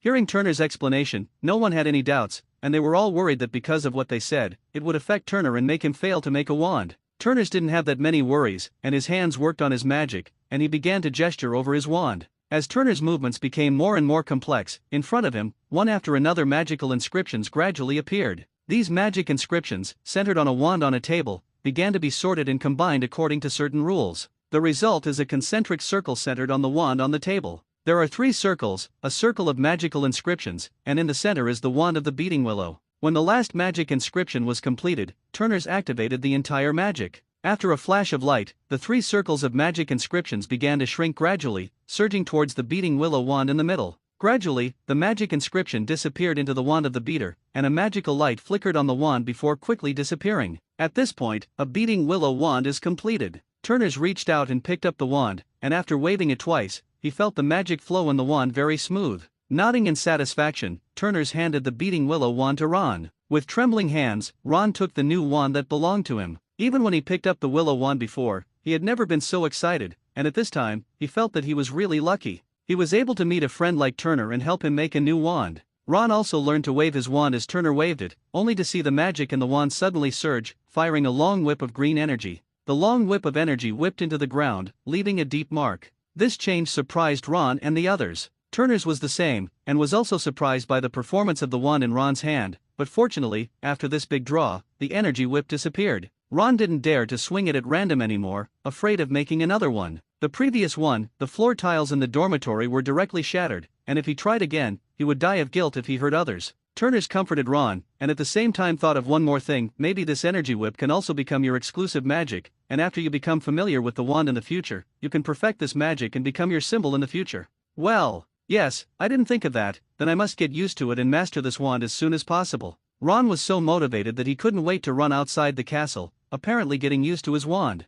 Harry was so happy to see his best friend, and she was no exception. Look at his eagerness, that magic was created by him in the future. What should he be called? The speaker has no intention, but the listener has a heart, and when this sentence is heard in Turner's ears, the taste completely changes. The green whip wizard, donkey whip wizard? Of course, he must not be able to say this, which is really dirty. Turner's put all the tools on the table in order and put them away. He was also going to start preparing for the class he was going to have in the afternoon. After all, it was his own dean's class, and he still had to maintain enough respect. Ron, on the other side, quickly ran to the outside of the castle, and cast magic on the open space alone. All kinds of magic he had cast, just so that the wand could become familiar with his magic aura as soon as possible. At the same time, he is constantly adapting to this new, powerful wand. The day after they arrived at the school, Ron was having breakfast in the Great Hall when he received a letter from Mrs. Molly. And not an ordinary letter, but a roaring letter. It was a newly wrapped red letter with a very violent magic on it. Such a letter is enchanted with magic, and as long as it is opened, the content on it will be roared out directly with a very terrifying decibels. Not to mention the Great Hall, you might be able to hear it from outside the castle. It was sent by the Weasleys' new owl, Lemke, a strong and young male owl. Turner's and the others, looking at the roaring letter in Ron's hand, one by one, were all in fear. Neville had tried the power of this thing, and for this, Turner had also suffered from the pondfish. After being filled with Neville's roaring letters, his ears and brain were buzzing for a long time. Since then, when he sees the roaring letter, he has habitually cast a closed-ear earbud to himself. This time he was no exception. He shot very quickly and decisively. Of course, he didn't forget to give Hermione as well, to prevent her from being tricked. Neville was already surprised by this, and at the same time, with his years of experience, he made a very pertinent suggestion. Ron, you'd better open it, otherwise, something even more terrible will happen. I once ignored a roaring letter from my grandmother, and the consequences are very terrifying. As for what the consequences were, Neville didn't say, but judging by his palpitating expression, he knew it wouldn't be a bad thing. Ron had no choice but to open the red envelope. Then, a burst of high-pitched magic sounds resounded throughout the auditorium. Everyone looked in Ron's direction with a stunned expression. After a baptism of several minutes, the letter finally fulfilled its mission and destroyed itself. It's just that the people in the auditorium at this time all looked at Ron with a pitiful look. At this moment, Ron is also famous in Hogwarts, although it is not a good reputation, but at least it can be regarded as leaving a very deep impression on everyone. Although, that's not what Ron would like to see. This story, in the next few days, has been spreading. Time is ruthless, but it is also the best conciliator, and under the wash of time, Ron's matter has gradually been forgotten. On this day, Turners finally waited for the day he was looking forward to. During the day, there was a lesson for Hermione's admirers, a lesson in defense against the dark arts. Turners has prepared melon seed snacks and is waiting to see the show. Although he had been prepared for Lockhart's bag long before class, he was still flashed to his waist by Lockhart. The entire defense against the dark arts classroom was filled with photographs of Gilderoy Lockhart, as well as a very large portrait. What's even more unbearable is that in these photos, those Gilderoy Lockharts also inherited his master's sassy character, and one by one he showed his charming smile as much as possible. Turner was about to vomit when he watched this scene, but there was no way. He still had to take this class, and it was impossible to skip class without giving face. After a long wait, Lockhart finally came out of his office. As soon as he came out, he showed his 8 teeth and showed what he thought was the most charming smile. It's just that, in Turner's opinion, it's nothing more than a very silly smile. Hello, everyone, I think you all should know me. Gilderoy Lockhart, 3rd class of the Order of the Merlin Order, honorary member of the Anti-Dark Arts League, 5-time winner of Wizarding Weekly's Most Charming Smile Award. But I don't talk about that. I'm not soaring off the Lady of Wanlun with a smile. It's a very classic self-introduction, and it's also very sassy, especially at the end, and he shows his 5-time winner of the Wizarding Weekly's Most Charming Smile Award. However, no matter what Turners looked at, he only saw the silliness that filled the whole classroom, but he did not see any charm. However, this is very lethal for those little girls and some little boys who worship heroes. Turners doesn't care, only really powerful people can have the last laugh, and Turners wants to see how long Lockhart can laugh.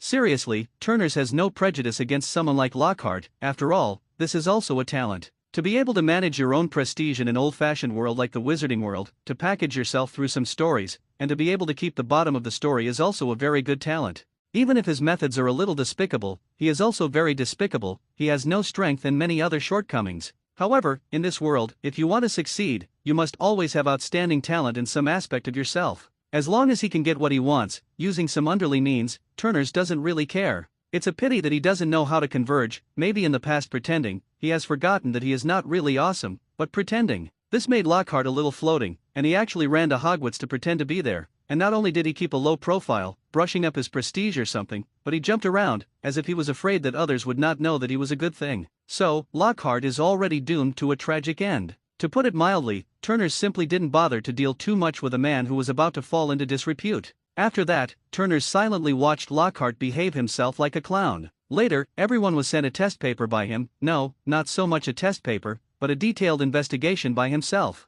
Looking at the many questions above, Turners honestly felt the urge to vomit. This Gilderoy Lockhart is really too shameless. He is so cheeky to let others answer such a question. Anyway, Turners didn't think about doing the question, so he didn't even look at it, and just threw the test paper aside and ignored it. Instead, he looked at the book of vision he got before. Although he had already memorized this book in his mind, he still looked at it from time to time, which could consolidate his memory. At the same time, it can also be brought into this book from different angles, so as to have a new understanding of the magic of Comatage. Turners was fascinated by the book, and before he knew it, time had passed. When the time came, Turners handed in the blank paper directly, not giving Lockhart any face. Such a performance made several classmates around him stunned. Even Harry, who hated Lockhart and found him a little annoying. However, he didn't dare to hand in the blank paper directly. He didn't expect that Turners would have such courage and not save Lockhart any face. After putting the paper away, Harry quietly gave Turners a thumbs up. Ron, who was on the side, didn't pay attention at first, and only when he saw Harry's movements did he whisper to Harry what was going on. When they heard about Turner's actions, they also gave him a thumbs up.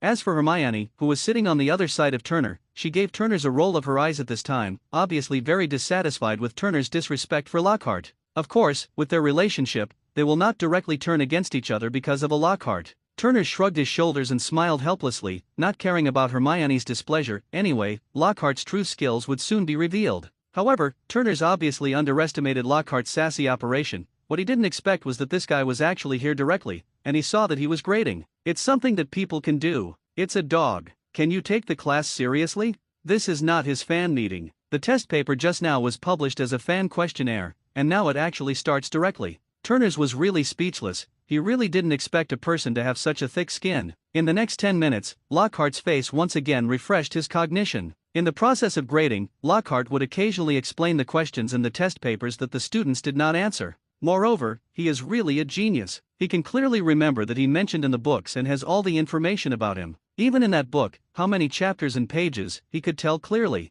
This once again refreshes Turner's definition of the word talent. It didn't take long for Lockhart to review Turner's papers. After seeing that Turner's test paper was blank, Lockhart, who was sitting in front, was also stunned. He didn't expect that in his first class, there would be students who were so faceless and didn't write anything, so they just handed in the papers. Suddenly, his face was a little unsightly, the smile on his face disappeared, and the 8 shining teeth were also put away. May I ask who Turner Longbottom is? Lockhart had not lost his mind, and still maintained his demeanor as much as possible. Seeing this, everyone in the classroom looked at Turner, who was sitting in the back of the room at the same time. When he heard his name called, Turner was temporarily freed from the ocean of knowledge. Looking at the whole classroom, all looking at him, Turner's was a little puzzled, and when he saw Lockhart, who was sitting in front of him with an unhappy face, Turner's basically understood. He didn't care, stood up, and asked very casually, "Teacher, are you looking for me?" "Yes, Turner-sama, I would like to ask, why didn't you write a word in this test paper, didn't do a single question?" Lockhart asked in a serious tone.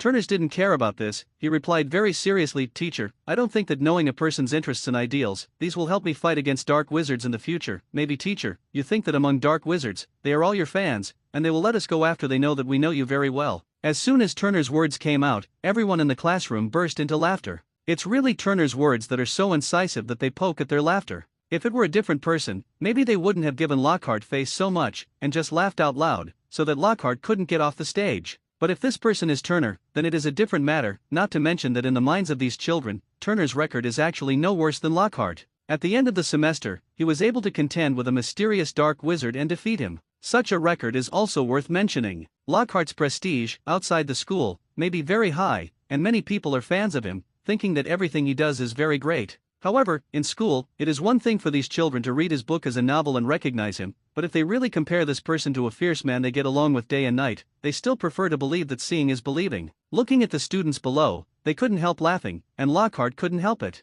However, he could not say that what Turner said was wrong, and he could only find some dialectical reasons from the side. "Teacher, I am doing this to see if you have read the book carefully. These small details can reflect this very well, and this is the fundamental intention of the teacher to do a test." Sure enough, a man who has been disguised outside for a long time, in the face of this unexpected situation, can find a reason to deal with the crisis in a short time. Turner's was non-committal about this, and he didn't bother to argue anything with Lockhart. "I'm sorry, teacher, but I didn't have any interest in these novels, so I didn't read them." Turner's is very direct, and he makes it clear that he can't read the same textbooks as these novels. Lockhart really didn't know what to say about this, and this matter was indeed his fault. In order to increase the sales of his books, when arranging the teaching materials, he will use all his books as teaching materials for students to buy. It's just that, in this way, he can be regarded as a failed character, and in this regard, he can't make any refutation. In the end, he could only change the subject. "Okay guys, this test, that's all for this test, let's take a break, and soon, we will start the practical operation phase of our class,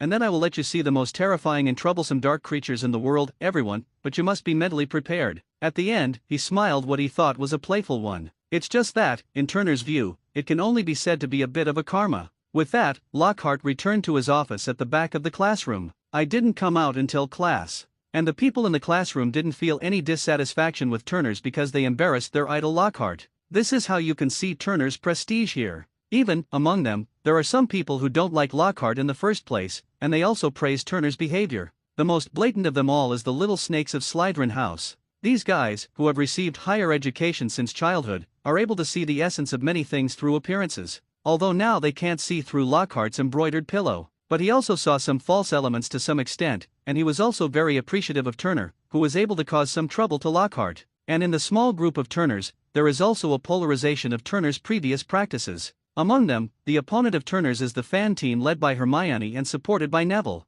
And Harry is the representative, and the two who support him, Ron, are the two members of the team, which is very good for Turners. Harry was also forced. Harry didn't like Lockhart very much, but since coming to school, Lockhart has always appeared in front of him from time to time. Harry didn't understand why Lockhart did this, but Turner did. Lockhart was rubbing off on his fans Harry's popularity as a savior. Although Harry is still not well known as the protagonist of 12 years ago, he did make Voldemort disappear from this world. This is an indisputable fact. Harry is still very well known now, but because it has been quiet for many years, people have forgotten Harry a little. However, it doesn't mean that there is no recognized crowd. He just lacked a chance to activate the aura on him, and Lockhart thought he could use it as an opportunity to bring Harry into the public eye. As long as this plan is realized, his reputation and status as the important person who leads Harry will naturally reach a higher level. After a short break, the second class was about to begin, and Lockhart did it from his office at this time. At the same time, he was also carrying something wrapped in a dark blue curtain in his hand, and the metal hook on it should be a cage-like thing. What exactly was inside, no one knows. I saw Lockhart put the cage in his hand on the lectern. Then, in a very solemn tone, he said to everyone, "Next, you will see the most evil and terrifying dark magic creatures in the world. Are you ready?" As he spoke, Lockhart habitually showed his charming smile. Turner still has some impressions of this scene, because in Harry Potter Part 2, this is also a famous scene. Looking at all the little wizards, they all looked at him in front of the podium with a curious and slightly frightened expression. This made Lockhart's heart feel satisfied at once, and he felt that this was the effect he wanted. "Are you ready? Let me show you." As he spoke, Lockhart lifted the curtain in his hand in an exaggerated manner. One or two alone, even a wizard's apprentice, can be easily subdued. After all, although the wizard apprentice has no way to perform magic, they can be slapped with a slap, and their size is too small. In the face of such magical creatures, the students really couldn't imagine why they became serious about them. Looking at the students nonchalant and even smiling, Lockhart didn't care. "Okay guys, let's see how destructive they are," he said, opening the lock on the cage and opening the cage door. Seeing the cage in which they were locked was opened, these lawless little bastards, like a swarm of bees, rushed out of the cage in a frenzy. In an instant, the entire defense against the dark arts classroom was occupied by these guys. Their actions in 2s and 3s made a mess of the whole classroom. The students were also manipulated by the little ones, throwing their books to the ground, knocking over the ink bottles on the table, and pouring ink all over the table. Grab the students' hair, robes, and make them embarrassed. A series of things made everyone feel the fear of these little guys. Of course, there are people who are exceptions, such as Turner. When the elves wanted to get close to him, he directly drew his wand, and the magic balls the size of marbles flew out, bouncing out the elves who were close to him one by one, so as not to disturb him. The magic missiles that shoot out of the wand are very accurate, and they can accurately hit every elf, even the elves behind them, and Turner's can send them flying out. This level of spell casting is obviously very advanced. Although these elves have some intelligence and are very vindictive, they have no way to deal with the well-defended Turners. Even if he threw a book at Turner, Turner could easily mix a control spell in the middle of the attack, catch the book, and return it to their owner. Hermione, on the side, also did the same, and followed Turner to use marbles to attack the elves who wanted to get close to her. This magic was given to her by Turners when Hermione was a guest at Longbottom's house, and she taught several other small magics together, which have a common characteristic, that is, the consumption of magic is not large, but it is very practical. Of course, he didn't favor one over the other, and Harry and Ron taught him. And Ron didn't hide it secretly, and handed over a few practical little magic of the Weasley family to others. It's just that it's clear that her spellcasting level can't reach the level of Turner, and every now and then a fish or two will slip through the net and continue to dodge magic missiles and fly towards her. But with Turners by her side, Hermione was not alarmed. She always believed that Turners could help her stop the elves in the end. Urtanas never let her down, either. The three Harry, at this time, are also using their wands to fight against these annoying elves. It's just that by their side, after all, there is no Turners to share the pressure, and the elf's flight speed is still very fast, which makes them annoying. From time to time, you need to use the textbook in your hand to shoot the elves who come close to you out. If they don't, they will be sinned. Just when everyone was busy dealing with the elf's accident, an abrupt voice echoed throughout the classroom, "Then, these elves will be solved by the 5 of you, put them in cages, and that's it, class." Suddenly hearing someone talking to them, Hermione and a few others took a little effort out and looked at the place where the voice came from. It's just a pity that they were a step too late, and they just saw a very embarrassed figure, hurriedly got into the teacher's office, and then slammed the door shut. When they looked around again, the entire classroom was almost as far as it could be. This Turner had found out before, but he didn't care about this. This class was already unsustainable under the mess of the elves, and it was better to run first than to let the students stay here and fight with these elves. It's just that he didn't expect that this time, he would trap himself. B. Lockhart's coolie and help him clean up the mess. If I had known this, I would have left with the others. Turners complained weakly. Okay, let's stop talking about it, let's get rid of them first, they're just too annoying. Hermione was already tired of these little ones, and casually blasted a little elf that was close to her into the air with a magic ball that was obviously much larger, and said impatiently. At this time, Hermione wanted to throw them into the cage immediately, but she didn't want to continue talking nonsense here. Okay, let me do it, all fixed. This magic is a very good little magic, not very powerful, it can only deal with some small things with low magic power, small size, and insufficient strength, and its only advantage is that it is a range of magic. Don't hurt them, these little things are nimble, I'm very useful, I came up with a very good idea. After listening to Turner's words, the 5 of them didn't have any opinions. Looking at Lockhart's meaning, he obviously didn't want to see these little things, and Turner's took it away, it was no big deal. With the efforts of the 5 people, these little guys were finally all put into cages. It was only at this time that they finally breathed a sigh of relief. After packing up their books, Turner's carried the large cage and the group left the classroom together. There's a potions class next, and they're going to have to rush over. As for the messy classroom, it doesn't matter what they do. Early the next morning, while everyone was having breakfast. Of course, they don't have much else to do with each other, but, as friends, she still needs to be cared for. She didn't care about eating, so she quickly began to read carefully, wanting to see what was said upside down. By the time she had read everything, Hermione was relieved. The situation mentioned above is not as serious as imagined. Arthur Weasley's job was not lost, and he was still the director of that office. However, the Ministry of Magic also conducted a thorough search of Weasley's home, and found some Muggle-related items, some of which were taken away. These things that were taken away were also contraband, and for this, the Weasleys had to pay a hefty fine. This made Mrs. Weasley, who had not been rich for a few days, very dissatisfied. What can they do if they are just dissatisfied? They still have to pay the money that should be paid. After all, her husband's job still has to be kept. Although the family no longer has to live on Mr. Weasley's little salary, it is a good thing to have a decent job. It's just that in this report, there are some reports about Arthur, and most of the content of the reports is more negative, and it can discredit Mr. Weasley. From beginning to end, Hermione finally breathed a sigh of relief. Although there was a hefty fine to be paid in the end, at least everyone was fine, which was a good ending.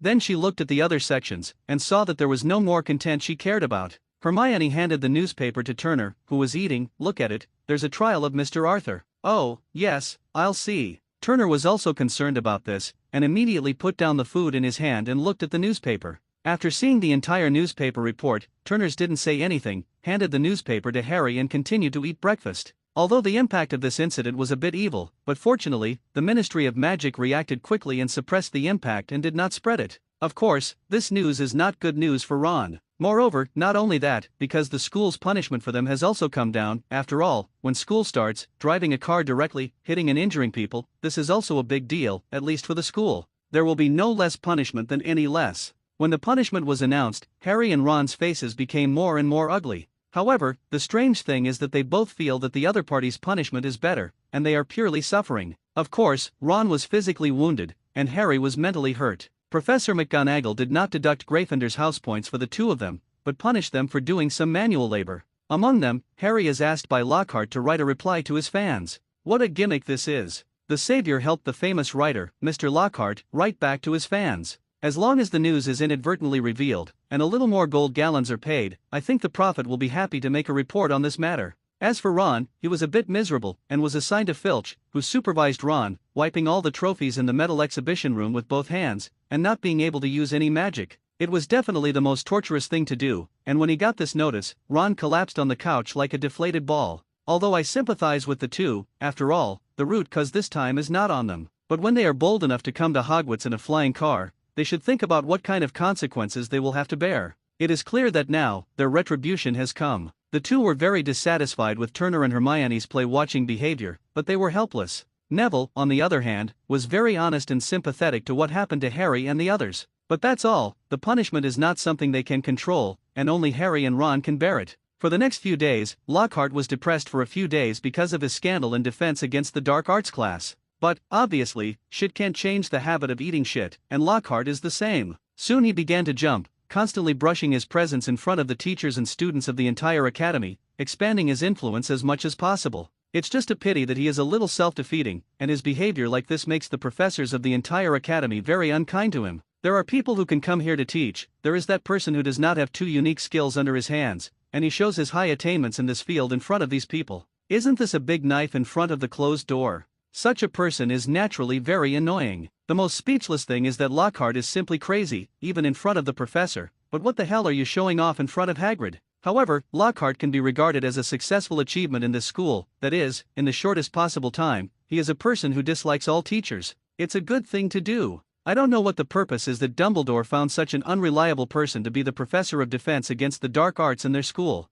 Turners felt that he could have found Remus Lupin of the Forbidden Forest Patrol. Although he is a werewolf, but with the wolf poison potion, Lupin will not have a problem. After all, he has been here for a long time last year, and if there is a problem, it should have happened a long time ago. Since it's no problem, it's perfectly okay to move to the castle and become a defense against the dark arts professor. Now Noble has grown into a big guy, just the length of his body has reached 15 meters, and the wingspan is more than 20 meters. It's just that they don't have any good options for the time being, except to send him to the Malfoy's dragon farm, that is, to find Ron's second brother Charlie. And only they have there is enough place to house the already grown Noble. But in this case, they would have to part with Noble, and both Hagrid and Draco would be very reluctant. On this issue, the two of them, who had never spoken a common language, came to an agreement and did not agree with this practice. In that case, there was no other way but to find a new place for Noble to be resettled. And this place must also be near Hogwarts, otherwise, these two dragon-loving people who are crazy will never agree. Of course, Turners already has a clue about this. It's not a solution he came up with, but a reference to an anime from his previous life, an anime about the Grim Reaper, where there are people who once dug out a huge space from a mountain, arranged an enchantment at the entrance to cover the entrance, and used special methods to empty the space to achieve the purpose of opening up the space. In this world, it is also possible to do the same, and the entrance location can be disguised by magic. The internal space can be expanded with the traceless stretching charm. As long as there is enough space, enough traceless stretching charm, enough space can be expanded to allow Noble to live. Even, it is not impossible to be bold and arrange the inside into an ecological circle that is not inferior to the forbidden forest outside. What do you think? Isn't that my idea? Said Turner, with a smug expression on his face, looking at the few people around him, with a fairy-like expression on his face. Boom, with such a loud saliva, and without thinking about it, it must have been Hagrid. Hermione was awakened by the sound of swallowing saliva, and said in disbelief, "This idea is really too bold. With the strength of a few of us, do you think it is possible to open up such a large space?" For Hermione's questioning, Turners obviously had a statement. He said confidently, "We don't need to think about opening up such a large space at the beginning. In the future, we can slowly expand, and it will be good to develop gradually. Anyway, Noble is still growing his body now, he is slowly growing, we are slowly expanding, and it is the same. That's good. I thought you wanted us to make that much space at the beginning, that's not something we can do." Harry was relieved at this point. Indeed, as he had feared before, the others thought that it was necessary to do it in one step, and if that were the case, I am afraid that it would not be possible for them to do it. Well, you guys, make a statement, do not do it, give me a happy word. Turners looked at the others expectantly. To be honest, when he thought of this idea, Turners had already decided that he would definitely make such a space in the future. Although this is only for Nobo's living environment, this time the expansion of the space will also become a valuable experience for him to build his own secret base in the future and accumulate experience. "I'll do it, as long as I don't let Noble leave me, I'll do it," was Hagrid, who was the first to speak, although he didn't know the bottom of his heart about this huge project. But in order for Noble to stay, he also fought hard. Hearing that it was about Nobo's going, Drake no longer hesitated at this time, and immediately nodded and agreed, "Well, I will join too, and if you need anything, just tell me, as long as our Malfoy family has, I can provide it." The others looked at Draco with strange eyes when they heard Draco's words, and Draco looked smug at this. Obviously, he thought that everyone present was shocked by his wealth. But in fact, at this time, what other people were thinking in their hearts was, "This Malfoy family is indeed rich. No, if you need anything in the future, add it to Nobo's list, and don't take advantage of it." "Alright, now that we've decided, let's start planning. First of all, where should this space be opened? Hagrid, do you have any good options? Let's hear it." "Well, this really needs to be carefully considered, not only to hide, but not too far away. After all, we will definitely come to this place often in the future, not only to see Noble, but also to help open up. If it is too far, we will be very inconvenient." Hermione nodded. "Well, why don't you put it under my hut? It's hidden, it's close, and if I'm free, I can go straight down to open the space." Hagrid clearly has some selfish intentions, and he wants to keep Noble closer to him, but it has to be said that this is indeed a very good proposal. If they were placed here, they wouldn't be suspicious when they came here, they just thought they were looking for Hagrid. Moreover, Hagrid is here, which can also act as a guard, so that no one can intrude inadvertently, which can also ensure the safety of the space. Alright, let's choose this place, let's put the entrance in Hagrid's back room. There is no one going in there normally, and it shouldn't be discovered. Turner thought for a moment, and that was indeed the case, so he nodded in agreement. Well, that's it. Hagrid was overjoyed to see this, and it was exactly what he wanted. Naturally, this hard work could not have been done by the children, and it would definitely fall to Hagrid in the end. However, Hagrid didn't mind this, he didn't care about hardship or anything, but thought that this would be Nobo's shelter in the future, but he was very full of energy. With a huge shovel, he dug into the ground with a shovel after shovel. The soil that was dug up, Turner's used a dragon skin bag, and he had a lot of use for it, and he couldn't just throw it away. Luckily, it was the weekend, and they didn't have any classes, so everyone was here watching Hagrid work. Should I say that he is a half-blood giant, Hagrid's physical strength is really amazing. After more than 5 hours of work from the beginning of the excavation to the present, Hagrid had no intention of stopping. In those 5 hours, Hagrid had dug more than 50 meters underground. Looking at the deep pit that Hagrid had dug, Turner's was satisfied. With Hagrid's help, their plan to build an underground biosphere should go very well. Once he felt like he was almost there, Hagrid stopped digging underneath. Instead, he began to expand the space in that position, digging wider into the surroundings. This project is very huge, and it will not be able to be completed in a short time. Moreover, if they want to achieve their plan to accommodate the living space of Noble, it must be at least more than 10 square kilometers. Even if the traceless stretching mantra is there, then this dug space needs a lot of space, and it is impossible to say that it is a small place, and the use of the traceless stretching mantra has been expanding without limit, which is not realistic at all. It's just a magical world, not a mythical world. And the traceless stretching spell is just a magic, not a magic spell, and it definitely can't do it to that extent. Even the depiction of the traceless stretching charm requires very rigorous calculations to be able to be laid out here, and it is not something that can be done casually with a wand or 2 strokes. This kind of mental work was naturally left to Turner's and Hermione. As for them, Hagrid was in charge of the manual labor, and Harry and Ron, as well as Neville, were his assistants. Draco, it must be the owner of the money, the big fat sheep, there is wood. They were a group of people, and their busy lives hadn't been going on for long, and some people had to quit. Because it was time for Harry and Ron's punishment, they needed to report to Filch and Lockhart in their spare time. Truth be told though, they've been a little tired these days to help Hagrid dig into the underground space. But compared to the next punishment, they are still willing to be so tired. Sometimes Harry wondered why he hadn't sent them to Hagrid and had Hagrid punish them. That way, they'll be able to help out here. However, the only answer to them was Turner's want to eat fart. After several days of unremitting efforts by Hagrid, the entire underground space has been excavated into a space more than 5 meters high and more than 300 square meters. This is also in the wizarding world, and there is space equipment that can pack up the excavated soil. This is very convenient to transport. If in the Muggle world, there are only so many earthworks, if you want to transport it, it will take a lot of manpower and material resources. How can it be so convenient? Hagrid is digging here, and Turner is not idle, and these days, using the earthwork that Hagrid has dug up, he is also stepping up to make the materials he needs. After all, this underground space, after being excavated, is not something that can be used. After that, there's still a lot of work to be done. For example, how to prevent the collapse of the underground space and how to ensure the solid state of the place. You must know that this place was developed, not to grow some flowers and plants, but to live for a dragon. The destructiveness of dragons is deeply experienced by them in their relationship with Nobo. A dragon's breath can melt a stone, just a tail, a claw, a bite down. Steel can do it for you, let alone this underground space. Therefore, the surrounding environment must need to be reinforced, otherwise, let alone the arrangement of the traceless stretching mantra. It's this underground space, it won't be long before it can be collapsed, and when Noble is buried alive here, they will be very sad. As for who they are, it goes without saying. Those earthworks, Turner's Sija collected into the sacrificial space. In the whole of Hogwarts, the only thing that can fit so much earthwork is Turner's own space. There's not that much space anywhere else. Moreover, he also needs to work on these earthworks, which requires a private space. For the treatment of these earthworks, Turner's intends to use some other materials, mix them together, and after processing, improve the hardness of the earthwork, as well as the magic conduction. This saves costs and recycles waste. After all, so many earthworks suddenly appeared near Hogwarts, as long as everyone knew about it, someone must be working on it. When the time comes, Dumbledore will never give up the pursuit. The others are not afraid, but if they are found out and they have raised a dragon in private, then you can imagine their end. These earthworks, after being refined by alchemy, will become a piece of material that is 1 meter square and 2 meters long. Their texture is harder than that of ordinary stones, which can limit the damage of Noble to a certain extent. When the time comes, they will be used to pave the entire underground space, and in some places, support columns will be erected to prevent the underground space from collapsing by the noble. This is a huge project, and it will not be completed in a short time and a half.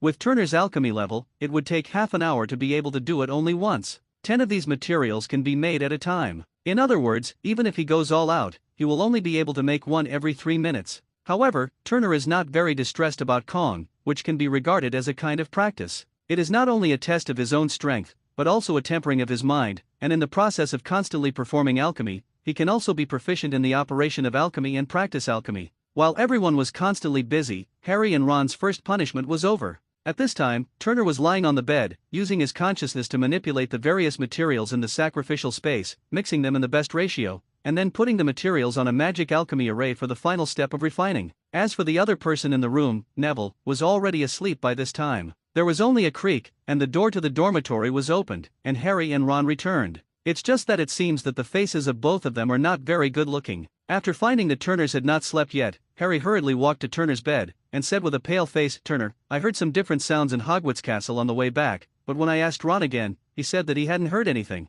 "Harry, could this be your delusion? There is no sound at all?" Ron still looked puzzled. He really didn't hear anything, but I don't know why. Harry just firmly believed that he heard something. "No, I must have heard it very clearly, just inside the castle walls, but the owner of the voice seemed to be moving, so it disappeared very quickly, and you probably didn't notice it." Harry was clearly firm in his opinion on the voice. Turners also retracted his mind from the sacrificial space at this time, and after listening to Harry's words, he was also a little curious about what kind of voice made Harry so nervous. He thought for a moment and said, "If there really is any sound, since Harry you heard it, then you might as well imitate what he said in his tone, maybe Ron can think of anything." "Yes, Harry, you imitate it and see if I ignore it." Ron was right to think about it, and asked Harry to imitate the voice. Although he didn't think he was ignoring it, because he was convinced that he really didn't hear anything during that time, and the only voice was Harry's voice. "Well, I'll try then." Harry agreed, and began to brew. The voice was peculiar, and he needed to calm himself down. Slowly, Harry spoke. But what Harry said, to the ears of Turners and Ron, was a different voice.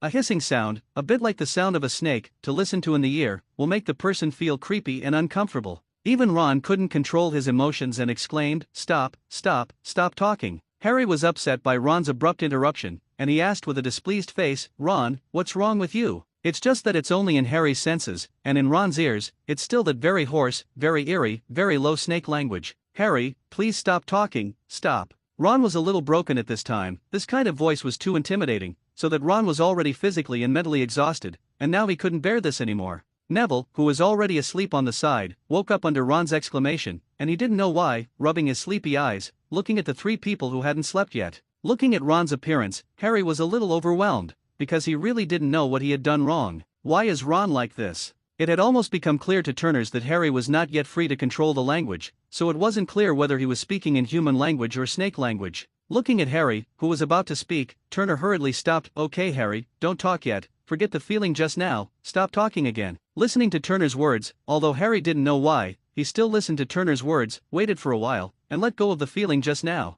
Harry then asked, "What's wrong with you? Why did you have the look on your face when I spoke just now?" In the face of Harry's question, Turner explained, "You shouldn't have realized it just now. The language you speak is no longer a human language, but a special language, snake language. In the wizarding world, an existence like you is also called a Parseltongue." "What's wrong with this? I was able to talk to snakes, I knew it before I even came to Hogwarts. Is there something wrong with that?" Obviously, Harry is not an existence like Hermione, and he only understands many things in the wizarding world when they intersect, and does not actively pursue them. So, until now, Harry didn't know that in the wizarding world, the Parseltongue is still a very special talent. Not everyone can do it, on the contrary, this talent is very rare. "No, that's not the case Harry. In the wizarding world, there are very few people who can speak Parseltongue, because in the wizarding world, Parseltongue is generally an extremely powerful dark wizard, so over time, Parseltongue has become synonymous with powerful dark wizards." Neville was on the sidelines at this time, giving Harry cop. After listening to Neville's explanation, Ron, who had recovered at this time, added, "It is said that the mysterious person who was active more than 10 years ago is also a Parseltongue." After hearing Ron's words, Harry's face suddenly became gloomy. Voldemort was a hurdle for him that he couldn't get around, and only when one of them really fell, he might be able to be relieved. Turner stopped the three from continuing to discuss this matter, but he did not let it go, because he knew that this matter would not end, after all, although he only knew a rough idea of the story of Harry Potter and the Chamber of Secrets. But I also know that this time the big boss is a very terrifying giant snake, and I don't know what it is. In short, it's terrifying. Now Turner's really regrets it. He shouldn't have let go of all the Harry Potter movies. If he knew he would be here, he would definitely watch all the Harry Potter 7-part series. Whether it's a movie or a book, he won't let it go, and if that were the case, he wouldn't be as powerless as he is now. I know something, but it's just some poster pictures and the like, and I don't know what to do. At Turner's urging, they all quickly went to bed. Maybe they were really tired, and as soon as they lay down in bed, they all fell asleep. Turner's also rested after refining the stone bricks one more time. For some time afterward, Turner's investigated the owner of the voice Harry had heard. Since Harry said that what he heard was the voice, a snake language, it was clear that it was a snake magical creature. And then combined with the poster he saw in his previous life, he was able to confirm this. But in this world, there are so many types of snake magic creatures, and they definitely need to go through some searching. Fortunately, they don't need to look for a needle in a haystack. They only need to target the snake magic creatures, and they can know the opponents they may encounter next. For some time afterward, Harry and Ron were coping with their punishment. This exhausted the two of them, and they didn't have the mind to think about anything else. Hagrid, on the other hand, is also continuing, digging and digging, making the underground space bigger and bigger, which is good news for Turner, but his task is even more onerous. He had to prepare enough bricks for the rest of the construction work in the near future, or Hagrid's side would have to stop. Otherwise, if you dig endlessly, the underground space will be in danger of collapsing. Fortunately, after his continuous efforts during this time, he has now also stored some stone bricks. Although these stone bricks are far from enough, they are enough to support the underground space for the time being, so that at least the danger of collapse can be avoided, and as for the decoration and magic to expand the space, it can be carried out slowly in the future. Anyway, the design plan for the depiction of the traceless stretching spell has not yet come out, so he doesn't have to rush to work. Moreover, finding the snake monster in the secret room also consumed part of his mind. The investigation of this matter, now Turner's, is still in secret. He can't say that in the 2nd grade, Harry Potter's theme is the secret room, so he suspects that there is something wrong with the secret room, so look up some information about the secret room in advance. Time flies, and in the blink of an eye, it's the end of October, and on the last day of the month, Harry will be invited to Nick's 500th birthday dinner, which is almost headless. Harry wanted him to go with him, but where would Turner's agree? He wasn't a stunned young man like Harry. No matter what the banquet was, he would go directly to the invitation of others. The human banquet is nothing, and the ghost knows what is at the ghost banquet. He didn't want to join in the fun. However, although he was not able to pull Turner's along, he still pulled Ron and Neville over. Looking at the tragic backs of the three of them, Turner's felt that if there was a sentence at this time, the wind is sluggish and the water is cold, and the strong man will never return, with tragic music, it would really be perfect. Shortly after Harry left, Hermione, dressed in a very beautiful outfit, came to see Turner. They're not going to some ghost dinner, they're going to a Halloween party at Hogwarts. There is a very warm atmosphere, a large number of Hogwarts students, enthusiastic music, and food that cannot be disappointed. On this night, Turner's and they had a great time. Not only did they eat well, but they also packed some. Even if you don't give it to Harry, you can keep it for yourself as a snack. I don't know what Harry was able to eat at the ghost's dinner. Turner asked Hermione, who was happily eating her food, with some curiosity. Hell knows, but I don't think there's anything for them to eat. Hermione didn't know. After all, there wasn't much literature to refer to in this regard. Of course, the most important thing is that they don't have the bother to look up this information. After the dinner was over, everyone went back to their respective lounges one after another. Turner also carried some food, and walked to the Gryffindor common room with Hermione, talking and laughing. However, before he could return to the Gryffindor lounge, there was a commotion at the front of the crowd, and the whole crowd stopped. Something seems to be going on up ahead, let's go over and see. Turner's also noticed that something was wrong, because at this time the crowd was huddled together, and there was no sign at all. Turner's lined up the crowd, thinking about squeezing ahead. Although there were a lot of people in the corridor, after seeing that it was Turner, everyone chose to give face and let go of some of them.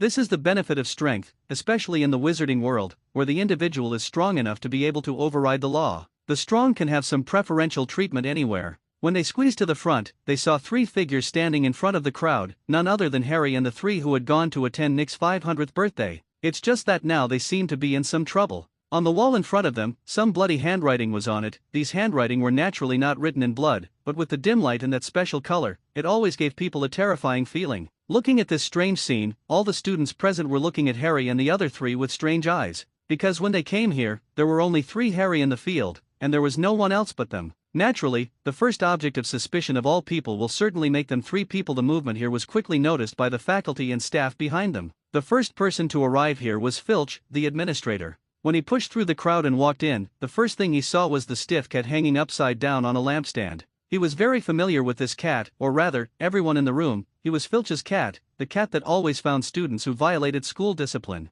Seeing that Mrs. Loris hung on the lampstand without any reaction, Filch knew that something was wrong, and when he saw the bloody handwriting on the wall, his emotions suddenly went out of control. I saw the blood words on the wall, which clearly read, "Those who are enemies of the heirs, be vigilant." Looking at the handwriting on the wall, Filch felt like he was talking about himself, and although he came from a wizarding family, he was a squib. Now that his cat has been attacked, Filch can't believe it anyway. It has nothing to do with him. And, a few days ago, someone just found out that he was a squib. And coincidentally, right now, this person is among the parties. Filch stepped forward, his hands trembled and untied his Lady Loris. Touching Lady Loris's completely cold and very stiff corpse, Filch was a little desperate. He felt that his Lady Loris would leave him forever. But at the same time, this also made Filch very frightened, but his love for his Lady Loris made him care so much. He spun around sharply, and his eyes that looked like light bulbs stared at Harry, who was one of the three present. "Harry Potter, it's you, it must be you, it's you, it's you." At this time, Filch's mood was very unstable. Looking at his appearance, it felt like Harry would be torn apart by him in the next second.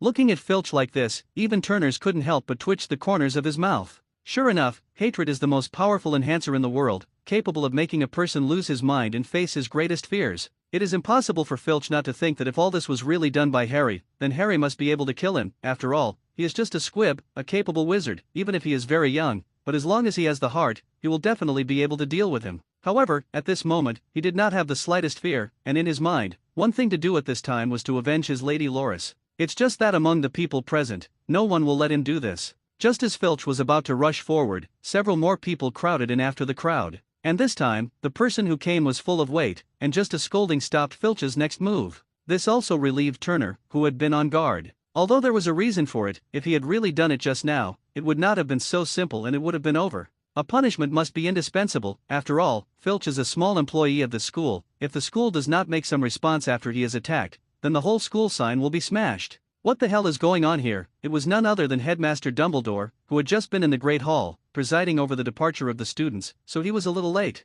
After asking this sentence, his eyes also saw the bloody handwriting on the wall. Suddenly, Dumbledore had a very bad feeling, and he felt that this time it seemed that there was a big problem. Especially, even more so when he saw Filch in his hands, completely stiff Lady Loris. This is not the first time this has happened. It had already happened once when he was only the head of Gryffindor House in the school, and the professor of the Transfiguration class. On that occasion, one student was killed, and during that time, the entire house was in a state of panic, and Hogwarts almost closed because of it. Fortunately, at that time, the then student council president found a person who was suspected of being the mastermind of the attack and reported him. This allowed Hogwarts to escape in that disaster. However, Dumbledore knew very well in his heart that the suspected suspect was not the real murderer. It's just that since then, there have been no accidents. Even if Dumbledore wants to investigate, he can't do it, and the whole incident is over. Unexpectedly, today, at this time, this location, in a closed-room attack. This made Dumbledore, who was already the headmaster of Hogwarts, a little headache. "Headmaster Dumbledore, it's him, it must be him, it's Potter, he attacked my cat." Filch uncontrollably handed Lady Loris in his hand to Dumbledore, wanting him to see clearly, and then sanctioning the bad student who hurt his cat. Dumbledore didn't dislike it, and directly took Filch's hand at Lady Loris's hand, and pulled out his wand and tapped it to see what kind of magic caused the damage. After checking it for a while, Dumbledore gave up, not because he hadn't found out anything. He still had some discoveries, but nothing more, except that he knew that Lady Loris had been petrified by a very powerful petrified magic. After thinking about it, Dumbledore spoke, "Mr. Potter, Mr. Longbottom, and Mr. Weasley, come with me, everyone else is gone, hurry back to their respective dormitories and rest." After that, Dumbledore wanted to leave the place, and the other students did the same, following Dumbledore's arrangement, and scattered back and forth to their dormitories. I walked straight ahead until I came to the Defense Against the Dark Arts classroom, where a group of people stepped into the classroom one after another. It was only then that the others discovered that Turners had not been in the dormitory, but had followed them here. Dumbledore asked, somewhat confused, "Turners, do you have anything?" The other professors didn't speak, but gathered around Lady Loris, who had been placed on the table by Dumbledore, intending to check it out. Turners looked at Dumbledore and said calmly, "Headmaster, I have some information that I need to report to you." "Well, can you wait a minute? I need to ask Harry what happened first, okay?" Dumbledore wanted to know what had just happened rather than listening to some information about Turners. After that, Dumbledore learned the whole story from Harry. Then he asked some questions about some of the places he had questions. After Harry had answered them one by one, Dumbledore stopped asking, and he knew that he couldn't ask anything next. After all, Harry and the others, who were the parties involved, didn't know much about it, they just happened to take a step down from the others and came there. Seeing that Dumbledore had stopped asking, Turner spoke up and said, "So Headmaster Dumbledore, I guess I can tell you what I've learned." "Of course, Turner, tell me what you know, and maybe it will be of some help to us," Dumbledore said non-committally. "Well, then let me tell you what I know. According to some of the information I know, plus the investigation in the past few days, I have compiled some information. First of all, this time the attack on Lady Laura should be a snake magic creature. For this, Harry, did you hear that voice again when the incident happened?" Turner asked Harry for that last sentence. When Harry heard Turner's inquiry, he didn't hide it and said it directly. "Yes, I did hear it at that time, and it was because I followed the sound that I got there first. Headmaster Dumbledore, please believe me, we also just arrived, and we didn't do it at all," Harry said eagerly, because he knew that once this was confirmed, then his suspicion might increase. Turner's had already made it so obvious that if the others didn't know that Harry was a Parseltongue, their brains could be donated. The Parseltongue is a very rare talent, which itself has the color of a dark wizard, and how could such a rare talent appear in Hogwarts at once? Therefore, other people's suspicions about him are not unfounded. "So, Potter, why didn't you just say what you heard?" Snape, who was on the side, interjected at the right time. "No, I didn't mean to hide it, it's just. However, at this time, Harry didn't know how to explain it, because this matter was very serious. No matter what he said, there was no way to deny it. He knew some information, but he concealed the facts. He couldn't say that he was worried that others would think of him as a dark wizard. In fact, there are also Neville and Ron's pots, and they have given Harry too much knowledge these days, which has led to Harry instinctively avoiding this fact. He instinctively wanted to hide the secret of his Parseltongue, because in his opinion, if other people knew that he was the existence of Parseltongue, they would have a very different attitude towards him. Harry didn't worry about anything else. Even if it was against Voldemort, he would be able to face the enemy head-on. But if he can't stay at Hogwarts because of a talent problem, then he's really scared. After being here for a while, Harry couldn't leave this place anymore, his friends, and his teachers. "Nothing is just that. Now you still want to quibble, Headmaster Dumbledore. You must punish this hateful bad student. Lady Loris must have been killed by him." Filch, who had been standing aside, silent, holding back his anger and fear, roared again. His expression was very agitated, and his eyes were fierce, as if he had a deep hatred for Harry. Turner's thought that if he didn't know magic, maybe by this time, he would have already struck Harry with a curse. Looking at Filch, who was excited and ready to rush up to attack Harry at any moment, although he felt pitiful, it was not a reason for him to treat his friends with such an attitude. Turner's is not a member of the school staff, just a student, and he doesn't have to worry about Filch's face at all, and Filch doesn't have the slightest face when he is a student. Turner stepped forward and stood in front of Filch, with a low expression and a very serious expression. "Mr. Filch, please pay attention to your words. Whether this matter was done by Harry or not, you have no right to punish him beyond your authority. Moreover, if you continue to treat students with such an attitude, then there will be reason to believe that your psychology is distorted, and you will no longer be fit to continue as the administrator of a school, and I will recommend to the school board that you be removed from all positions in the school." As he spoke, Turner stepped forward again, although at this time, he was a little shorter than Filch, but, to the others, Turner's was looking down on Filch. "If you don't believe me, you can keep trying and see if I can do it." The person who stopped Filch was none other than Headmaster Dumbledore.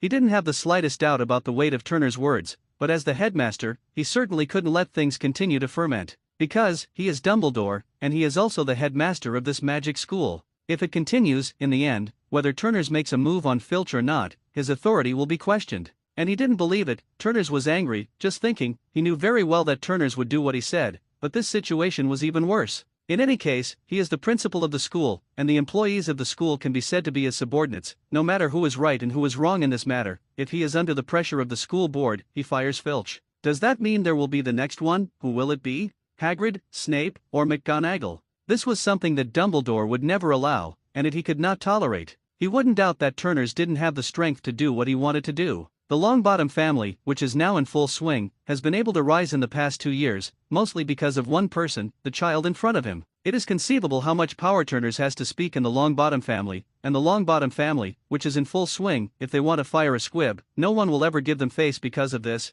This is just a matter of Turner's words. It's incredible, but it's true. Naturally, Dumbledore couldn't sit idly by. After all, Filch was only a little out of control because of the murder of Lady Loris, and under normal circumstances, he was still a very competent administrator. At least he wouldn't cause him any trouble, and he was still loyal to him. "Okay, Filch, you're too excited, calm down." Seeing Dumbledore standing in front of him, Ra was already angry at this time, and he had to calm down, although he was still a little unwilling, but it was impossible for him to disobey the headmaster's order. Looking at Filch, who turned his head, Turner's didn't continue to care about this matter. He was just a clown. "Mr. Turner, I'm sorry about Filch's attitude, but let's talk about Harry first. Dumbledore changed the subject. Well, okay. Turners nodded in agreement. Mr. Potter, why are you hiding the fact that you are a Parseltongue? Dumbledore asked, not so much suspicious of Harry, but rather curious, and in his opinion, there was nothing to hide. Of course, it was just his idea, and he still needed to hear Harry's explanation. I heard this voice a few days ago, when I told Turners that I didn't know that Parseltongue was a rare talent and that they had told me everything, and that in these days, I had learned that Parseltongue was synonymous with dark wizards, so, I was worried. But that's all it takes. Dumbledore almost understood. In the end, children still have a different perspective on some things than adults, and they think some things too extremely. From here, Dumbledore had no doubts, because it was already obvious, wasn't it? Dumbledore smiled slightly, soothing Harry's embarrassment and nervousness with a smile. Are you worried that we will treat you like a dark wizard? Faced with Dumbledore's question, Harry lowered his head in shame. Although he did think so in his heart, how could he admit such a shameful thing? I'm sorry, Professor. Harry lowered his head and whispered. No, it's not your fault, you don't need to apologize or anything, but you just said that you heard this voice the other day. When was that? Dumbledore didn't dwell on the matter, but quickly grasped some important information in Harry's words. That's right, just over a week ago, after Ron and I were punished for the first time, I suddenly heard this voice, and I was going to chase it, but it moved very quickly, and I couldn't catch it, Harry said with a hint of regret. In this regard, everyone present was non-committal. After all, if Harry caught up, then they might have already attended Harry's funeral at this time. So, Turner, go ahead with the information you found. Dumbledore continued to Turner beside him. Well, through the information I have found these days, I have basically been able to determine that there are 3 kinds of snake magical creatures that can survive for thousands of years and have petrification or similar abilities. One is the basilisk. Their eyes have the possibility of killing people by looking at them directly, and when they look at each other indirectly, they will petrify the target of the gaze, which is also the most likely one in my opinion. The second is the Greek Medusa, a beautiful serpent whose eyes can petrify anyone who sees her, but this is a species that was created because of a curse, which is basically extinct, and no one knows what this curse is. I don't think it can be her. The last one is a snake from the Japanese itself, called Zinnia, which is a huge snake that can use its own venom to petrify people, although this snake is possible, but it is not big, because I did not see any traces of venom at the scene. Even if the scene is cleaned up, it is impossible to leave nothing. Listening to Turner's analysis, everyone's eyes lit up. Indeed, these 3 snake magical creatures all have the ability to petrify people. Moreover, Turner's has also analyzed all kinds of possibilities, and all possible problems have been taken into account, and through his research, he can basically determine what they are facing. However, the professors present wanted to clean up, and it was still very easy. It's just that it's clear that things can't be as they think. It's really Zinnia, and their goal, which has already been determined, should be a basilisk. This is a 1,000-year-old basilisk, and with the difficulty of this magical creature, even a professor in the academy may not be able to escape from it. Don't forget, the basilisk is best known for its magic eyes that can kill a person by direct gaze. That's just a bug-like existence, and no one can maintain full combat effectiveness when fighting it. If you can't look at the enemy, you won't be able to judge the enemy's next move, and you won't be able to predict what to do next. This is especially true when the opponent is a magical creature that is likely to be very large and has an incredible physical strength. Of course, these are just my speculations, and it's possible that the petrification didn't come from the basilisk's eyes, but some other black magic item or magic, and it wasn't necessarily just another snake magic creature. It's just that Turner's words of relief didn't make everyone relax. Because whatever the possibility, they need to be prepared to deal with it, and they can't let the possible attack happen again. Regarding this incident in the Chamber of Secrets, Dumbledore knew that this magical creature was most likely a basilisk, as Turner's had guessed, because this is the only way to explain why there have been no attacks until then. If you want to rely on your personal strength to achieve the effect of petrifying Lady Loris, you must at least be a wizard at the level of the head of the academy, and you must be proficient in black magic. He didn't believe that there was such a deep hidden presence in Hogwarts and among the teachers. As for using magic items, that's impossible, because if it is such a magic prop, it is naturally impossible to hide,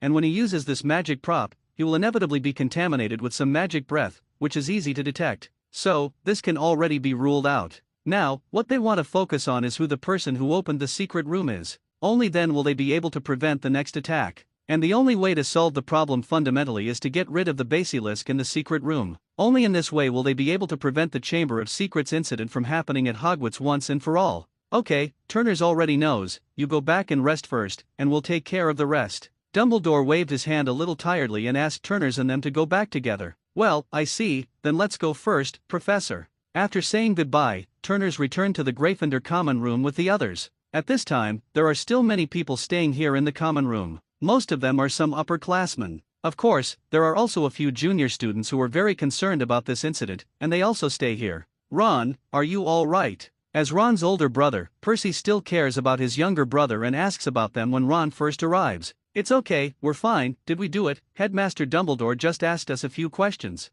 Ron collapsed limply on the couch. Now he is really weak, he hasn't eaten all night, it's no wonder he has the strength. Harry and Neville, who had followed Turner's back, were similar, looking dying. Seeing this, Hermione, who had been waiting here, handed the food she was holding in her hand to the three of them. "Eat a little, this is the food that Turner just packed, just worried that you won't have to eat it at night." When they saw the food, the eyes of the three people were green, and they all pounced on the food packages that had been opened. "I didn't care about the interests or anything, so I just got started, grabbed it with my hand and stuffed it into my mouth." Looking at the three of them like this, the others didn't bother them, even if they were a little concerned about how things were going before. They didn't have to take so much time to feed the three poor fellows, and it wasn't too late to ask again. The three of them devoured for more than 10 minutes before they finally let their empty stomachs fill with food. After a contented glass of pumpkin juice, they were finally satisfied. Seeing that the situation was almost over, the others began to ask about the previous situation in order to come up. They weren't suspicious of Harry or anything, they were mostly curious, trying to figure out what was going on. They just want to know who did such a good deed and help them avenge their long-standing revenge. To be honest, when I saw Lady Loris petrified and hung on the lampstand on the wall, many Hogwarts students did not have fear in their hearts, but had a sense of schadenfreude. After all, if this is a student who has made a mistake, he has been found by Madame Loris, and then there is the eerie figure of Filch. These two combinations have always been a nightmare for mischievous students. Now one of them is unlucky because of this, and they say that there is no schadenfreude in their hearts, and that must be false. It's just that they don't feel that way anymore, not because they are starting to sympathize with Filch, but because the legend of the Chamber of Secrets has never been a secret at Hogwarts. And the monsters in the secret room, the reason why they exist, they all know some specific reasons. Therefore, they are more worried about their own safety now, and they want to know more about the situation, just to know what is going on, whether the secret room has been opened. After all, there is something about the secret room, but they can't know it, and even if they do, it shouldn't be Harry, but the professors of the school should confide some information as appropriate. After that, everyone will go to their bedrooms to rest, and there will be classes tomorrow. After everyone left, what they didn't notice was that in a relatively dark corner, there was a small figure, slowly emerging from the shadows. With long red hair and a slightly chubby and freckled face, the obvious feature is none other than the youngest member of the Weasley family, Ginny Weasley.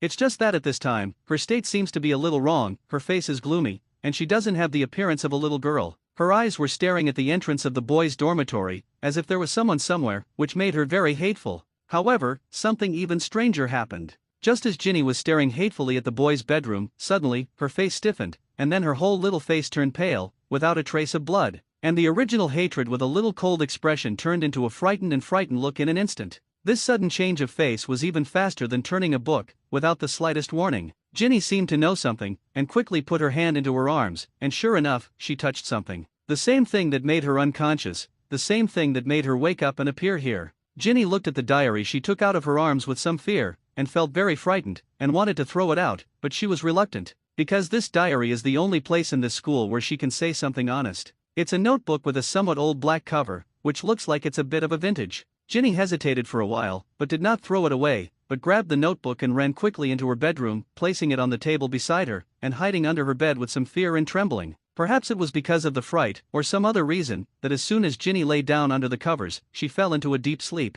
And the diary, which Ginny cared so much about, lay quietly on the table. The next day, when everyone woke up, the entire campus was talking about the Chamber of Secrets and the Slytherinaires. Even in Professor McGonagall's Transfiguration class, Hermione couldn't help but ask about the Slytherin Chamber of Secrets. And Professor McGonagall, who used to attach great importance to the class, also unusually told everyone something about the secret room. However, she did not reveal that the monster in the secret room was a 1,000-year-old basilisk. After all, it is impossible for them to let students know about such a thing, and once they know, it will definitely cause a lot of panic in the school. This would be very detrimental to the whole school, and it is not something that professors want to see. Teachers in all subjects have been asked about the secret room. Of course, Turners didn't care, not that he wasn't worried about the basilisk. Rather, it's useless to worry about it, he'll attack him when he should have attacked, so he can't spend every day in fear. Turners is still very concerned about the safety of his own life. On the one hand, he is also thinking about dealing with the death gaze of the basilisk, and on the other hand, he is also trying not to act alone. In addition, he has a keen 5 senses, and every time he passes by in corners and other positions, he will listen carefully to see if there is anything wrong before walking over. At the same time, during this time, he was also making some props specially used for reconnaissance to prevent any accidents. It's just that, for now, it will take some time. After all, making such props is not a simple matter, and it requires the assistance of sufficient magical knowledge. And these are only palliative solutions, and the best way is to be able to make a magic item that can resist the death gaze of the basilisk. Only in this way can he be foolproof. Even if he really wants to fight the basilisk, he can minimize the probability of accidents. This was not an easy project, and not even Dumbledore had a good idea. The only thing he could think of was to use Phoenix Fox's magic immunity ability to destroy the basilisk's 2 eyes, so that he could fight the basilisk with confidence. This news was not something that Turner's guessed, or that he knew anything in advance, but that he had personally asked Dumbledore, and Dumbledore himself admitted that he had no other way. So, when it comes to the death gaze against the basilisk, it's up to him to figure it out. Turner's only hoped that a solution could be found as soon as possible, otherwise, he would have to avoid confrontation with the basilisk as much as possible. You'll never know that surprises will come first, and Turner's will never put his hopes on Dumbledore finding the Chamber of Secrets. If it could have been found so easily, Dumbledore would have found it long ago. You must know that the rumors of the Chamber of Secrets are not because he has been circulating here for more than 1,000 years. This is because, in the past 100 years, the Chamber of Secrets has been opened once, and there were dead people in the school on that occasion, which caused a lot of commotion at the time, and even Hogwarts almost closed. Turner certainly wasn't going to rely on Dumbledore to solve the problem, and he had to keep some of his own hands on it. Even if he doesn't really have to fight against the basilisk, at least when an accident happens, he can have enough means to deal with it. It's just that such a method is indeed difficult to find. After all, in this world, even Dumbledore can't find a way to deal with the basilisk's eyes. So what he wants to find a way to do is basically unlikely. Ever since Turner's found out that the basilisk was powerful and difficult, he had been making sacrifices without stopping. It's just to be able to find a solution as soon as possible. It's just a pity that by now, although he has obtained some good things from other worlds, he still has no clue how to solve the death gaze of the basilisk. As time went by, the weather didn't go by very well,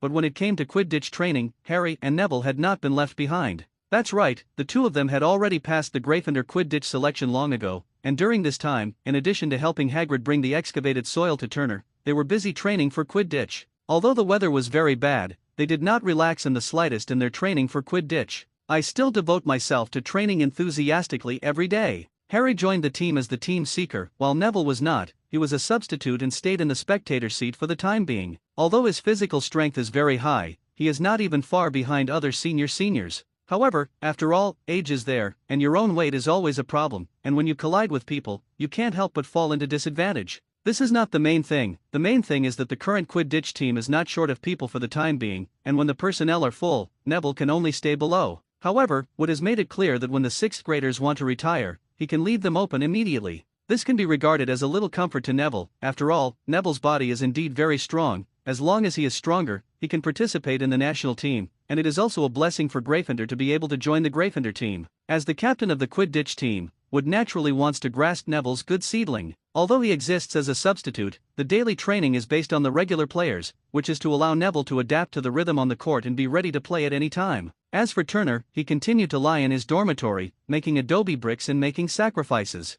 Whatever it is, if you catch it, throw it directly on the altar, just to try your luck. And today, Turner's luck seems to be very good. I saw that in the space of the altar, the condensed spirit body, when he controlled the magic array to refine the adobe bricks, casually threw a long sword on the altar, and then the light of the altar gradually began to spread. As the entire altar was shrouded in light, the long sword on the altar disappeared above the altar after a flicker. Turner's has been shocked by this scene countless times, especially in the last few days. In order to find a solution to the basilisk death gaze, he has performed no less than 10,000 sacrifices. When the light disappeared completely, what he had obtained from this sacrifice also appeared in front of his eyes. This time, it was a card that appeared, and the only result of such a thing appearing was that he would gain a new skill. I don't know what it is, but something like this, no matter what the skill is very worthwhile for Turner. Turner's is looking forward to what skills he can get this time. After all, this is a very rare situation. He hurriedly put down the half-refined adobe brick in his hand and ran quickly to the altar. The closer he got to that card, the more excited Turner's became,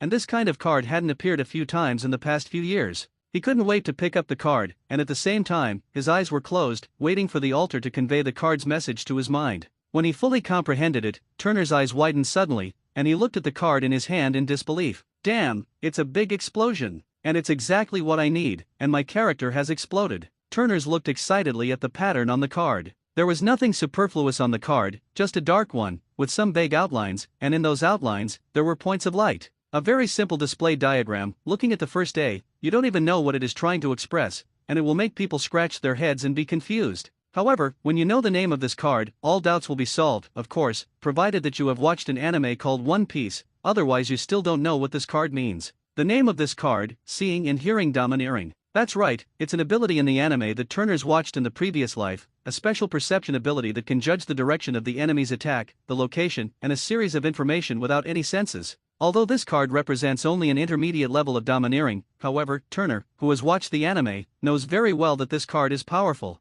Especially when this card appeared in this world that doesn't pay attention to the body, everyone's movements are so slow, and after having the domineering of seeing and hearing, Turners can even sense the position they are about to attack before they even raise their hands. Such an ability, in this world, basically represents an invincible position. And, more importantly, it's exactly what Turners desperately needs right now. The power of seeing and hearing the domineering of color lies in the fact that the person who learns it can perceive many situations around him through the domineering of seeing and hearing color. For example, if someone wants to attack him, he can perceive it, even without looking, hearing, touching, etc. Seeing and hearing domineering is more like an intuition, a premonition. As Turner's chosen, the cards in his hand also scattered into bursts of light and disappeared into his hand. Immediately after, he felt his mind suddenly empty, and after that, a mysterious feeling appeared in Turner's mind. It was a very wonderful feeling. He could feel everything around him without looking. Whether it's a dead thing or something else, it can convey feelings directly into his mind. It's a really amazing feeling, and it makes him want to stop. Turner felt the message from the domineering of seeing and hearing, tried to close his eyes, and walked down with only his senses. Step by step, at the beginning, he was a little unaccustomed to the sudden loss of vision, but he gradually began to get used to it. The pace under his feet became faster and faster, and soon, he walked to the side of the alchemy array he had put down before. Reaching out and groping on the alchemy array, which had gradually been extinguished, was reopened. Just as Turners continued to refine the adobe bricks, a strange feeling suddenly appeared in his mind. This feeling is very strange, somewhat similar to the kind of divine consciousness mentioned in the novel, which directly feeds back the detected information to the spirit, and directly lets you know your surroundings. This is different from the perception he has just taken autonomously. This time the perception is passive, he doesn't do anything, he is able to know that someone is approaching. Turner felt amazing, he didn't expect that there was a passive effect, and he didn't look weak. He returned from the sacrificial space to reality, and slowly opened his eyes, which were filled with Harry, Ron, and Neville's awkward figure. The three of them looked like they had just returned from training outside at the Quidditch pitch. "You're back, how are you feeling today?" said Turner, looking at the three of them in disarray. "Harry and Neville are okay, they are inevitable after all, and they definitely need to be involved in training. It's just that Ron is a little strange, his current age is not suitable for Quidditch. However, I don't know for what reason, even if it rains, he has to go to the stadium with Harry and them, even if he is watching from the sidelines, he still enjoys it." In the face of Turner's jokes, Ron was not dissatisfied with anything. His love for Quidditch made him not care about these hardships, but was very excited to tell Turners about some of the situations that Harry encountered when they trained. To be honest, Turners really didn't dare to compliment this Quidditch sport in the wizarding world. It's just a group of people flying around in the sky, grabbing a few balls, chasing the golden snitch, and Turners really has no interest in that. Otherwise, with his physical fitness surpassing Neville's and Harry's flying talent, he would have become a full member of Quidditch long ago. However, Turners has recently discovered that there is indeed a lack of entertainment in the wizarding world. In addition to wizard chess, which everyone can play, there is only one Quidditch left in sports. Seriously, Turner hasn't seen much of it in recent years. Turner sometimes wondered if it was time to make his own entertainment game to enrich his life. Of course, this is definitely not now. The world is not peaceful. If he delays his pace of improving his strength because of play, then in the end, he will regret it. Until he reaches Dumbledore's level, Turners won't focus more on having fun. To be honest, in this world, there are almost no wizards who can reach the level of a magician. Sometimes, even tens or hundreds of years, there won't be one. This era can be regarded as relatively calamitous and difficult, and the dark wizard Grindelwald of the German state a few decades ago disturbed the entire wizarding world. Unexpectedly, not long after he was dealt with again, another one appeared, and the only thing to be thankful for was that this dark wizard was only active in the Great Eagle country for the time being, and had not yet extended his hand outside. Within more than 100 years, there have been 3 magician-level wizards in a row, and 2 of them have made dark wizards, and no one has such luck. Fortunately, they also have the only and strongest white wizard, Dumbledore. It was he who helped the world escape the boundless darkness twice in a row. Turner set his sights on Dumbledore, seemingly overthinking too far. However, in Turner's opinion, this is actually not a difficult task. Think about it, when Dumbledore is 12 years old, can he reach the peak of intermediate magician? This is obviously impossible, and at this time, Dumbledore can have the strength of a junior magician, which is already very good. Besides, Turner's has a lot of resources in his hands. There are many precious resources from other worlds, and with the support of these things, Turners will not be able to reach Dumbledore's level. Even if he surpasses him, it won't take long. And at that time, let alone Voldemort, who was still surviving, even if he reached his peak level, he would not dare to stand in front of Turner. And he only needs to use his powerful strength to directly suppress this world, so that the entire wizarding world can remain peaceful, not because of anything else, just because he needs the peace of the world. At that point, Turners can do whatever he wants. Okay, you guys quickly clean up and get ready to rest. Tomorrow we have a holiday, just go to Hagrid's place, support part of the underground space first, and settle Nobo. He has been very dishonest lately. Well, we got it. With that, the three of them quickened their movements, began to wash up, and prepared for bed.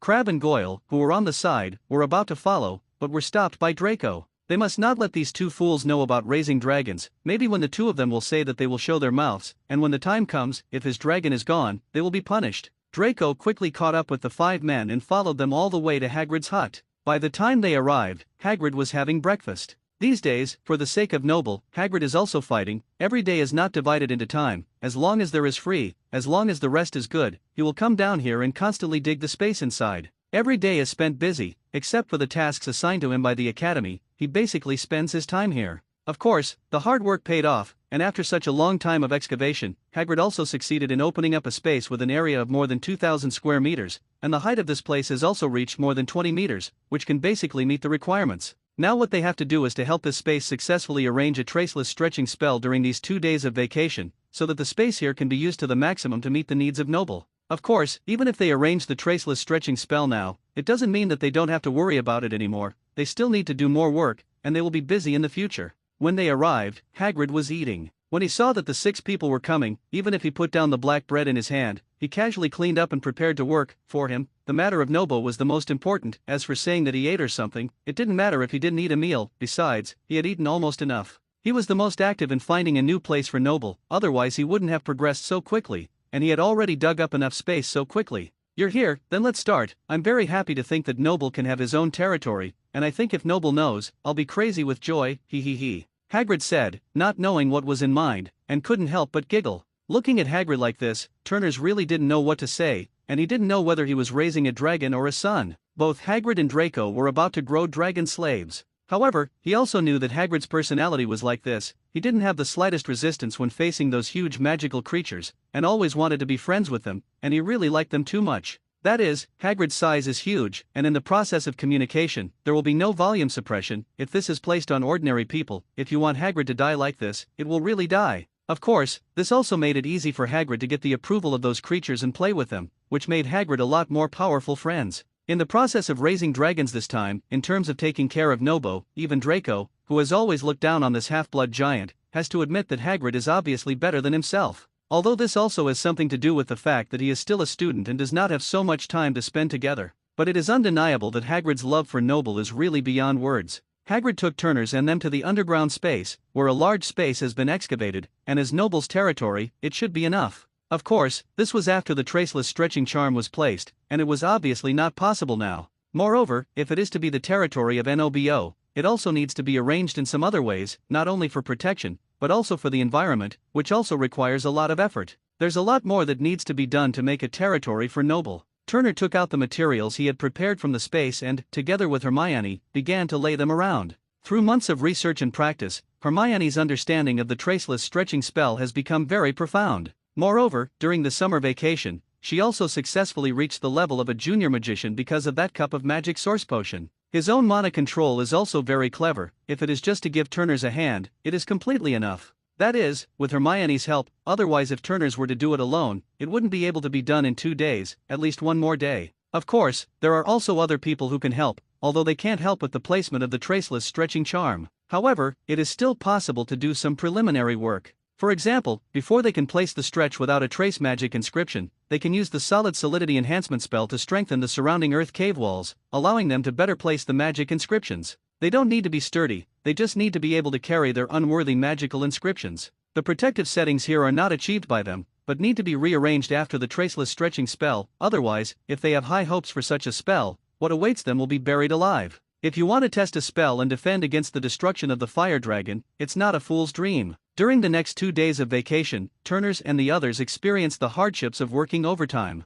After breakfast every morning, they hurried to Hagrid's hut and began to work till late at night, when they would go back to rest and recharge their batteries for the next day's work. Fortunately, it has been 2 days, and they have finally completed the work. This is also thanks to the fact that Turners has some mana-restoring potions in his hands, which can support everyone's mana consumption. Although the consumption was a bit large, it finally supported everyone's mana consumption in the past 2 days, and did not delay the completion time. The next thing that needs to be done is to activate the formation, let the effect of the Traceless Stretch spell expand, and expand this underground space. Well, it doesn't matter, do you want to take a break? Hermione asked with concern. In the next few hours, her work was basically completed, and at the last point, she was able to rest, but Turners was different. From beginning to end, he had no chance to stop. He had been running at high intensity, his body must have been very tired, and more importantly, he was actually mentally tired. It's okay, the next thing is relatively simple, I'll rest after I'm done. Turners waved his hand, indicating that he had no relationship. Led by Turner, they came to the very center of the entire underground space.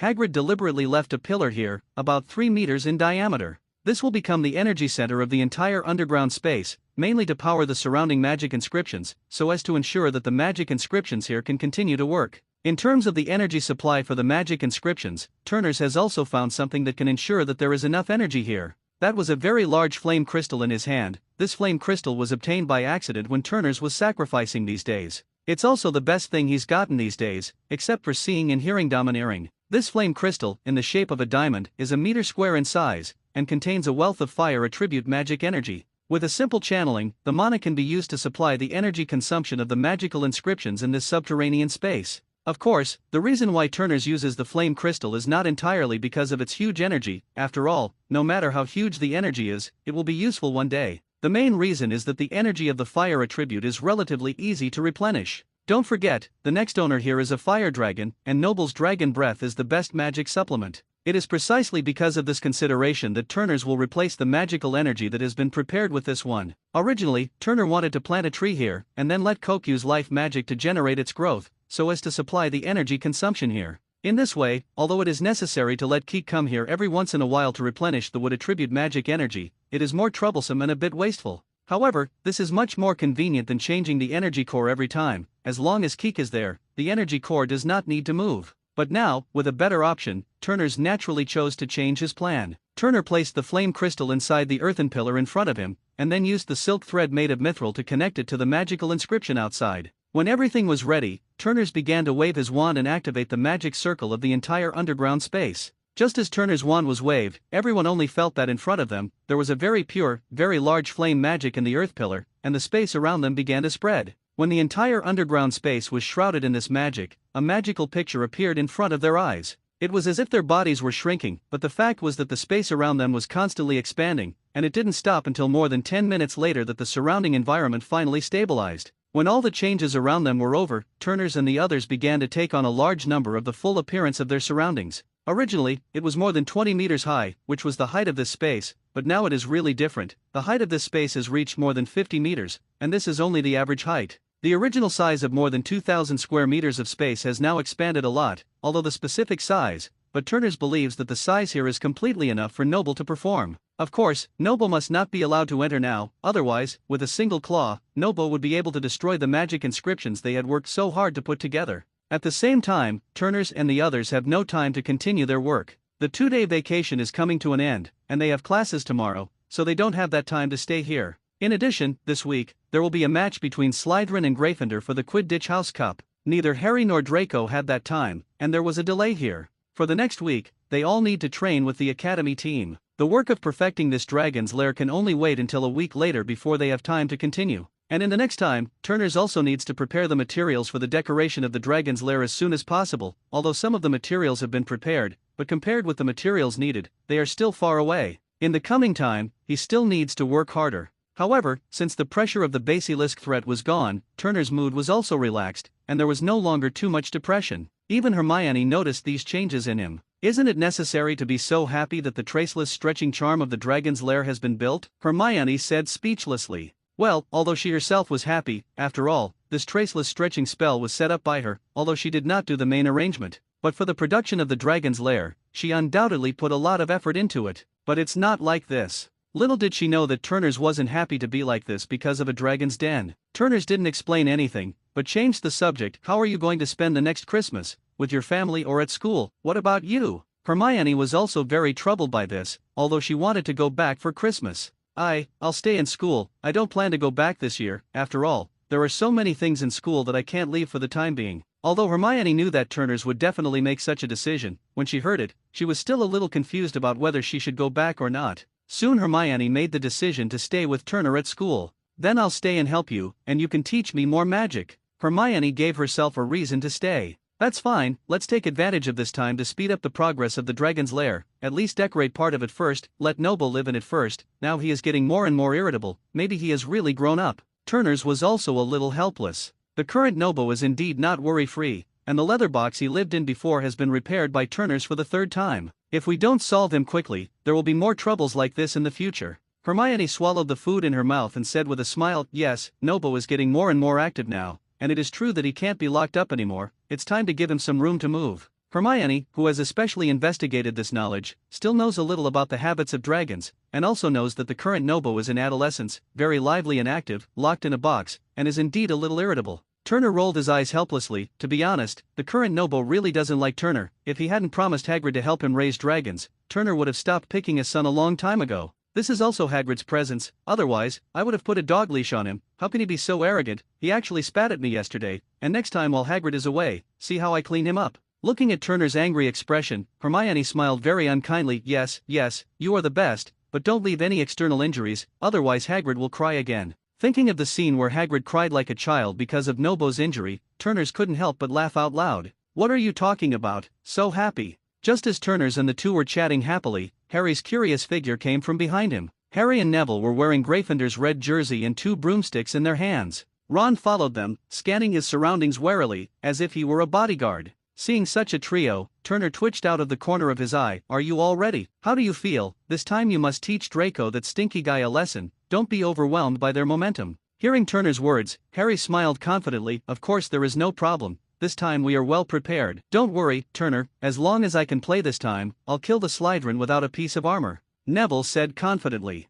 When it comes to Quidditch, Neville, who has been playing since he was a child, is worthy of anyone. That's for the best. The reason why Turners has such a big hatred for Slytherin is because of Draco. His personality is like that. As long as he has the upper hand, he will float. Previously, because Quidditch and Slytherin House was funded by the Malfoy family, everyone was given a Halo 2001, so he began to scream, and actually ran to Turners to show off. Turners was used to him, and immediately cast a spell to let him and his broomstick fly into the sky, feeling the experience of being shoulder to shoulder with the sun. I had been flying in the sky for more than 2 hours before I finally stopped. However, Turners will not let him go so easily, not only to let him feel physical torture, but also to let him suffer mentally. And what could be compared to being outright defeated on Quidditch? Besides, there has never been peace between Harry and Draco, and the two of them are either competing or bickering together, and there is no need for Turners to say more. Okay, you're really stingy, it's been so long. Remember, didn't he already learn a lesson then? Hermione hugged Draco on the side. Still, it would be better if she could muster the smile from her lips.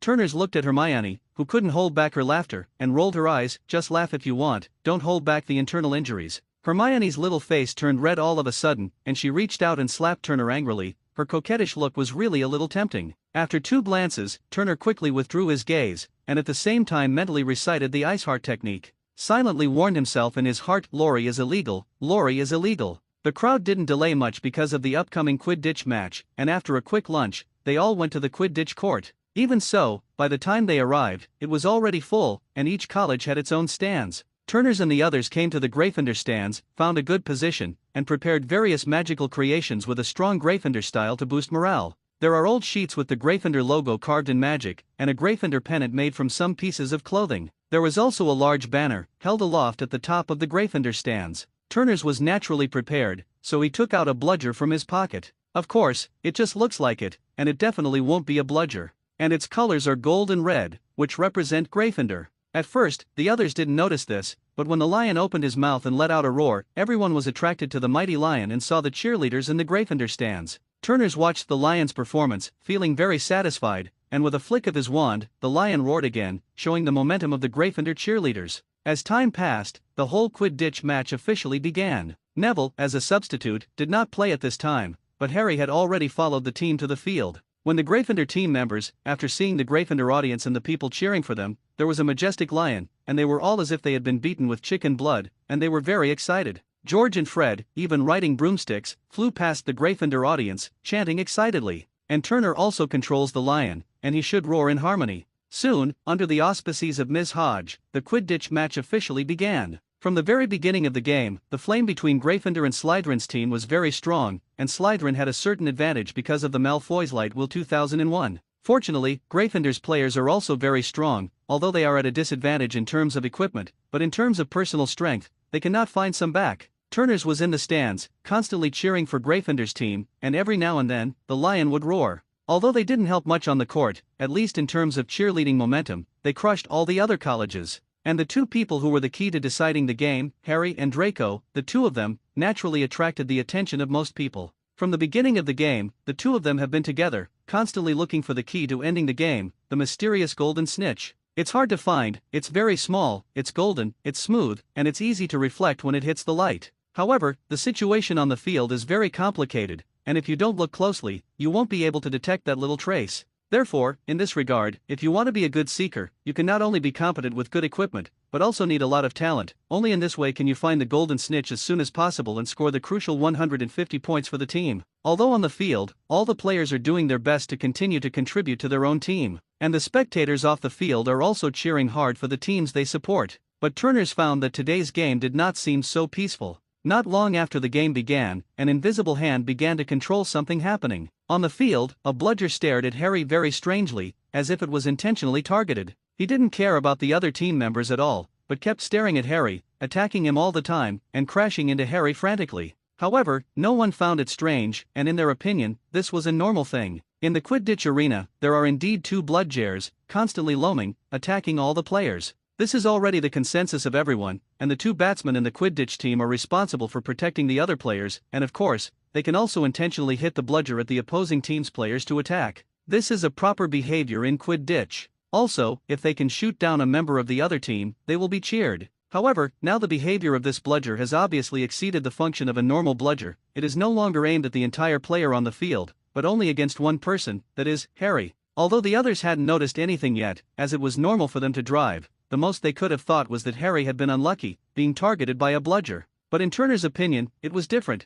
because he had already obtained the ability to see and hear domineering through a few days ago, and he had noticed something unusual. Anyone who knows the domineering nature of seeing and hearing knows that this is a very powerful perceptual ability, which can perceive many things, and through this ability, Turners can clearly perceive that there is an unusual energy on this bludger. This energy is very different from the energy on the other bludger. Because of this difference, it is very small, and if you don't perceive it carefully, you will definitely not be able to perceive it. Coupled with the magic covering of the bludger itself, this strange magic fluctuation was even more inconspicuous, so that others did not notice that something was wrong. However, such a little fluctuation could not be concealed from Turner's perception of what he saw and heard. Turners knew that someone had cast some other spell on the bludger, and that his or their target must be Harry Potter. It's unclear why they're doing this, but with such a clear tendency to attack, it's clear that it's not a friendly sign. Although he had sensed something, Turners did not act rashly to stop the Quidditch match. After all, it is impossible for him to affect the development of the Academy Cup because of the small change, and besides, he does not have such great power. He just used the domineering power of seeing and hearing, and carefully perceived the source of this magic power according to the slightest fluctuation of magic power. Although it is very subtle, there are traces to follow after all, and it does not leave Turners without a clue. On the other side, he wrote down his findings on a note and quietly handed it to Hermione beside him. Hermione, who didn't know why at first, quickly knew what to do after seeing the contents of the note. Immediately, she left the audience and ran in an unknown direction. In addition, the surrounding environment is really complicated, and it is easy to lose a subtle fluctuation of magic power, which makes Turners need to concentrate and carefully perceive the surroundings. Turner searched intently for this unknown wave of magic, and as the minutes ticked by, he got closer to the truth. Just when he was about to capture the source of the magic power fluctuation, something suddenly happened. The magic power fluctuation was cut off instantly, and Turner's previous actions were also declared useless, and everything turned into useless work. Turner was slightly stunned. He thought that he had been discovered, and the other party cut off the link of magic in order not to expose it. But now that he is only one last step away from the final truth, how can he be willing to fail? Immediately, the domineering spirit of seeing and hearing spurted out frantically, and in just an instant, the area that he tracked down was completely shrouded in the perception of seeing and hearing the domineering, locking everyone's breath. It's just that, obviously, it's already too late at this point. He was already able to perceive obvious magical fluctuations in this area, and he could clearly confirm that this magical aura was phantom shifting. Obviously, the other party is very cunning, and as soon as there was another accident, he directly used the phantom shift to run away. At this time, Turners could only withdraw his attention, and this time the pursuit could only end in failure. Although Turners was a little disappointed in this, but there was no other way. The other party slipped away too fast, and did not leave him a chance to track it down. The purpose of the other party this time is unknown, but it is not expected that Harry will be killed directly. After all, it is impossible to do this with just a bludger. Even if this method is successful, it will at most cut off Harry's hands and feet, and it will not cause much harm to Harry's life. When Turners retracted his attention and saw Harry, who was already loitering happily with the golden snitch held aloft in the middle of the field, he already knew why the other party had given up,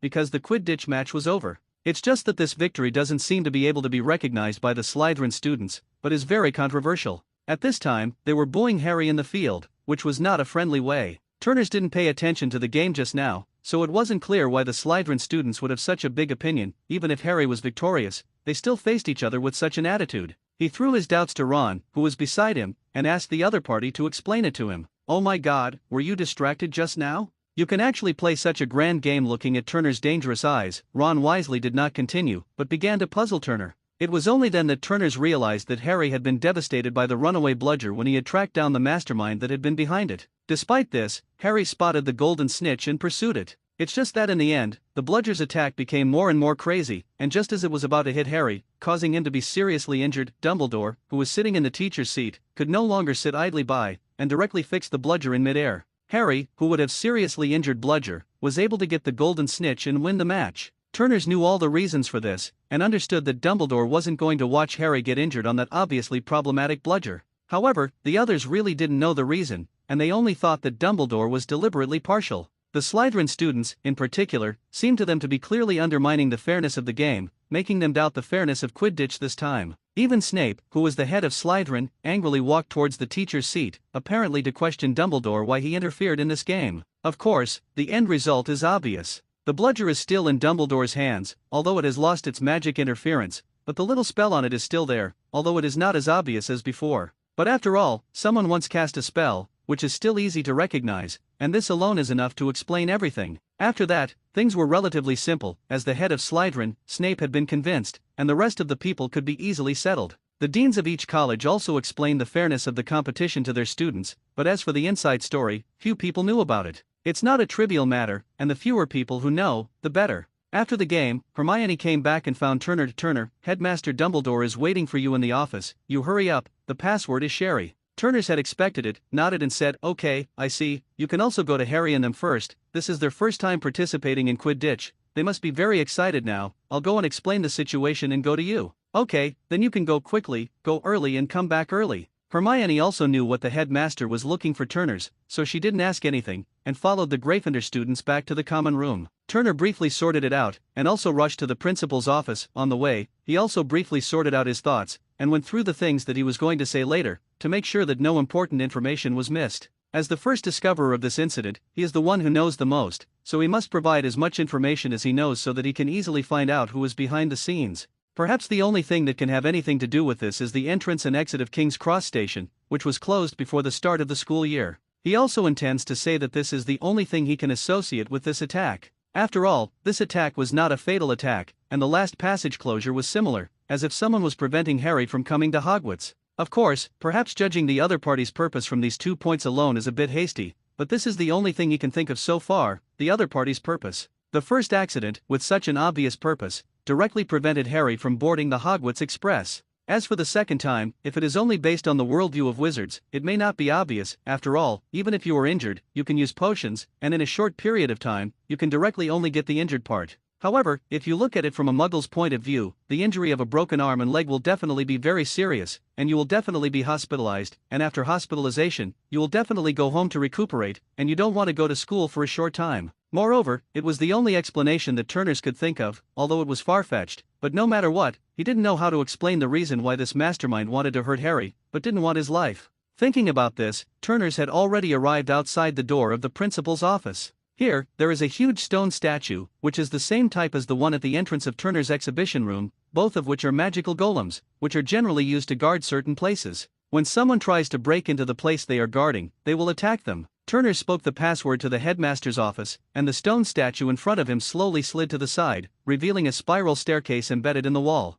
He strode into the spiral staircase, and the side of the staircase began to move on its own, spinning and ascending. And the puppet stone statue behind him also returned to its original place and continued to perform its duties. When Turners arrived at the office, there were already quite a few people standing there. At this time, the professors didn't care about any etiquette, and they all stood directly in front of Dumbledore's desk, obviously just after some discussion, but there seemed to be no result. When they saw Turner, everyone looked at him and wanted to see Turner. Thinking about it at this time, there are great doubts in everyone's hearts, a little magic that even Dumbledore didn't discover. Turner's actually found out such a thing. No matter how you think about it, it feels incredible, so that everyone is very incomprehensible. Of course, no one will doubt that Turners did this. After all, the means are too despicable. If this is really the handiwork of Turners, then they can only say that they have a little high opinion of Turners before. But they don't think so, but they also need proof, otherwise they won't easily believe a person. Even if this person is a student of theirs, there will always be people who are lucky enough to be able to put others together. Therefore, even the slightest suspicion, they must first dispel it, and it is impossible to locate a person according to their own autonomous senses. These people present can be said to be Dumbledore's henchmen, not only have strong strength, but also are loyal members of the Order of the Phoenix, Dumbledore's supporters, and of course, the backbone of the fight against Voldemort. If Dumbledore had anything he wanted to ask, he just opened his mouth, and he didn't care about any information leaked or anything. Turners, you're here, did you find anything about this time? Did you find the man who did the bludger? Dumbledore asked straight to the point. None of the others present spoke, and though there were some doubts, they wouldn't interject until Dumbledore had finished asking his own question. Headmaster Dumbledore, this time, there are a lot of problems. When I investigated before, when I reached the last position, the game was over, causing the other party to interrupt the release of magic in advance, although I found the last position of the other party, but I didn't find the other party's figure. And what did you find? Who could it be? And do you have any clues? Dumbledore then asked. Although he had already checked the bludger before, there was not much useful information, only a very strange magical aura, which didn't seem to be human, and he didn't know what was going on. Although he was a little skeptical, he still wanted to hear Turner's analysis first. Well, then I'll give you some of my opinions. This time the other party is obviously not a human wizard. As for the reason, just where the other party stayed before, I found traces of apparition. This kind of magic, I think in Hogwarts, it should be impossible for humans to perform. To confirm his claim, Turners looked at Dumbledore. Dumbledore nodded in acknowledgement. In the entire Hogwarts territory, except for him, the headmaster, who had some special permissions, and other than that, no one could use the transfer magic here. Of course, with the exception of some special magical creatures of their own race, their magic is obviously not limited by the magic barrier for humans, so there are still some creatures in Hogwarts that can use migration magic. I've pretty much been able to confirm this, and if the professors have any doubts, they can go to the Quidditch pitch themselves, where there should still be some traces in the players' lounge. Well, I'll take a look at this later. So Mr. Turner, do you have any other clues? Dumbledore agreed with Turner's analysis, which was easy to find and there was no need to lie. However, he went back to take a look afterwards, not that he didn't trust Turner, but that maybe some other clues could be found there. Of course, hasn't the Ministry of Magic already explained this?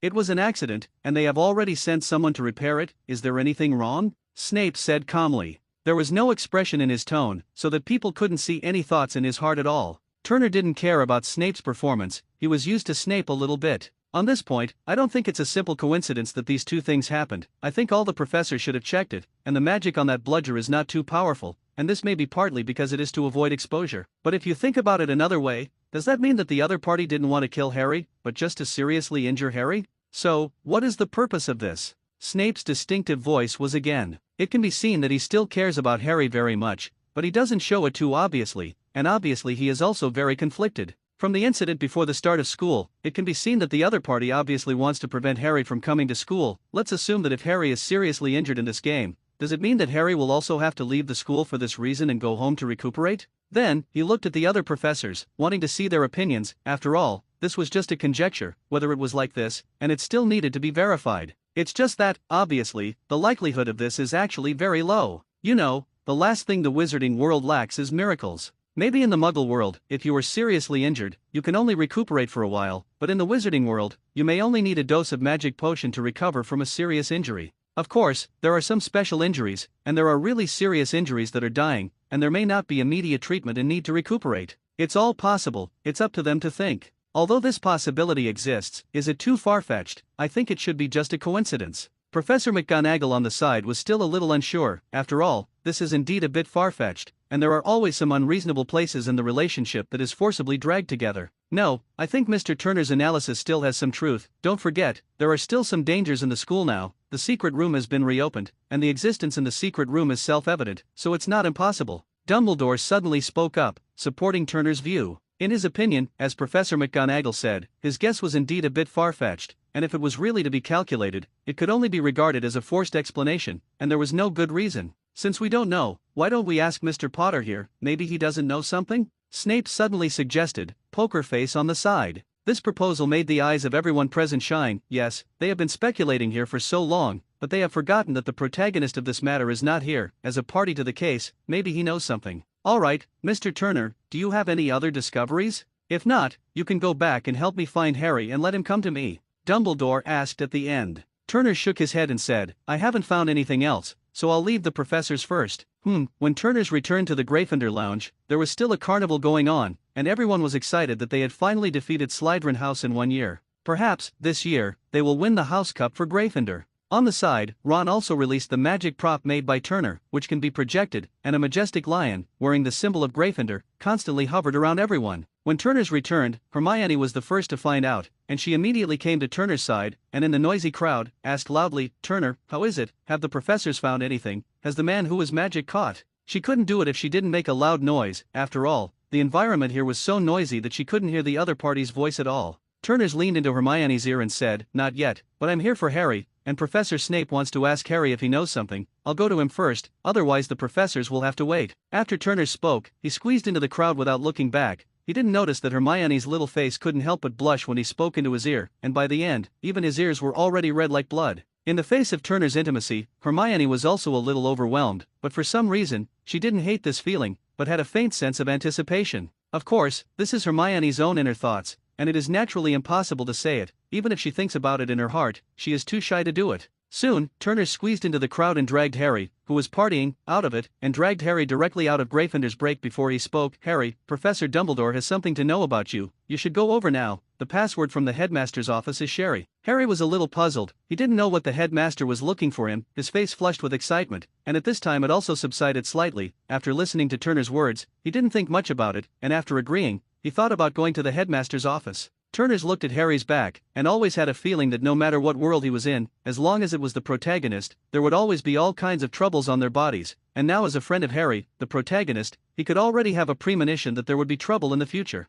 That's what makes life interesting, said with emotion, and Turner's climbed down the Gryffindor lounge passage again. After entering the lounge, he joined in everyone's revelry. After all, even in his previous life, Turner's was just a young man who had just graduated from college. He had not experienced the beating of society, and he had not yet had much of an old city, so it was good to indulge from time to time, and to be able to maintain a good state of mind. Feeling the joy in the hearts of the Gryffindor students, Turner's also felt very happy and relaxed. After this carnival, everyone temporarily forgot about the troubles they had encountered in these days. It's just clear that some people don't want them to be so happy, and when the next day, the whole academy is spreading a message. The monster in the Chamber of Secrets reappeared, this time attacked by Colin, a muggle-born wizard and Harry's loyal fan, who often took pictures of Harry. He always carried a camera with him, and this time, it was also because of the camera that he escaped a catastrophe, although the camera was destroyed, but at least the person was only petrified, and his life was not in danger. After another attack by a secret room monster, this time it was a student. At this moment, the atmosphere in the academy suddenly became tense,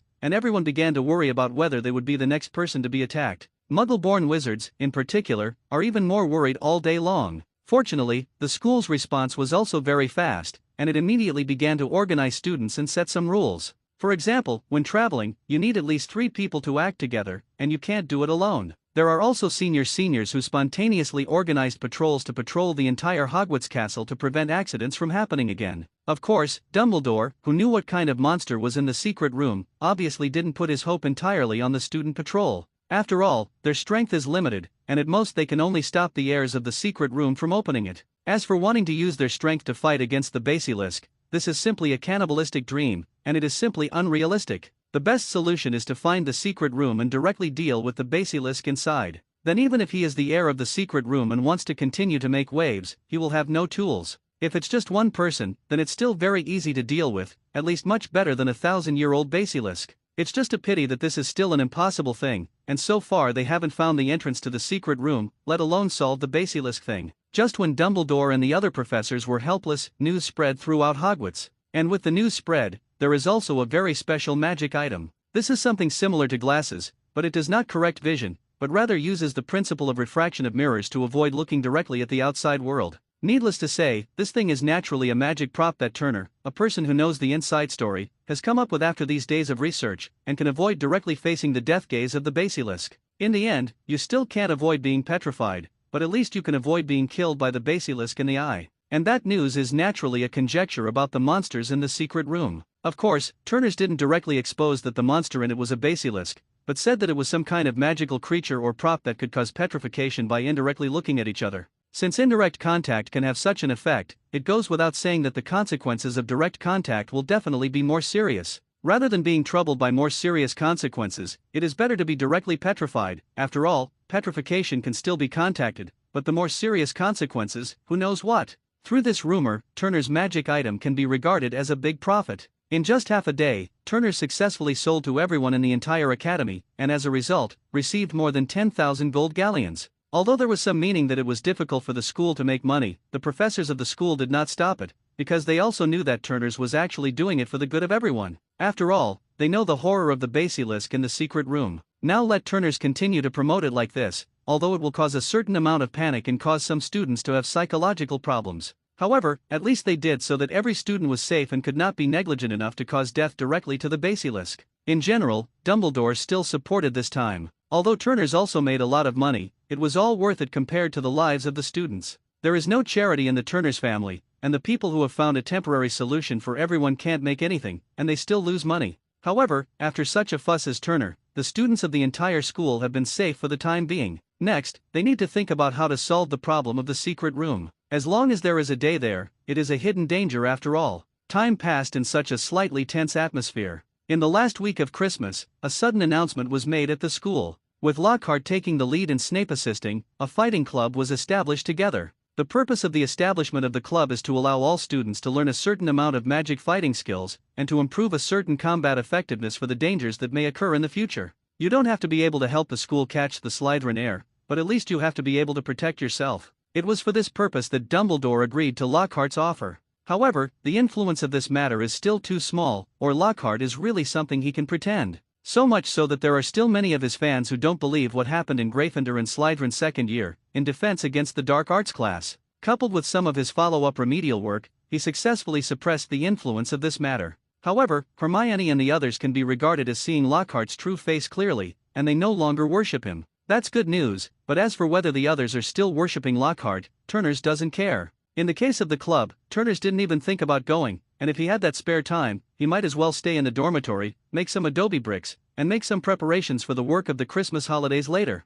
After this period of preparation, more than 30,000 adobe materials for Turner's have been prepared. Although it is far from enough, the entire decoration of the dragon's lair is completed, but if only a part of it is repaired, it is still enough. As long as this part is renovated, they will be able to put Noble inside. That would stop worrying about Noble destroying where he lives. As Turner's prepared the materials, time passed quickly, and when he opened his eyes again, he saw Hermione angrily walking through the door. Looking at her appearance, she was obviously a little angry, and Turner naturally wanted to show concern. "Hermione, what's wrong with you? Has anyone bullied you? Tell me, I'll get your revenge." Looking at Turner's serious expression, Hermione didn't doubt Turner's words at all. After all, he was the man who directly carried his wand and taught Draco a lesson when he was in the first grade, after his brother was bullied. Hermione quickly collected her emotions and said a little depressed, "No one bullied me, I just feel a little pity. From Quirrell in the first grade to Lockhart in the second grade, why is there no one in our defense against the dark arts class teacher who is reliable?" "Okay Hermione, don't worry about this, we're only in the second year now, don't be too impatient. Anyway, a little wizard of this age, the magic in his body can't reach the level of magic at a higher level. Even if we find a reliable teacher now, we can't learn too much. Of course, I think in the third year, Professor Dumbledore will definitely find us a qualified defense against the dark arts professor, and you will be able to learn a lot by then." Although this is just a comforting word, he also said the truth. The junior students in the past 2 years have indeed not learned anything. However, it may be a pity that those middle grade wizards are in the grade that requires a lot of knowledge, and this grade does not have to care about public exams such as wizard exams, which is the time when there is the most time. During this time period, they have a lot of time to study, and after this grade, they will soon usher in the 5th grade ordinary wizard level exam, and at that time, they will have a large part of their energy to devote to this. In such a situation, even if there are good teachers, there is a certain limit to the amount of time they can learn, and it is very good to be able to complete their studies normally. I simply don't have the time to do some extracurricular extended learning. This is what hurts them the most. Of course, what is being said here is only for those Muggle-born wizards. If they are children of wizarding families, they will definitely get some guidance from their parents during the summer vacation. This is an understandable thing, and sometimes, your background actually determines the amount of resources you have. It doesn't mean that if you work hard, you will get a lot of rewards, and many times, your efforts are not proportional to your returns. That's all it takes. I hope that when the time comes, there will be a more reliable professor, and stop coming to this mess. Hermione replied weakly, but still didn't seem very interested. When Turners heard Hermione's words, he couldn't help but laugh, and being able to make Hermione say such things was enough to see that she was really upset by these two teachers. Otherwise, with Hermione's character, it would be impossible to say such serious things. Hermione, who was sitting in a chair next to her, heard Turner's laughter, and knew that she had just lost her words, and she couldn't help but blush slightly, and she was a little embarrassed. Looking at the lovely Hermione, Turner shifted the subject. By the way, what did you all just learn? Okay. Hermione suddenly came to her senses, and she also got rid of the embarrassment she had just had. We've just learned a spell from Professor Snape, the disarming charm. When Hermione talked about the spell again, her attitude was still very serious, and her little face became serious, and she began to explain it to Turner. Listening to Hermione's explanation, Turners also nodded. He still believed in Snape's teaching level. And Snape's strength is also very strong, and in this club activity, the disarming spell taught to everyone is indeed a moderately difficult and very strong spell. Well, I've seen Professor Snape use this spell there before, and it actually knocked Lockhart's wand away in one fell swoop, and the residual magic power also knocked Lockhart directly away. Hermione was clearly a big fan of the spell. However, with their current magical control, if they want to learn this spell and successfully cast it, they still need to make a certain connection, and it is impossible to learn it in such a short time. Indeed, this spell is very useful, and is often used even in the battles of adult wizards, not only to knock wands off other people's hands, but also to continuously output mana and use it as a continuous magic. Hermione was very smart, and quickly understood the meaning of Turner's words. You mean, as long as you put a magic wand on your body, as long as you are in battle, after the opponent's disarming spell blows your spell away, when you are careless, you can completely withdraw the spell on your body and continue to fight. Turner smiled and nodded in approval of Hermione's idea. However, he added, it's not just you who can think of it, many people can think of it, it's just that most people will only prepare a wand under normal circumstances, so this method is generally not used. However, it is not excluded that there are some dark wizards, who have been fighting all year round, may use such methods, and moreover, they may have multiple wands on them, and they will be higher. Hermione immediately began to ask, why is that? Why is it that the wands in the hands of these dark wizards who have been fighting all year round are most likely plural? There's a wand that comes into play, and I think Ollivander must have made you try different wands when you bought them. Turners didn't answer the question immediately, but asked rhetorically. Hermione nodded, and said thoughtfully, yes, I also had several wands at that time, and finally chose this one, grapevine wood, dragon's heart, 14 inches long. I think you've probably heard of Ollivander's famous saying that it is the wand that chooses the wizard, not the wizard who chooses the wand. Yes, that's what he told me. What's wrong with that? Hermione responded positively, but at the same time, there was some confusion about what Turners was talking about. Turner didn't speak immediately, but pulled out his pine wand, waved it twice, and handed it to Hermione. You can try it and see how it feels different from your wand. Hermione was a little confused, and reached out to take Turner's pine wand. She didn't know what Turners was trying to say, but she waved it twice in her hand as Turner said. When she first opened it, it wasn't much, and it wasn't much different from her usual wands. Huh? This made Hermione puzzled, but gradually, the longer she waved, the more she felt it, and the more she realized that there seemed to be something different about the wand in her hand. She could clearly feel that the wand in her hand seemed to lag in some places when releasing her magic power, and she didn't know why. Although this lag is very subtle, it is not felt at all if you don't feel it carefully. However, it is such a lag, and at some point, there will be a series of chain effects, resulting in some critical moments. Her strength cannot be fully exerted. By this time, Hermione had some understanding of what Turners was trying to say. Turner, you're saying that when a wand doesn't approve of a wizard, it creates some resistance, causing the wizard's magic to lag and affect one's strength, right? Hermione seemed to grasp the key to something. However, she felt no, and this feeling made her very irritable. You haven't grasped the crux of the matter yet. Yes, it happens all the time, but that's not what I'm saying. What I'm saying is that when a person, using magic, defeats another person, then that person becomes the winner. Turners took Hermione's wand and waved it in his hand, his magic passing through the wand and in the air, forming a simple picture. In the picture, there are two wizards with wands, who are standing facing each other, as if in a duel. Turner continued, when a wizard defeats another wizard, it proves that this one wizard is stronger than the other one. As Turner's explained, the picture in front of him also changed. The wand in the hand of a wizard struck another person, and the person fell to the ground, and the victor gradually rose in shape. He continued, the winner is stronger than the loser, and in general, no matter what it is, as long as he has his own emotions, even if it is just a little, he will instinctively surrender to the strong. And it just so happens that a wand, is that such an item? Hermione had a question, but in her mind, there was already an answer. That's right, most wands have this characteristic, and among them, the most obvious is the legendary Elder Wand, one of the three Hallows, which has been handed down from a long time ago, and there has always been only one way to change the owner, and that is the current master, defeating the previous one. Hearing Turner's words, Hermione looked at him dumbfounded, got up and threw herself on top of him, grabbed Turner's collar tightly with both hands, and asked in disbelief, what are you talking about? The legend of the three Hallows of Death is actually true. No, this is impossible. Turner's looked at Hermione, who was already out of shape with excitement, gently soothed her emotions, and said softly, why can't it be true? They already exist. What? Have you seen it? Hermione immediately became excited, not because she had any greedy thoughts about the three Hallows of Death, but because she was a little curious about what kind of existence the legendary sacred artifact was.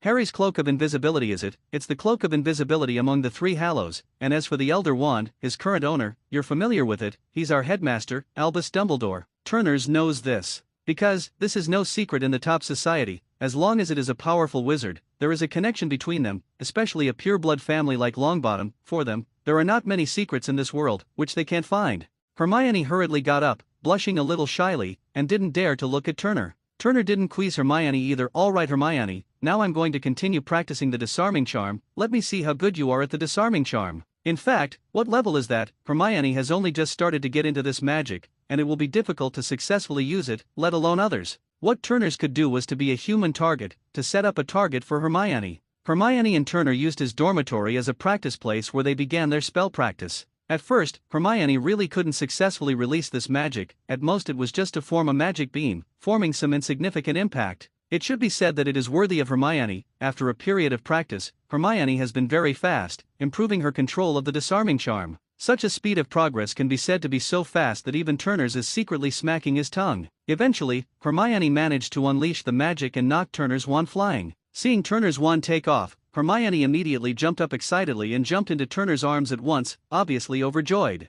Looking at Hermione with such true feelings, Turner's also became happy. Thank you so much for helping me practice this magic, Turner's, Hermione said excitedly, hugging Turner. Needless to say, we're good friends. Turner gently patted Hermione on the shoulder, soothing her agitation. In the time that followed, Hermione was familiar with the process of unleashing the magic, and at the same time felt what the magic was like under different magic outputs. Time passed in a hurry in the process of connecting the two with magic. In the days that followed, everyone could see that the relationship between Turner and Hermione had become even closer. Although it is not yet at the level of a boyfriend and girlfriend, it has already exceeded the category of normal good friends. Hermione was obviously aware of this, but she didn't care. On the contrary, she was still happy with it. She liked the way she got along now, which made her happy. Time passed quickly, and after their last dinner, the students who had gone home for Christmas all took their luggage and boarded the train home. People who don't go home are busy with their own business, and since the last Colin attack, nothing has happened for a long time, and everyone's mood is quite relaxed, but it will not have any bad effects because of excessive nervousness.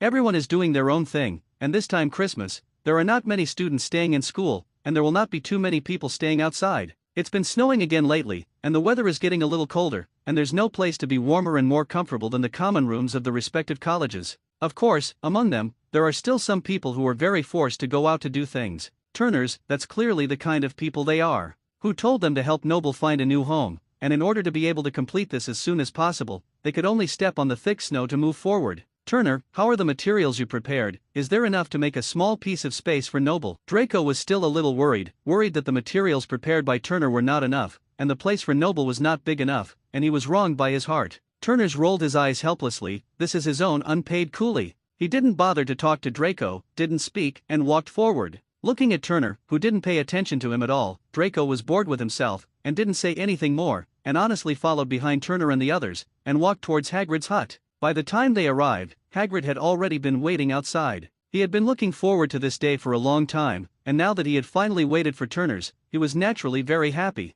Hagrid greeted him with a smile, slapped the snowflakes on his body for Turner, and said excitedly, "You guys are finally here, then let's start now. Noble can't wait. You don't know how happy he was when I told Noble the news today. Turners rolled his eyes and said speechlessly, "Yes, I can see it too." As he spoke, Turners looked at Hagrid's clothes, which had been burned by the dragon's breath. Hagrid scratched his head and excused his dragon son. Nobo was so happy that he couldn't control it, and he had some fire in his nose, but he already knew he was wrong, and now he was honestly staying in the suitcase. Looking at Hagrid's dragon slave, Turners really didn't know what to say. At most, people lick women, but it's good for you to lick the fire dragon, and they have a little temper, but it's not a joke. However, in front of Turner, Noble has always been very well behaved. Not because of anything else, but simply being scared. Turners never got used to him. As long as there was something wrong, he would directly start pumping him. Even Hagrid couldn't stop him. As for whether he has the strength to do so, don't say it, Turners really has it. Of course, this is also thanks to a very powerful magic item in his hand.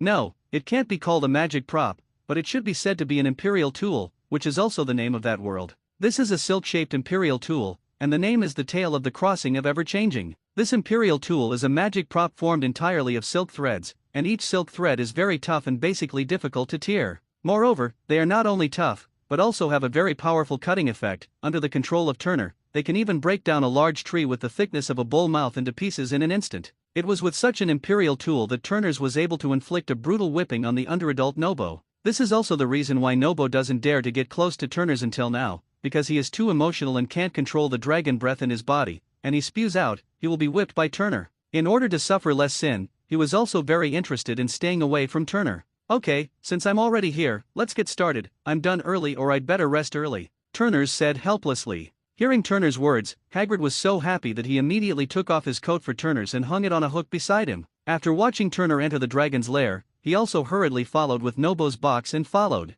As for the others, they also took off their clothes and slowly followed into the dragon's lair. In the dragon's lair, the temperature is not as low as outside. After all, the source of magic power here, but a fire attribute magic crystal, the magic power emitted, will naturally carry a lot of fire attribute energy. It's unlikely that the temperature here will be low. However, such an environment is unexpectedly the growth of the Norwegian spinback dragon of Noble. After all, it is also a fire dragon after all. Looking at the spacious surroundings, Turners was satisfied. Of course, while satisfied, he also felt a lot of headaches. The space here was a little too big. And with such a large space, if you want to completely decorate it, the manpower and material resources required are not something that ordinary people can imagine. "Okay everyone, get ready to work." As he spoke, he saw Turners take out 5 dragon skin pockets from the clothes behind him. These pockets are used for decoration materials, and they are all adobe bricks that have been refined by Turners these days. Harry, they don't have that level of magic and can't do much more, but they can at least help with the materials. As for the rest of the work, it needs to be handed over to Turner. Even if it is Hermione, in this kind of work, it can only be a handicap.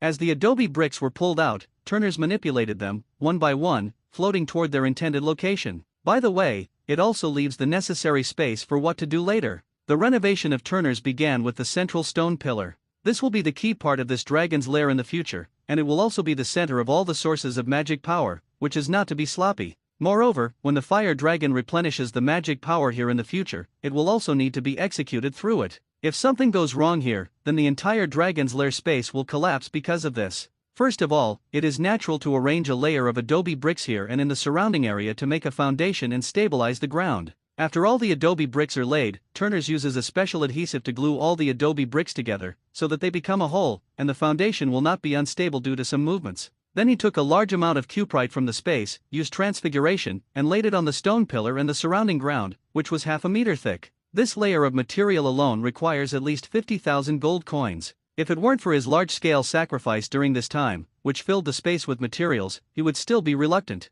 Using red gold, connect this layer of cuprite to the innermost flame crystal, causing a magic loop between them. Then, he began to engrave magical inscriptions on this layer of cuprite. The main thing is the fire resistance inscription, although this cuprite also has a very high fire attribute resistance, and its own fire attributes are also very good. Itself is a very good fire attribute material. With such a material, it stands to reason that it can withstand the dragon breath of the fire dragon. But I'm not afraid of 10,000, I'm afraid of what happens. Therefore, what should be done, and only when something else is about to happen, I will think of a way to change it, and at that time, it will be a little late. It's better to do it in one step now, and you don't need to worry about problems here in the future. In addition to the fire resistance inscriptions, there are also absorption inscriptions, which are the key. They are the key to collecting the magic power in the fire dragon stream. Only when they exist can they replenish the energy of the flame crystal, and can they also support the operation of the entire dragon's lair space. Of course, other types of flames are also allowed, but it is still unknown how much magical energy can be provided to that magic crystal,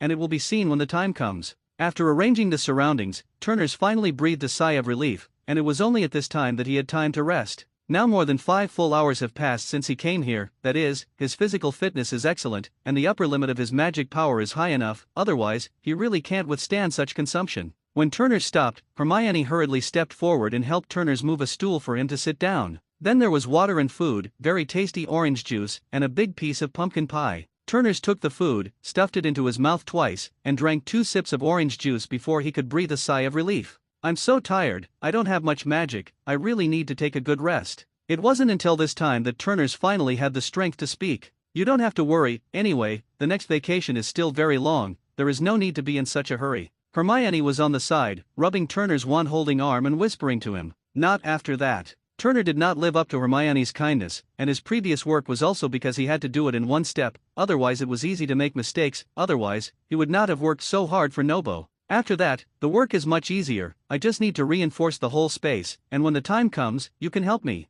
Turner said with a smile and leaned back in his chair with great enjoyment. Looking at Turner in such a posture, Hermione didn't care, still helping him relax her arms. Harry and the others had come here at this time, and they had just come back after they had gone to put the materials away. "They don't get tired, and they don't do anything, do they?" Hagrid looked at Draco like this, and opened his mouth without speaking, but he also saw Harry's movements, and it was wise to stay away from Draco like Harry and them. Although Hermione was a little shy and her face was already red, thinking of Turner's workload before, she didn't stop her movements because of shyness, but her little face was flushed, which was cute. Turner glared at Draco viciously with a black line at this end. This guy didn't have any eyesight, he deserved to be unlucky. Without seeing him make any movements, Draco's body soared uncontrollably into the air, hanging from his head and feet in midair. Draco was so broken by the sudden attack that he yelled and yelled to save him. It's just that at this time, who will touch Turner's brow? At this time, Draco's life and death, one by one, and then did it to the side, eating and drinking, and replenishing his consumption. When Hermione saw this, she knew that it was Turner who had made a move, and she looked at Draco above her head as she helped Turner's relax, and at the same time, with one hand free, and with the wave of her wand, a silence charm was released.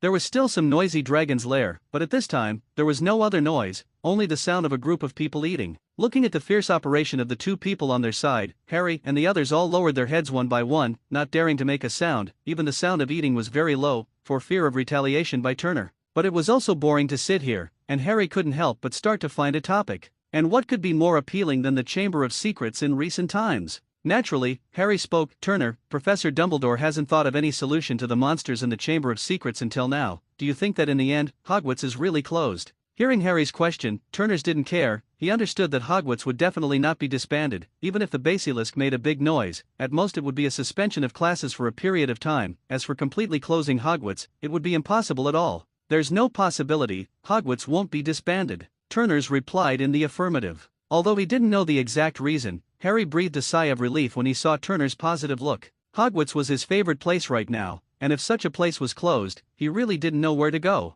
Hagrid seemed to know something, but after hesitating, he didn't say what he wanted to say, as if he had some scruples. Turner felt that enough had been punished for Draco, and he stopped hanging him from it, and let him go. As for his silence spell, it had already been unraveled when everyone was having dinner just now. Draco was still a little uncomfortable, and lay on the ground for a while before finally standing up, shaking his dizzy head, slowly walking over to the others, picking up a piece of food and starting to eat. Draco wasn't a man to live idle, and he triumphantly said as he ate, "My dad told me that the Chamber of Secrets was opened 50 years ago, and that a muggle died because of this." As Draco spoke, everyone's attention was drawn to him, apparently to see if Draco could say anything else. At this time, Harry and the others did not suspect that Draco was the heir to the secret room. After all, these days, in order to be busy with the affairs of the Dragon's Den, they get up early every day and are greedy for darkness. How can they have the energy to do this? Besides, they'd been together for a long time, and if there was anything unusual about Draco, there would definitely be some horse's feet, and they couldn't have been unaware. Harry was still very concerned about the affairs of the secret room, and immediately asked Draco, "Draco, did your father say who was the person who opened the secret room back then?" Listening to Harry's question, looking at his eagerness, Draco's tail unconsciously began to again. He looked at Harry with smugness, and said in a flamboyant tone, "Scarhead, do you think I'll tell you?" Although the tone was very arrogant, but in the depths of his eyes, there was a trace of embarrassment, because he would never say it, and he didn't know it himself. Turners glanced at Draco, pursed his lips and said disdainfully, "You don't know, do you?" Draco immediately exploded, shouting very loudly, "How is it possible? How can I not know?" Although he pretended to be very angry, the weakness in the depths of his eyes exposed his details. This time, with such an obvious performance, Harry and the others obviously saw something, and they all sighed, thinking that they could know some inside information, but they didn't expect that they were just a rookie who only knew a little bit. Looking at the regretful expressions of Harry and the others, Draco couldn't hold it anymore at this time. After all, he really didn't know anything useful. Turner, who was on the side, suddenly thought of something and looked at Hagrid on the side. At this time, Hagrid was still rejoicing, glad that Draco didn't know the inside story of what happened back then. Looking at Hagrid's expression, Turner's was a little strange, wondering why he had such an expression. However, he didn't think much about it, but asked Hagrid, "Hagrid, according to your age, you should have gone to Hogwarts back then, do you know any news?" After hearing Turner ask Hagrid, the others reacted, yes. There was indeed someone next to them who might have been a student back then, and they should know something. In the face of Hagrid's sudden self-detonation, no one could react, and when they did, they all looked at Hagrid with disbelief. It wasn't until he saw everyone's expressions that he realized that he seemed to be talking about it. Hurriedly covered his mouth with some criticism, in order to cover up the fact that he said that he was exposed. But how could this be concealed? Harry and the others rushed up and surrounded Hagrid and asked. At this time, Hagrid also knew that it would not work if he didn't confess, and with their posture, it was obvious that they wanted to break the casserole and ask the end. If it weren't for this, he might not have been asked, and Harry wouldn't have known what he had done. Although what he did at the time, he didn't think there was anything wrong with it. Eventually, Hagrid told Turners what had happened to him. It turned out that when the secret room was opened, Hagrid also did a very stupid thing at that time. He secretly raised an 8-eyed giant spider in the castle. It was precisely because of this incident that Tom Riddle, the student council president at the time, was identified as the heir of Slytherin, and was directly arrested in Azkaban. At the same time, he was removed from being a Hogwarts student, his wand was broken, and he lost the right to use magic. Although he was later vouched for by Dumbledore, there was no change in his verdict because he had done something stupid. Keeping a creature with a danger rating of XXXXX in Hogwarts is in itself irresponsible to others and one's own lives. Even if he knew that he was not the one who opened the secret room, he could still be sentenced to a certain criminal law for the crimes he committed. Of course, it will definitely not be as serious as it is now, and it will be a direct ban on the use of magic for life. After listening to Hagrid explain all the situation, everyone present looked at Hagrid with a little fear in their eyes. Even Turner, although he was not afraid, but he suddenly thought of one thing: digging a huge space as a dragon's den under Hagrid's house would eventually become a breeding ground for all Hagrid's dangerous creatures. If that's the case, it's fine, but if something goes wrong, it's going to be a more dangerous place than a Slytherin vault. Thinking of this, Turners regretted digging such a place. He really didn't know if it was helping Hagrid or harming him. It's not that Turners is alarmist, but it's a real possibility that it will be like that. Hagrid really has some problems with his attitude towards magical creatures. He was so fond of dangerous magical creatures that he didn't feel them dangerous in the slightest. He will not think about what kind of consequences this will bring to him and what kind of consequences it will bring to the surrounding environment. All of this was out of his mind. Seeing that Turner's expression suddenly became wrong, Hermione asked a little nervously, "Is there something wrong with Turner?" Hearing Hermione's call, Turners woke up from his contemplation, looked at the concerned eyes of the other people around him, and saw Hagrid doing something wrong. Looking at him cautiously, Turner suddenly felt that Hagrid was not a big evil person. He just couldn't tell what magical creatures could and what couldn't. As long as he told him all this, he should be able to suppress his preferences. Well, at least part of it is still okay. "Okay, don't worry about me, I just thought of something out of the blue, it's fine." Turners reached out and gently rubbed Hermione's little head, making her hair even more messy. This made Hermione a little embarrassed, and slapped Turners as punishment. "I just had a question that popped into my mind." Then Turners told everyone about his concerns. When the others heard this, they were all terrified. Indeed, according to what they knew of Hagrid's performance, such a thing was indeed something Hagrid could have done. Looking at the magical creatures he is like now, the three-headed dog Louis, and now the Norwegian spinal dragon Nobo, Turners also knows that he also has a hippogriff, and as for whether there are others, Turners doesn't know. Maybe there is, maybe not. Hagrid looked at the others with some embarrassment. He didn't understand that the magical creatures he raised were very friendly and cute. Why did they all look at him like that? When they saw Hagrid like this, they knew that Turner's fears had been fulfilled. In retrospect, Hagrid couldn't seem to tell how harmful those magical creatures were to ordinary humans. Hagrid has always used his body type as a reference, and as long as he feels that there is no harm to him, he does not feel that there is anything wrong with him. However, this in itself is problematic. How big is Hagrid's size? Let's put it this way, his height has reached 4.88 meters. Can a person who is so tall be the same as a normal person? He is twice as much as a normal person, not to mention that he is a person with horizontal development, that tonnage, not to mention, there are really not many magical creatures that can threaten him in front of him. In addition, he himself is a half-blood giant, and the magic resistance of his body is still very sufficient, and the magic of those magical creatures is really limited in the damage he can inflict. Not to mention, the physical power brought by such a powerful body is completely capable of crushing some magical creatures that are not known for their physical strength. Can such a monster-like existence be compared to ordinary people?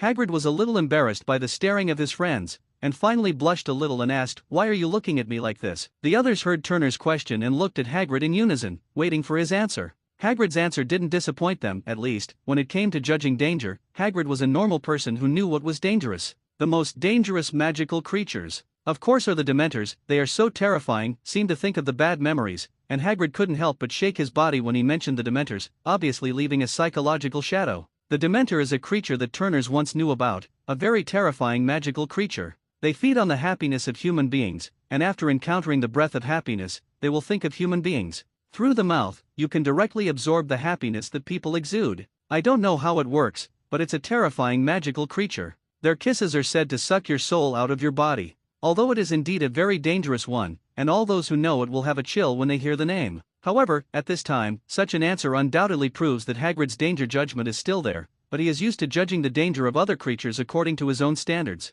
Although this is quite dangerous, at least it can be corrected through persuasion and explanation, at least to make him understand that magical creatures that are not too dangerous to him are not necessarily harmless to others. For a long time afterward, everyone began to explain to Hagrid about the danger, trying to get Hagrid to put his danger judgment on a level with humans, ordinary humans, not humans like him. Later, Hagrid's situation was really difficult to correct, and Turners even asked Harry and the others to put down all the work they were doing, and only did ideological work for Hagrid, so that he could work hard to correct his thinking logic. Turners also had no choice. He himself was really dry-mouthed, and there was not much improvement. So, I handed over this trouble to a few of them. Anyway, among the people present, except for Hermione, the others would not be of much help to his work, but it would be better for them to extinguish a source of danger that could cause great harm in the future. That's it. When Turner and Hermione were in the dragon's lair, busy everywhere, Hagrid was chatting with Harry, Ron, Neville, and Draco. In the next few days, Turners finally understood that these people, coming here, were of no use at all, and they could only watch him do things.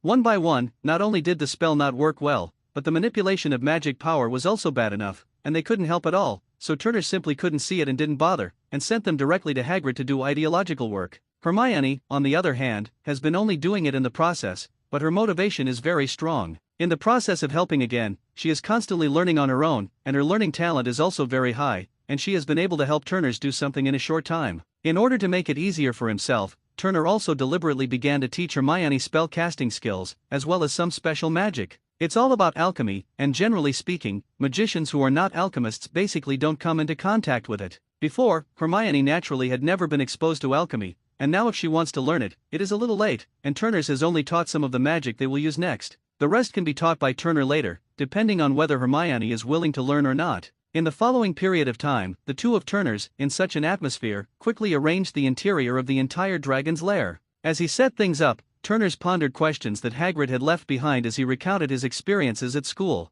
But he also knew that even now, when he asked Hagrid, Hagrid couldn't know too many things, and the biggest possibility was that he didn't know anything. After all, back then, he obviously carried the black pot for others, and there were only so many things he could know. If he knew, he wouldn't be Hagrid, and he wouldn't have been wronged like that, and being imprisoned in Azkaban wasn't a good experience. Turners can only wait for the start of school to go to Dumbledore to see if he has any clues, and maybe he can solve some of Turner's doubts. By the time Hogwarts had opened, they had completed a radius of more than 20 meters centered on the dragon's lair's pillar, the central stone pillar. This range is not small. You must know that after this circle, the area they have completed has reached more than 1,200 square meters. Such a range is already very large, completely enough for Noble to live temporarily, and in the future, they will continue to expand this range. It's just that the two of them have limited workability after all, and if they want to lay the entire dragon's lair, the time it will take is probably not short. What's more, there was not much left of the adobe bricks that Turners had refined. Next, he not only had to set up the place, but also refine the adobe bricks from time to time to make sure that there were enough adobe bricks for them to use.